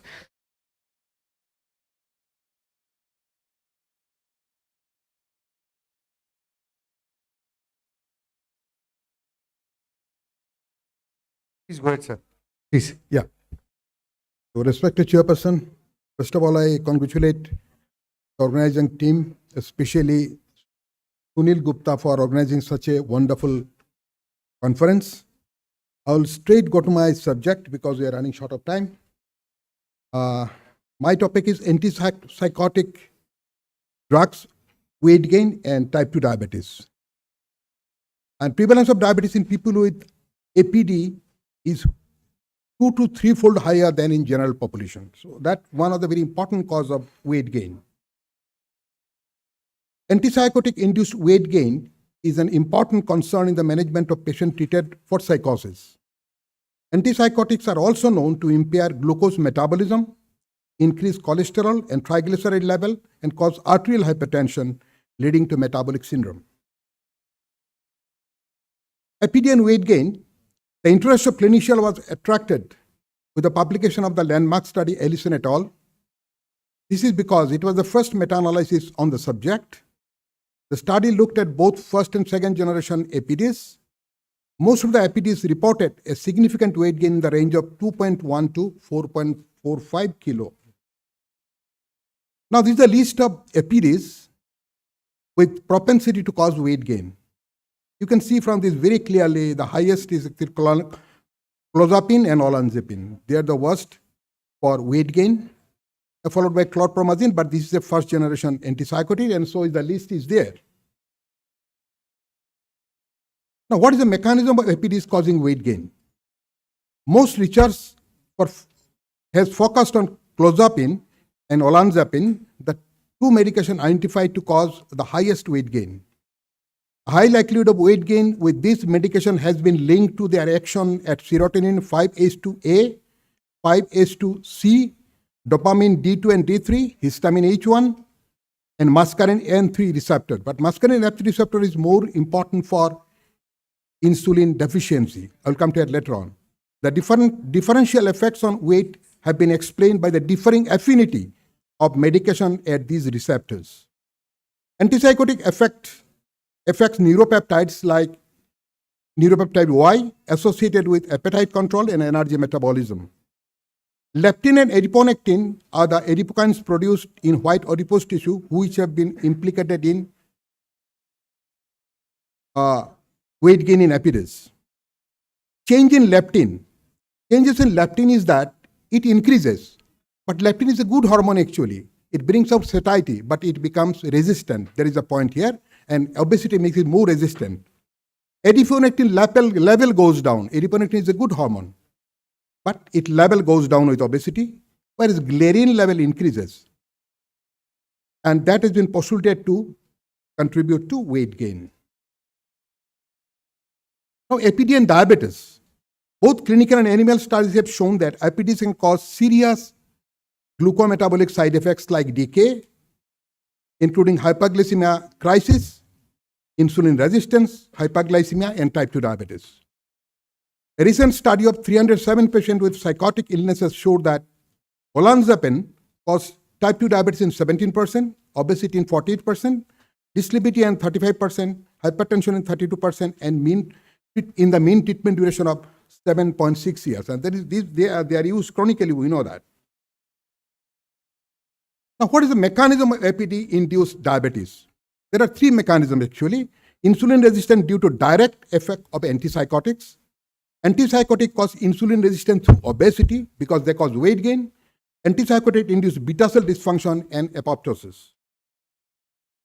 Insulin resistance due to direct effect on APDs. APD-induced insulin resistance could be independent of weight gain and increased food intake. It has been reported that in patients within 6 months after initiation or switch to atypical APDs, that is a second generation, and there is not enough time to cause weight gain, new onset glucometabolic abnormalities appear. So that shows that it has got direct effect. In type 2 diabetic patient, it has been shown that insulin-induced IRS1 tyrosine phosphorylation, PI3K, AKT activities are decreased in skeletal muscle. These are all the pathway for insulin signaling. So it impairs insulin signaling, so increases insulin resistance.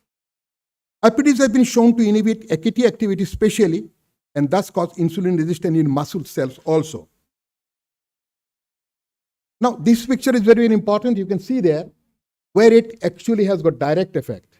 APD on the top, you can see there, it affects the IRS1. That is the first thing is that happens. Insulin binds to the insulin receptor and tyrosine phosphorylation of the IRS1, and that is affected by APD directly. Then there is PI3K, and that activates AKT2. And that AKT2 activation is very, very important for signaling because ultimately that translocate blood food to the cell membrane and then the glucose can enter. But APD can again directly act on AKT2. So you can see that in multiple ways, the APDs can impair insulin signaling and thus cause insulin resistance directly. Now, antipsychotic cause insulin resistance through obesity also happens. APD are a well-known cause of obesity which is closely associated with diabetes. 20-50% of APD-treated patients are obese and have diabetes. So half of the patients get obesity. The mechanism of APD-caused obesity is increased appetite and food intake rather than decreased energy expenditure in the early stage of obesity development. Later on may develop, but initially it is the increased appetite and food intake. APDs can act as an antagonist to serotonin H2C, histamine H1, and dopamine D2 receptor to increase appetite and thus increase food intake, leading to obesity. Now here it is clear that you can see that APDs act on 5H2C, it blocks it, and 5H2C actually stimulates POMC, preopiomelanocortin group of neurons, and they actually reduce appetite. But that is blocked by 5H2C blocking. Then by H1 blocking, PMPK pathway gets, it is not blocked by H1, and so it also increases appetite. And APD also directly acts on neuropeptide Y, which stimulates appetite. And by D2, when it's blocked D2 is good for reward pathway. But when it is blocked, that reward pathway is compensated by overeating. So all this lead to obesity. And when there is obesity, there is more free fatty acid, TNF alpha, and leptin increases, but leptin is not a bad hormone. Again, I say, because it is resistant, it doesn't work. As a result, what happens? There is insulin IRS GLUT4 pathway, there is more and more insulin resistance.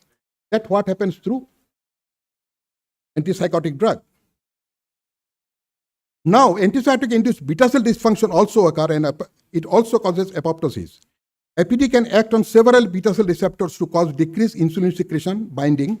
Binding experiments showed that APD can bind to various receptors, including dopaminergic, histaminergic, serotonergic, adrenergic, and muscarinic receptors. Muscarinic receptor is very, very important. That is important for insulin secretion. It is noted that blockade of 5H2A and muscarinic M3 receptor weakens insulin response to glucose challenge. APDs which have high binding affinity with M3 receptors, such as olanzapine and clozapine, have been shown to decrease insulin secretion. Naturally, because muscarinic receptor is very important for secretion. APDs have been also linked to an increase in apoptosis of beta cell, leading to lower mass and hence decreases the insulin secretion. So it also causes beta cell apoptosis. And here you can see that what happens. APD acts on adrenergic alpha 1, M3R, 5H2A, and dopaminergic D2 receptor, and that decreases insulin secretion. It also acts on ATP. It produces lack of ATP, and ATP is so important for insulin secretion, especially the potassium ATP dependent potassium channel closure. So there also it causes problem in insulin secretion. But it also acts on the apoptotic way. It actually alters the ratio between pro-apoptotic and anti-apoptotic proteins. You can see on the top, and that leads to cytochrome C increase, APOP, caspase 9 and caspase 3, and ultimately apoptosis. So it also increases apoptosis. So in the both ways, it causes less insulin secretion, so insulin deficiency. And you can see here that one thing is very, very important. There are different receptors are there.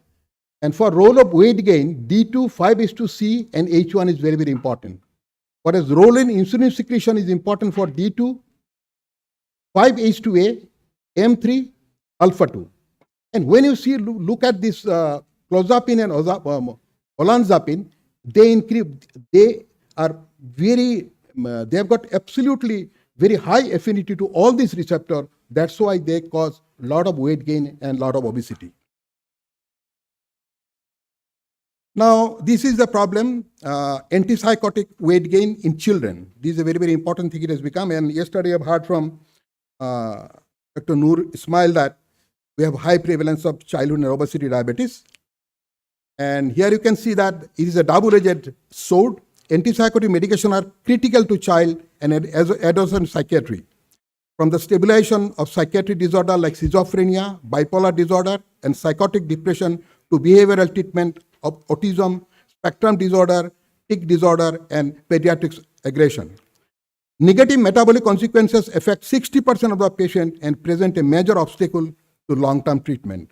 So it also causes long-term treatment to continuation of the antipsychotic drug.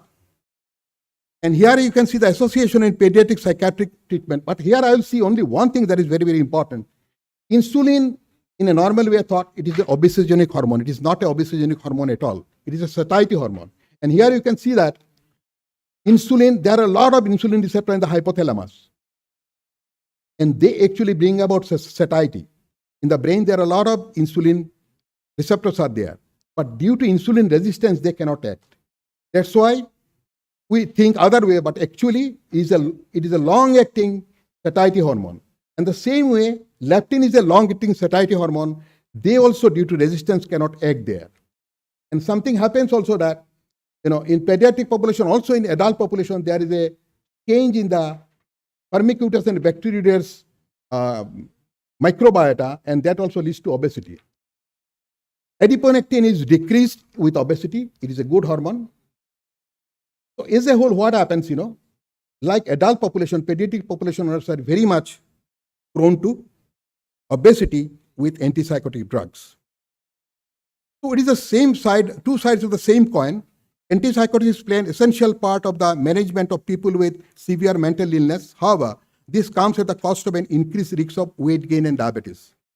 A balance must be struck between the risks involved and potential beneficial outcomes in patients requiring APDs. Multiple mechanisms are involved in APD-induced diabetes. We have shown that prevention and therapeutic approaches may need to combine agents countering different mechanisms. Among them, prevention of beta cell damage is of particular importance. So actually, lifestyle medication is the main thing to prevent it. Then in some cases, metformin has been termed, and GLP-1 has got a few studies. So thank you very much for kind listening.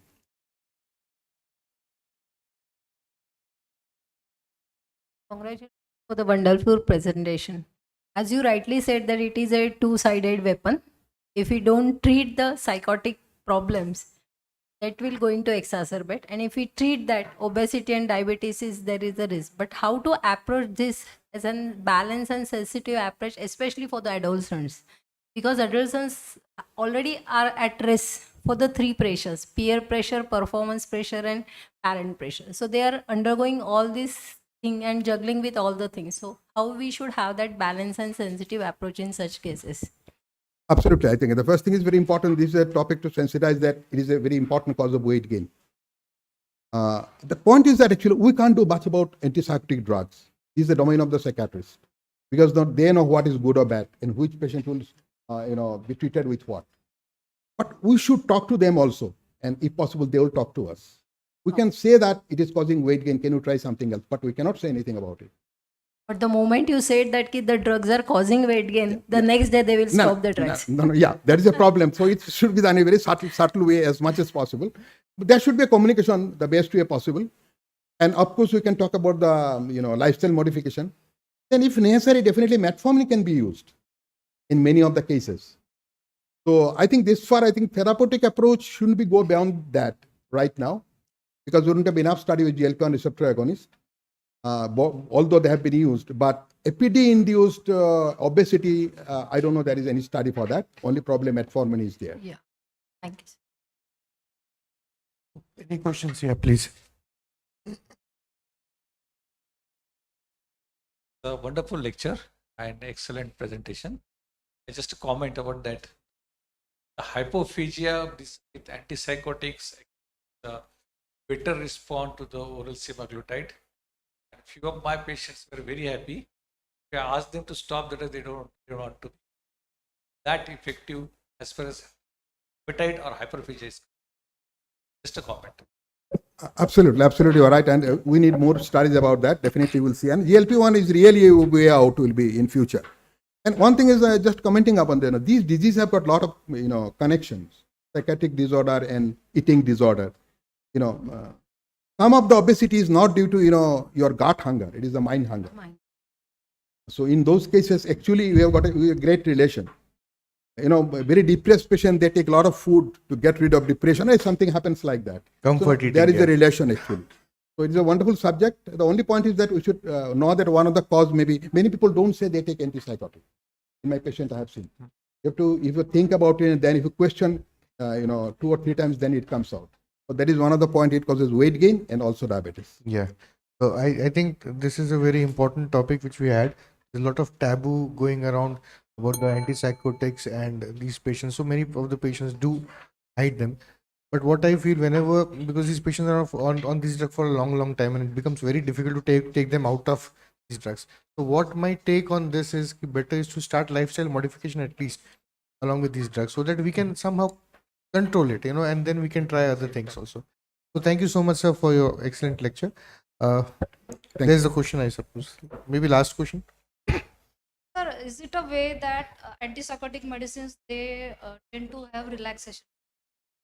First, it may happen that patient may go into OSA, obstructive sleep apnea, because of antipsychotic effects, medicine effects. Obstructive sleep apnea, reactive oxygen species, oxidative stress, and then weight gain and insulin resistance. Is it a pathway? I think pathway is very much clearly have shown. Yeah, but This from molecular biology, I think that is a clear-cut thing.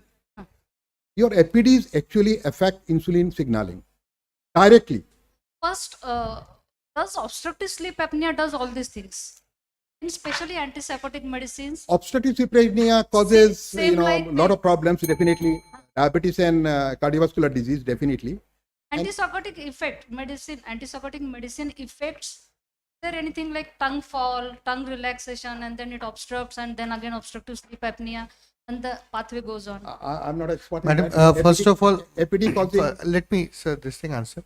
First of all, in an OSA patient, number one dictum is you should avoid any sedative drugs, but because Exactly. it increases OSA. Exactly. So it is both ways. What you are saying, it is both ways. But I don't think there are any studies about talking about this. So in an OSA patient, you should use non-sedating drugs. Let it be antipsychotics or anything else, because it is going to increase the OSA and the after effects.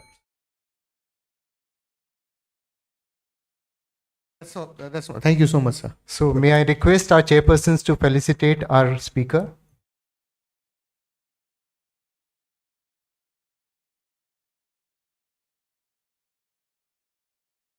Gupta sir, please join.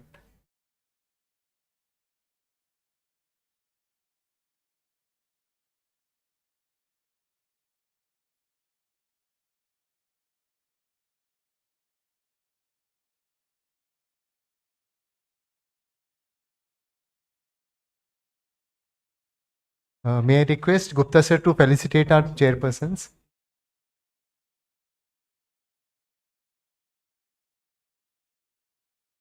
So coming to the next session, remission of diabetes with early insulin and incretin, we have our chairpersons, Dr. Tripti Javde, Dr. Nitin Gupta. Please come to the dais. Nitin Gupta, physician, secretary IMA CGP, treasurer AMF. Dr. Preeti Javde, she is chairman scientific APA Amravati, Physician Association 2019, executive committee member and secretary APA.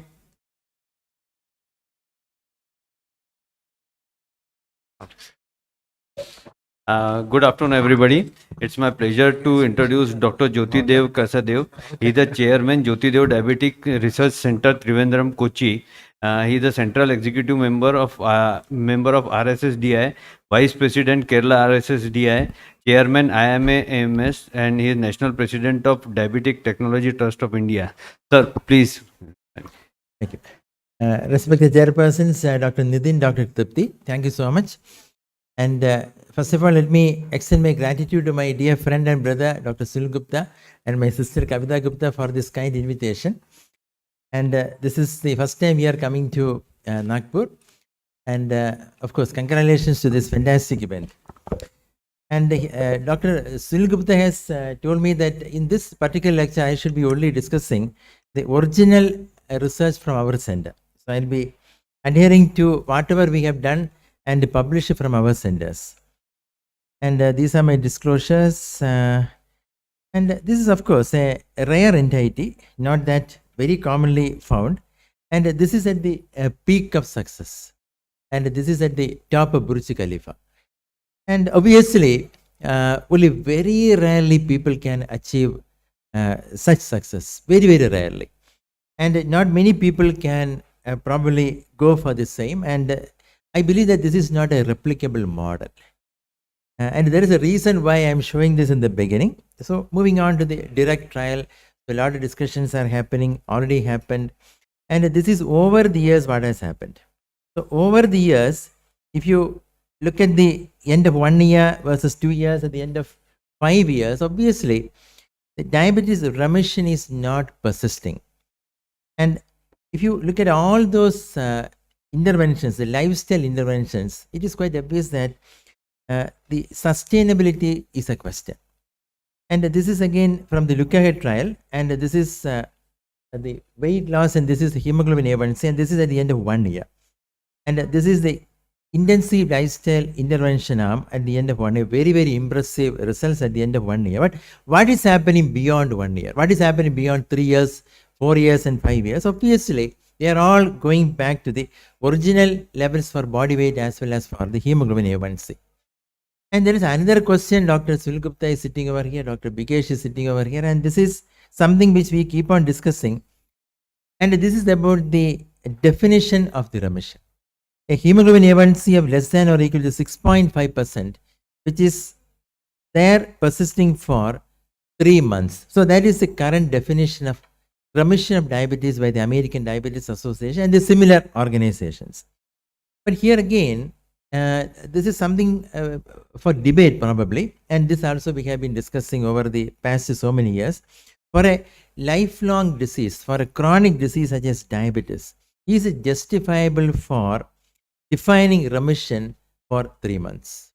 And that too with the A1C of 6.5, which is again for pre-diabetes. For diabetes, it is 6.5 and above, and pre-diabetes also from 5.7 onwards will carry the same risk of developing some of these micro and macrovascular complications. And clearly, most of these interventions where we are defining remission, most of these lifestyle interventions, the patients are returning back to their body weight and hemoglobin A1C within the next few years. So this is a lady that I created from artificial intelligence, and I took hardly 20 seconds to create this cartoon. And living with obesity, actually it is challenging. Those who are living with obesity is really challenging. And we have been probably discussing these numbers many times, but worth repeating. Worth repeating because this is something which is required to convince our patients before initiating a particular therapy on chronic liver, chronic end-stage kidney disease, 5 times higher, albuminuria, very high, and the occurrence of cancer. Whenever I address obesity for my patients, I probably will have more discussion on this area. That is the occurrence of cancers, especially malignancies which are not treatable, more than 50 malignancies, including bladder cancer, CA of the prostate, CA, colon, breast cancer, 34% and 31% increased risk of cancer in men and women respectively.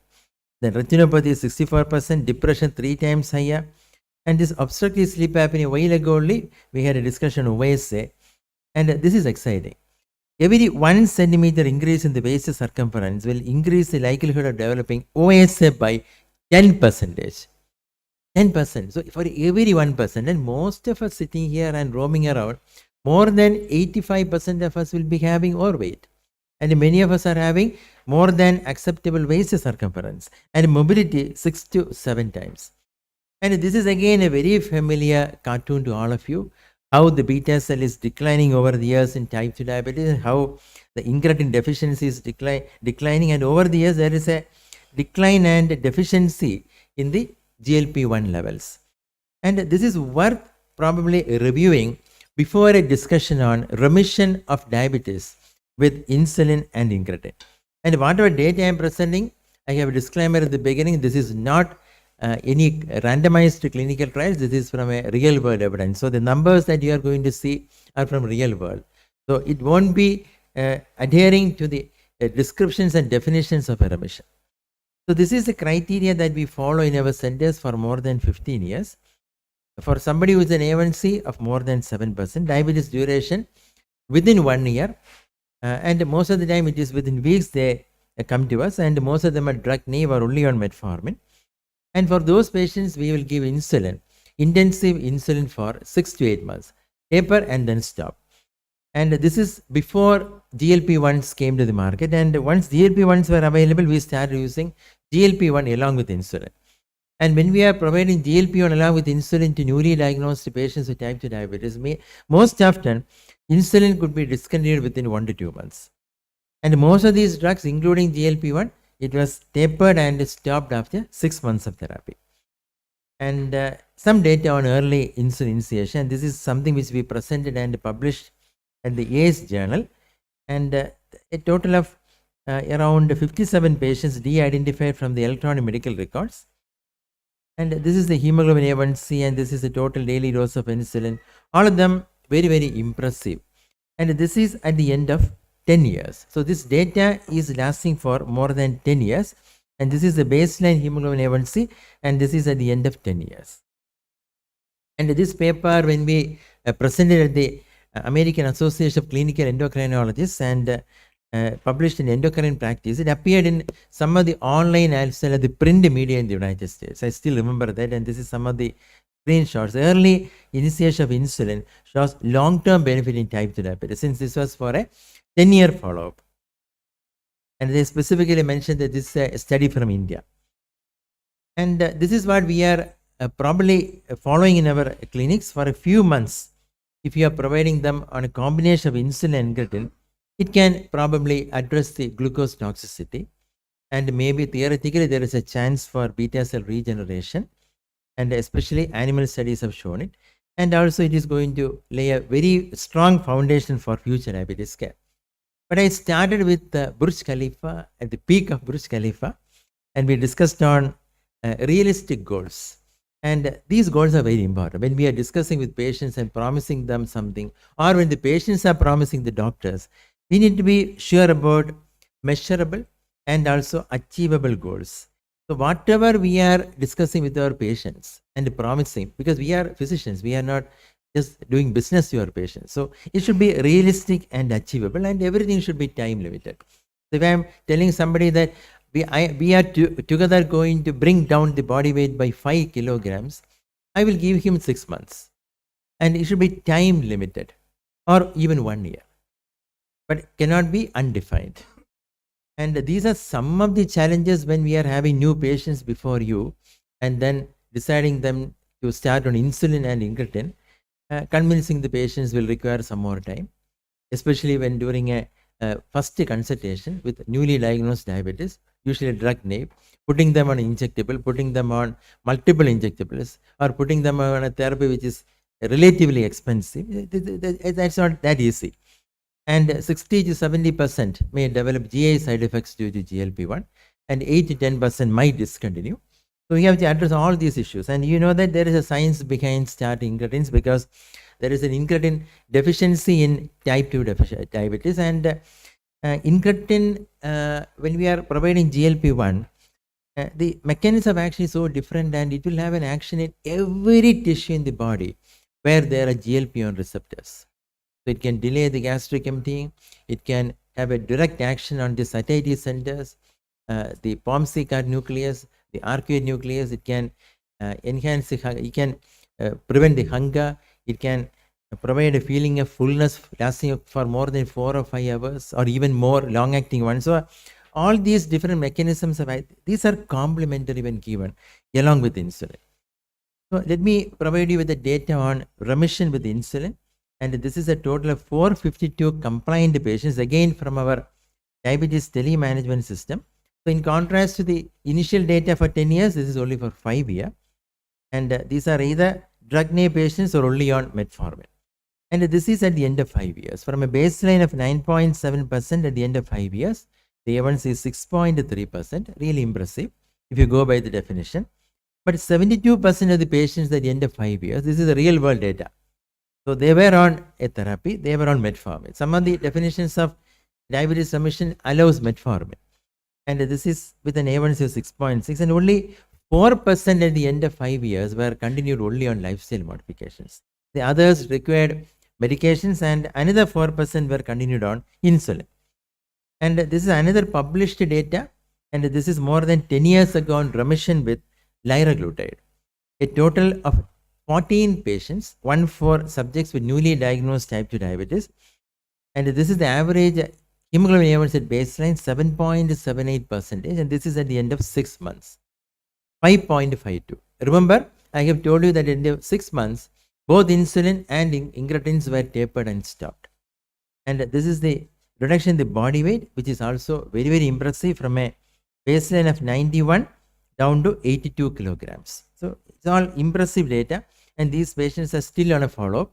And most of these patients on liraglutide, you know that in type 2 diabetes, especially along with overweight or obesity, there will be high hepatic enzymes. And if you look at the data on OT or PT, SCOT, AST, ALT, there is a 40 to 60% reduction in the hepatic enzymes at the end of 3 to 4 months. And it continues to come down, because from the morning onwards, we were having discussions on MASLD, metabolic dysfunction associated steatotic liver disease. So these are all important components of the metabolic syndrome addressed by GLP-1. And this is again the real world data pertaining to Rybelsus, that is oral semaglutide from our clinics. And this is the baseline BMI, and this is after 6 months. And this is in newly diagnosed patients with diabetes, that is 32 newly diagnosed subjects from a baseline of more than 7. And this is at the end of 6 months, 6.2%. For Rybelsus also, we are tapering and stopping, very similar to liraglutide. And it appears that the GI side effects are similar to the oral when you compare to the liraglutide, which we have been using it for more than 13 years. So the billion-dollar question is, with drugs, what about the remission? Is it lasting or not? Because we have seen that with lifestyle alone, it may not be lasting for more than 2 or 3 years. And I have shown the data of 10 years versus 5 years, where a substantial population still continues to be on remission. And this is our observation in the real world. At the end of 1 year, at the end of 2 years versus at the end of 3 years. And this is insulin alone. And the orange bars are representing a combination of insulin and incretin. So obviously this combo of insulin, basal insulin and incretin appears to be more robust in prolonging the remission for these patients. And most of these patients are having an A1C below 6.3%. And incretins, because of the mechanisms that I have already described, it's having an edge over insulin alone in prolonging the remission. And many a time when we are presenting this data, there used to be a question, do you have any concrete evidence on the use of incretins in diabetes remission? Of course, with insulin, we don't have a randomized clinical trial, but we do have many publications on the use of intensive early insulin. But with incretin, we don't have. And of course, we had some discussions pertaining to this particular topic, but the answer is very simple. Some of you can guess the answer. Nobody would like to do a clinical trial where a drug is given, an expensive drug is given only for a short period of time, and then you are stopping the therapy. So the industry obviously won't be interested to perform such clinical trials. And that is the answer to this question. And when we follow those patients undergoing remission, it is difficult, because once a newly diagnosed patient at the end of 6 months or 8 months, when they go for a remission of diabetes, it is hard for them to follow with the hospital. It is not that easy. So from 1997 onwards, we have been following a telemedicine based program in our centers, and this is a multidisciplinary team. It is a live program 24/7, and the same patients are also followed up in the program. And most of the observations that I have presented today, it is for more than 3 or 5 years, and some of them is for 10 years. And I will stop the discussion after presenting before a case, and this is again a AI created cartoon similar to the one I have shown in the beginning. And this girl also I created with the help of artificial intelligence. And this girl came to me with newly diagnosed diabetes, 11.9% at baseline. Started on basal insulin, a small dose of metformin, and we titrated the dose of liraglutide until it reached 1.2 milligrams, and then continued for 6 months. And I have said in the beginning, insulin, when combined along with GLP-1, we are forced to taper and stop, not at 6 months, but at 1 month or 2 months, for obvious reasons. And this is the hemoglobin A1C, a screenshot from our electronic medical records. It is currently in the year 2023, you can see it is remaining at 5.5%. And this is again, this is a video, and this is again from our electronic medical records. And this is on the chart pertaining to postprandial dinner values, the post-dinner glucose values, all of them remaining around 130, 140. Remember, it started around 250, 300. And the weight also is currently stable. After losing the weight, it is currently remaining stable. Only to remind you that some technologies may be required. If the patients are provided with a flash glucose monitoring or intermittently scanned sensor at least 2 times a year, once in every 6 months, that makes a difference. Once they are empowered, once they are trained. And this is one girl along with many others who are following the same regimen. They come to hospital only once in a year after remission. And now I can also visualize. We have for the last 20 days a Libre Link app available for all our patients, and we have also Libre Link up for 20 other people to follow. And then we have Libre View, where all doctors, we can have this tool in our desktop or laptop so that we can generate a ambulatory glucose profile and have real-time values also in our hospital laptop. So in conclusion, the advices which are given to our patients on remission or for weight loss, it should be successful. And for this to be long-lasting and to be realistic, I believe that this has to be integrated with some form of a successful and a time-tested technology. Only to conclude with the consent of Dr. Sunil Gupta to announce the World Congress of Diabetes Technology and Therapeutics, and this is the second Congress scheduled from May 17th to 19th in our Kerala. I am coming from Kerala, and this is going to be at Karun Pasa in Kochi, a dedicated program, and this is the second year we are doing the World Congress. Welcome to all of you, and please get registered. So thank you very much for this opportunity and for the patient.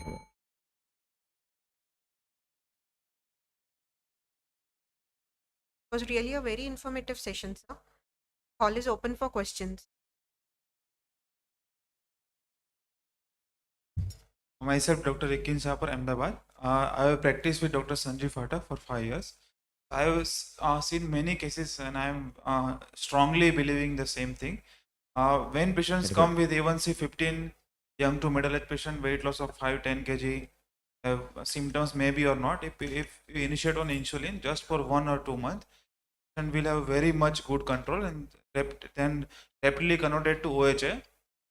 Patients, when we see the long term, the patients, they are only on 500 metformin or only on PAVs MF half tablet, 7.5 mg pioglitazone, and insulin sensitizer.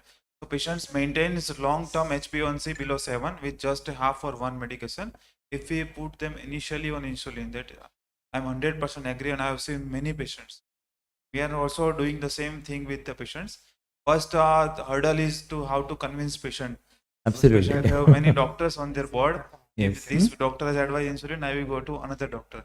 That convince levels would come from our side. This is the 100% required for you. This is the only option right now. If you go for it, you will get 100% result.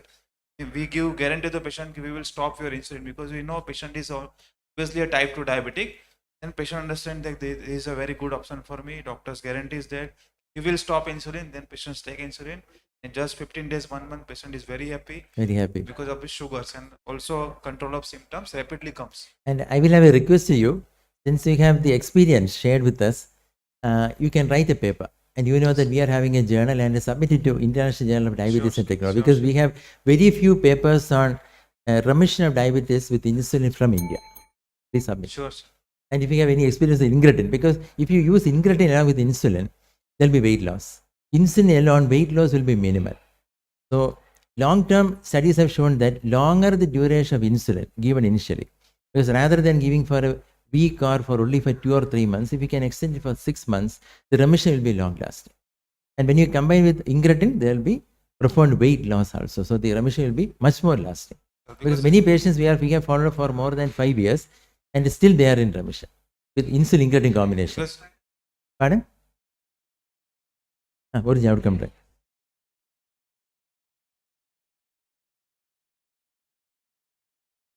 Origin is not with diabetes, with the glardin.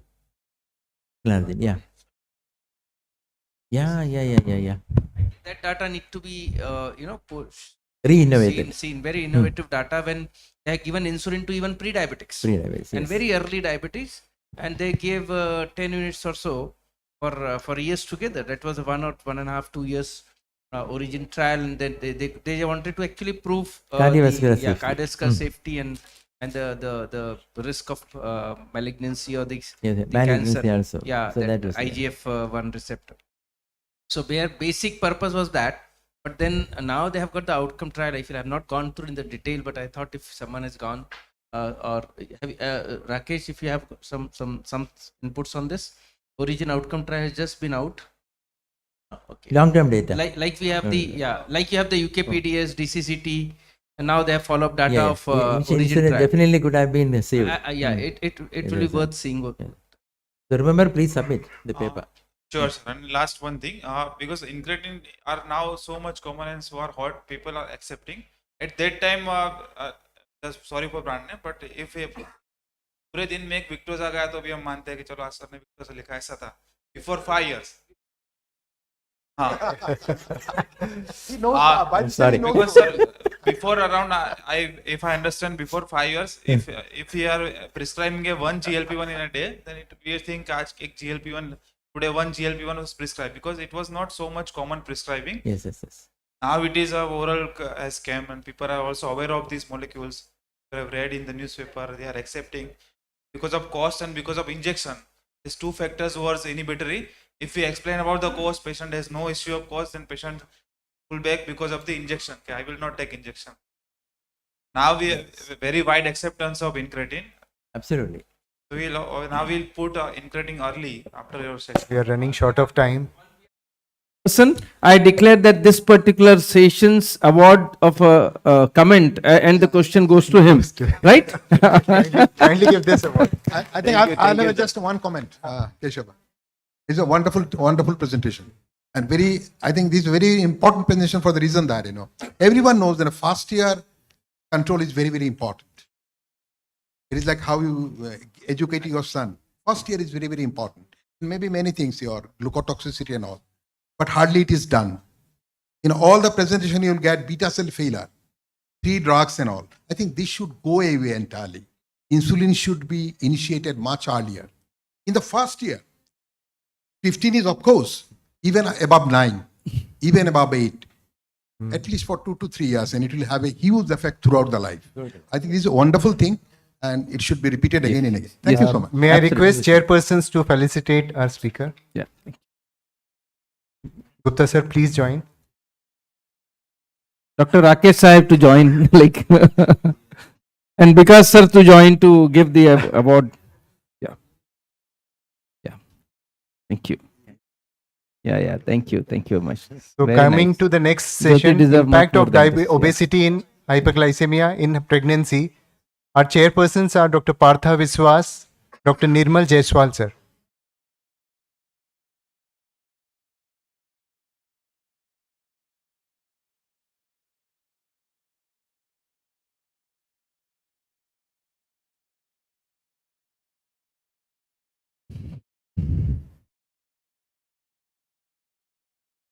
Dr. Nirmal Jaiswal sir, everyone knows him. He's a chief intensivist, ICU director and internal medicine specialist, internist, SureTech Hospital Research Institute, founder member of National Body of Indian Society of Critical Care Medicine, founder member of and past president of ISCCM Nagpur branch, organizing chairman of International Critical Care Update Nagpur, ongoing trial of various molecules in the field of internal medicine, ICU, diabetes, rheumatology, hypertension and antibiotics as a principal investigator.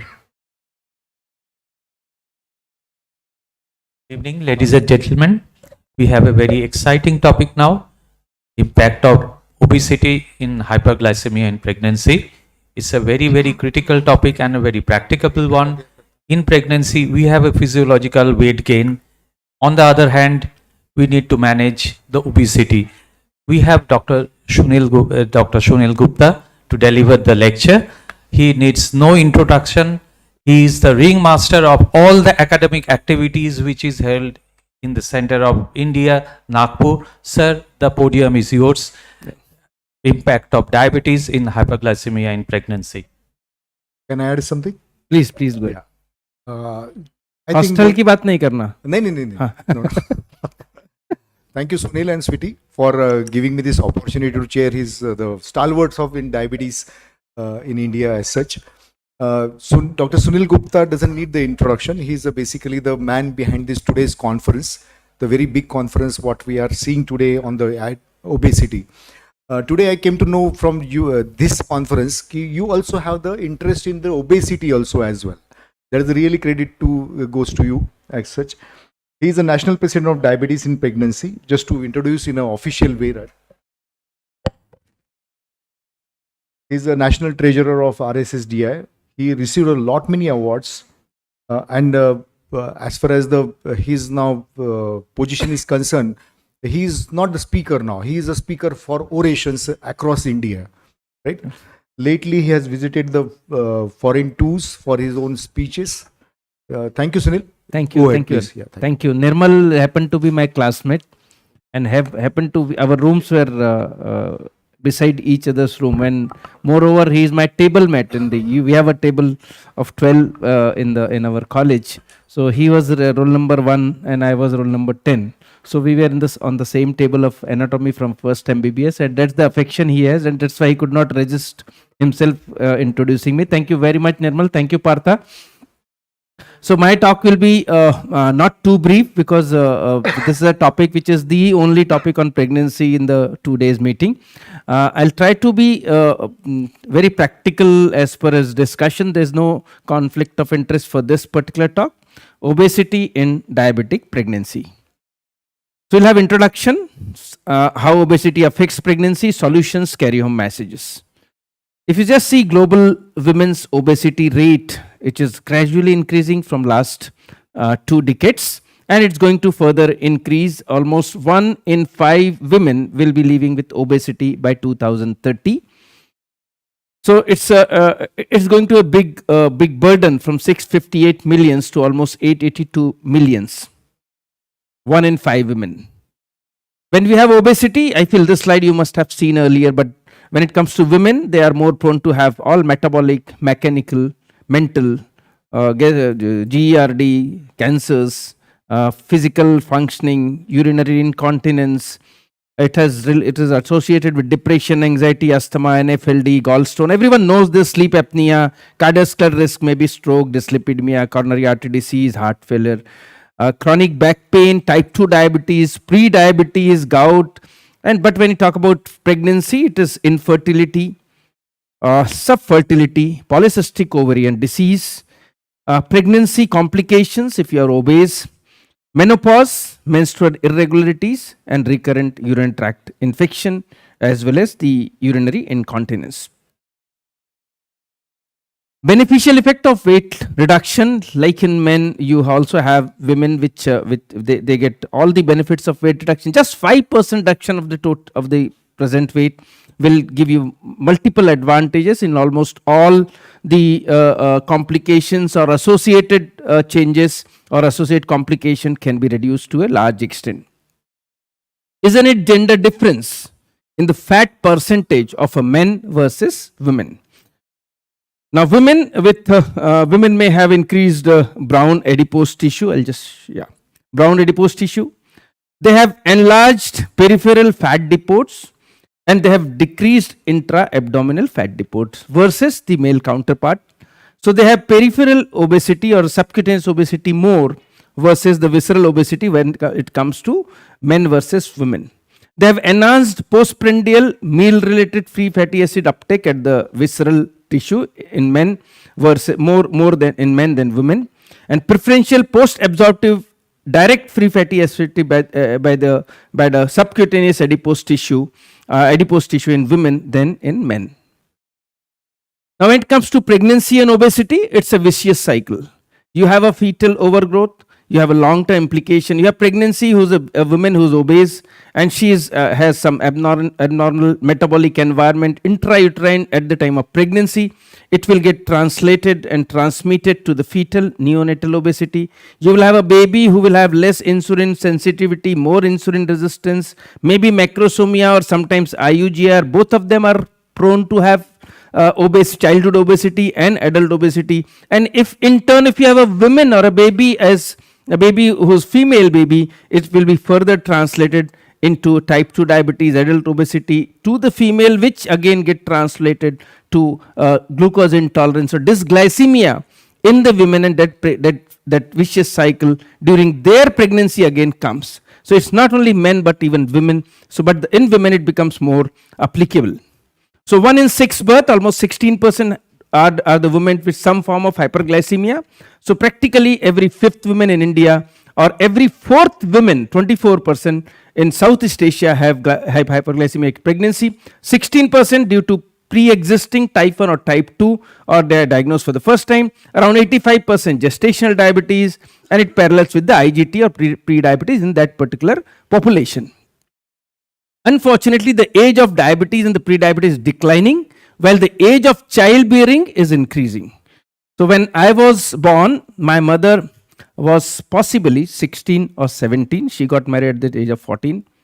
Many of you might be having almost the same history of 18, 19. And the pregnancy, childbearing age used to be over practically in every family by 25 years of age. But unfortunately, because of various socio-cultural changes, the age of marriage as well as age of childbearing age is increasing, while the age of diabetes is coming down, and you are getting more and more young people. So we as a clinician, now dealing with obesity, but we are going to face more and more young women coming to us for fertility, for diabetes treatment, for preconception counseling, because they have diabetes. Gone those days when we used to see elderly person coming with 50 and 60 and 60 plus with diabetes. Now you get, ICMR data says almost 1/3 of the newly diagnosed cases, they are less than 35. So we have to be prepared for this. So hyperglycemic pregnancy is important, high risk of maternal and perinatal morbidity and mortality. So perinatal mortality, maternal mortality, offspring are more prone to have diabetes in the adult age, and the women is likely to have cardiovascular disease and diabetes in future. So 2 generations are being affected when it comes to hyperglycemic pregnancy, especially when you talk about gestational diabetes. When it comes to prevalence of pregnancy in women with obesity, in 2014, around 38, 39, almost 40 million have overweight pregnancies, and around 15 million were obese pregnancy. And the prevalence is increasing from 1.1 to 1.7 in different areas. There's a comparison of the antenatal classification of overweight, obesity prevalence between the white British, Indians, Pakistani and Bangladeshi pregnant women who are staying in England. So it's a UK data, and they have shown the difference is, if you see white with the classification of less than 25, more than 25 here is more than 30, and here it is 27.5 BMI. The Indian, when we were earlier classified with more than 30 BMI, they were less here. It is 10.5. When they were classified with the Asian cutoff points of 27.5, it became 22. So there is high prevalence with the cutoff of 27.5 BMI, Indian, Pakistani highest 33, and Bangladeshi 24. So high prevalence, female adiposity, and the time to pregnancy, multi-ethnic prospective cohort study. So they have seen they have actually compared the women women who have obesity and who are female adiposity, and they have whether you get, if you are more obese, the time to become pregnant is longer, more waist hip ratio, more waist, or even generalized obesity. So impact of obesity on reproduction: menstruation, you have menstrual dysfunction, amenorrhea, oligomenorrhea, infertility, and miscarriages. This is, if you are overweight, then the risk is 2.1. If the risk of GDM, and if you are obese, then the risk is 3.9 odds ratio, and if you are morbidly obese, almost 8.6 odds ratio. You have 8.6 times to have gestational diabetes. So obesity is directly related to gestational diabetes. There are one person in the press conference asked me, one girl, how low is too low for the body fat percentage for a woman? It was a googly question for me. How much body fat do you need? Clinical body weight of 47 kg is required for the onset of cyclical ovarian activity. A woman must have a minimum of 13 to 17% of body fat for regular menstruation. Human ovarian function is extremely vulnerable to an energy imbalance, luteal phase suppression, follicular phase suppression, ovulatory failure, oligomenorrhea, and amenorrhea. So this is common if you have too much low fat in your body. Obesity and reproductive disturbances around 38 to 88% incidence, and there's a new syndrome called as syndrome O. So overnutrition, overproduction of insulin, that's hyperinsulinemia, and ovulation disruption is common in these women. Just 5% weight loss, and you can resume ovulation almost in 90% of the women. Pregnancy in almost 40% or 45% of women. 50% women per cycle and 25% miscarriages versus 75% otherwise. So just reduce your weight by 5% and you get benefit in all the aspects of genital or reproductive system. There's a meta-analysis of pregnancy outcome, 720 women. If your BMI less than 18, the odds ratio of spontaneous abortion is 0.94, but as the BMI increases, it goes to 2.19. Obesity to pregnancy-related complication, if a BMI is more than 35, the preeclampsia is 5-fold higher. Stillbirth at 28, after 28 weeks, almost 3-fold increase. Early neonatal death, 3.5% increase. LGA, 4-fold increase. Even birth defects, I was never expecting this, but if you have newborn born to a mother more than 30 BMI, then all spina bifida, omencephaly, heart defects, multiple anomalies, odds ratio 2 to 3. Fetuses of the obese mother develop insulin resistant intrauterine. And this is another opening kind of eye-opener statement. There was a strong positive correlation with the fetal adiposity and the insulin resistance, which was measured by cord leptin levels. Intrauterine exposure to maternal diabetes associated with higher adiposity and insulin resistant and the clustering of cardiovascular risk markers in even Indian children. And this was published in Diabetes Care. So we have to have a maternal environment to be taken for the primordial prevention. I'll skip this. Yeah, we have a data of our own patients of around 800 gestational diabetes. We have seen that whether there's an association of increasing BMI for neonatal outcome, and we did not find any association with the BMI versus the neonatal outcome in this 800 pregnancy. The only possible maybe you can say limitation of this study is that we have taken a BMI cutoff of 23.5. Now we'll have to make a group of 23.5 to maybe 27.5 and more than 27.5, maybe more than 30, and then possibly we'll be able to show some better data here. So there was no change in the neonatal hypoglycemia, no change in the outcome, whether it is full term or preterm delivery, and there is no change in the gestational age or as well as the weight gain. The risk associated, I already told you, maybe gestational diabetes. We have diabetes, maternal risk, just GDM, hypertension, preeclampsia, pelvic pain, obstructive sleep apnea. All these complications, maternal complications, are common if you have obesity. You also have complication, maternal neonatal complication at the time of birth, and we also have a risk of having offspring, the non-communicable diseases at the time of at the adult childhood obesity and at the adolescent as well as at the time of adult life. The risk of adverse outcome which is associated with obesity during pregnancy, this I told you is miscarriages, GDM, preeclampsia, antepartum depression, macrosomia, large for gestational age, stillbirth, all of them are increasing multiple fold. Now, even there is an effect on the in the IVF success rate, and there is a meta-analysis which has clearly shown that there is a definite increase, there is a definite risk of having those who have more BMI. It is difficult to have the pregnancy. IVF pregnancy mechanism influencing the risk of obesity for the offspring.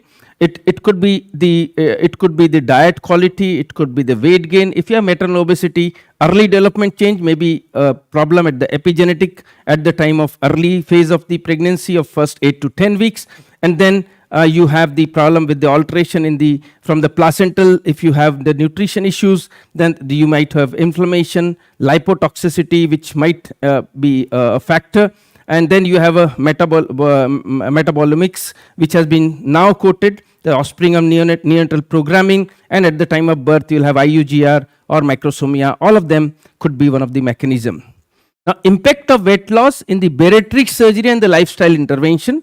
This bariatric surgery, if you do, the meta-analysis says the gestational diabetes reduced by, the risk is reduced quite significantly, hypertension disorders and macrosomia risk has been reduced. Lifestyle modification, they could reduce the odds ratio of only caesarean section, nothing, no other benefit. Impact of weight loss on the offspring, the prevalence of obesity decreased by 52%, greater insulin sensitivity, improved blood lipids and low C-peptide proteins. The recommendation for the weight gain for women with overweight is, I'll skip this, but if you are overweight, then if you're overweight, then the weight gain should be between 6.8 to 11. If you're obese, 5 to 9, rather than when you're normal weight, you say 11 to 15 kg. Management strategies for maternal obesity during and after pregnancy, you have to possibly start much before than getting conceived. So maybe in the adolescent age, preconception, and in the adolescent age, then you have preconception, pregnancy, 1 to 2 months pre-delivery, labor, delivery and postpartum. You have to have constant follow-up of these women. Now let me go through the recommendations from ACOG. Encourage the behavioral intervention focused on improving diet and augmenting the physical activity. And management should begin before the conception and continue through the pregnancy and postpartum period. Now, interventions aiming to prevent development of GDM in overweight women is not very effective as per as this meta-analysis which was published very recently. So prevention of obesity and non-communicable diseases, you have to focus on the intrauterine environment and continue throughout the life and the early childhood. So you have to have prevention strategy for as a primordial prevention, the intrauterine environment to be addressed for achieving good glycemic early diagnosis, early screening, early diagnosis, early management, and try to achieve the metabolic control to the target that the baby doesn't recognize that the mother is diabetes. This is what should be your approach. Breastfeeding, yes, could be beneficial for prevention of obesity in mother as well as for the child. If the glycemic control can be maximized to the extent that fetus no longer recognizes that his mother has diabetes, then the treatment of mother during pregnancy can become the first step in prevention of obesity and diabetes in the offspring of this diabetic mother. And this is one slide which I love and show it in almost all the slides. So carry home message on this is obesity and overweight rates among women are increasing worldwide. Obesity increases the risk of developing different gynecological and obstetric complications. Menstrual irregularities and PCOS are more prevalent. Obesity is closely associated with reduced fertility in women and increased risk of negative health outcome during pregnancy. Menopause is associated with increased fat mass, and there are several health issues which come. High BMI associated with high risk of cancers, and lifestyle intervention for the end weight loss is the first treatment, and weight reduction can reduce many obesity related issues. To conclude, obesity and diabetes in pregnancy are common. Both are associated with adverse outcomes. Maternal preconception overweight is considered as the most critical perinatal determinant. And however, excessive weight gain and in the GDM or HIP are also considered significant risk factor for development of obesity and overweight and comorbidities in these children born to these mothers. Lifestyle modification is the only key. Breastfeeding could certainly be benefiting both the mother as well as child. Exercise and just can also be beneficial. If you have if you have normal gestational weight gain, that could be a good achievement during pregnancy. And weight gain even after the pregnancy should be prevented. To make this particular issue of obese women, obese young girls, and the pregnancy, we have to have only one thing which is important. Since morning we are talking about from the inauguration till this moment that education is most important. We have 10th of March as a birthday of Professor Sheshaya. Now he is Padma Shri and he is being celebrated as National GDM Awareness Day. India is the only country where we do this, and we all should join hands for this. Not only obesity awareness, but we have to have World Diabetes Day, We have to have GDM day. All these awareness programs is must. So National GDM 10th of March, which was proposed by Government of India, and we did this Prega talk, which is going to further start in the next coming year for awareness of people. Their care is in our hand, and that's why before I conclude, I always show this slide, and some of my colleague who's possibly somewhere seeing my Facebook or some other Twitter account, they say that your fruit of cake is important. So it's not exactly fruit, but cut the fruit and not the cake is the slogan. So wishing you all a happy election result of your choice tomorrow. And Merry Christmas and a Happy New Year 2024 in advance. Stay safe, stay healthy, and keep smiling. Thank you very much for patience listening. It was really nice and informative talk, sir. Your words of wisdom had definitely opened channels of more knowledge and more care for pregnant women with diabetes. We now request our esteemed chairperson, Dr. Nirmal Jaiswal, sir, and Dr. Pratha Biswas, sir, to kindly felicitate our own speaker. Can I ask some question? You are not supposed to conclude the session. Chairman has a question. Yeah, please. Right. To Guptas, to both the Guptas, Kavita Gupta and you. I was really impressed with that slide, that nutrition and the onset of diabetes during gestation period, right? Whether even if the patient or the pregnant lady doesn't have the family history of the diabetes mellitus, whether nutrition, like in our India, meve ke laddu is very common, right? That is there to have the good healthy delivery. That is the aim of the in-laws or maybe the mother side.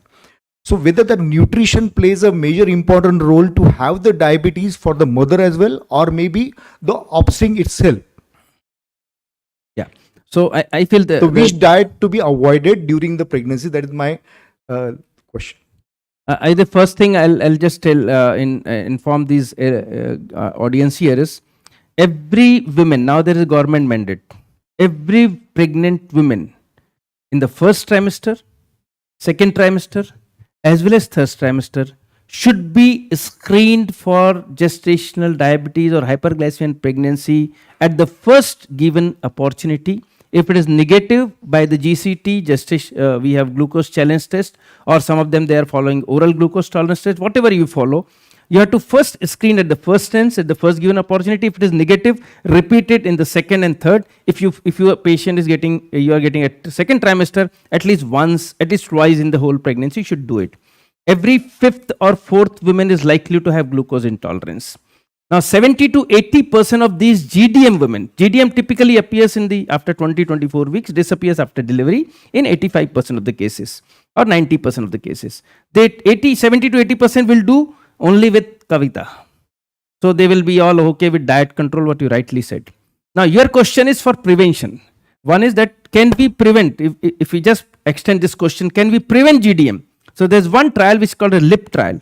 And this LIP trial has shown that there is no additional benefit, but there are multiple other trials which have shown that if you start diet and exercise much before, might have little prevention of the requirement of pharmacotherapy. That's what has been shown. But certainly, even if you have glucose intolerance, certainly you will go for the diet. Yeah, but if you don't have glucose intolerance, then their beta cells are good enough. So let them continue what they are. This is a clinician's perspective. Yes. Let's have from the horse's mouth. Yes, the postpartum nutrition is again very important, because there is what we focus. I think what you were talking about, like where in the olden times, they were being loaded with lot of laddus and were made with. Not older times, even today. Even today also, yeah. Even today. My house is his house, everyone's. But somewhere we all know that as per ICMR, NIN guidelines, we always, for a pregnant woman, we add around 22 grams of protein during the pregnancy, and even after the postpartum also, they have to be given good amount of protein that has to be given. So here we need to keep in mind that they have to take good quality of fats. So the trans fats obviously has to be avoided, but yes, they can take some amount of your saturated fats and your nuts and oil seeds. So what they have been giving in the laddus are a good quality fat and should be taken by the in the postpartum. But nevertheless, if it's a GDM, then we do cut down on the simple carbohydrates, that your sugars and jaggery. No, my question was environment, nutritional environment for the offspring. How to avoid to not to have the diabetes for offspring. Yeah, that's what that's what I started with intrauterine environment. Now there's a wonderful data now coming up with everyone knows here who know Dr. Sheshaya, but it is yet to be proved. There's a hypothesis that if you do GCT on 10th week of pregnancy, 9th or 10th week of pregnancy, and if it is more than 110, start diet therapy immediately, and you can prevent development of GDM in the subsequent weeks of pregnancy. That's the first thing which is coming up. Second is that even if the blood glucose is above the target of 120, we say target is fasting should be less than 90, 2 hour post meal should be less than 120. Now the cutoff for GDM diagnosis is 140. So there is a gray zone between 120 to 140. Here you say that you should keep blood glucose throughout post breakfast, post lunch, post dinner should be less than 120. On the other side, you said after glucose, if it is more than 140, you diagnose. What about this 120 to 140? That is being now called as mild GDM or GGI, gestational glucose intolerance. And some of them, they also call it as IGT in pregnancy. GDM in pregnancy more than 140, IGT in pregnancy is 120 to 140. So here it is that even if you have 121 after glucose, you should focus on diet therapy so that you can prevent, you can save the child. And if it is, especially if it is appearing in the first trimester, then it becomes very, very sensible approach that you start treatment, at least a diet. Really appreciate your question. Thank you, Sunil. Thank you, Kavita. Any questions from the audience?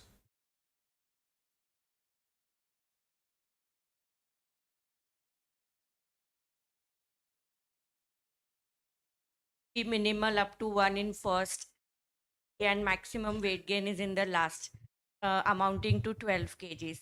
But we are often dashed with patients from our gynec friends, wherein they previously preconceptual normal weight people gain 6, 7, or 8 kilos trimester, with, like you said, sometimes indeterminate levels of sugars or normal. How often is your insight into? I feel this gestational weight gain is another very, very important area. More amount of weight you gain. Ideal is 8 to 10 kg or 11 kg. I showed you a table there that if you are overweight, if you are morbidly obese, even 4 to 5 kg, No, but 5 to those 6 who are kg. normal weight preconceptual. And if they gain sudden weight, then they are high risk of having GDM, high risk of having hypertension, and should be kept a very close watch on this. And the diet is the only thing which we should do here. There is no other pharmacotherapy for weight, extra weight you have gained. It is usually related to physical inactivity and diet. So it has to be tackled through lifestyle modification only. We can't have any pharmacotherapy. And yes, there is some good data available. Those who are morbidly obese before conception, if we undergo bariatric surgery, then the fertility rate increases, GDM risk goes down drastically, risk of macrosomia comes down drastically. But I feel that concept is yet to come in our country. But those who are really morbidly obese, they do deserve to go for good quality treatment before conception. So we conclude the session. Thank you, Dr. Sunil Gupta, for the elaborate and lucid presentation, sir. Thank you very much. May I request chairpersons to felicitate our Dr. Sunil Gupta, sir? May I request Vikas sir, Sumitra and Rakesh bhai. Rajesh sir, please. आप मेरे को दोगे?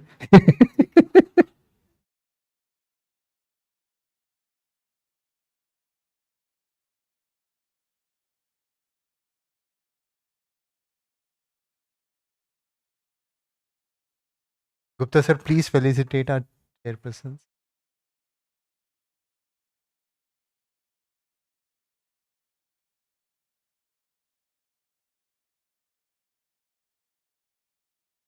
Now I request Dr. Uday Gupte and Dr. Nalini Humne ma'am to kindly come to the stage to chair our next session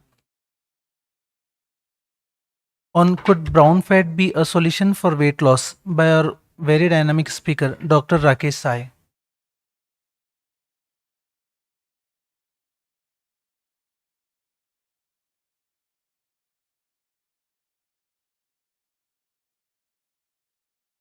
Dr. Uday Gupte, he's a physician, MD Medicine from Nagpur.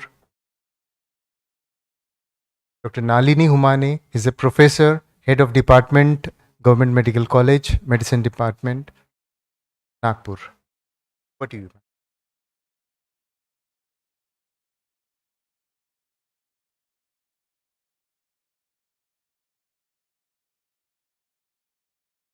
Selecting our name as a chairperson. Now, there are Dr. Rakesh Sahai sir. He is a well-known personality and dynamic. Already MOC has said he has just so much long biodata. That is, he is the president of RSSDI, professor of endocrinology, Osmania Medical College Hospital. He is consultant endocrinologist in Sahai Endocrinic and Diabetic Center. He has so many awards like Fellowship of National Academy of Medical Sciences, Fellowship of American College of Endocrinology in 2019, and he has over 150 publications in various national and international journals.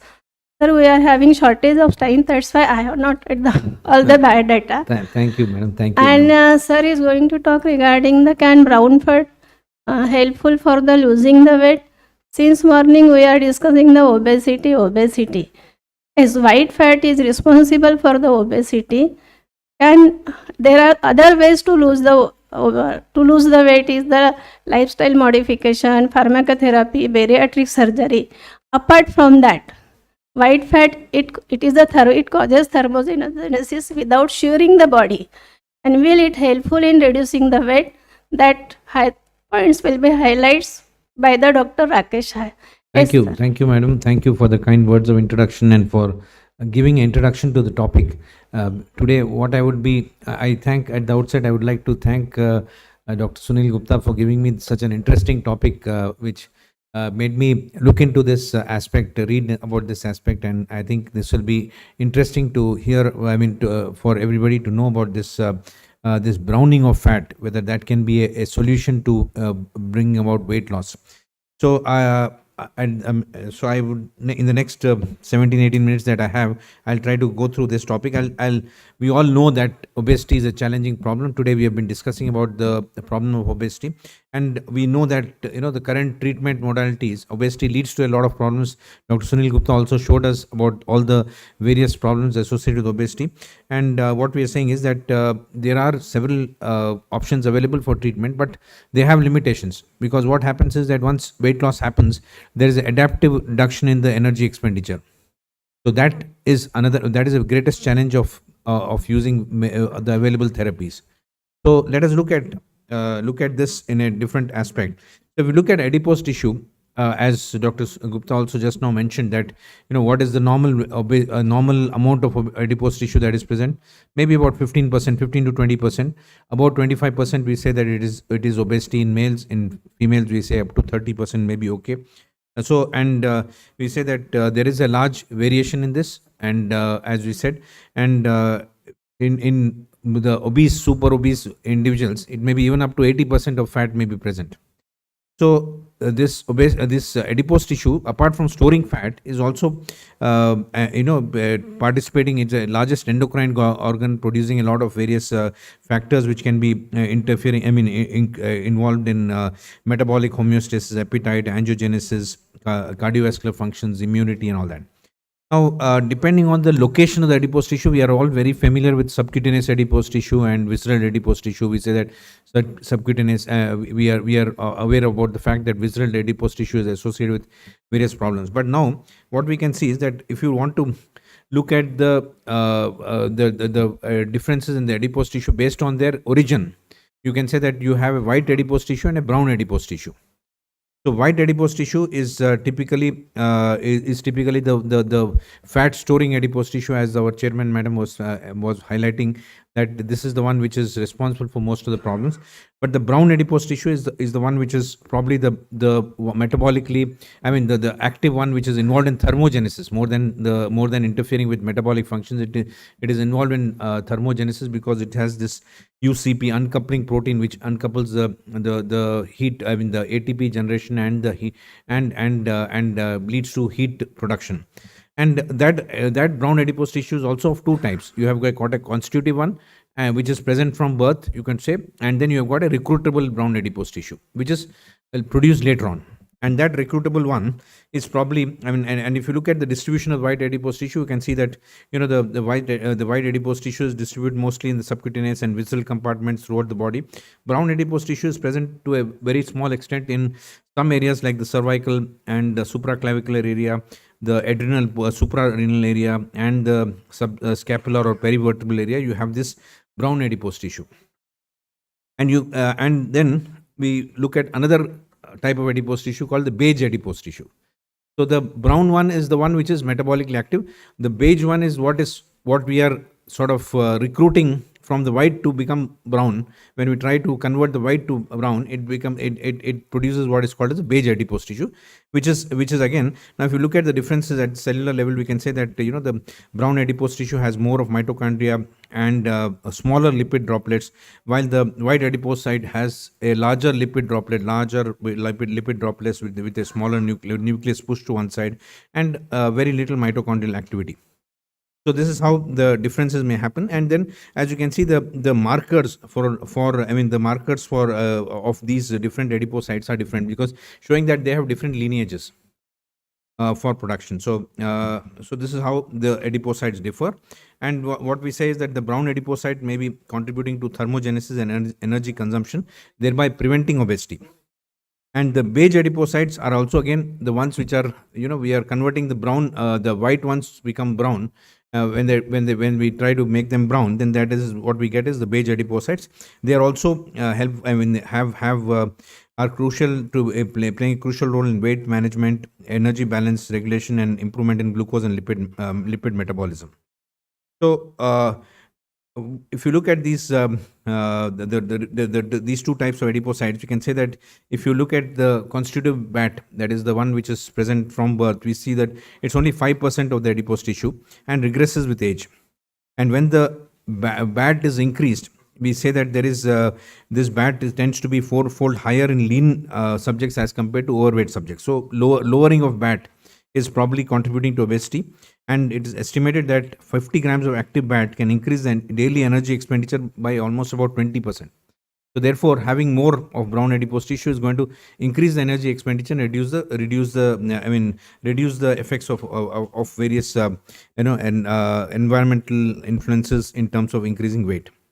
So what we should look at is now how the beige adipose tissue or the brown adipose tissue has favorable effects in terms of increasing lipolysis, fatty acid oxidation, glucose uptake is higher in these, and it also contributes to increased insulin sensitivity, and thereby reducing the fat mass, reducing the blood glucose and lipids, and therefore having a favorable effect in management of obesity.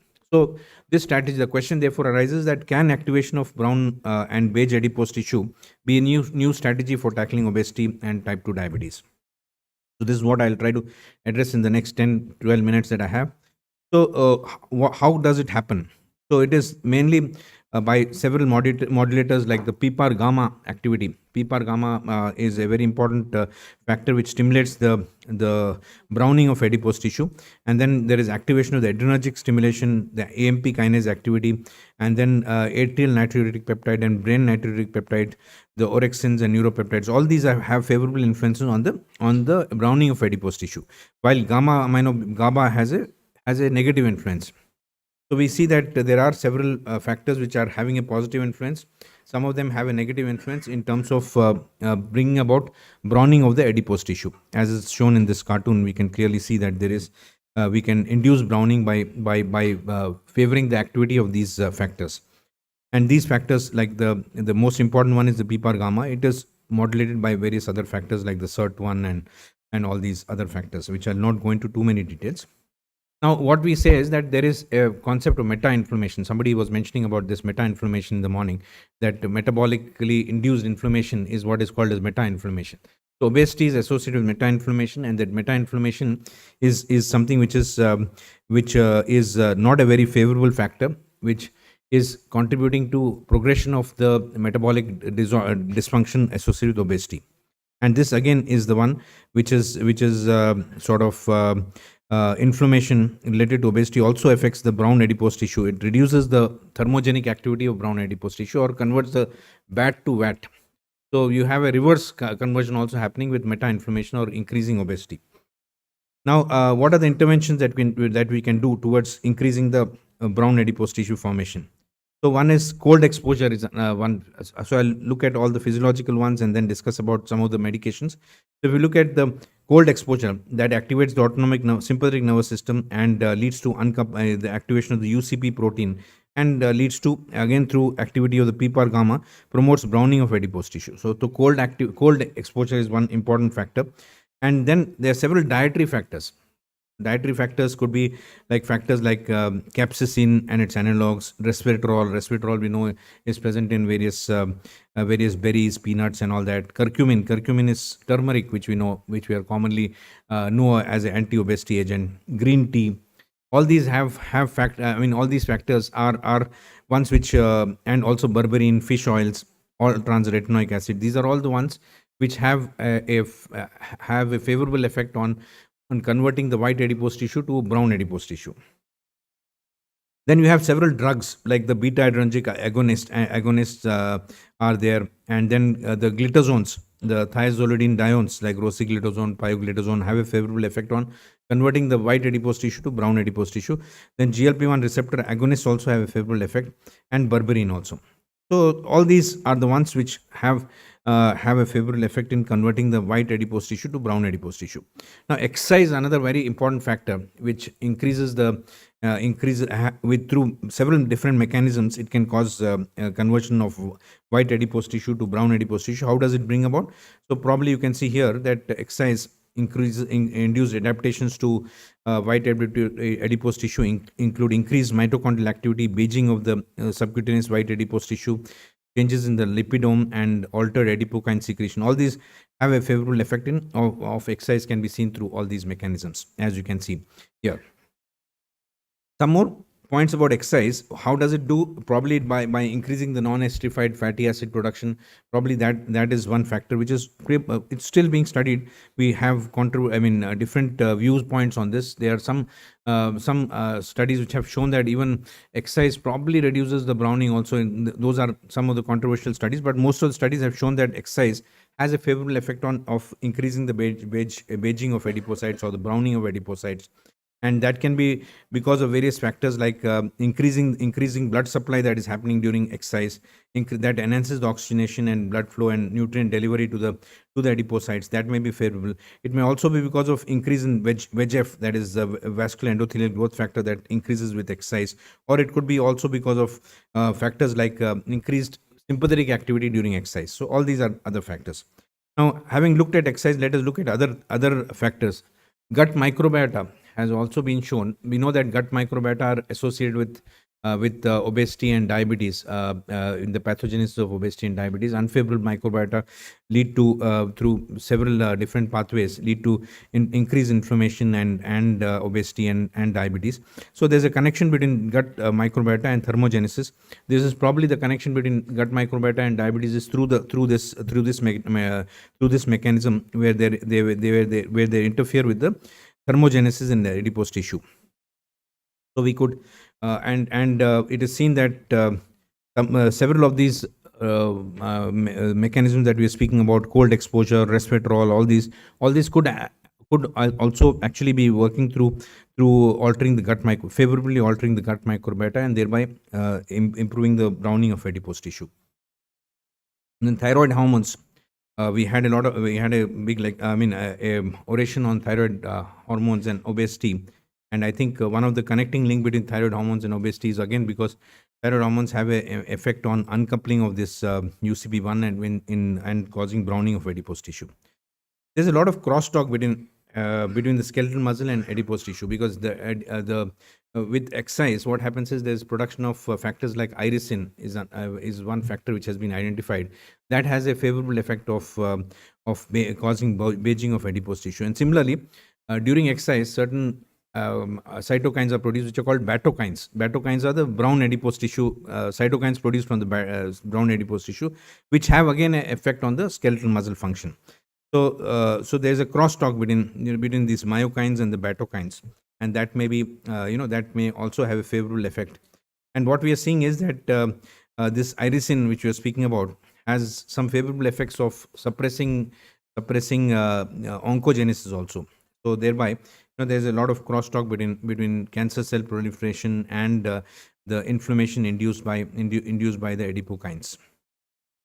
Now, the other concept is about brown adipose tissue transplantation. Just like we spoke about many other transplantations, there's a evolving concept of brown adipose tissue transplantation, and that can also be potentially used to treat metabolic diseases like diabetes and obesity.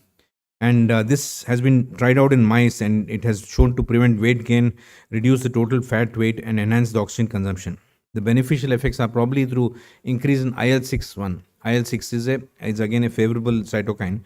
So BAT transplantation can increase the levels of circulating adiponectin and increase the expression of beta-adrenergic receptors and fatty acid oxidation related genes in the white adipose tissue. So therefore, this can be a potential therapy for treatment of of obesity, which has been sort of shown to be helpful in mice. We still need to look at how this works. And another interesting thing is that this has been shown to reverse even type 1 diabetes. The brown adipose tissue transplantation has been found to have favorable effects even on type 1 diabetes. It increases the IGF-1 levels and has been shown to be various favorable effects on metabolic disorders and even type 1 diabetes. Now, let me just show you the effect of this bariatric surgery. We heard a lot about bariatric surgery today morning, and what we're seeing is that many times we don't understand the mechanism by which bariatric surgery brings about the favorable effects. And one of the ways is probably through increasing the browning of adipose tissue. And that could also be mediated, could be one of the mechanisms by which bariatric surgery has its beneficial effects. Now, intermittent fasting and calorie restriction, which has also been studied extensively, have also shown to have a favorable effect on browning of adipose tissue. The calorie restriction enhances the type 2 immune responses and promotes the browning of white adipose tissue. And similarly, intermittent fasting also promotes the development of the beige adipose tissue. So these are how, and these are all some of the effects of various factors which you're speaking about, the favorable factors, FGF21, the microRNA, interleukin-6, irisin, all these may have favorable effects of causing beiging of adipose tissue. And this cartoon just shows us how beiging of adipose tissue leads to favorable effect on insulin resistance, improves the mitochondrial function, and reduces the fat mass. And this cartoon summarizes all that I was speaking about. What I was speaking about in the last few minutes was that with exercise, cold exposure, BAT transplantation, and calorie restriction, intermittent fasting, all these are acting through these different mediators which are saying IGF-1, increasing the IGF-1 levels, irisin, and all these factors which are ultimately leading to uncoupling of the energy production with the and leading to excessive heat production and increasing the activity of the brown adipose tissue, or converting the white adipose tissue, causing beiging of the white adipose tissue, and leading to the benefits that we are speaking of. So finally, I would conclude with these following take-home points, saying that activated brown adipose tissue plays a role in resisting cold, maintaining body temperature, and improving glucose homeostasis and insulin sensitivity. Beige adipocytes, which are similar to the brown adipocytes, can originate from the white adipose tissue under certain conditions, contributing to a favorable energy balance. And activating the brown adipose tissue and inducing the white adipose tissue browning could be a new treatment option for obesity and type 2 diabetes. Exercise, dietary factors, and various drugs, as I've shown, could potentiate this browning of adipose tissue. there are still many challenges to be addressed, such as the safety and efficacy of these therapies and the specificity of BAT activation and BAT browning. So all these need to be further studied, but this is a potentially new therapeutic option that is available for management of obesity. With these words, I would like to conclude. I'll be happy to take any questions. Thank you, Dr. Hello. Thank you, Dr. Rakesh, for giving excellent and informative talk on brown adipose tissue. Any, in,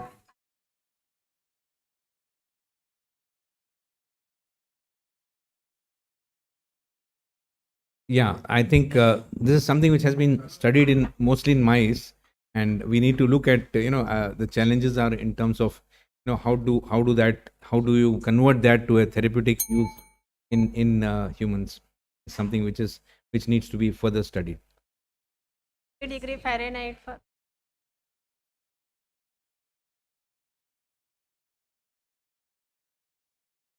Yeah, so I think we don't have any standardized way of estimating it, but as I was showing in one of the slides, that this FDG PET uptake in the adipose tissue can be used as a parameter of understanding how much of metabolic activity is there in the adipose tissue, and that can be that I was showing in that slide, that it was most of the adults have less than 5% FDG uptake in the adipose tissue. So if it is increasing, that indicates that there is more metabolic active brown adipose tissue.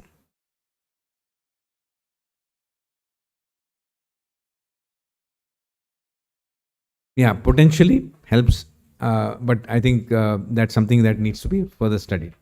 That potentially helps because in mice we have shown that cold exposure is something which is very useful for inducing the browning of adipose tissue. now no questions, so we'll conclude this session. Thank you.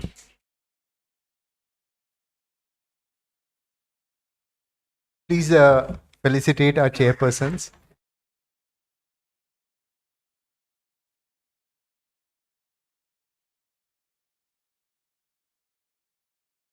Thank you, sir.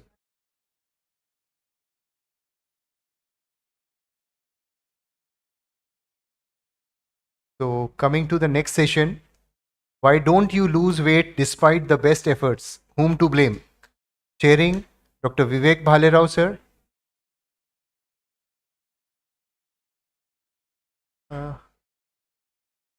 Dr. Katakwar.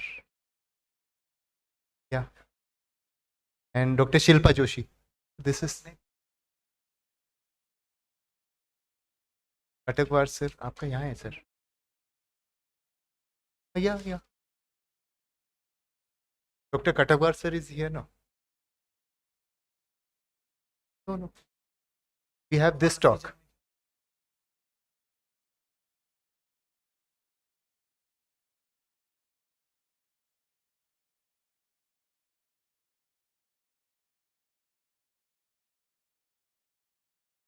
Actually,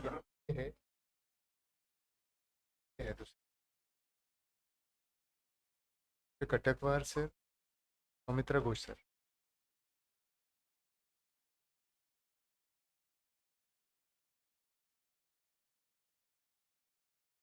Okay.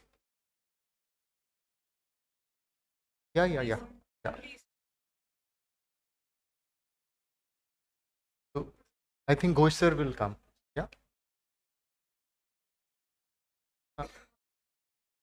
Chairperson. Okay, no. Please come to the dais.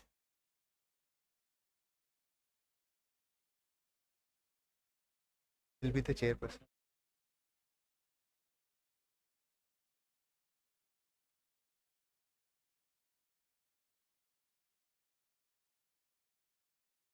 Yeah.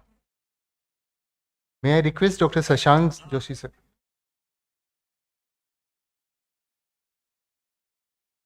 Kiran branch pe sir. And Sunanda Chauji.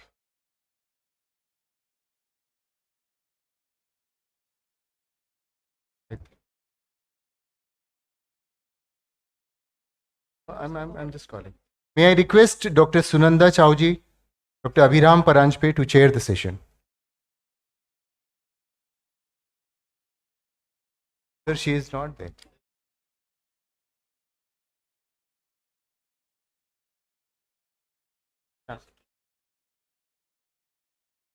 May I request Dr. Shashank Joshi sir to please chair the chair.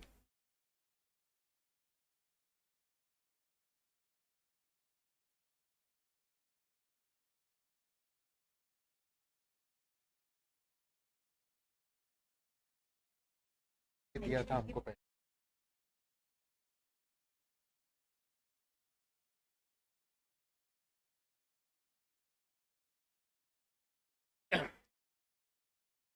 So, Somitra is known to all of us. He had organized Aerocon long time back in Calcutta. He's an HOD of medicine at IGPMR, Calcutta. Very active in our API, ICP, Vice President of RO, and qualified. He's going to talk on, I think, fatty liver, or Yes. which has now been retermed as MAFLD, or metabolically associated fatty liver disease. This term fat has been removed from there, and you're going to talk about the implications of fat in the liver and MAFLD, correct? And obesity. The floor is all yours. You are a wonderful speaker. So, thank you, respected chairperson. Particularly Professor Jashi is there, and all these dignitaries present over here, my teachers, seniors, colleagues, and junior friends. I must thank Dr. Sunil Gupta and all this organizing committee for inviting me to talk on this most prominent and the prevalent pandemic in the world today, and that is actually this steatotic liver disease. Because you will not find any family without a single person suffering from this problem, and starting from the elderly to the child, somebody must be having this fatty liver in a family. 30% of the world population, highest in any category, suffering from this fatty liver disease. And when person is obese or overweight, 70 to 80% is having this problem. But it is actually not a liver disease only, it is a multi-system disease, because we find it in the perspective of obesity, type 2 diabetes, hypertension, dyslipidemia, and metabolic syndrome. Actually, all these are going a parallel pandemics of all these liver disease, the type 2 diabetes, cardiovascular disease, and obesity. And if we take the steatohepatitis, 82% of these steatohepatitis patients are having living with obesity, and 44% of these steatohepatitis patients are actually living with diabetes. And because obesity is the most important risk factor for this non-alcoholic fatty liver disease, which was the predominant term for type 2 diabetes and this cardiovascular disease are the most important two extrahepatic diseases associated with this liver disease, and liver is the perpetrator of these numerous cardiometabolic insults in obesity, because cardiovascular disease is the most common cause of death in case of this non-alcoholic fatty liver disease. And with advancing stage of fatty liver, all these cardiovascular diseases chances increases, and there are so many shared risk factors. And if we just clear out all these shared factors, NFLD still remains the most independent risk factor for the development of the cardiovascular disease.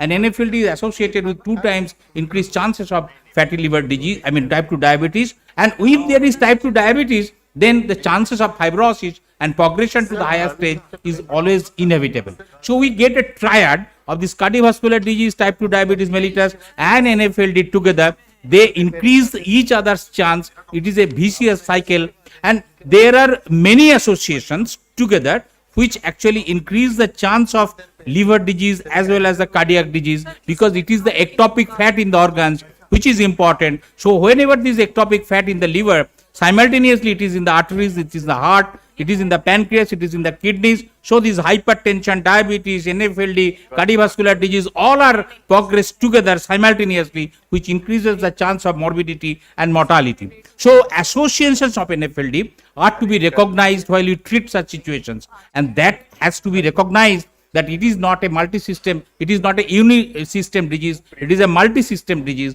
Because if you do not take care of this obesity, diabetes, insulin resistance, hypertension, and dyslipidemia, we will not be able to treat. And to new recognition has come in the multi-society Delphi consensus statement on the new fatty liver disease nomenclature in the June 23, that metabolic dysfunction associated steatotic liver disease. Because when you call fatty, it is a stigmatizing term, and actually it can be alcohol, it can be non-alcohol, a lot of confusion. Whether it is somebody who is obese may take alcohol, so whether it is because of the alcohol or because of the metabolic, which one has to be dealt with. So it has to be very clear while we address this situation, and which we used to call NASH. Steatohepatitis is now will be called metabolic dysfunction associated steatohepatitis, so that everybody can understand, even if your patient, that it is the actually metabolic dysfunction associated, so that this addressing the problem becomes easy. So whenever we get a steatotic liver disease, I try to understand, so to classify it, whether it is a pure metabolic dysfunction associated, or there is a overlap of alcohol and metabolics together. How much is alcohol responsible? How much is metabolic responsible? Whether it is purely alcohol or some other specific causes, like say collagen vascular disease, so say hereditary disease like Wilson's, hemochromatosis, or some cryptogenic factors are there. We all know this. Alcohol limit 20 and 30 in males and females. And whenever there is SGPT more, OT more, and sometimes it is the overlap. It is called this MET ALD, means alcoholic liver disease overlap. So whenever I get a patient with chronic, steatotic liver disease, we try to first understand how many cardiometabolic risk factors are there. If anything is present, then we try to understand whether it is a pure metabolic dysfunction associated steatotic liver disease or MASLD. And if the person takes some alcohol, how much is responsible, whether that is predominant or that is not predominant, that has to be called MET ALD. If it is purely alcoholic, then it is a separate disease, specific cause ALD, or some drug induced, or some monogenic causes like Wilson's, etc. And if no cause is found, then it is cryptogenic. So this should be the new classification approach. So whenever you get this metabolic dysfunction associated, all these components of metabolic syndrome, waist circumference, plasma glucose, triglyceride, HDL, blood pressure, all has to be taken into account. So all these criteria in an adult and particularly in a children, Priti Patel madam is here. So it is actually very distinct and clear when to call it a metabolic dysfunction associated. Any one of these 5 criteria, all these criteria are set as in this metabolic syndrome criteria, is very clear to everybody. Any one positive, it is metabolic dysfunction associated. But here, as this NFLD was the previous term in our mind, it is there. We'll use both these terms interchangeably to avoid this confusion. But what is this MASLD and the chronic, this cardiovascular disease importance? Because that can cause hypertension, atherosclerotic disease, cardiac arrhythmias, as well as the structural heart disease, including obesity, cardiomyopathy, all together. So association of these 4 factors altogether gives rise to, because of this atherogenic dyslipidemia, because of this neoglucogenesis in the liver, because it is the citadel of metabolism, and because of this intrahepatic steatosis, this adipose tissue dysfunction, de novo lipogenesis, steatosis in the liver is there. And whenever there is progression like this meta-inflammation, as Dr. Rakesh Shah has said, this hepatic inflammation and this mitochondrial dysfunction, gut microbiota changes, and the bile acids, all together they lead to this progression to this atherosclerotic changes, higher risk of this, and mortality and morbidity together. So over last few decades, we are studying in our clinic, and in several presentations, in several international conferences, we presented paper that in NAFLD, the CIMT or carotid intima-medial thickness, which is a marker of atherosclerotic disease, increases several fold. And with this increasing amount of NAFLD, the grade, these chances of CIMT increases in a proportionate way. And if with this endothelial dysfunction, as manifested in this flow-mediated dilatation, it is actually endothelial dysfunction is very much present in NAFLD patients, and with the progression of this liver disease, this endothelial dysfunction progresses almost proportionally, and 78% of the NAFLD patients had increased epicardial fat, and with this epicardial fat, they have 83% of them have diastolic dysfunction, and epicardial fat thickness increases proportionately with the grades of NAFLD. And diastolic dysfunction increased with epicardial fat thickness. So they are all together. We published since 2012 to 14, and in this conference in Salzburg, we presented that the younger people, young adolescents, are actually having this problem because they are exposed to this problem from the very beginning of their life. This was the presentation. In Dublin, we presented that these adults are suffering from this, but younger persons, young adults, they are actually suffering from this. If we are not aware of this, then we are possibly calling it is a liver disease, and we are not giving too much of importance to this morbid problem. So what is about the liver?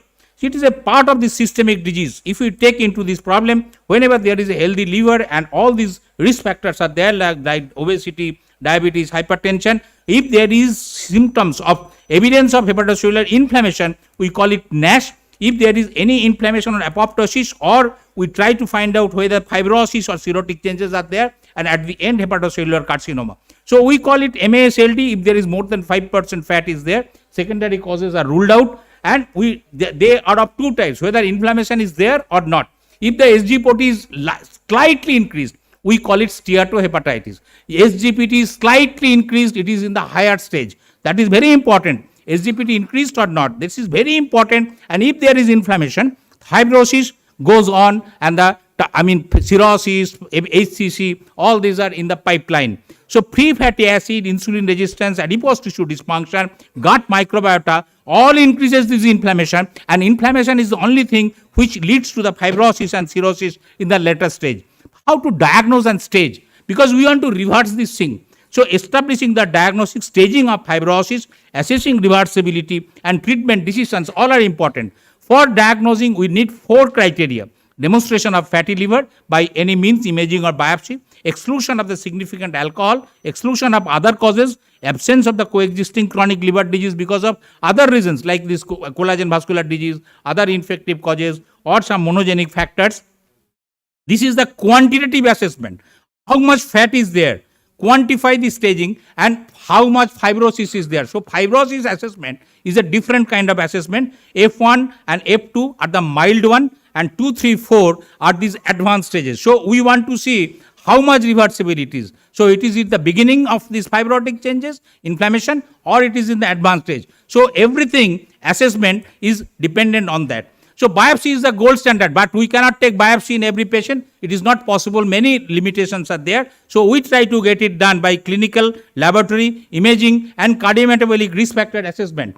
Because most patients are asymptomatic, and we try to get a detailed history, obesity measurement, waist circumference, other signs of insulin resistance, pre-existing type 2, or this blood pressure measurement, and the routine tests for these things, and to rule out the secondary causes, to rule out this virus and this collagen vascular disease or other cellular plasmin, ferritin, etc. For other diseases, SGPT is a good screening test to set this inflammation there. Normal liver enzyme do not rule out these steatohepatitis changes, because once there is inflammation, SGPT will be raised. And this test for other comorbid conditions like this hypertension, obstructive sleep apnea should be done. And if we can do it by USG, CT, MRI. USG is a very good data. MRI may be more corrective. Radiological finding in USG is almost diagnostic. For other things, other causes, we can need some other tests.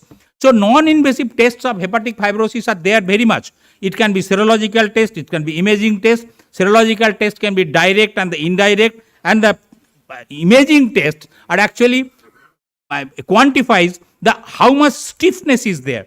So they predict the hepatic fibrosis. They differentiate from the significant fibrosis and the limited fibrosis or no fibrosis.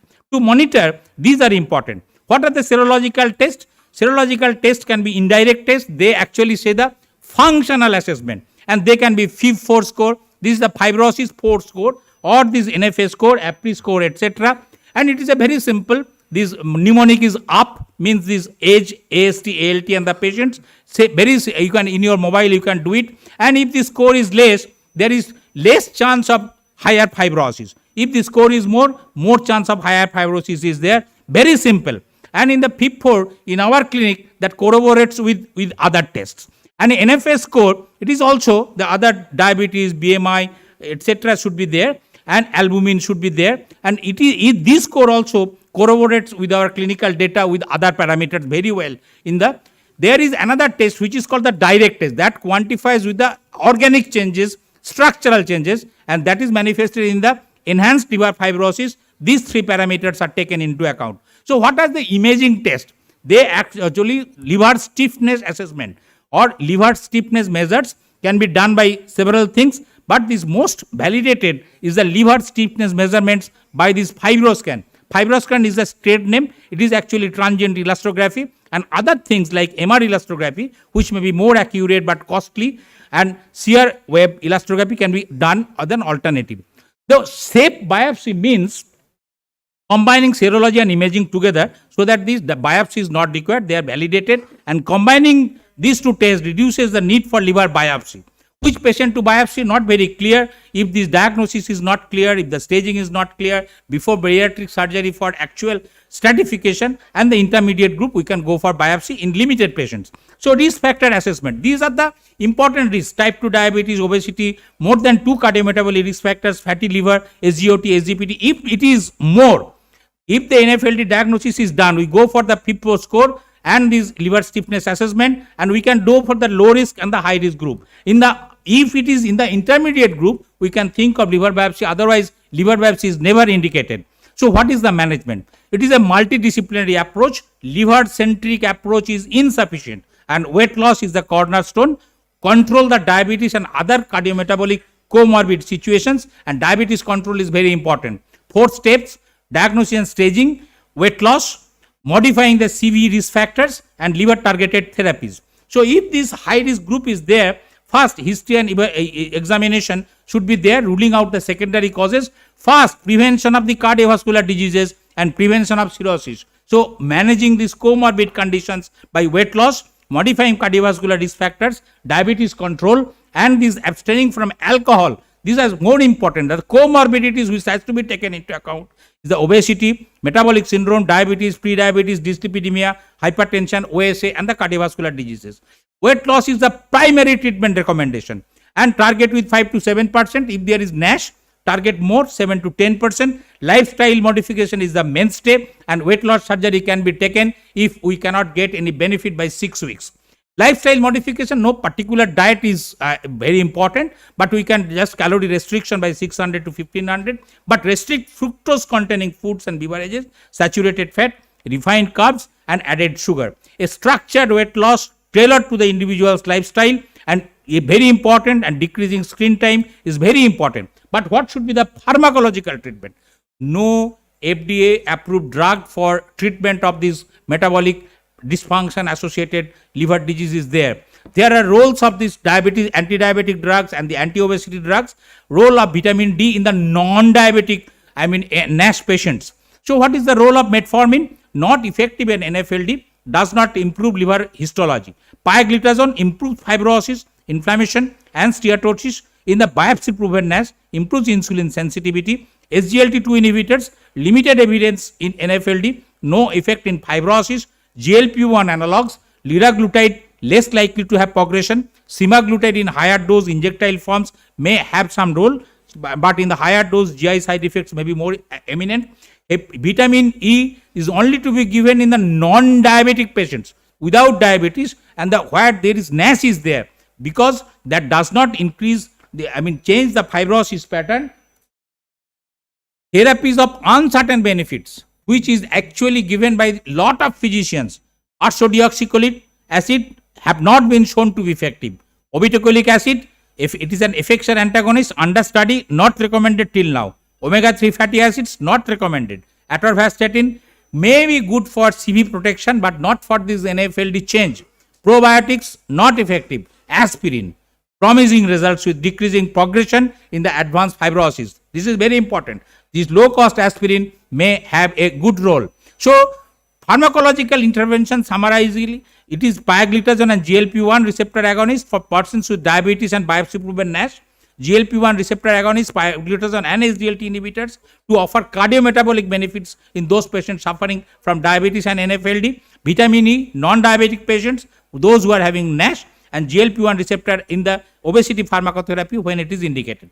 Bariatric surgery improves steatosis, inflammation, histology, fibrosis, everything in proper indication is more than 32.5, with comorbidities even less. It should be, but here in the decompensated cirrhosis, it should not be recommended. But lean NFLD, less than 23, they are actually more prone for this advanced fibrosis and progression to this cirrhosis. To conclude, burden of NAFLD has reached to an epidemic proportion. Modern food with fructose-rich things, altered gut microbiota are mainly responsible. Keep up the multi-system disease, type 2 diabetes, hypertension, obesity, and dyslipidemia, increased cardiovascular disease, hepatic or non-hepatic mortality in the advanced fibrosis, multidisciplinary treatment to prevent cardiovascular disease. Currently, no FDA-approved drug for treatment per se. Current treatment modalities are the lifestyle modification, weight loss, pharmacotherapy for diabetes mellitus, comorbidity treatment, and the metabolic surgery. And future landscape is optimistic and evolving because we can understand better how this fatty liver is being produced. So, new name of NAFLD as metabolic dysfunction associated steatotic liver disease gives us a better understanding of its associations and consequences, how it arises and what is to be done, what is to be addressed. So type 2 diabetes, obesity, hypertension, dyslipidemia and cardiovascular disease has to be addressed properly. Not liver centric therapy will not be sufficient in such situation, and metabolic dysfunction related multifunction disease. So whenever a child comes to you with a fatty liver, take appropriate steps so that it does not go into the advanced stage of fibrosis in the adulthood. Thank you very much for your patient hearing. And thank you so much for finishing on time or maybe before time for this very important topic. Any quick questions for him? You didn't touch upon saroglitazar at all. Any comments on that? Any meta-analysis are actually showing that saroglitazar may be beneficial, but pioglitazone is studied more because saroglitazar is an Indian molecule. In the international arena, pioglitazone is studied, and that can reverse because that can mobilize fat from the periphery, center to periphery. Means as Professor Soy was telling, that it is the organ fat which is more important to produce these metabolic changes. If it goes to the subcutaneous area, as pioglitazone produces more, then it is much more benefit for all kinds of ectopic fat, not only the liver disease. So that is good. Saroglitazar meta-analysis is also favorable, but international studies are required for that. Thank you so much. Put your hands together for Dr. Soumitra Ghosh. Thank you very much, sir. SGLT2 directly does not benefit, not much of studies, but it can change the diabetes pattern and other things. It can lose some kind of weight, but no direct effect on this NAFLD. Sir? Why not to use vitamin E in diabetes? Actually, that does not change anything related to the fibrosis progression and other things. That is actually taking a chance sort of thing. That does not actually alter. That is an antioxidant sort of thing. So when there is nothing, so when there is no diabetes, the other anti-diabetic agents are not useful, then practically it is taking a chance. That does not change the fibrosis pattern, does not reverse anything. You can take a chance, but in the non-diabetic patients, those who have NASH. Dr. Makkar.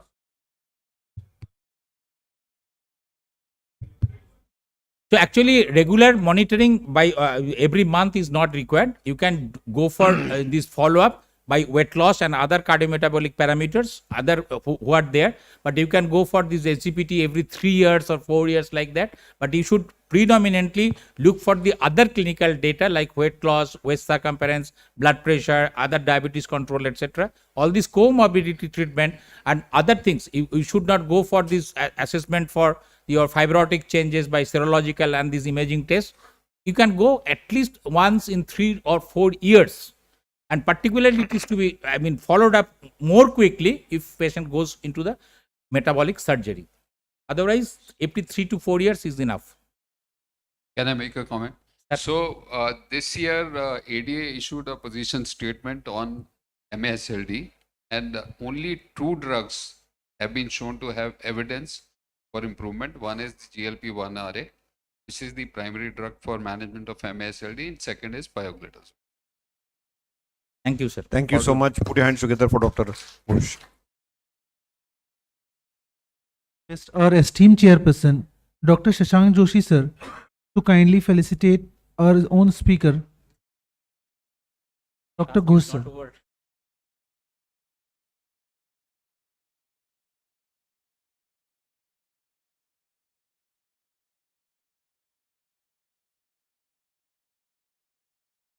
Thank you so much.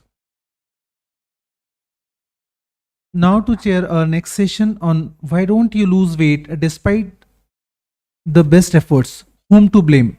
We request Dr. Vivek Bhalerao sir, consultant physician and diabetologist who is practicing in Nagpur, and Dr. Shilpa Joshi ma'am, consultant dietitian at Mumbai Diet and Health Center. She is also the vice president at Indian Diet and Dietetic Association.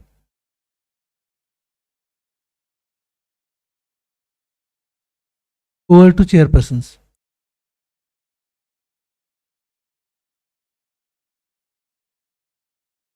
Good evening. At the outset, I thank Dr. Sunil Gupta and Madam Gupta for inviting us for the chairperson. Now, this is a very common problem. The patient comes to us, they are following religiously their diet and exercise program, and they are not losing weight. So every physician is facing this problem. Let's hear from Dr. Abhishek Katakwar, who is Assistant Director, Bariatric and Metabolic Surgery, AIG Hospital, Hyderabad. And he is a very experienced surgeon and pioneer in the Asian Institute of Gastroenterology. He is also a fellow of American College of Surgeons, American Society. So I request Dr. Katakwar to speak about this problem. So after the enlightening academic talk by Dr. Sahai and Dr. Ghosh, my talk would be more like a pep talk because over a decade I have evolved more like a counselor or a CB therapist, whatever you may like to call. But I have learned a lot of things from my patient, and whatever my talk is, it's all about what I have learned over a period of time, and maybe you can use some of these points to counsel your patient or to understand, to answer the very important question they may ask you, why me? Why not the other person who is a voracious eater and never gains the weight, and why it is happening to me? So I don't want to waste a lot of time discussing things which are not useful here. We all know that the biggest preventable cause of cancer after smoking is nothing but the obesity. So let me start my talk with this gentleman named Danny. He was weighing 195 kg in the year 2009. And then Mr. Danny wanted to become a millionaire. So he participated in a program called Biggest Loser in United States. And what happened to him, over a period of 6 months, he lost from 195 kgs, he came down to 86 kg, became a millionaire, he won it. And he was called the Biggest Loser. So was it the first law of thermodynamics which worked upon him because he was consuming less energy, he's spending more of it? It was not the first law of thermodynamics which we have believed over in so many years, that energy in and energy out makes the balance. We know that now there is a lot of metabolic derangement. We have been hearing about the gut microbiota. We have been hearing about the brown fat. So this is a cascade. This is like a chain reaction which starts and which happens over the years and causes all these problems. So though Danny became a millionaire, he won the show, but what happened to him when in 2016 he came back with more weight and ultimately he had to undergo bariatric surgery? So next, we need to understand what went wrong with Danny and why did he gain weight? So one of the reasons is energy homeostasis. The other one is compensatory behavior, which I'll tell you why it happens. Weight loss plateau. Set point theory, I am sure most of you might be knowing about it. Metabolic adaptation, which happens because of the weight loss. So let's talk about energy homeostasis. We know this basic thing, what happens, what is BMR, what is need, and all those things. But what happens is how your body utilizes that energy is of the utmost important. And that's why some people gain weight and some people do not. This is multifactorial. There's a lot of things we can talk about it. But for me, the mitochondria, which is the powerhouse, is the key. And when we talk about energy homeostasis, we need to understand there is a connection between the brain and the gut because of microbiota, neurological excess, and other things, and which causes disruption in the homeostasis because of the unhealthy diet, inactivity, whatever you want to call. And there is a broken homeostasis which, with inefficient regulation, causes the obesity. So let's talk about compensatory response. It could be behavior, it could be metabolic. Now, behavioral, I'll give you a simple example. You want to lose weight and you join a gym. You go there, you really work hard, and then you come back, and then you see something good, and you're like, oh, I've already burned out my energy. I deserve to eat something. That reward phenomena is nothing but the compensatory response. Another example, you join a gym, you're doing workout, but when you want, if your gym is located on the 4th floor, you will take a lift to go up and to come down. Why? Because you think that, no, I'm going to work out. So I won't be taking stairs because I want to preserve my energy. That is what is called compensatory behavior. And obviously, when we talk about metabolic compensatory behavior, there is change in the metabolism, there is change in the energy expenditure, and your metabolism slows down. And I will explain it to you in next of my slide.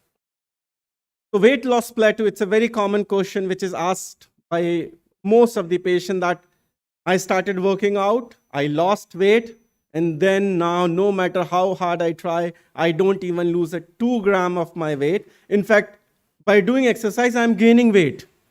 So is there something wrong with me? Am I not doing enough? Or it is so frustrating and probably I will lose my motive or my motivation. And this is what happens with many people. They try, they lose weight, they stop, they regain, then they again start, then they again lose. But they never reach the baseline. They are never ever able to reach the nadir, the last weight. Probably if they start with 100, they can reach to 80 and they gain to 110, but they can never reach back to 80. They'll always be above that. So it's always the step-like graph. So what happens? I'm sure most of you remember this date. Can anybody tell me what is this date resembles to? The lockdown date. So what was the response when the lockdown was announced? Everybody rushed to the grocery, no matter whether we are going to eat that or not eat that, whether we are vegetarian, non-vegetarian, whether the product is going to expire tomorrow, we dumped it because it was a state of panic. Now, when your body is in a state of panic, because losing weight is anti-natural, it is anti-survival, because when we were child, when we were sick, we lose weight. So the brain understands lose weight, sick, sick, lose weight. So when you are losing weight, you have this feeling of sickness. The body goes into a defensive mode. It wants to preserve more. And how does it preserve? In the form of a body fat. So, set point theory, and another example. We all are comfortable here. You go to Shimla, Manali, for first 2 days, you will be like, why did I come here? But by the 3rd day, you will adopt to that environment. And that is what is set point theory. Your brain, your hypothalamus has set point for everything. It also has a set point for your weight. The moment your weight comes down from that set point, again, your body goes into that defensive mechanism. And as I said, when your body takes it as a defensive mechanism, it starts the progress, it starts the thing, and then things change. Now, another example I will give, how does this hormone, change your thinking process? We all know it, but let me make it a practical example. So when somebody comes to Hyderabad, we always speak about biryanis. So I give this example. Imagine if you're going for a wedding, you are almost starving because you heard that this is the best wedding, the best chef is coming. But the moment you land there, you see that this place is very unhygienic. Probably you will not eat there, though you are starving, but your brain will say, no, not eat here. And then you will feel good. Now imagine another situation. You already had enough food and you go to some place and you see that the best cuisine is waiting for you, though you're full, you still eat, because this is all the brain gut axis. So metabolic adaptation, I'm sure most of you know about it, and it is very simple. As you can see here, you can understand from the diagram. So it is not as easy as you think, metabolic adaptation, but definitely there are a few things which happen with exercise. Your hormones change, your body adapts, and because of that energy deficit and decrease in body mass, there is a change. And what are the features? You feel foggy, you have indigestion problem, you become irritable, because this is what is being done as a part of third degree torture, because you cannot hurt somebody. So the best thing you can do is don't give them food, don't give them water, and they will say whatever you want to say. So the fact is, dieting and exercise reduces your metabolism. It increases your hunger and craving. Within advancing age, your metabolism goes down. That's why the concept of longevity has come. And it is anti-natural, anti-survival to lose weight. And I have already spoken about the set points. But let me talk about the culprits. We have spoken about what are the problems, but culprit. So who is the biggest culprit? For me, the biggest culprit is insulin. So we know about the index. The Indian index market is going high and high. Everybody is earning a lot of money from the equity and shares. But I want you to concentrate on the glycemic index, not the insulin index. I'm not the glucose index, but the insulin index, because we have been made to believe that when you buy a grocery product, look at the fat content, look at the glucose index, but nobody asks us to look into the glycemic insulin index. So insulin resistance, we all know as a physician, clinician, what happens when you have insulin resistance. And is there a way to reduce insulin resistance? Yes. And now I'm going to give you some examples, some key points which I use in my counseling sessions. So more than how much you eat, what you eat makes a difference. You should understand the concept of glycemic index versus insulin index. So sometimes patient comes to me and say that there is a fancy product which has come, which is called sugar-free. Can we add it? I say it is equally bad, because it may not increase your glycemic index, but it will increase your insulin index. I always give this example of piggy bank. So when we were kids and when we had our piggy banks, so a lot of time we have seen kids who will always wait for a big currency note, and then they will put only that currency note. They will not put 1 rupee coin. But we need to believe that even putting 1 rupee coin every day can make you millionaire over a period of years. Why I'm giving this example? Because when I see a patient, they come to me, and after my counseling, some of them don't want surgery. They say, doctor, I'm going to give a fresh start tomorrow.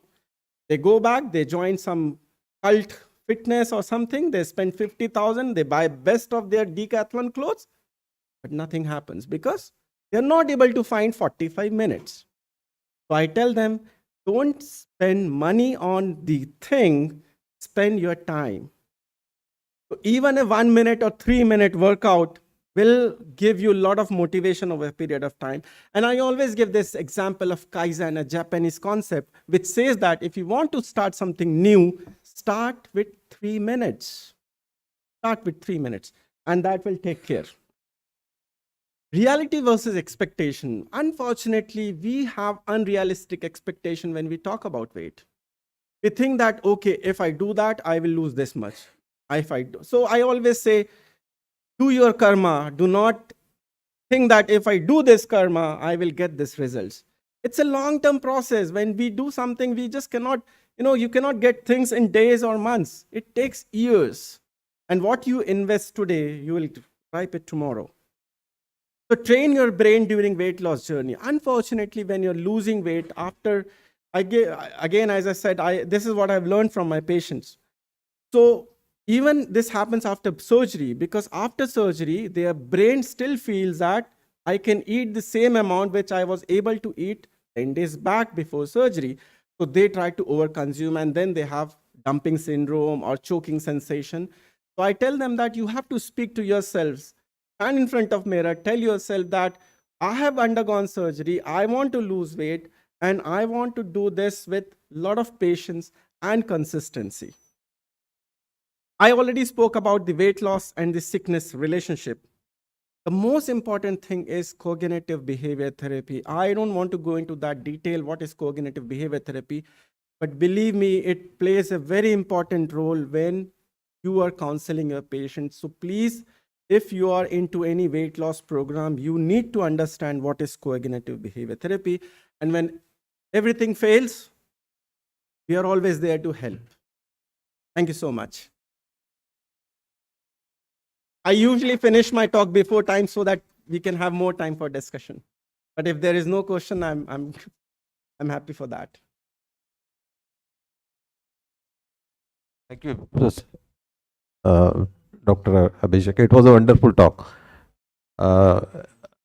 Is there any role if the patient, they say that they lose their weight very fast for first 5 months after following the diet and exercise program religiously, and now they are not losing their weight?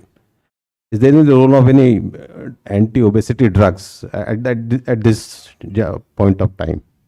Yeah, so I do use a lot of medication nowadays. It's not that I'm against medication. In fact, I'm the PI for 2 of the new trials which are coming up by Novo Nordisk.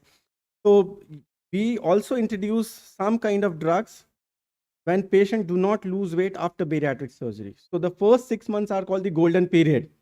We assess that if patient is not doing good after bariatric surgery, we counsel, we reassess, and if needed, we may prescribe some drugs. The same thing can be applied if patient want to lose weight with some medication, with their lifestyle change, definitely it can help. And I was expecting it from you. Please go ahead.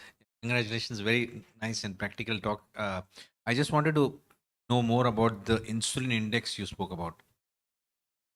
So I'm sure you know more about insulin index than me. So the thing is, when we consume something, it is not just the glucose which increases your insulin secretion. It's also the protein, it's also the fat. So there is nothing like a bad fat or a good sugar. So we have to go into the details. So what kind of protein your patients are consuming for weight loss, that is important.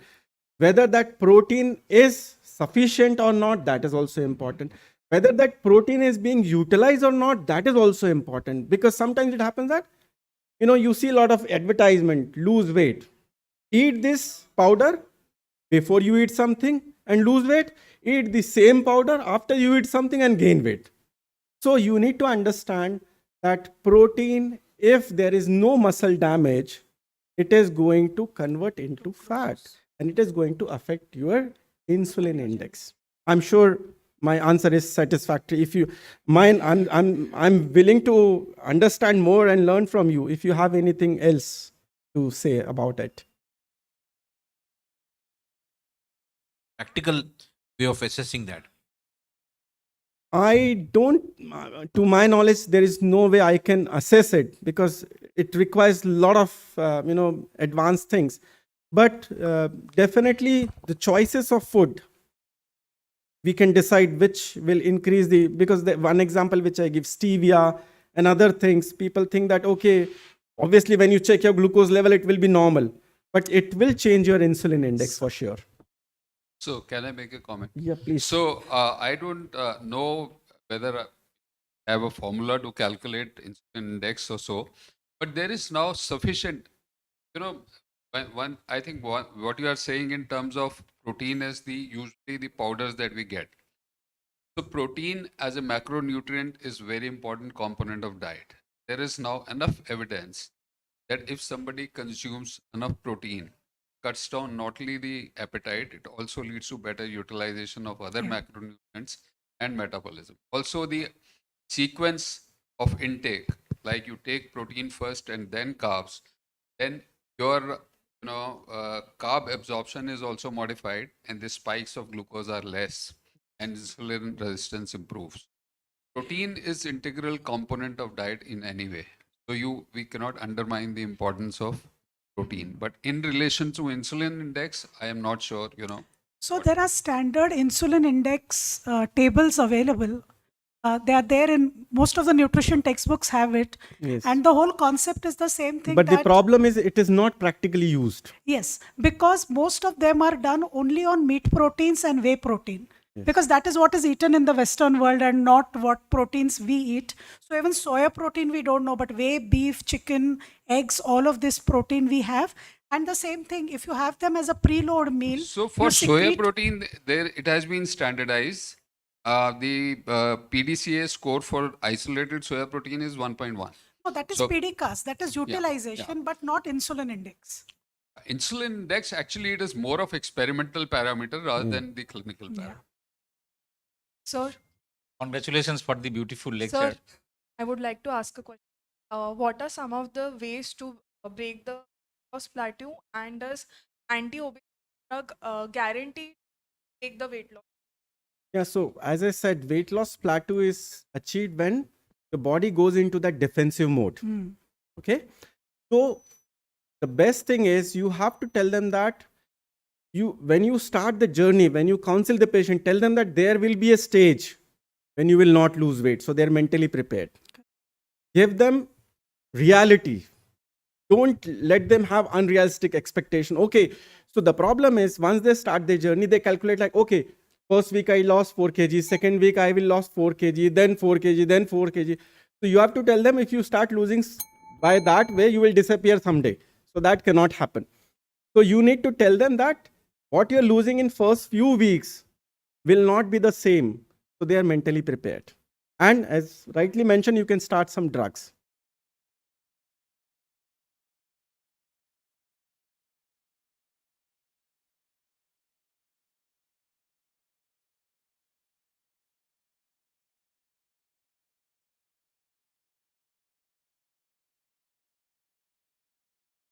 So it is not just about calorie deficit, as I said. It is not just about, there must have been something, some motivation, something might have. You just cannot keep on reducing calorie and expect that patient. You will basically make them starving. Set point theory means, as I gave you an example, we are sitting in this room. I might feel that, okay, this air conditioning is okay. Somebody might feel, no, it is very chilling. And some might feel that it is comfortable. We are all humans, but we have a different perception for temperature, and it is because of the center located in your hypothalamus. Now, the same center happens, there is a center for your weight, there is center for your appetite, there is a set point for everything. The moment you start losing weight, your brain recognizes it as it is coming down, why it is coming down, why it is coming down from that point. And then it starts that metabolism process and tries to be in the defensive mode. That is what is called set point theory.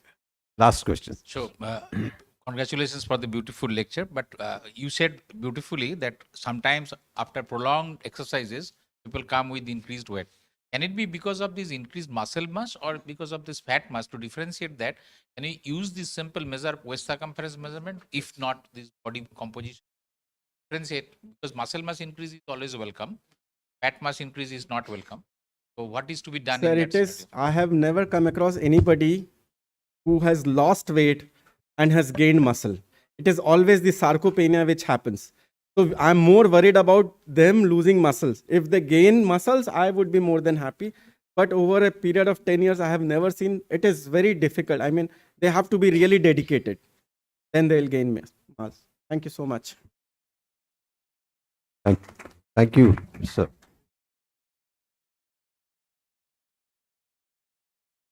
Now I request our chairpersons to kindly felicitate our speaker.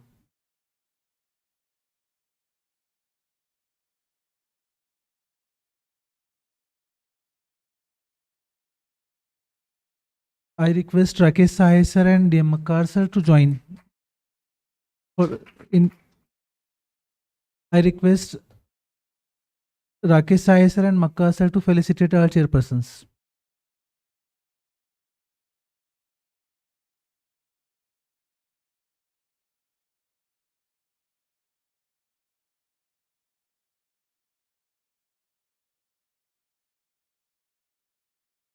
Now I request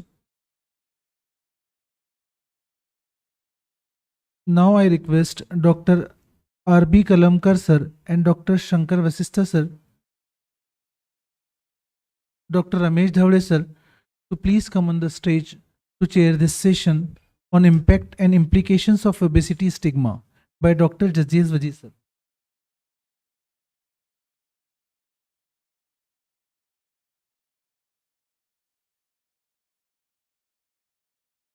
Dr. Kalamkar sir is MD Medicine and Director of Kalamkar Multi-Specialty Hospital, Nagpur.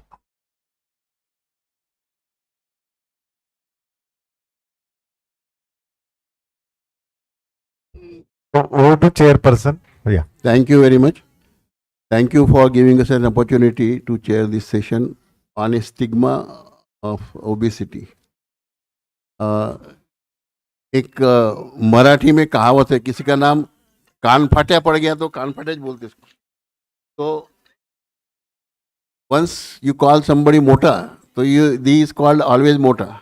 So that stigma is carried by the people who are obese, and they have to have first mainly we love our body most. So our image in our mind is more important than what people call. So I think he is the best person to explain about all this stigma about obesity. It's over to you, sir. Thank you very much, respected chairperson. At the outset, I must express my extreme gratitude to Dr. Makkad and Dr. Gupta for inviting me here, and further gratitude about the fact that I was offered to talk on a topic like this, which is not run-of-the-mill topic which we talk about, but I promise each one of us present here that once we understand this topic, imbibe it into our practice, I'm sure our patients will do extremely well. And I also promise your practice is going to grow majorly once we take care of this. So that's the impact, not just on your patient, but on your practice. So I would wonder why this slide has a blank box. Well, why should a presenter start with a blank box? The last slide will prove itself. So I'll be discussing about obesity stigma and how is it happening and why is it important for a person who has excess weight or obesity, whichever name we may use. So just spend a few seconds on answering these questions to ourselves. We don't need to answer to each other.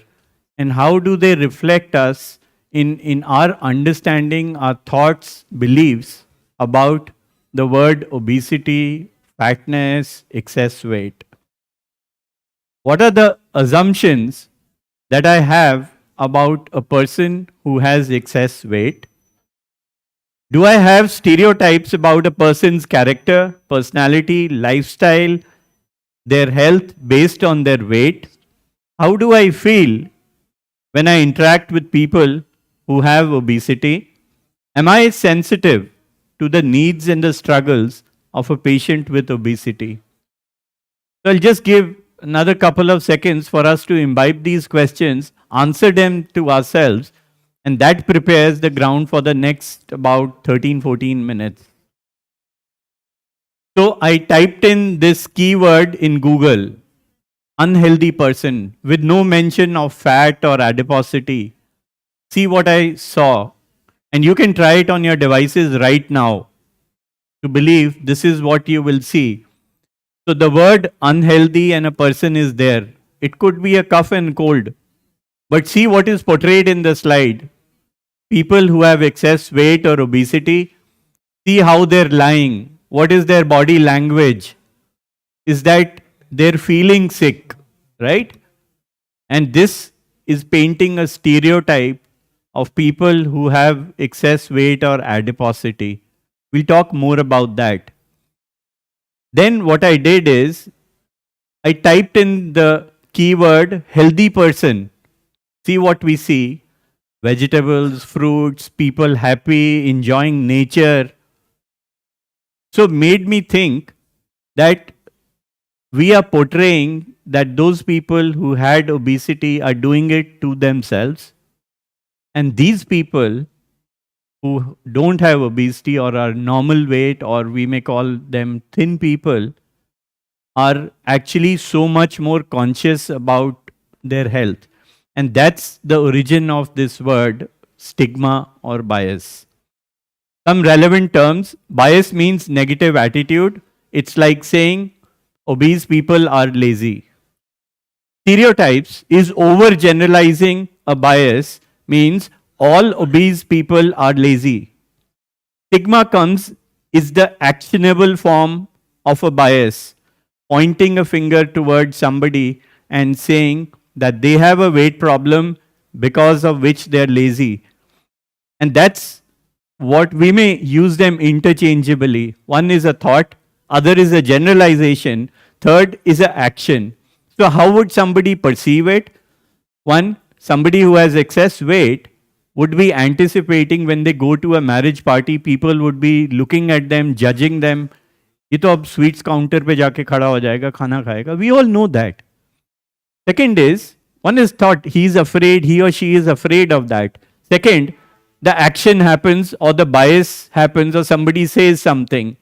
The third, the more severe form of a bias, they start judging themselves and internalizing that bias. That can be very dangerous. So that's the new kind of racism we're talking about. So weight stigma generally applies to excess weight. However, underweight or leanness can also be a kind of a bias. The usual stereotypes we talk about in obesity would be somebody who's lazy, lack of willpower, incompetent, etc., etc. One very important thing: whenever we start the discussion of excess weight or obesity with a patient, what is the first response? The most common response of the patient is that, "Doctor, I'm eating well and I'm exercising well." Well, through the day and maybe tomorrow, we'll also understand obesity is not just about eating more and exercising less. It's much beyond that, but the stigma identifies people that it is their responsibility, basically about nutrition and fitness, that they are weak and they're irresponsible. This is, we are sitting in an outpatient and we are experiencing these things. And just preceding to my talk, we heard lots of these patient experiences affecting our practice and making it better. This finally leads to a person devaluing themselves and the society ostracizing them. So where is this weight stigma actually coming from? There is this target which has 4 parts. Institutional means there are some ways, either media or lack of policy, which promotes them and is not preventing these biases. That is institutional at a much larger level. Interpersonal, social rejection, teasing, bullying, social distancing, we all know about that, and workplace discrimination. The third, more severe form, which I'll again talk about, is internalization. You start judging yourself of being bad and not being able to do that. And possibly, we all are part of the healthcare. We do contribute to the obesity stigma or bias. So I'll briefly talk about them. Basically, we should sensitize ourselves, because this journey of change starts from me and I, before I expect others to change. The media, we all are aware of these pictures. We see them day in and day out. The average time the younger generation spends on the media is enormous. So just imagine the amount they've been exposed to these kind of stereotype portrayals, abundant, which are really abundant. They basically reinforce the same idea at the level of an individual, the society. Bollywood is not really far away they're not purposely portraying it, but we perceive it in a different way, that obesity carries a stigma with that. Because these movies, these serials have an impact on the way the society thinks and the individual acts in the situation of excess weight. These typical social media pictures make me believe that a person with obesity cannot control himself or herself, is lazy, and loves to consume these energy dense foods, and that's why he or she is like that. Dehumanizing images of headless pictures, like you can see only a focus on the abdomen, is very common whenever we talk about obesity, and sometimes in our talks also we have such images. Consciously and subconsciously, we may be promoting a weight bias.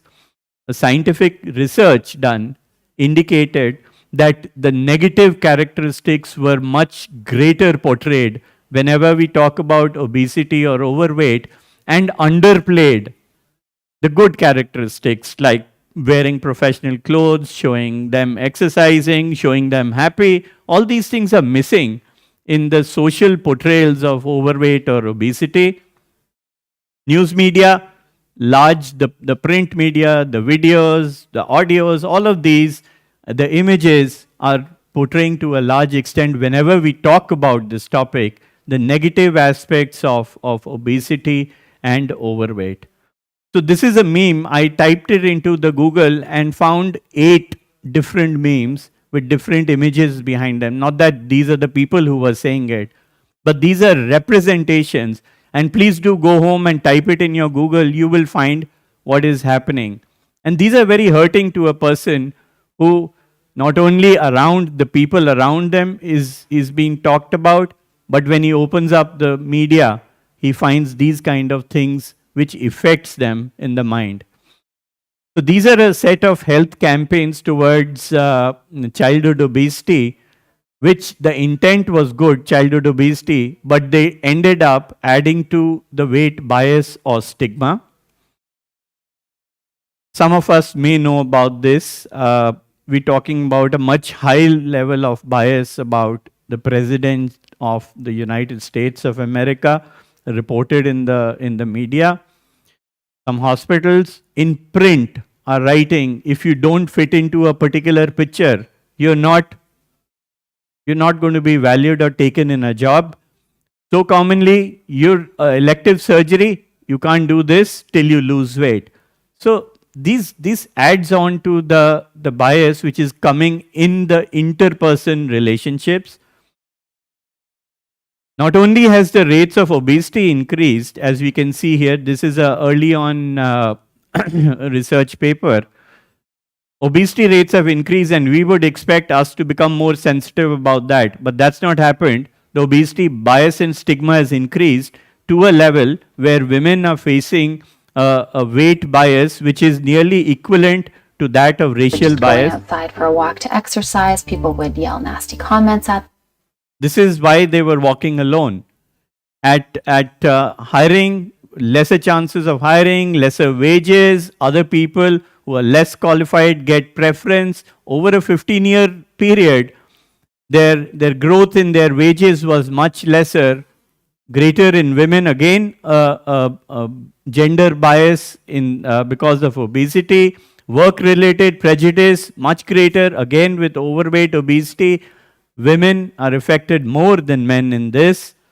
Some examples more of the print media portraying the weight bias. Very commonly in public transports we find this.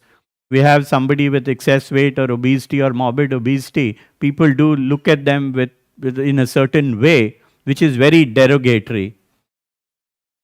Internalized weight bias, basically you start doing all the things that you hear, see, read, into self-stigmatization, adopting the weight stereotypes on themselves. These are the kind of words going on in their mind. The populations who may be affected with that, healthcare, in a research, they found that family members and healthcare providers were the greatest contributors to obesity stigma. A lady came to the ER with bronchitis who was obese. After doing the anthropometrics, the physician started discussing about weight management and obesity. Is this fair? What message does she carry back home with this?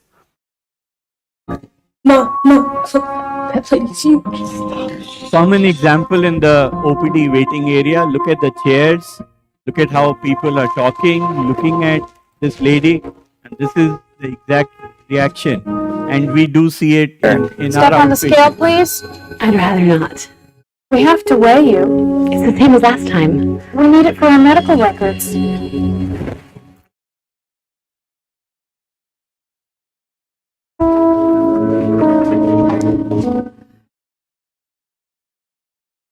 £260.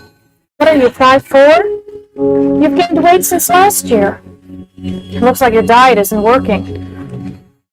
Please move into the examination room. The doctor will be right with you. So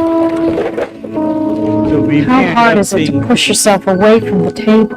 I know, and get off the couch. Nothing to it but to do it. You gotta work hard to get that overweight. Physicians, this thing isn't big enough for you. available. Here, change into this. We all may be at times contributing to that. The various parts of these, the bias, stigma, lead to our actions or reactions of patients with obesity. I'll just leave it for you to read them. We all know about it. And what does the patient go through?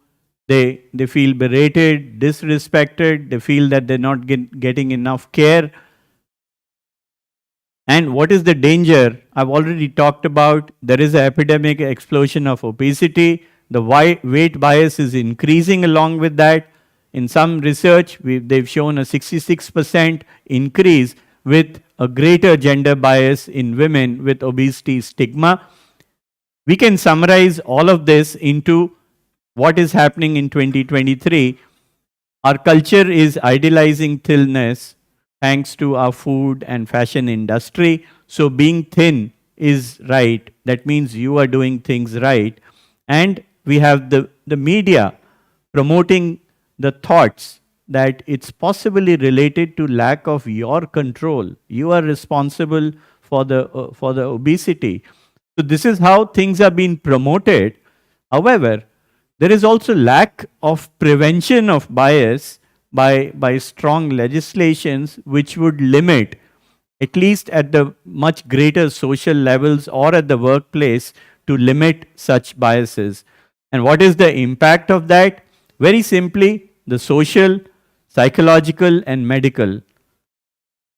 These all I have shared in the past, and just to summarize and put them here, we'll give you a few seconds to read them out. So a bias can also lead to a eating disorder. The patients may stop following up with their doctor, may discontinue the program, may discontinue medications, all leading to a worsening physical health, not to talk much about their mental health. This is the last part of it. I found it very impactful. So I just let it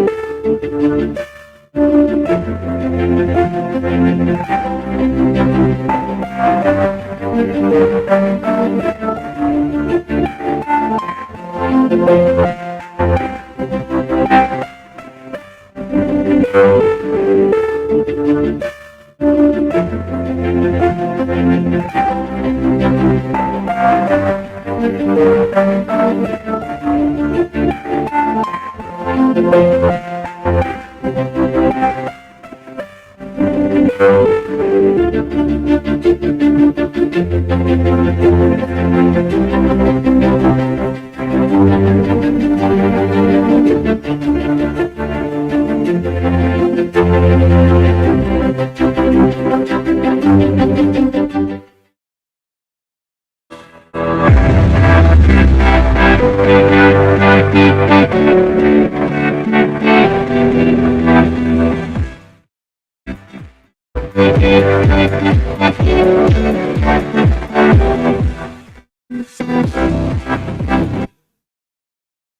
I I end here with what I had hidden right at the beginning. We need to be the change, and it's empowered with all of us to make that change, to create a lot of more wellness in the whole globe. And I must acknowledge Dr. Syed, the two Dr. Rebeccas who are pioneering their work in the field of obesity, stigma, and bias. And I thank all of you for your kind listening. Thank you, Dr. Dasbit. You have very nicely explained what is the effect of this stigma over a population of obese persons. As we have noticed, it varies from childhood. I mean, primary education to even health education, MBBS, MD, when the candidates are doing and more brilliant than the others. But they are being seen in a other way, inferior way. And employment also, they don't select. In interview, they are rejected for the same purpose. As you said, that these things can be avoided by doctors only is not possible. Unless the health education, as they have done for the leprosy, this is not a stigma, this is not a stigma. Unless this obesity is included in that, the problem still will remain unsolved. Totally agree, Open sir. topic is open for discussion.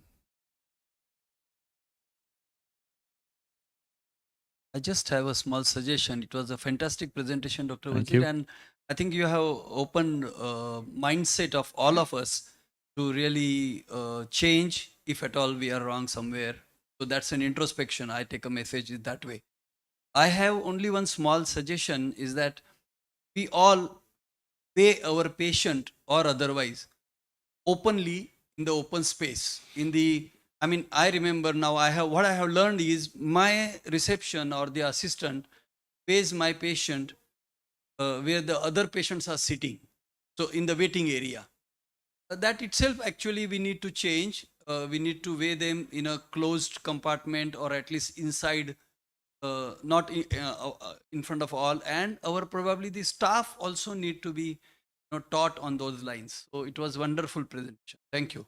So I'm delighted that four of us, three on this slide and one here, are extremely helpful that I could help one more change towards reducing the obesity, bias, and stigma. Really happy for that.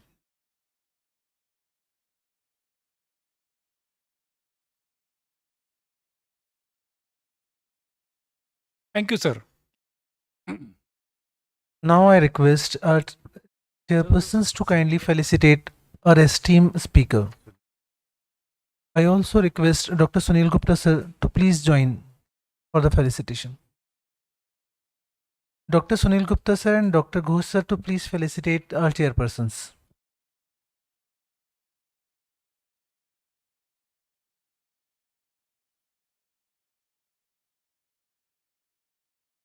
Now I request Dr.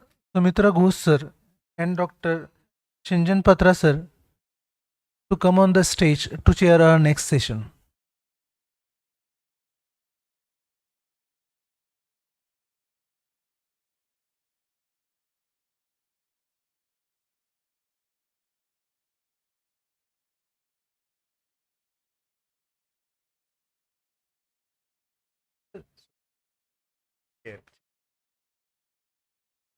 बोलिए announce कर दिया sir.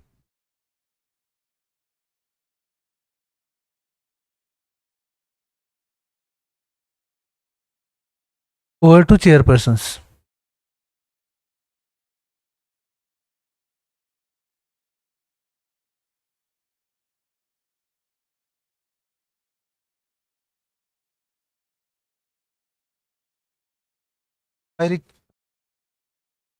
Now we are having a very beautiful session, other than Dr.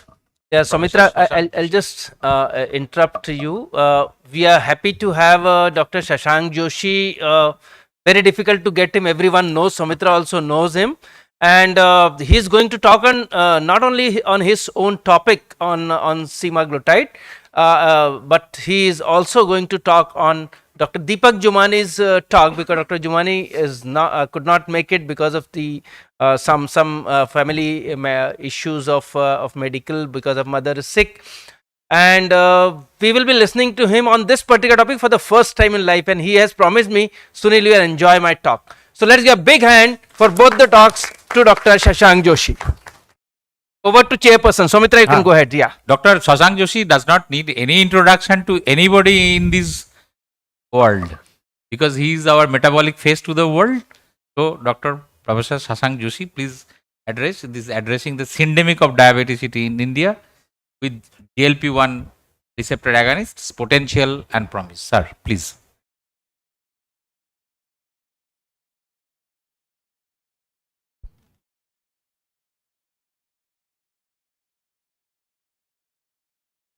Hello.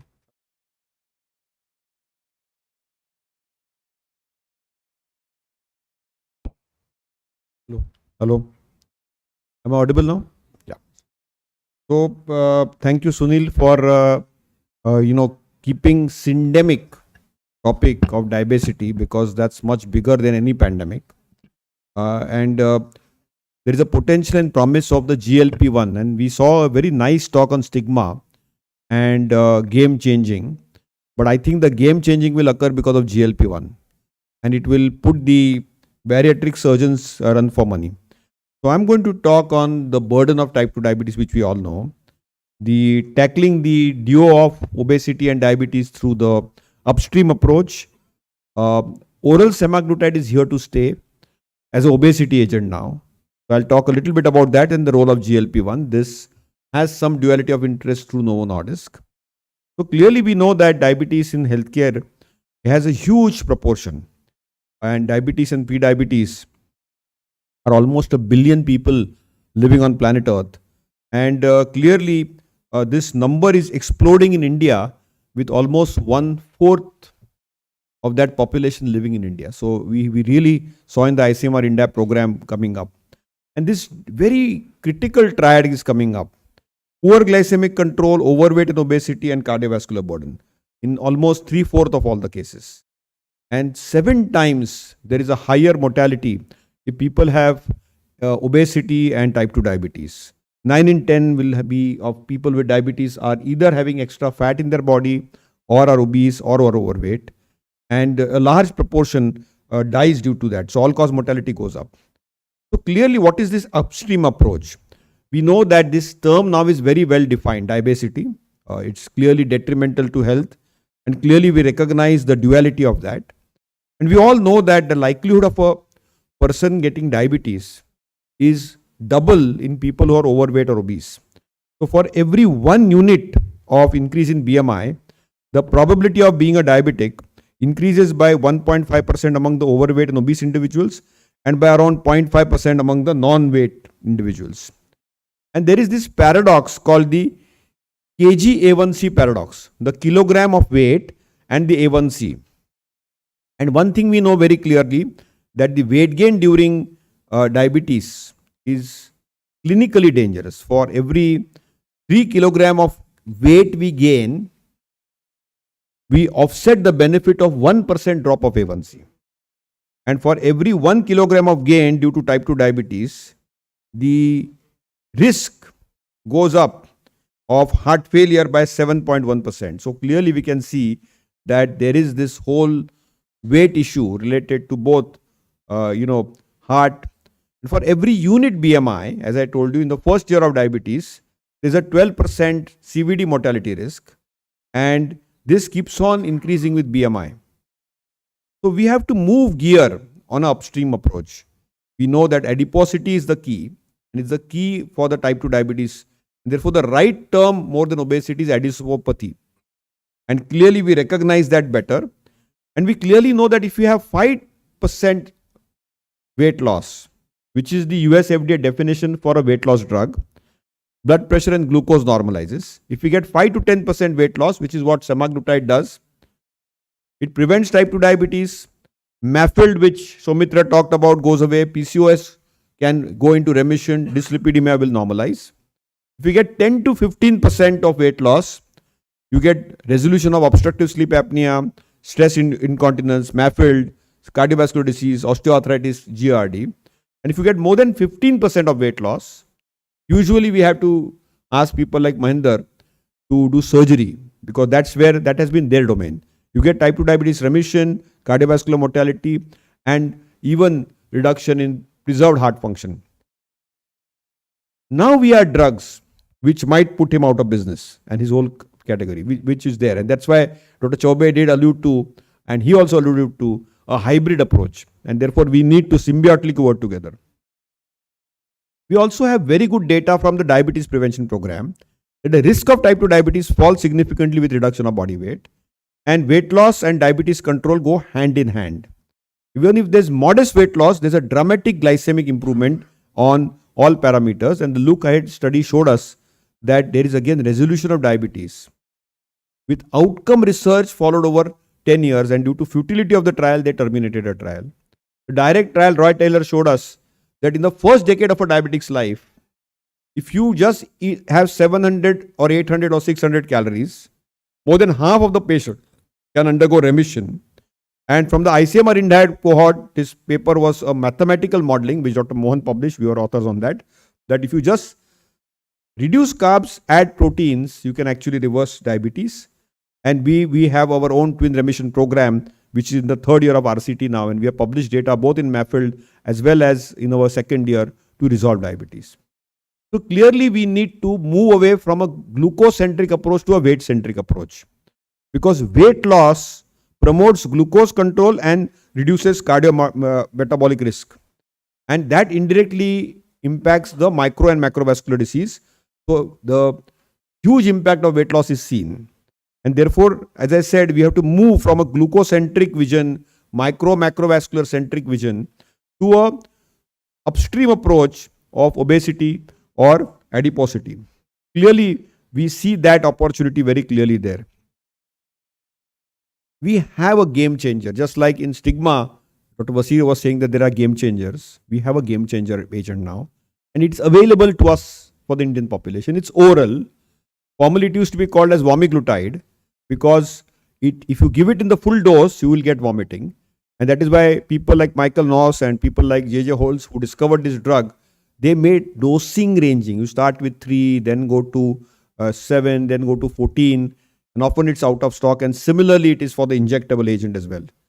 So the oral one is a revolution, because peptides get dissolved by our hydrochloric acid, whether it's insulin or GLP-1. But in the oral formulation, the Novo scientists have been able to, they abandoned their oral insulin program for this human GLP-1 analog, and they fundamentally made a co-formulation with a enhancer called SNAC. And this is probably the most effective GLP-1 agent tested till date, single agent. We have dual and triple agents also, with a long half-life of 1 week. And it has a SNAC, which is an absorption enhancer, which promotes the semaglutide absorption across the gastric epithelium and enhances the bioavailability of the entire semaglutide molecule. And that's how it works. And it's probably the first and the only oral GLP-1 agent, which has a very robust A1C reduction and has a large patient satisfaction index. And it has this whole pioneer group of programs on monotherapy 1 versus MPA 2 versus SITA 3 versus LIRA 4 versus the renal part is 5, flex is 7, and 8 is with insulin. And consistently an A1C drop of 1.5 to 2%. And the biggest is that almost 70 to 80% get to goal of less than 7%. And the body weight change is critical, clinically significant, of more than 5% and beyond 5 kilograms. And it is sustained. Why is it a game changer? Because it's a sustained weight loss. And that's very, very unique. And if you look at the background medication, independent of the background medication, whether you are on an insulin providing therapy or an insulin sensitizing therapy, independent of that, you get a very, very positive direction of weight loss. So what is the game changer part of GLP-1 backbone?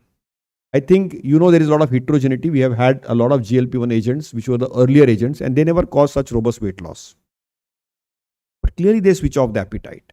Directly, indirectly, it activates those regions in the hypothalamus which are involved in appetite regulation. They reduce energy intake, appetite, food cravings, both for savory foods and body weight, exactly what bariatric surgeons were doing in the past. And that is why, just like vagotomies disappeared, I feel another decade's time, Mahendra, sorry to say that, though you are the president of the society, we might see some of the bariatric surgeons disappear, just like biliary pancreatic diversion has gone almost now, which Pori's almost 30 years back said that. And now you are moved and migrated to gastric bypass. You are moved to sleeves. Now you are moved to endoscopic sleeves. And now probably you will move to a single, dual or a triple agent coming up. So I feel that there's a threat, and it's time that you can become bariatric physicians from being surgeons. So that's something which you need to recognize. Okay. So it switches off hunger, energy intake and food cravings, fundamentally working through the POMC card pathway, because it stimulates that. And then through the neuropeptide Y and agouti protein, it promotes fullness and prevents overeating and alters food preferences. So it's an anti-crave agent, to make it very simplistically. And the biggest challenge is that there is a threefold greater loss of mean fat over lean mass. So the muscle to fat ratio is maintained. A lot of people have a myth and they say any weight loss will cause muscle mass loss. Remember that you do any weight loss with whatever may be the treatment indication. It may be lifestyle, it may be drugs, it may be surgery, you will lose muscle. So you need to give some amount of proteins to it. And particularly if there is a weight loss after 65 with muscle loss, it can impact mortality. So you should, one take home point is, above 65 when you prescribe weight loss agents, you need to take extra preservation of the lean body mass. And that's something which we need to recognize very well. A large proportion gets to goal, and clearly the inflammation, the HSCRP, the lipids, the systolic blood pressure, the waist circumference, everything comes down, and there's clear proven efficacy. So I think beyond reasonable doubt, very large clinical trial programs have shown that it is very safe. Most side effects are gastrointestinal and dose related. Most of them are mild to moderate, short duration. You need persistence, education, and a little bit of nausea which subsides on its own. Most of the times you might have a very low rate of hypoglycemia, and it's extremely well tolerated orally also. You need to take it on empty stomach with a glass of water, and you need to probably then wait for at least 30 minutes before eating, drinking or any other medication, including thyroxine. A lot of people ask me this question, endocrinologist. Take the thyroxine after food, doesn't matter. You can take it at dinner also. It really doesn't matter. And this is how you schedule it. Start with 3 milligram for a month, then 7 milligram for another month. 7 milligram is rarely available. Okay, it's sparing, but now I'm told after 5th of December it will be available again, and then give 14 milligram. And that really makes a difference. And not to dose, and don't double up the dose. So 2 tablets of 7 mg are not equal to 14 milligrams. And there is 25 and 50 milligram research trials also going on. So clearly oral semaglutide is here to stay, and it is a game changer medication. It will make an impact, it will make a difference. So GLP-1 receptor agents, are all of them the same? No. I think all of them have different impact on weight, on glucose, and on cardiovascular outcomes and renal outcomes. So clearly we recognize that. In fact, at the ADA at San Diego, we saw this very clearly, that they head-to-head compared the CV protective effects of SEMA versus LIRA. And you can see that the leader population, the sustained population, and the Pioneer 6 population. And you can see very clearly, if you see the forest plot of the 3-point MACE of sustained 6, Pioneer 6 and leader trials, semaglutide probably was better at reducing the CV events compared to liraglutide. And it clearly showed that on the reduction of 3-point MACE, there was a larger 22 to 27% depending on the population study in this thing. So very clearly there. The other thing which people talk about is, can we combine a GLP-1 receptor agent with SGLT2? And that also was discussed by Peterson et al.'s group on cardiovascular outcomes in type 2 diabetes at the ADA. And those were their slides on 5-year absolute risk of CV outcomes. Clearly we can see here that the dual therapy of GLP-1 and SGLT2 had a slightly lower risk ratio for heart failure compared to the reference therapy. So clearly, if you see, they have some beneficial effects of dual therapy in reducing MACE and clearly on all-cause deaths. What about renal outcomes? Data again very similar, and you can see that there is an impact on renal therapies. The true changer is going to come, and he's the person who got the Banting Award, Prati Shop. He's coming for our Mayo meeting in 6th and 7th, 5th and 6th and 7th of Jan in Mumbai. If you want to meet him, he'll be there in person. He just got his visa yesterday. He's from Germany.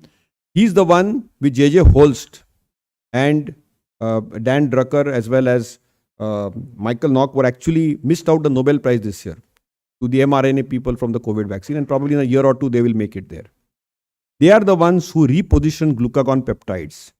They looked at glucagon, GLP-1, GIP-1, and they created those sequences in the amino acid footprints to make super hormones with combo profiles. So they had single receptor agents, which is what we discussed, the semaglutide. Then we had the dual receptor agents. So that was actually discovered in 2006 by them. Then of course the dual receptor agents, which is GLP-1, GIP, which is 2009, and GLP-1, GIP as well as GLP-1 glucagon, 2009 and 2019 respectively. And then the triple agents, which is retatrutide, which is also available now, which is glucagon, GLP-1 and GIP. But as far as India is concerned, we really don't need that type of weight loss because we know we are thin fat Indians. And the weight loss which we get, even with an agent like semaglutide, is as good, maybe like a dual or a triple agent. And these agents are out of stocks worldwide. So by the time they'll arrive in India, it will be a long time. Finally, where are they in the guidance? We are actually on 2nd of December. In just a couple of days, you will have the online version of ADA coming up. But we clearly know the 5 to 15% of weight loss impacts metabolism. It is a disease modifying drug now. So there is going to be a new term which will come out in the guidance just a couple of days from now, that they will be called as disease modifying drugs. GLP-1 receptor agents with beneficial or proven cardiovascular and cardiorenal benefits, just like the SGLT2 inhibitors, will be called as disease modifying drugs because they're clearly changing the disease biology of diabetes. They improve cardiometabolic risks and improve quality of life. And therefore in the 2023 guidance, which will change to 24 just in a couple of weeks from there, clearly there is a role for GLP-1 receptor agents at the pecking order of the SGLT2 inhibitors. And they are very much there because they are clearly dual agents. And therefore we need to use that upstream weight-centric approach of semaglutide. Having said that, core to weight loss drug therapy, and many of us work in this field, emphasize on dietary protein.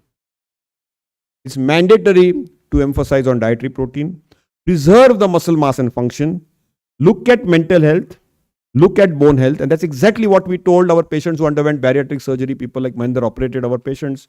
They have done well, but we need to preserve their mental health because they can have suicide. There's an odd ratio of suicides when you lose too much of weight. Clearly documented now. It's not even there in not public, it's in public domain now.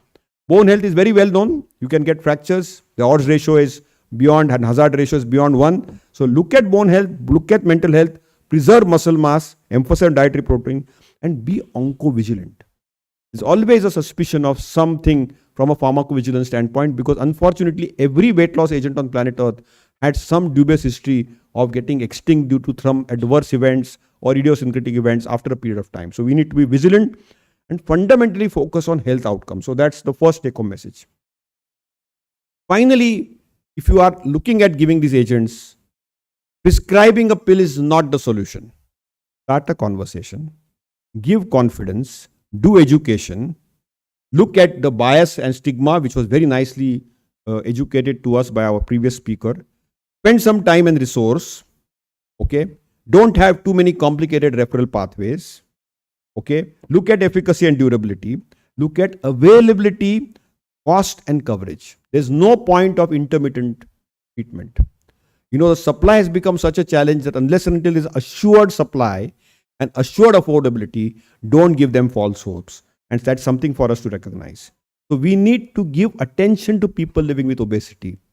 Just the attention they deserve, like somebody with a heart disease or with diabetes. Clearly, we are there. So finally, summarizing, 9 out of 10 people who are obese or overweight have adiposopathy, have type 2 diabetes. There's a clear-cut 7-fold increased mortality risk, and we need to adopt an upstream approach for a hit hard, hit early approach or upstream approach. And weight has to be given equal footing with glucose, with cardiovascular risk, as well as cardiorenal outcomes. All four form a quadrat, and therefore weight is having an equal opportunity now in the equation of all global guidelines. And clearly oral semaglutide is here to stay in India. Our patients do not have an availability issue problem except some intermittent issues. And clearly the A1C drops by a 1.5%. There's at least a good 5 kilogram weight loss and waist circumference. Having said all that, happiness is as important as health. And as I said nowadays, and I have to thank Sunil because I launched this whole digital detox movement from here. And I still continue telling everybody that at least for half an hour before going to sleep and after getting up in the morning, do a digital detox. Thank you so much for a patient hearing. Thank you, sir, for your beautiful message, not only on the subject, but also this digital detox and this connectivity with the people, communication, identifying the problems, how to stick to this, regimen, etc. Everything has been dealt very well. So I will request everyone to give a big hand to Professor Madhusri Shashank Joshi sir. And we can invite few questions if you have. Yes, Dr. Narwaria, please. Surgeons have to get up now. Indeed, a nice talk. Learned a lot, though I joined it later. Only thing is that sometimes we are trying to use this with a bariatric person, and I found that oral GLP-1 are not effective in our post-bariatric person gastric bypass. Is your if you do a gastric bypass or a sleeve, it's very tough to get the absorption of these agents. So the injectable agents will be preferred here. That's a fact. injectables we are not getting in India. And injectables are not easily available, but I'm certain that next year Novo will have the injectables on board and other companies will take a little longer to get.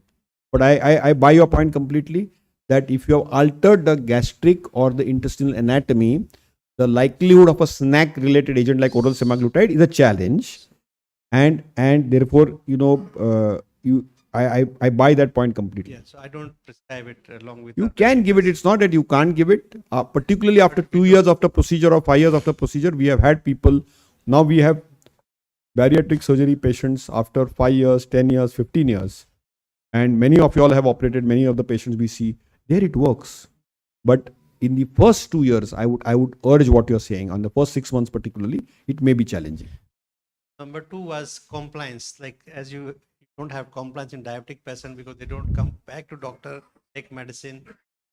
Same thing will happen with this also. Even we face the same problem. The compliance after bariatric surgery also. For Indian person, they want to go everywhere but not to doctor. Everybody wants a quick fix. So point I completely buy. I think everybody wants a quick fix, and persistence, compliance, adherence is a challenge. And cost and long run will be more than the bariatric surgery. In that case, I'm not so sure of that because outcomes are at par. I'm not denying that fact, and there will be cases of hybrids where we'll still need to get to a target. So it's not that we are all friends and we are under one roof, but there are areas where we need cooperation from both sides, whether it's brittle diabetes or brittle obesity, and even so there will be situations where both are needed. And as Dr. Joshi has already highlighted that it is not the prescription which is enough, explaining and communication is also. Yes, I think the detailed communication between us and the patients is the most important, as sir has already pointed out. Professor Shah, it was a fantastic presentation. I just want to say, Indian data and non-responder to semaglutide. Can you highlight on this? I had 1 or 2 patients, not many, who did not just have any change for first 3 months even. 1 month, 3 milligram, second month scaled up to 7, and later 14. But so every drug has a non-responder category. No, I just wanted. So we don't have Indian data on non-responders because we don't have a large public cohort from India. Novo has kept this trial program also for all the trial programs had centers in India, but we don't have that type of data. But suffice to say, the biggest challenge is intolerance and the patients dropping out due to the adverse events. So therefore, education is the key, and most of the people at 3 or 7, if they survive, they will survive 14. But there is a non-responder group also, and in those groups, you need to investigate them for syndromic obesity, genetic issues, and so on and so forth. So it's And sometimes you might have some other cause, an underlying cause of secondary obesity. So it's important to recognize before you recruit these patients to go through that filter. Thank you. I will request any Yeah, question. yeah. Okay. Yes.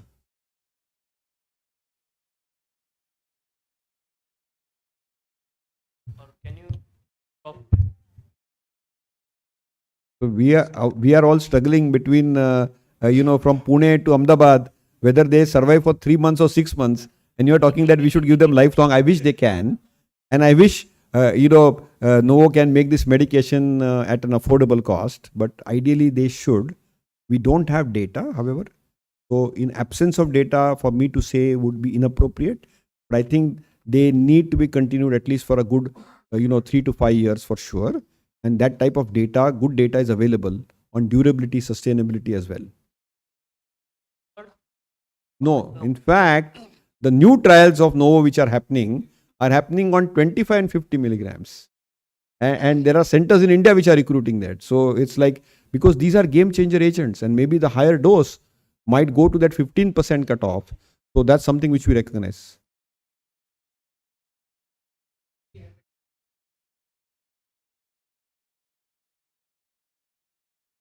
Of course, I don't think so. What Shashank is saying absolutely correct, that we might need to continue it. And there's a big good data which Shashank might have shown also, if I missed it, that if you stop it, there's a rebound. Again, go back. Is Dr. Anup Mishra arrived? He's on the way. So you want me to do Dr. Jumani's talk? I feel better, yeah. Okay, fine. So,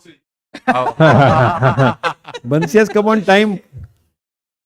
I feel I request all the volunteers to please call everyone here because we have that a talk. will be a they might not scintillating be talk. there. Yes.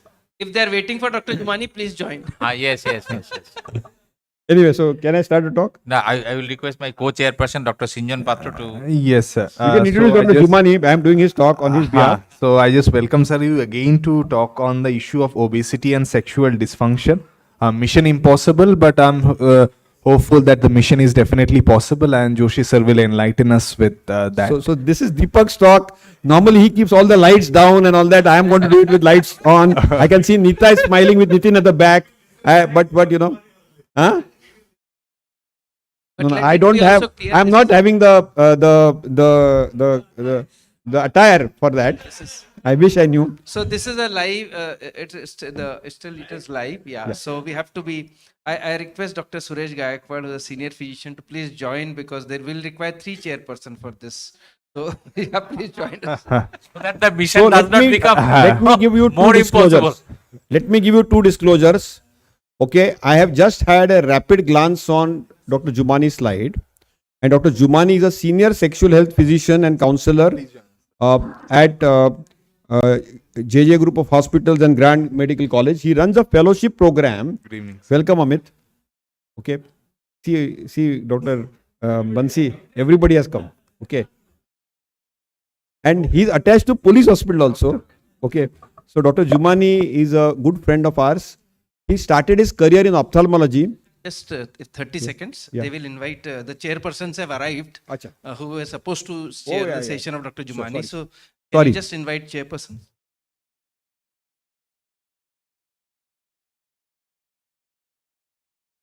I request Dr. Ashish Sunde sir and Dr. Swarup Verma sir to kindly come on the stage to chair our next session.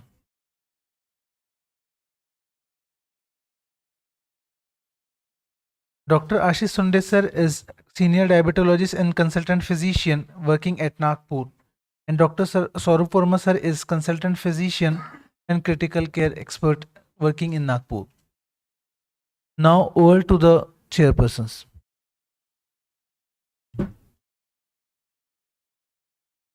I feel speak. Yeah, please go ahead.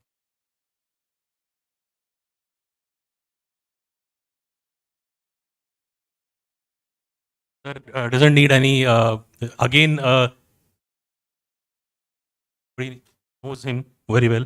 And I think we should start the session which sir is going to present. So this is mission impossible in obesity with sexual dysfunction. My 2 disclaimers are, I have just seen those slides. And some slides I'm going to use my speaker's privilege to glance them quick and fast if I don't find them appropriate. Okay. Because I can't do what Jumani does. Jumani is very unique in his style sets, and I can see Bridges smiling there. And he has usually my photograph, Dr. Prakash Kothari and Dr. O.P. Kapoor's photographs. Dr. R.D. Lile's photograph is missing there. There's no duality or conflict of interest for this talk. And the GST for Jumani is great sex therapy. Okay. Love is a matter of chemistry. Sex is a matter of physics. And increasing the urbanization has led to the deadly quadrat of hypertension, heart disease, obesity, and diabetes, which are diseases of civilization. And fundamentally, the risk of weight gain is maxed out between 28 and 38. And I can see that they are serving some drinks and starters also. Okay. And the average person goes from healthy at 26 to obese at 38. This is the Indian data. And half of urban Indians are obese and 73% of urban Indians are overweight. And 3 out of 4 are overweight clearly. So globesity, as we call it, is chronic, progressive, expensive pandemic with multiple etiologies. And clearly, it has an image connotation which overrules the medical connotation. And that's very important to recognize. And body image is nothing but perception. And we had a very good talk on stigma just before the talk here. Dr. Vasir gave a very nice talk. It's perception, imagination, emotion, physical sensation, and it's not static. It's changing, it's sensitive to mood, environment, physical experience, and it's not based on fact. So there's a lot of emotion involved in it. Body image influences our behavior and self-esteem. Sometimes we may feel bad. My good friend Bansi, made a lot of efforts to come here. Thank you, Bansi. Thank you for coming. Okay. Because we constantly want to push, reshape and remake our bodies. And we have a sense that it's unhealthy. And then we lose confidence. We lose self-esteem. It's a very, very sensitive subject.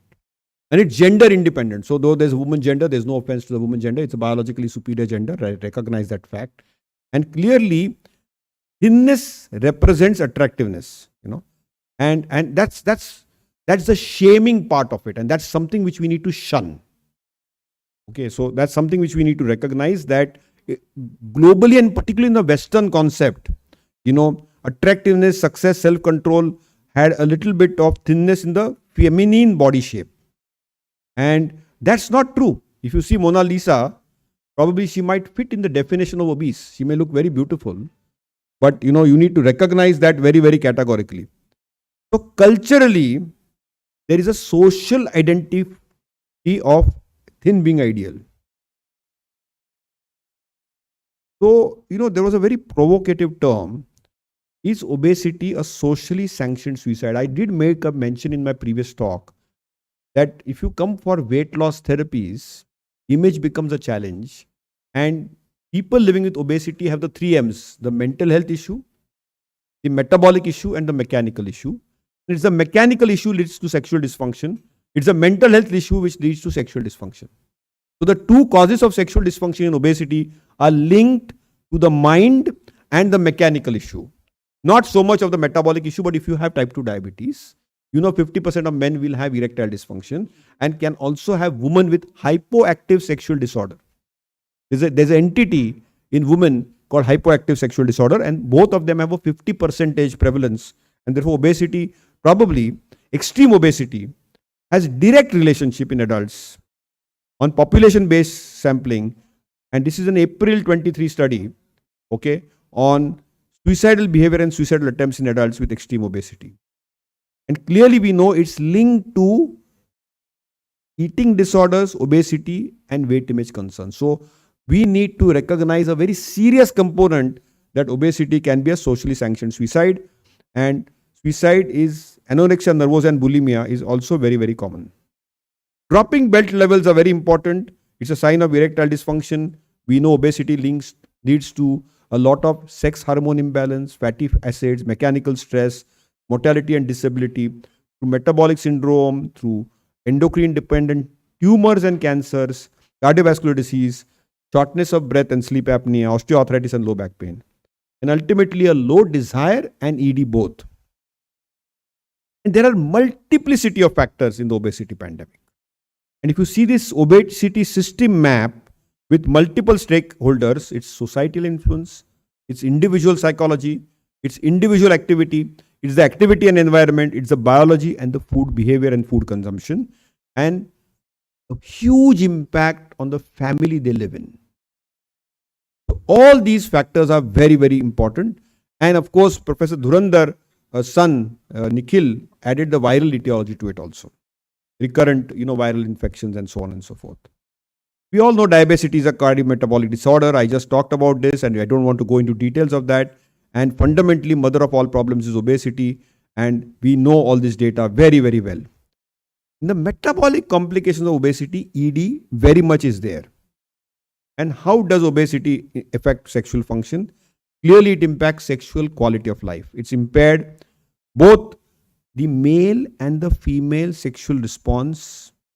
And this is the classical Master and Johnson's. If you want to learn about sexual medicine, okay, you can contact Dr. Jumani, not me. He has written a beautiful book. Okay. But it is the Master and Johnson's male and female sexual health response. And you can see very clearly that there is a deferment of that. So what happens when you're obese is, there's a hypoactive sexual disorder or low desire. Very, very important to recognize. There is also a sexual aversion. So desire goes down. On the arousal front, there's a erectile dysfunction. On the orgasm front, there is premature ejaculation or delayed or absent ejaculation, or the O spot or the G spot is not well recognized. And then there could be pain, which could be due to different pathophysiological basis.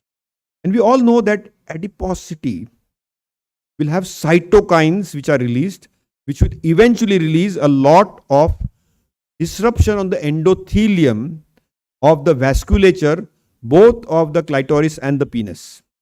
And the penile health or the clitoral health is a vascular function, and that is impacted.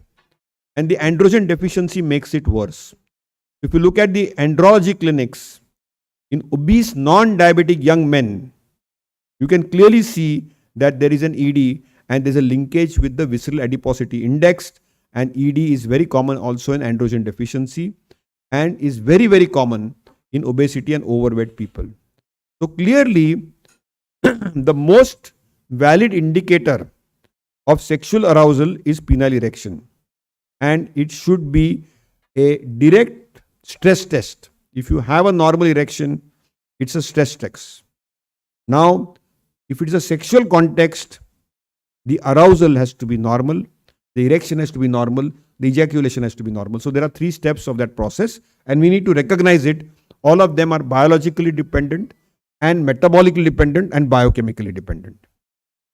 Unfortunately, what happens in obesity is we have these age molecules, which are a conglomerate of inflammatory and metabolic pathways, with cytokines, the extracellular matrix, the metabolic activation pathways, the growth factors, the gene expressions, and they all disrupt the inner lining of the arterial wall.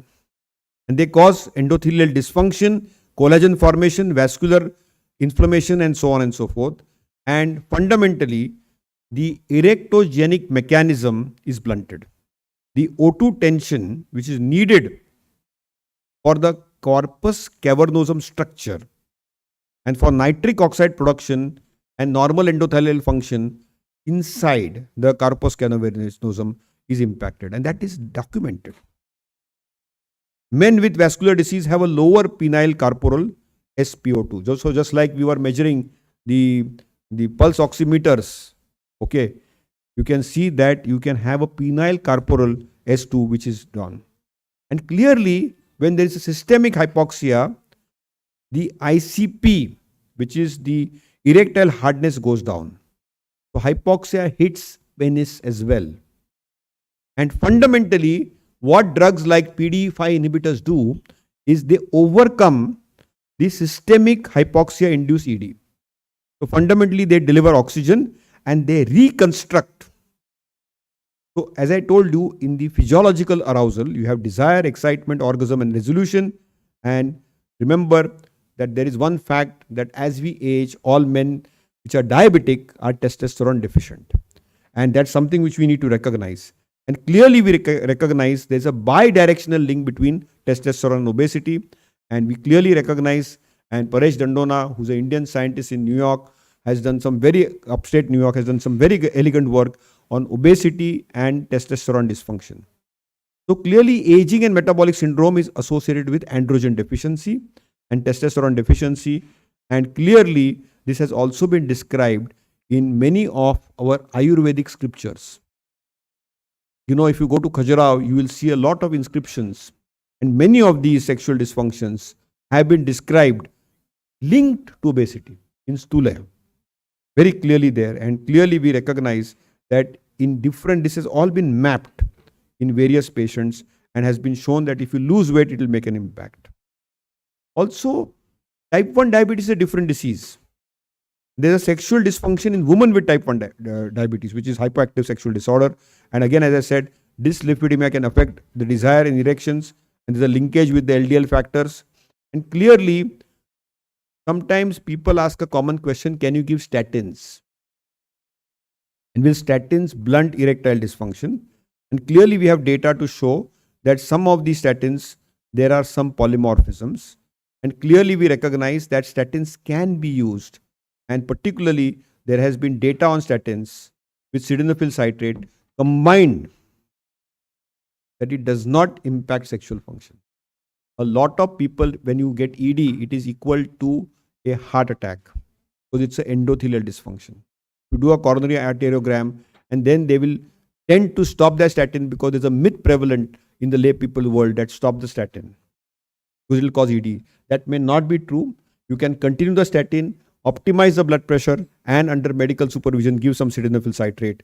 And this data and the AHA and ACC clearly states that irrespective of the androgen status, statin therapy cannot be stopped even with people with high HDL, but even with ED. So that's something which we recognize, and it's an important thing for obese population. Obesity and sexual dysfunction has been linked with various other subsets, but it also affects fertility. And the IVF success rate of obese couples has become a challenge. And many a times, I'm sure Mahendra has seen them, one of the places where we often refer our patients to bariatric surgeons is in fertility space. Not only just to improve fertility outcomes, but also to improve the performance and sexual happiness and sexual quotient. And I'm sure you have seen that very, very closely. Sperm count decrease, sperm motility, oligospermia is directly proportional to increased BMI. Reduction of testosterone FSH inhibition is again seen in obese populations. And clearly we have seen that the set point of fat storage and its long-term implications is going to be altered if you do some surgical outcomes. So erectile dysfunction is an important entity. And one thing which comes out of erectile dysfunction is people come to seek health from a medical specialist. Unfortunately, people who are online and who are listening to me, most people with erectile dysfunction often get on internet websites. It's non-evidence based, non-peer reviewed information. And it's very important for all of us to recognize that we need to non-intrusively, and I was listening to my good friend Sanjay Kalra just a couple of weeks back at IIM in Mumbai, and he said that when you make a dialogue with a patient on sexual history, it's very important to unearth that history in a very non-intrusive and a gentle way. Because both men and women are shy, and you have to be very, very subtle and soft when we unmask this history, because often they have it and they don't want to speak about it. Also remember, smoking, alcohol are impacting performance, and there's data related to that. And when it comes to managing sexual dysfunction and obesity, we have this buried penis syndrome. Very, very common problem which Dr. Jumani faces. He published a paper on that where he gave 1 gram of metformin, sesame seed oil and 5% arginine gel. And this was the data which he published in a global journal where he showed that for the buried penis syndrome, which is very common in obese individuals and can impact male sexual health, you can see after 2 weeks, 4 weeks and 6 weeks, an illustration here with a simple therapy of 1 gram of metformin, generic, sesame seed oil and 5% arginine gel, he was able to recreate without doing any surgical intervention. It's a common problem which is seen.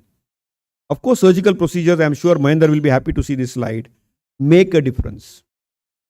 Whether it's gastroplasty, the laparoscopic adjustable banding, sleeve gastrectomy, right up to biliopancreatic diversion. Nutrition. There are foods to avoid, foods to eat, and we clearly recognize how to treat low desire in ED in obese men. We know that it's counseling, counseling, counseling, and counseling. When it comes to ED, there's nothing novel except interaction and counseling. Step 2, probably we have all the 4 PDE5 inhibitors, sildenafil, vardenafil, tadalafil, udalafil. Of that, in India, most commonly what is used is sildenafil or tadalafil. Sildenafil comes as 20, 50 and 100 milligrams. Onset of action is 30 minutes, 4 to 5 hours. Accidental discovery by Pfizer, by a scientist which was doing experiments, and they saw erection in animals, and that's how it got discovered. And tadalafil probably has a little better impact now, 2.5, 5, 10 and 20. A little better action, little longer. Faster action and shorter duration of action of vardenafil minimizes the adverse events compared to tadalafil. The biggest problem of sexual dysfunction and obesity is stigma, discrimination, personality, marriage, depression and low self-esteem. And we need to have strategies to burn fat. Okay, this is a typical Jumani slide. Okay, and we need to modify behavior. We need to modify what we eat and drink. I am sure Sunil is ensuring that he is keeping us happy here by serving food here, which is high carbogenic food. Okay, but remember, beyond making you get diabetes and obesity, it will also impact your erectile function. Okay, it's a very good educational tool, Sunil, because when you tell them that it will impact your sexual health, often people eat less. Okay, so obesity is not a laughing matter, and your stomach shouldn't be your wastebasket. So some very good tools: kam khao, gum khao, and nam khao jao. That's what he says. You can't change the tides, but you can learn to swim. And all of us are sexual beings. So we have to accept the way we are. We should get out of this thing. And this is a typical slide from ancient scriptures. Vatsyasana. Use 64 positions rather than 64 partners. Okay, this is Jumani. Okay, and try which position suits you and your partner the best. And you can see the namaskar there. And it's the body image and self-esteem. And you need to get the pleasure from the sexual pleasure and never treat it like an object or a stigma. It's very, very important to respect. And therefore, the take-home messages, which are Dr. Jumani's messages, are very, very simple, that we need to look at longevity. And for longevity, having optimal sexual health is very crucial. In equilibrium, it is very important to do some fasting. Okay. Ensure that we reduce stress. Okay. What doesn't kill you makes you strong. Okay. Have lifestyle recommendations, dietary recommendations. We can reverse diseases. All the diseases, and Linus Pauling got Nobel Prize twice, can be traced to nutritional deficiency. Obesity is a very manageable condition. It's treatable through lifestyle modifications, through drugs, through surgery. And it's important to recognize that you call Dr. Jumani if you have problems related to sexual dysfunction. Okay. And if you still want to have more information, okay, please read his book. I tried my best to do justice because I was a bridge between myself, Dr. Jumani and Dr. Anup Mishra, who's supposed to arrive. I don't know whether he's still arrived or not. I'll be happy to answer questions. 5 minutes, so I can have some questions.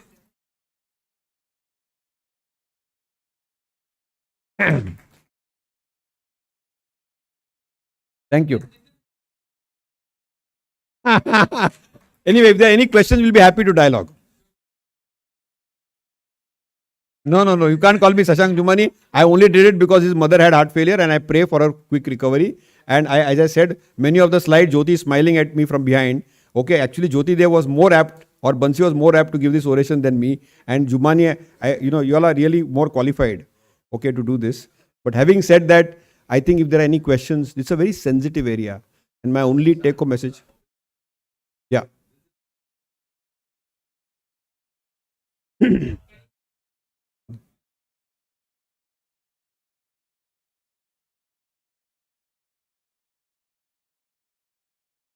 Testosterone is a very common issue, and as you being an endocrinologist also, I'm sure you will be, and you are treating, but many physicians, and we worry by giving a treatment of a testosterone replacement therapy, the people who have low testosterone. So first, when we should say less than 350, less than 300, less than 250, how many times they should get it done repeatedly, whether it's a fasting, sex hormone binding globulin and free testosterone is must, and then once you replace, by what dose and how long it should be done, and whether it's for lifelong or not, and will it improve the only the muscle mass and the other metabolic problem, or will it improve the sexual function? So I think this is a very good question. So below 40, 40 to 60 and above 60, hypogonadism has to be diagnosed in adult onset.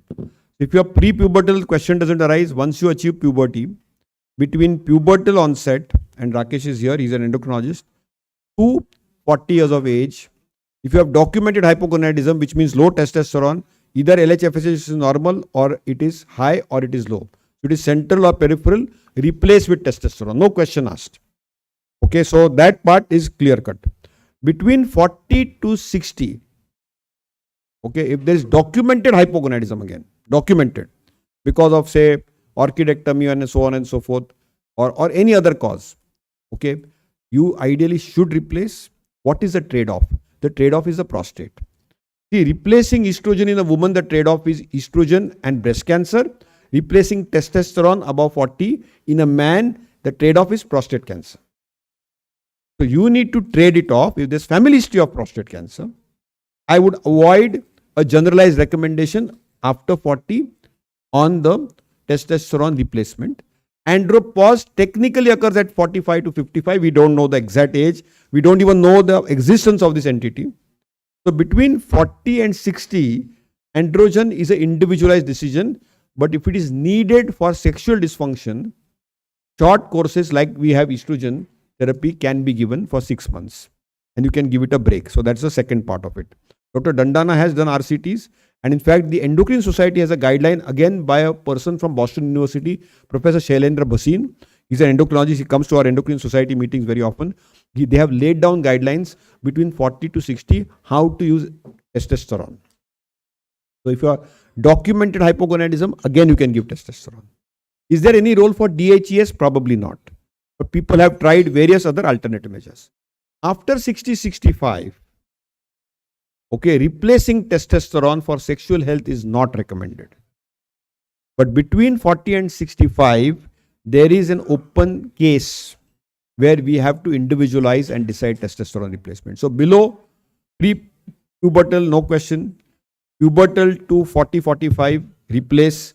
45 to 65, use clinical judgment and individualize the case. And above 65, probably not. Rakesh, any comment you would like to make?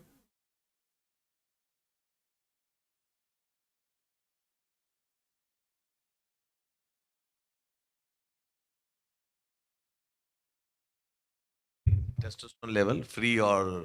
Absolutely, because what happens is, most of the time, the testosterone assay is clearly linked, total testosterone is linked to SHBG. And SHBG is produced by the liver. So weight loss directly impacts the SHBG. So the bioavailable testosterone is much more. And therefore, actually, many labs now have started using bioavailable testosterone. If you go to the Mayo Clinic, they will always do a bioavailable testosterone, which is usually done by LCMS, which is the chromatographic methods. And we don't have it freely available.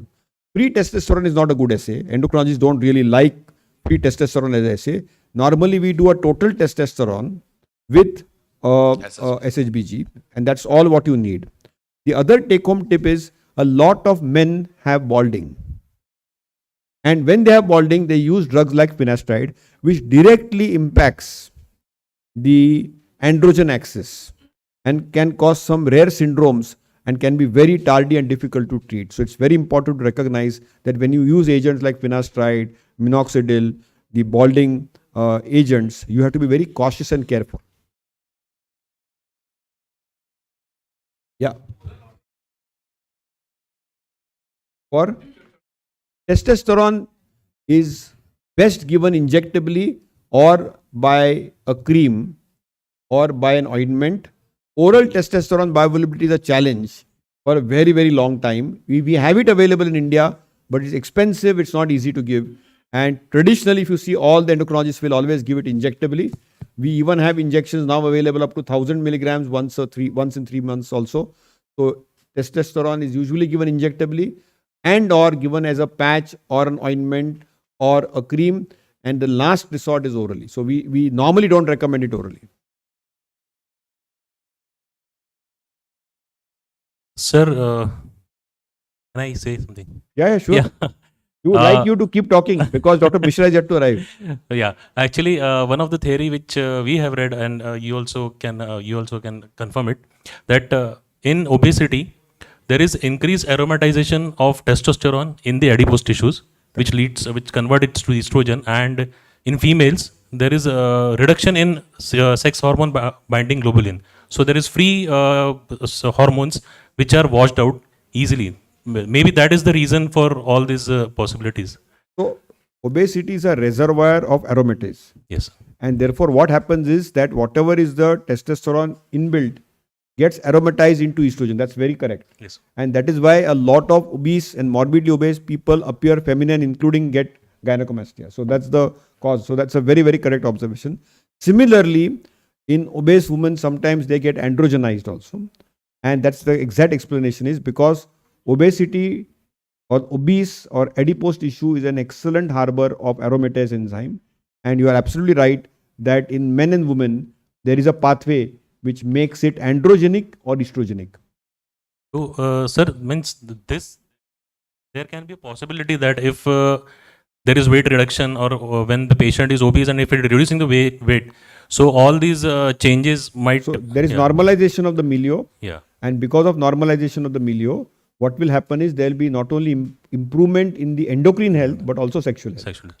And one more thing, sir. No, the data is not, that's some data, Dr. Jumani's slides were also there. Spermatogenesis and oligoasthenospermia is observed in obese populations. So that is something which we need to know. But whether it is impacted because of endocrine disrupting chemicals or pollutants, we don't know. Okay. Because we know that we are drinking water from these plastic bottles and they have plasticizers and they have a chemical which disrupt this whole entity. So we don't know whether there is a common pathway linked to endocrine disrupting chemicals. Thank you, sir. Excuse me, sir. Which drug is better, like tadalafil or sildenafil for sexual dysfunction? My personal choice is tadalafil because it causes less hypotension. We usually use tadalafil also in pulmonary hypertension. So, if the patient we are prescribing in pulmonary hypertension, is it going to affect the sexuality or anything? It can. It will Okay. improve it. It's not going to harm. Okay. So what is the role of arginine sachets? Many physicians and many doctors here, sir. Arginine sachets are routinely prescribed for ED. So they are reasonably expensive placebos, and evidence based on that is poor. I hope I answered your question. We have Yes. to give something to our patient because if we don't give anything, That's what I said. In that buried penis syndrome also they use arginine cream. But you know, arginine is to be used at a biological site. So I agree that if you use some arginine of flax seeds, it might be useful. I'm not denying that fact. Having said that, it's a part of a lifestyle modification program, but the data on that is poor. We are in the evidence-based era, so it really doesn't make a change. Yes, doctor? Problem of ED and they are addicted to internet and they don't respond to this tadalafil and sildenafil. So how to treat They need cognitive behavioral therapy, rational emotive behavioral therapy. They need to counseling. They need to do digital detox. They need to declutter their mind, and they need to stop their internet addiction disorder, including porn. So I think it's very important not to Google websites, and they need not 1 hour of digital detox. They need digital, de-addiction. program and they need their device to be taken away. Many of these kids are addicted to video games, they are addicted to internet, and there's a serious American Academy of Pediatrics, Indian Academy, there's a serious internet addiction disorder now in younger children, and it impacts and clutters their mind. And the most important thing is if you sit on the bed and use your mobile phone, then your brain gets wired of sitting on the brain. So if you are also using your mobile phone to answer your WhatsApp, don't do that. Do it on a chair or something. That's very important to recognize. Otherwise, your body will get ingrained into a sleep mode, but it's awake. So they call them as the gibbering neurons. There's a theory called gibbering neurons by Underwood, and that's something which happens sometimes. Rakesh, you wanted to say something? So how long they take after de-addiction? How long? Usually it takes 6 months to 1 year. But clearly it's psychological, and you need to get them a good therapist or a mind counselor or a mind coach. Sir tadalafil के साथ में Professor Mishra has arrived. So put your hands together. We were just mailing I also did Dr. Jumani's talk. Okay, and exactly last Sunday, okay, Dr. Mishra kept on talking on the podium. Bridge will allude with me. Our flight was, detoured, and so now the floor is all Professor Mishra's. And thank you so much. Yeah, you had any question? For this wonderful talk. With this, we conclude this session. Thank you. And answering our. Thank you.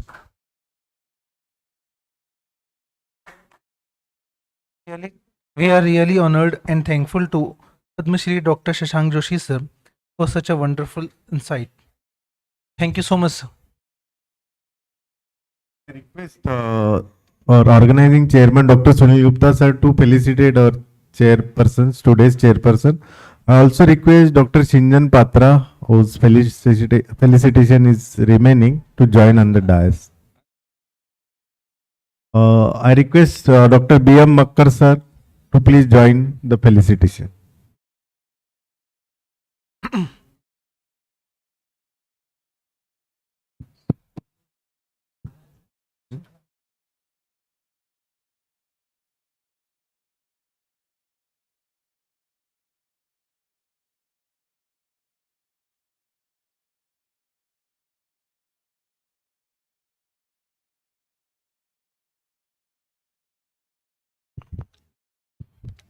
Now we request Dr. B.M. Makkar sir, Honorable Secretary of AIRO, to kindly chair our next session. We also request Dr. Sarita Bajaj ma'am, Senior Endocrinologist from Prayagraj, to please come on the stage and chair the session. Dr. Sarita Bajaj ma'am, Dr. B.M. Makkar sir. Over to chairpersons.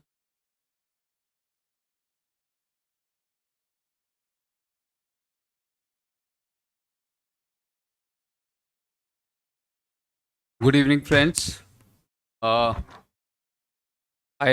know that there has been a delay in the proceedings, and we have crossed our time allocation. But I think the wait is worthwhile. And now we have with us Professor Anup Mishra, who is going to talk on why we need a new obesity guideline for India. I don't think he needs any introduction. So let's have a big round of applause and welcome Dr. Anup Mishra. And over to Dr. Anup for this presentation. Thank you. First of all, let me apologize. Not entirely my fault, but it's challenging to now travel on Indigo. But here I am after 5 hours do a problem.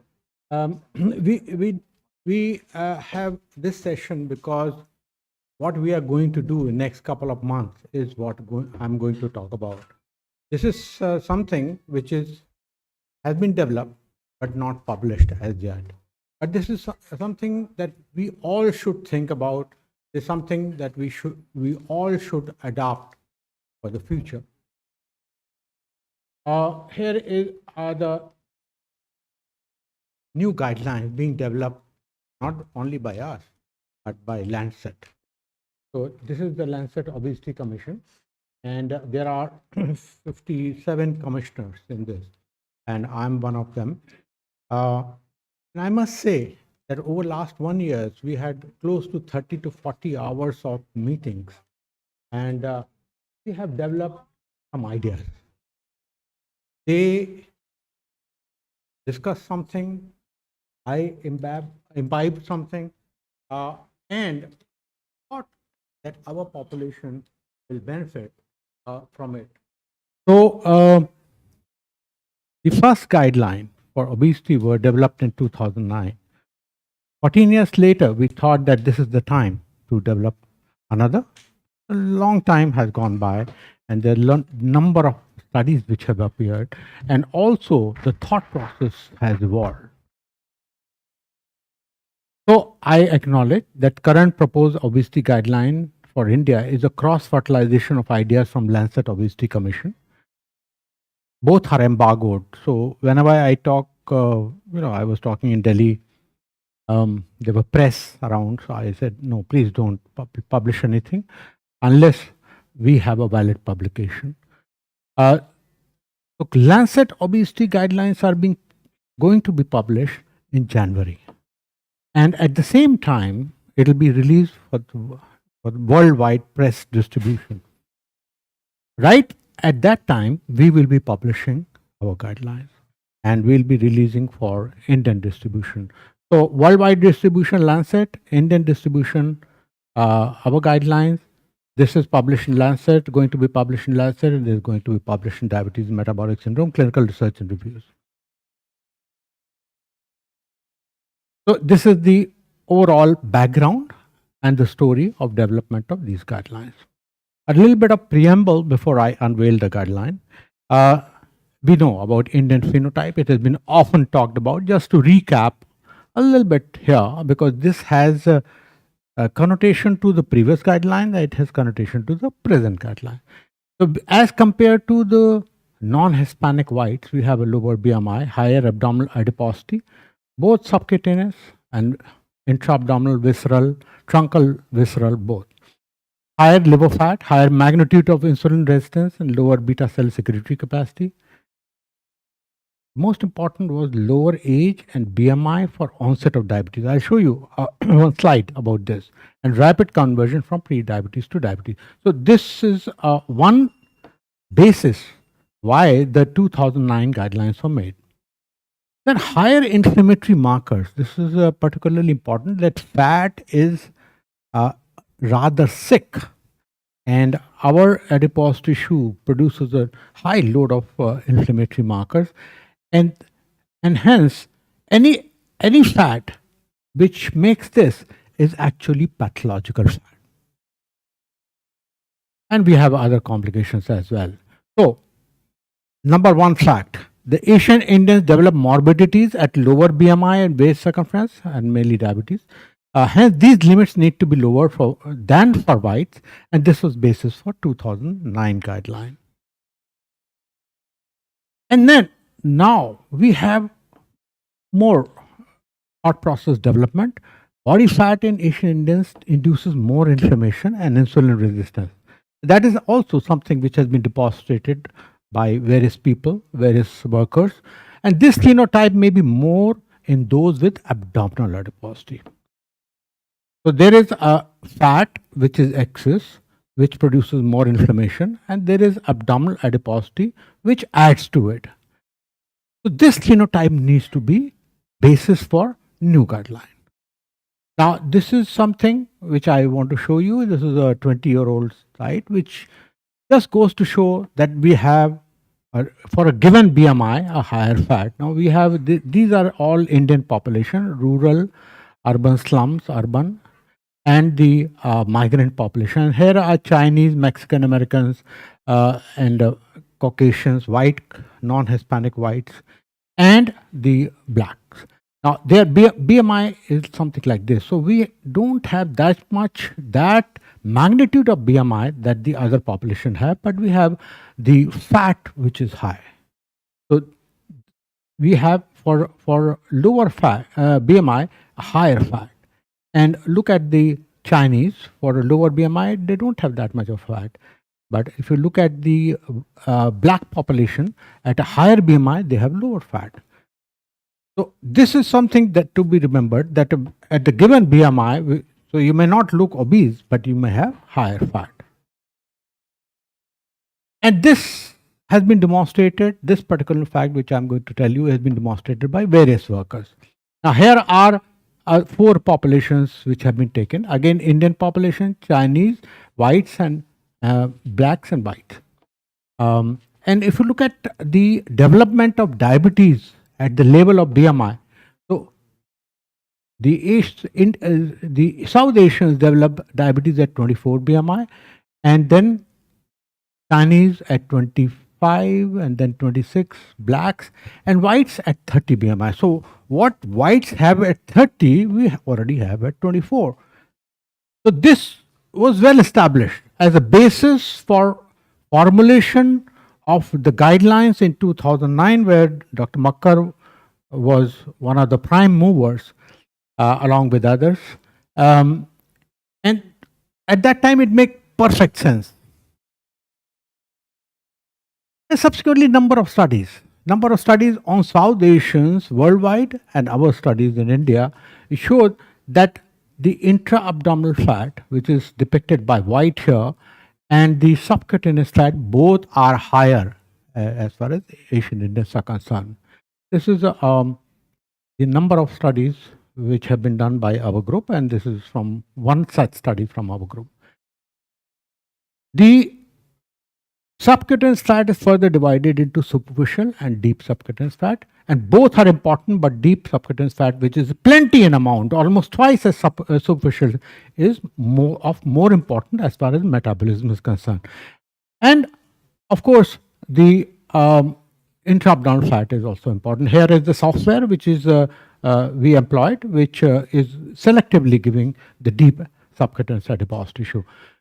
So we now know that the BMI, at a lower BMI, we are developing diabetes. The second thing is that abdominal adiposity is higher, and subcutaneous and intra-abdominal fat is more, and this is particularly deep subcutaneous tissue, which gives the inflammation in the body. And this slide clearly shows the comparative data between Asian Indians and white Caucasians. These are non-obese people. Look at this BMI of 22.9, and young people, non-diabetic. So non-obese, non-diabetic people, comparative data, it shows that interleukin 6, which is the inflammatory marker, is markedly high as far as Asian Indian population is concerned as compared to Caucasian. At the same time, adiponectin is lower, signifying high amount of insulin resistance, and muscle fat is also high apart from liver fat.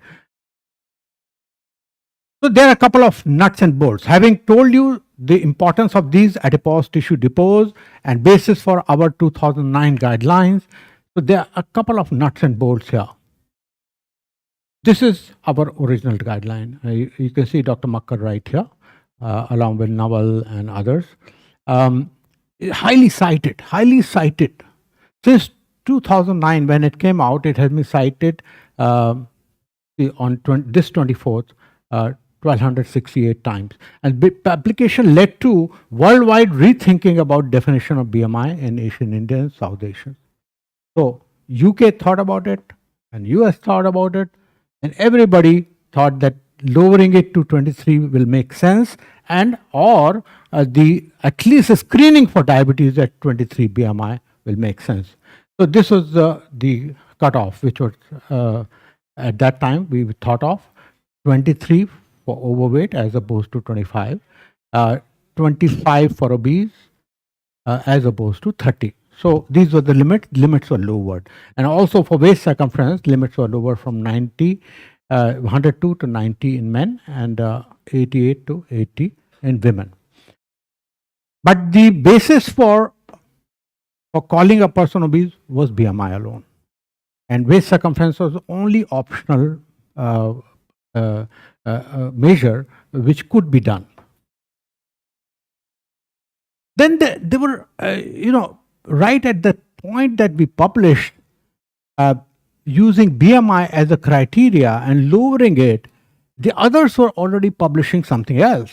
And this is a revolutionary type of thinking that our friend, which Dr. Makkar and Dr. Shashank Joshi, everybody knows, Arya Sharma, led this particular type of thinking. And the thinking was that we should divide the obesity in stages. So stage was 0, 1, 2, and 3, and each one has to define what is the metabolic milieu, what is mechanical, what is mental, what are the problems mentally this person is facing, and the milieu around it. What is the family, other environmental factor. And for each stage, these need to be defined, and incrementally they are becoming severe, and stage 3 obviously is severe obesity. Now, it looks very good.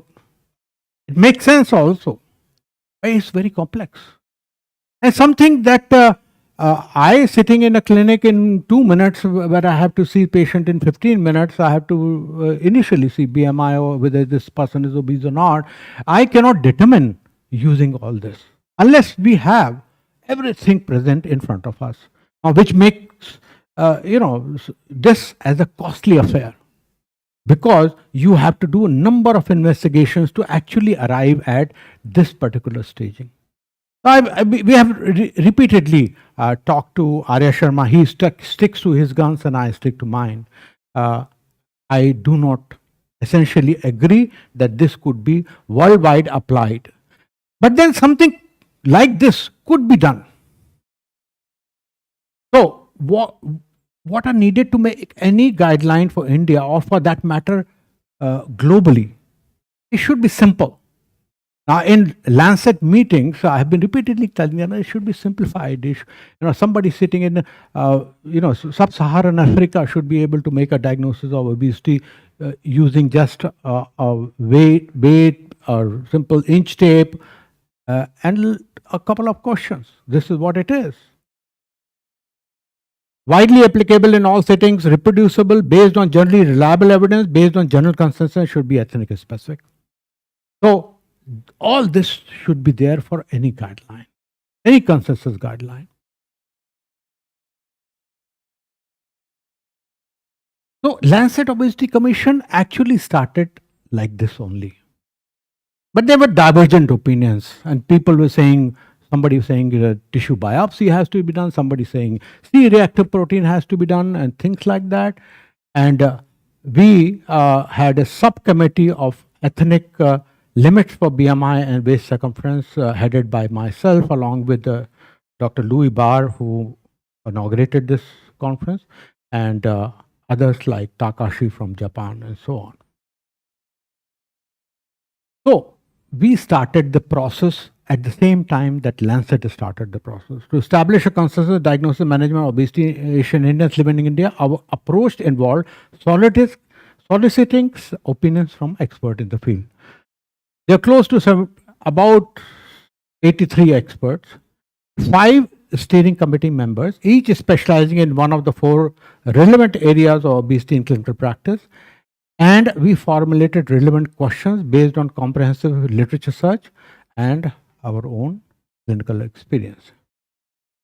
Total of 5 Delphi rounds. The preconceived questionnaire were done, and sometimes the Delphi round was repeated when a new information was available. So the whole thing has taken almost close to 1 year. So we unpacked the ifs and buts and essential nuts and bolts of this. We ask questions. Do we rely solely on BMI? No. Relying solely on BMI may not effectively identify individuals with high body fat or predisposition to obesity-related diseases. There's something very clear. So somebody who's a WWF fighter, his BMI is 33, Rock, for example, his BMI is 33.5, but he's all muscle, very little fat there. So he's conventionally, by BMI, he will be called obese, which is not true. Consider adding other measures of obesity to BMI. Yes, that is important. And we have shown you the importance of abdominal adiposity, and that this is generating inflammation all over the body, and that our bodies are anyway highly inflammatory. So while alternative measures of obesity waist circumference or waist height ratio. This is the new one which is common based on the evidence over last 10 years and some evidence which has been generated in India. Have the advantages and drawbacks. Combining them with BMI could enhance accuracy of identifying those at risk. Now, those at risk for diabetes, those at risk for cardiovascular disease. So this is another phrase that must be kept in mind. And considering adding functional and mechanical symptoms, now taking leave of Dr. R.A. Sharma's complex design for classifying obesity, we also wanted something else added. For example, say somebody who has a BMI of 33, now may be fit or may be suffering from symptoms.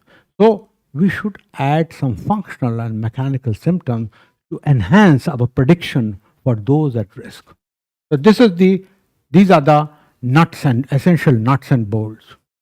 The part 3, which is the revised definition of obesity in Asian Indian population. This is very simplified for all of you. Stage 1 obesity, only 2 stages. So simple, extremely simple. Only 2 stages. Stage 1 obesity, inoffensive obesity, excess fat alone without any adverse consequences, or excess BMI alone. We cannot do fat in every person because it takes a special apparatus. So, but whatever body fat is not causing much of a problem. So it's a clean fat.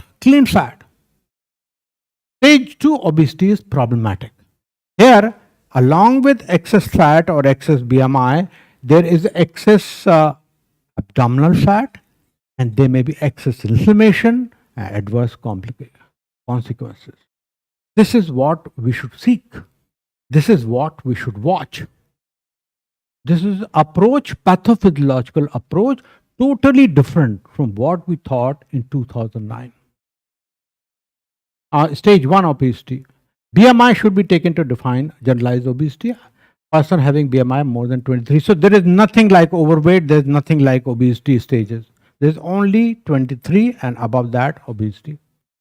In addition, waist circumference and waist height ratio should be used to define abdominal obesity. Use of these measures is optional but desirable. So you may do it or you may not do it. Person with stage 1 obesity should not have any symptoms suggestive of limitation of day-to-day activity. I go to the bathroom, I get breathless. That should not be there. Any obesity-related comorbid disease, no diabetes. I'll show you some examples. So this is the example. This will make very clear to you. 57-year-old man, BMI of 28.5, can walk 5 kilometers per day at brisk pace. His blood glucose and other laboratory parameters are normal. He has stage 1 obesity, though classically if you call from the previous one, he's not overweight, he's obese, and we treat him as such. But here, we watch him, give him advice, do nothing aggressive about it.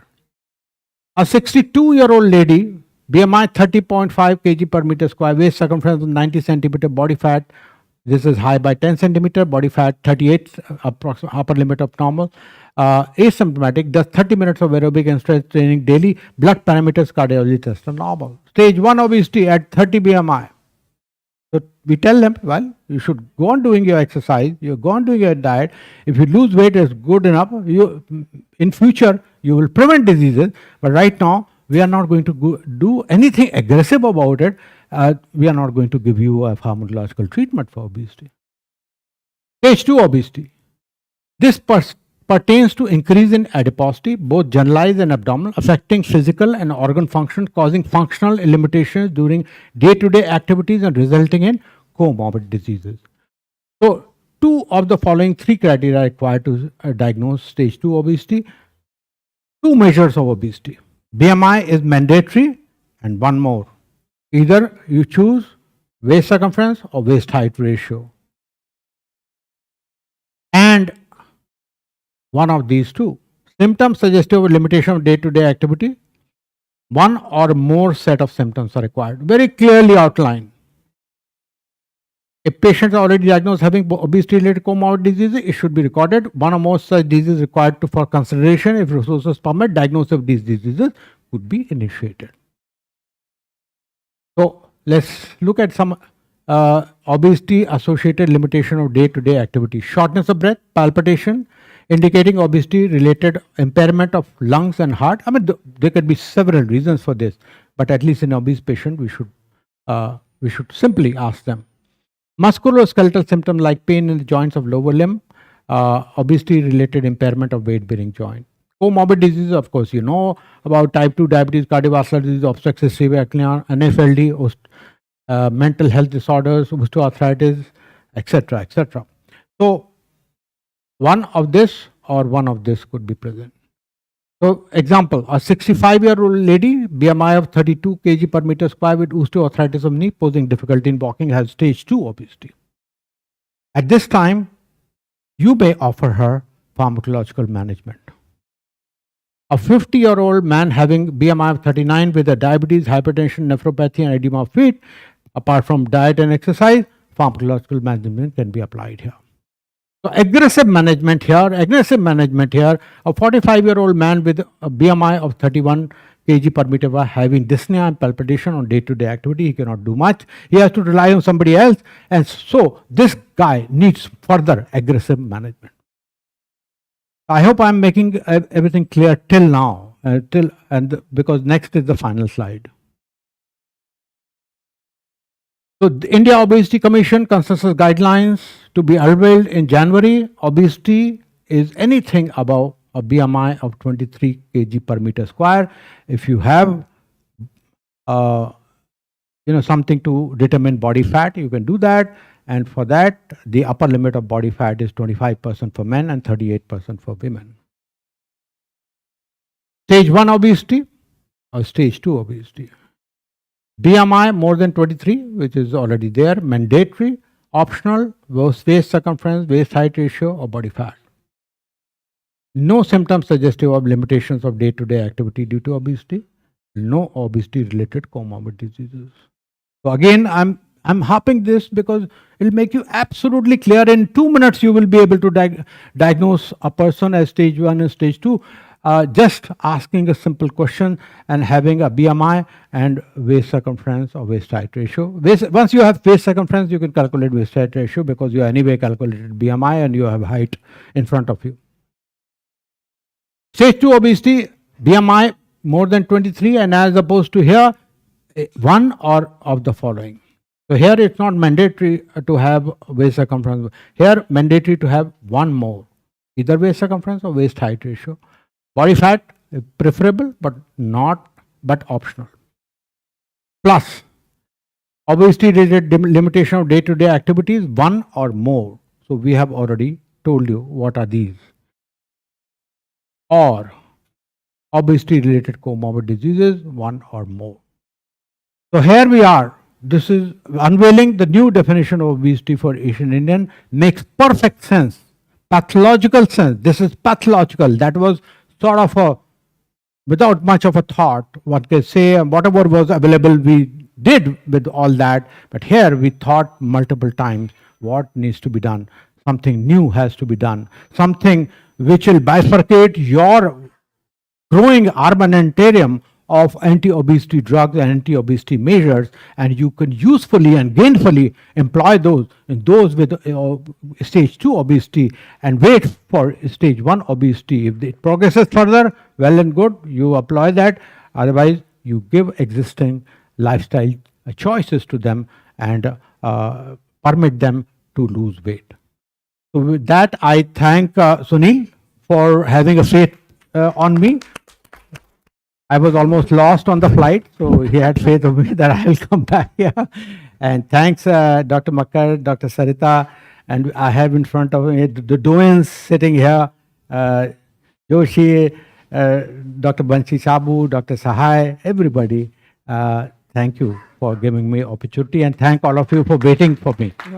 Absolutely. Thank you, Anup. That was absolutely wonderful and more than worth the wait. Simple, straightforward, and I think it will be successfully implemented across globally. I think that is the charm of the guidelines that will be coming out, and of course even they are absolutely worth the wait after I think almost 13 to 14 years, like you said, 2009 was the earlier guideline that came out. I think Shashank was there, Banshi was there, Makkar was there. So I think I don't think we're having any question there, but we're just wondering, so we are talking of adults here, but from Dr. Yagnik's data, we can see very clearly that it starts in utero. When we talk of the 1000-day window, when we talk of Indian or South Asian children, lower body weight, but more fat even at birth. So how can anything be done in that respect, or what do you suggest? Um, this is where I don't have much expertise below 18 years of age, and Yeah. even in the Lancet guidelines, Dr. Louis Barr was heading the pediatric part of it. I did answer some questions, but I was floundering for answers. No, So that's not the. I'm not good at pediatric. We did a lot of studies in pediatric obesity, but things have gone. I have lost touch and things like that. So I would say that somebody else has to sit who's good at this, who's done research on pediatric obesity, to look at the pediatric obesity guidelines, and it has to be almost age wise, because growing children, there's so many things, percentiles are different and so on. So one has to make the age wise guidelines, and starting from the early age. Surely you have a very good point there, but it's something which is beyond my So expertise. ethnically, the group that you were sitting with was similar, or across board it varies from country to country, because you said some from Japan and I think That is something which very few people were talking about. Yeah, this is unfortunate that once you have plenty of people from US and UK talking about what whites do and what their research is, then you are in minority anyway. So I, for one, and somebody from Japan and one person from China, we are only talking about the ethnic, and with great difficulty, with great pressure, we included the ethnic specific BMI and base circumference guidelines at least as an appendix in the Lancet paper. So people are still skeptical from there about the ethnicity as a determinant for this. WHO has not done much, although I have written a lot about it, but something which we keep the flag high still, and we keep on talking about it. Thank you for representing us. It's really a proud moment that we Thank you. have you. in Thank you, that sir. way. I Thank can you. Thank see you so Dr. much. Rakesh Sai raising hand, but I think we are going to conclude this, and you can catch up with Dr. Mishra for as many questions as you can do, because it's already close to 9, and we have to have a short AGM also after this. So thank you, Dr. Mishra, for that wonderful presentation. Kudos to the team. I think you have done a great You job. are one of the integral person. Thank you. Thank you. All of them are. Thank you. Thank you so much. Now with I that, I request chairpersons kindly felicitate our speaker. also one, I request Dr. Sunil Gupta sir, please join. small announcement. After this, the members of the RO should Dr. stay back Bansi for Sabu, the sir, short please join. AGM that we are going to have after this.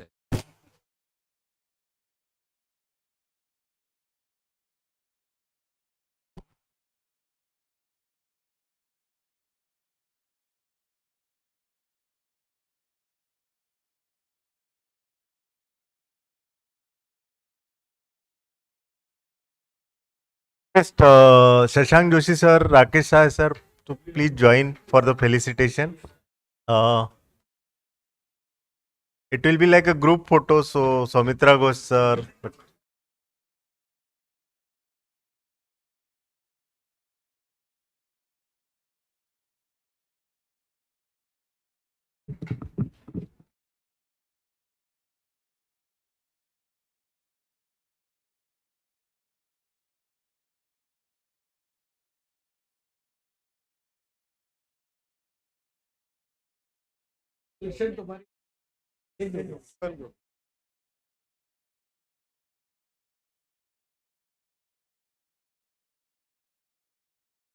Uh,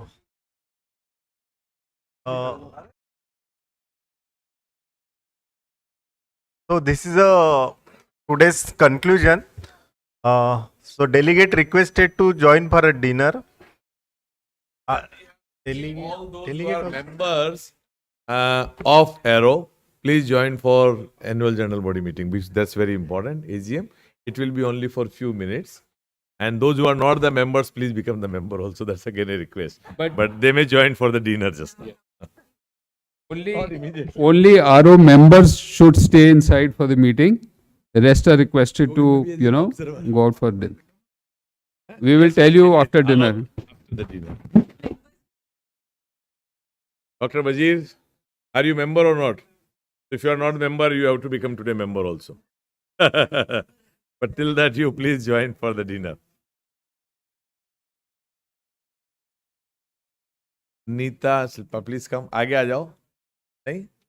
First row में. Members should please come to the front seats. There are a lot of seats in front.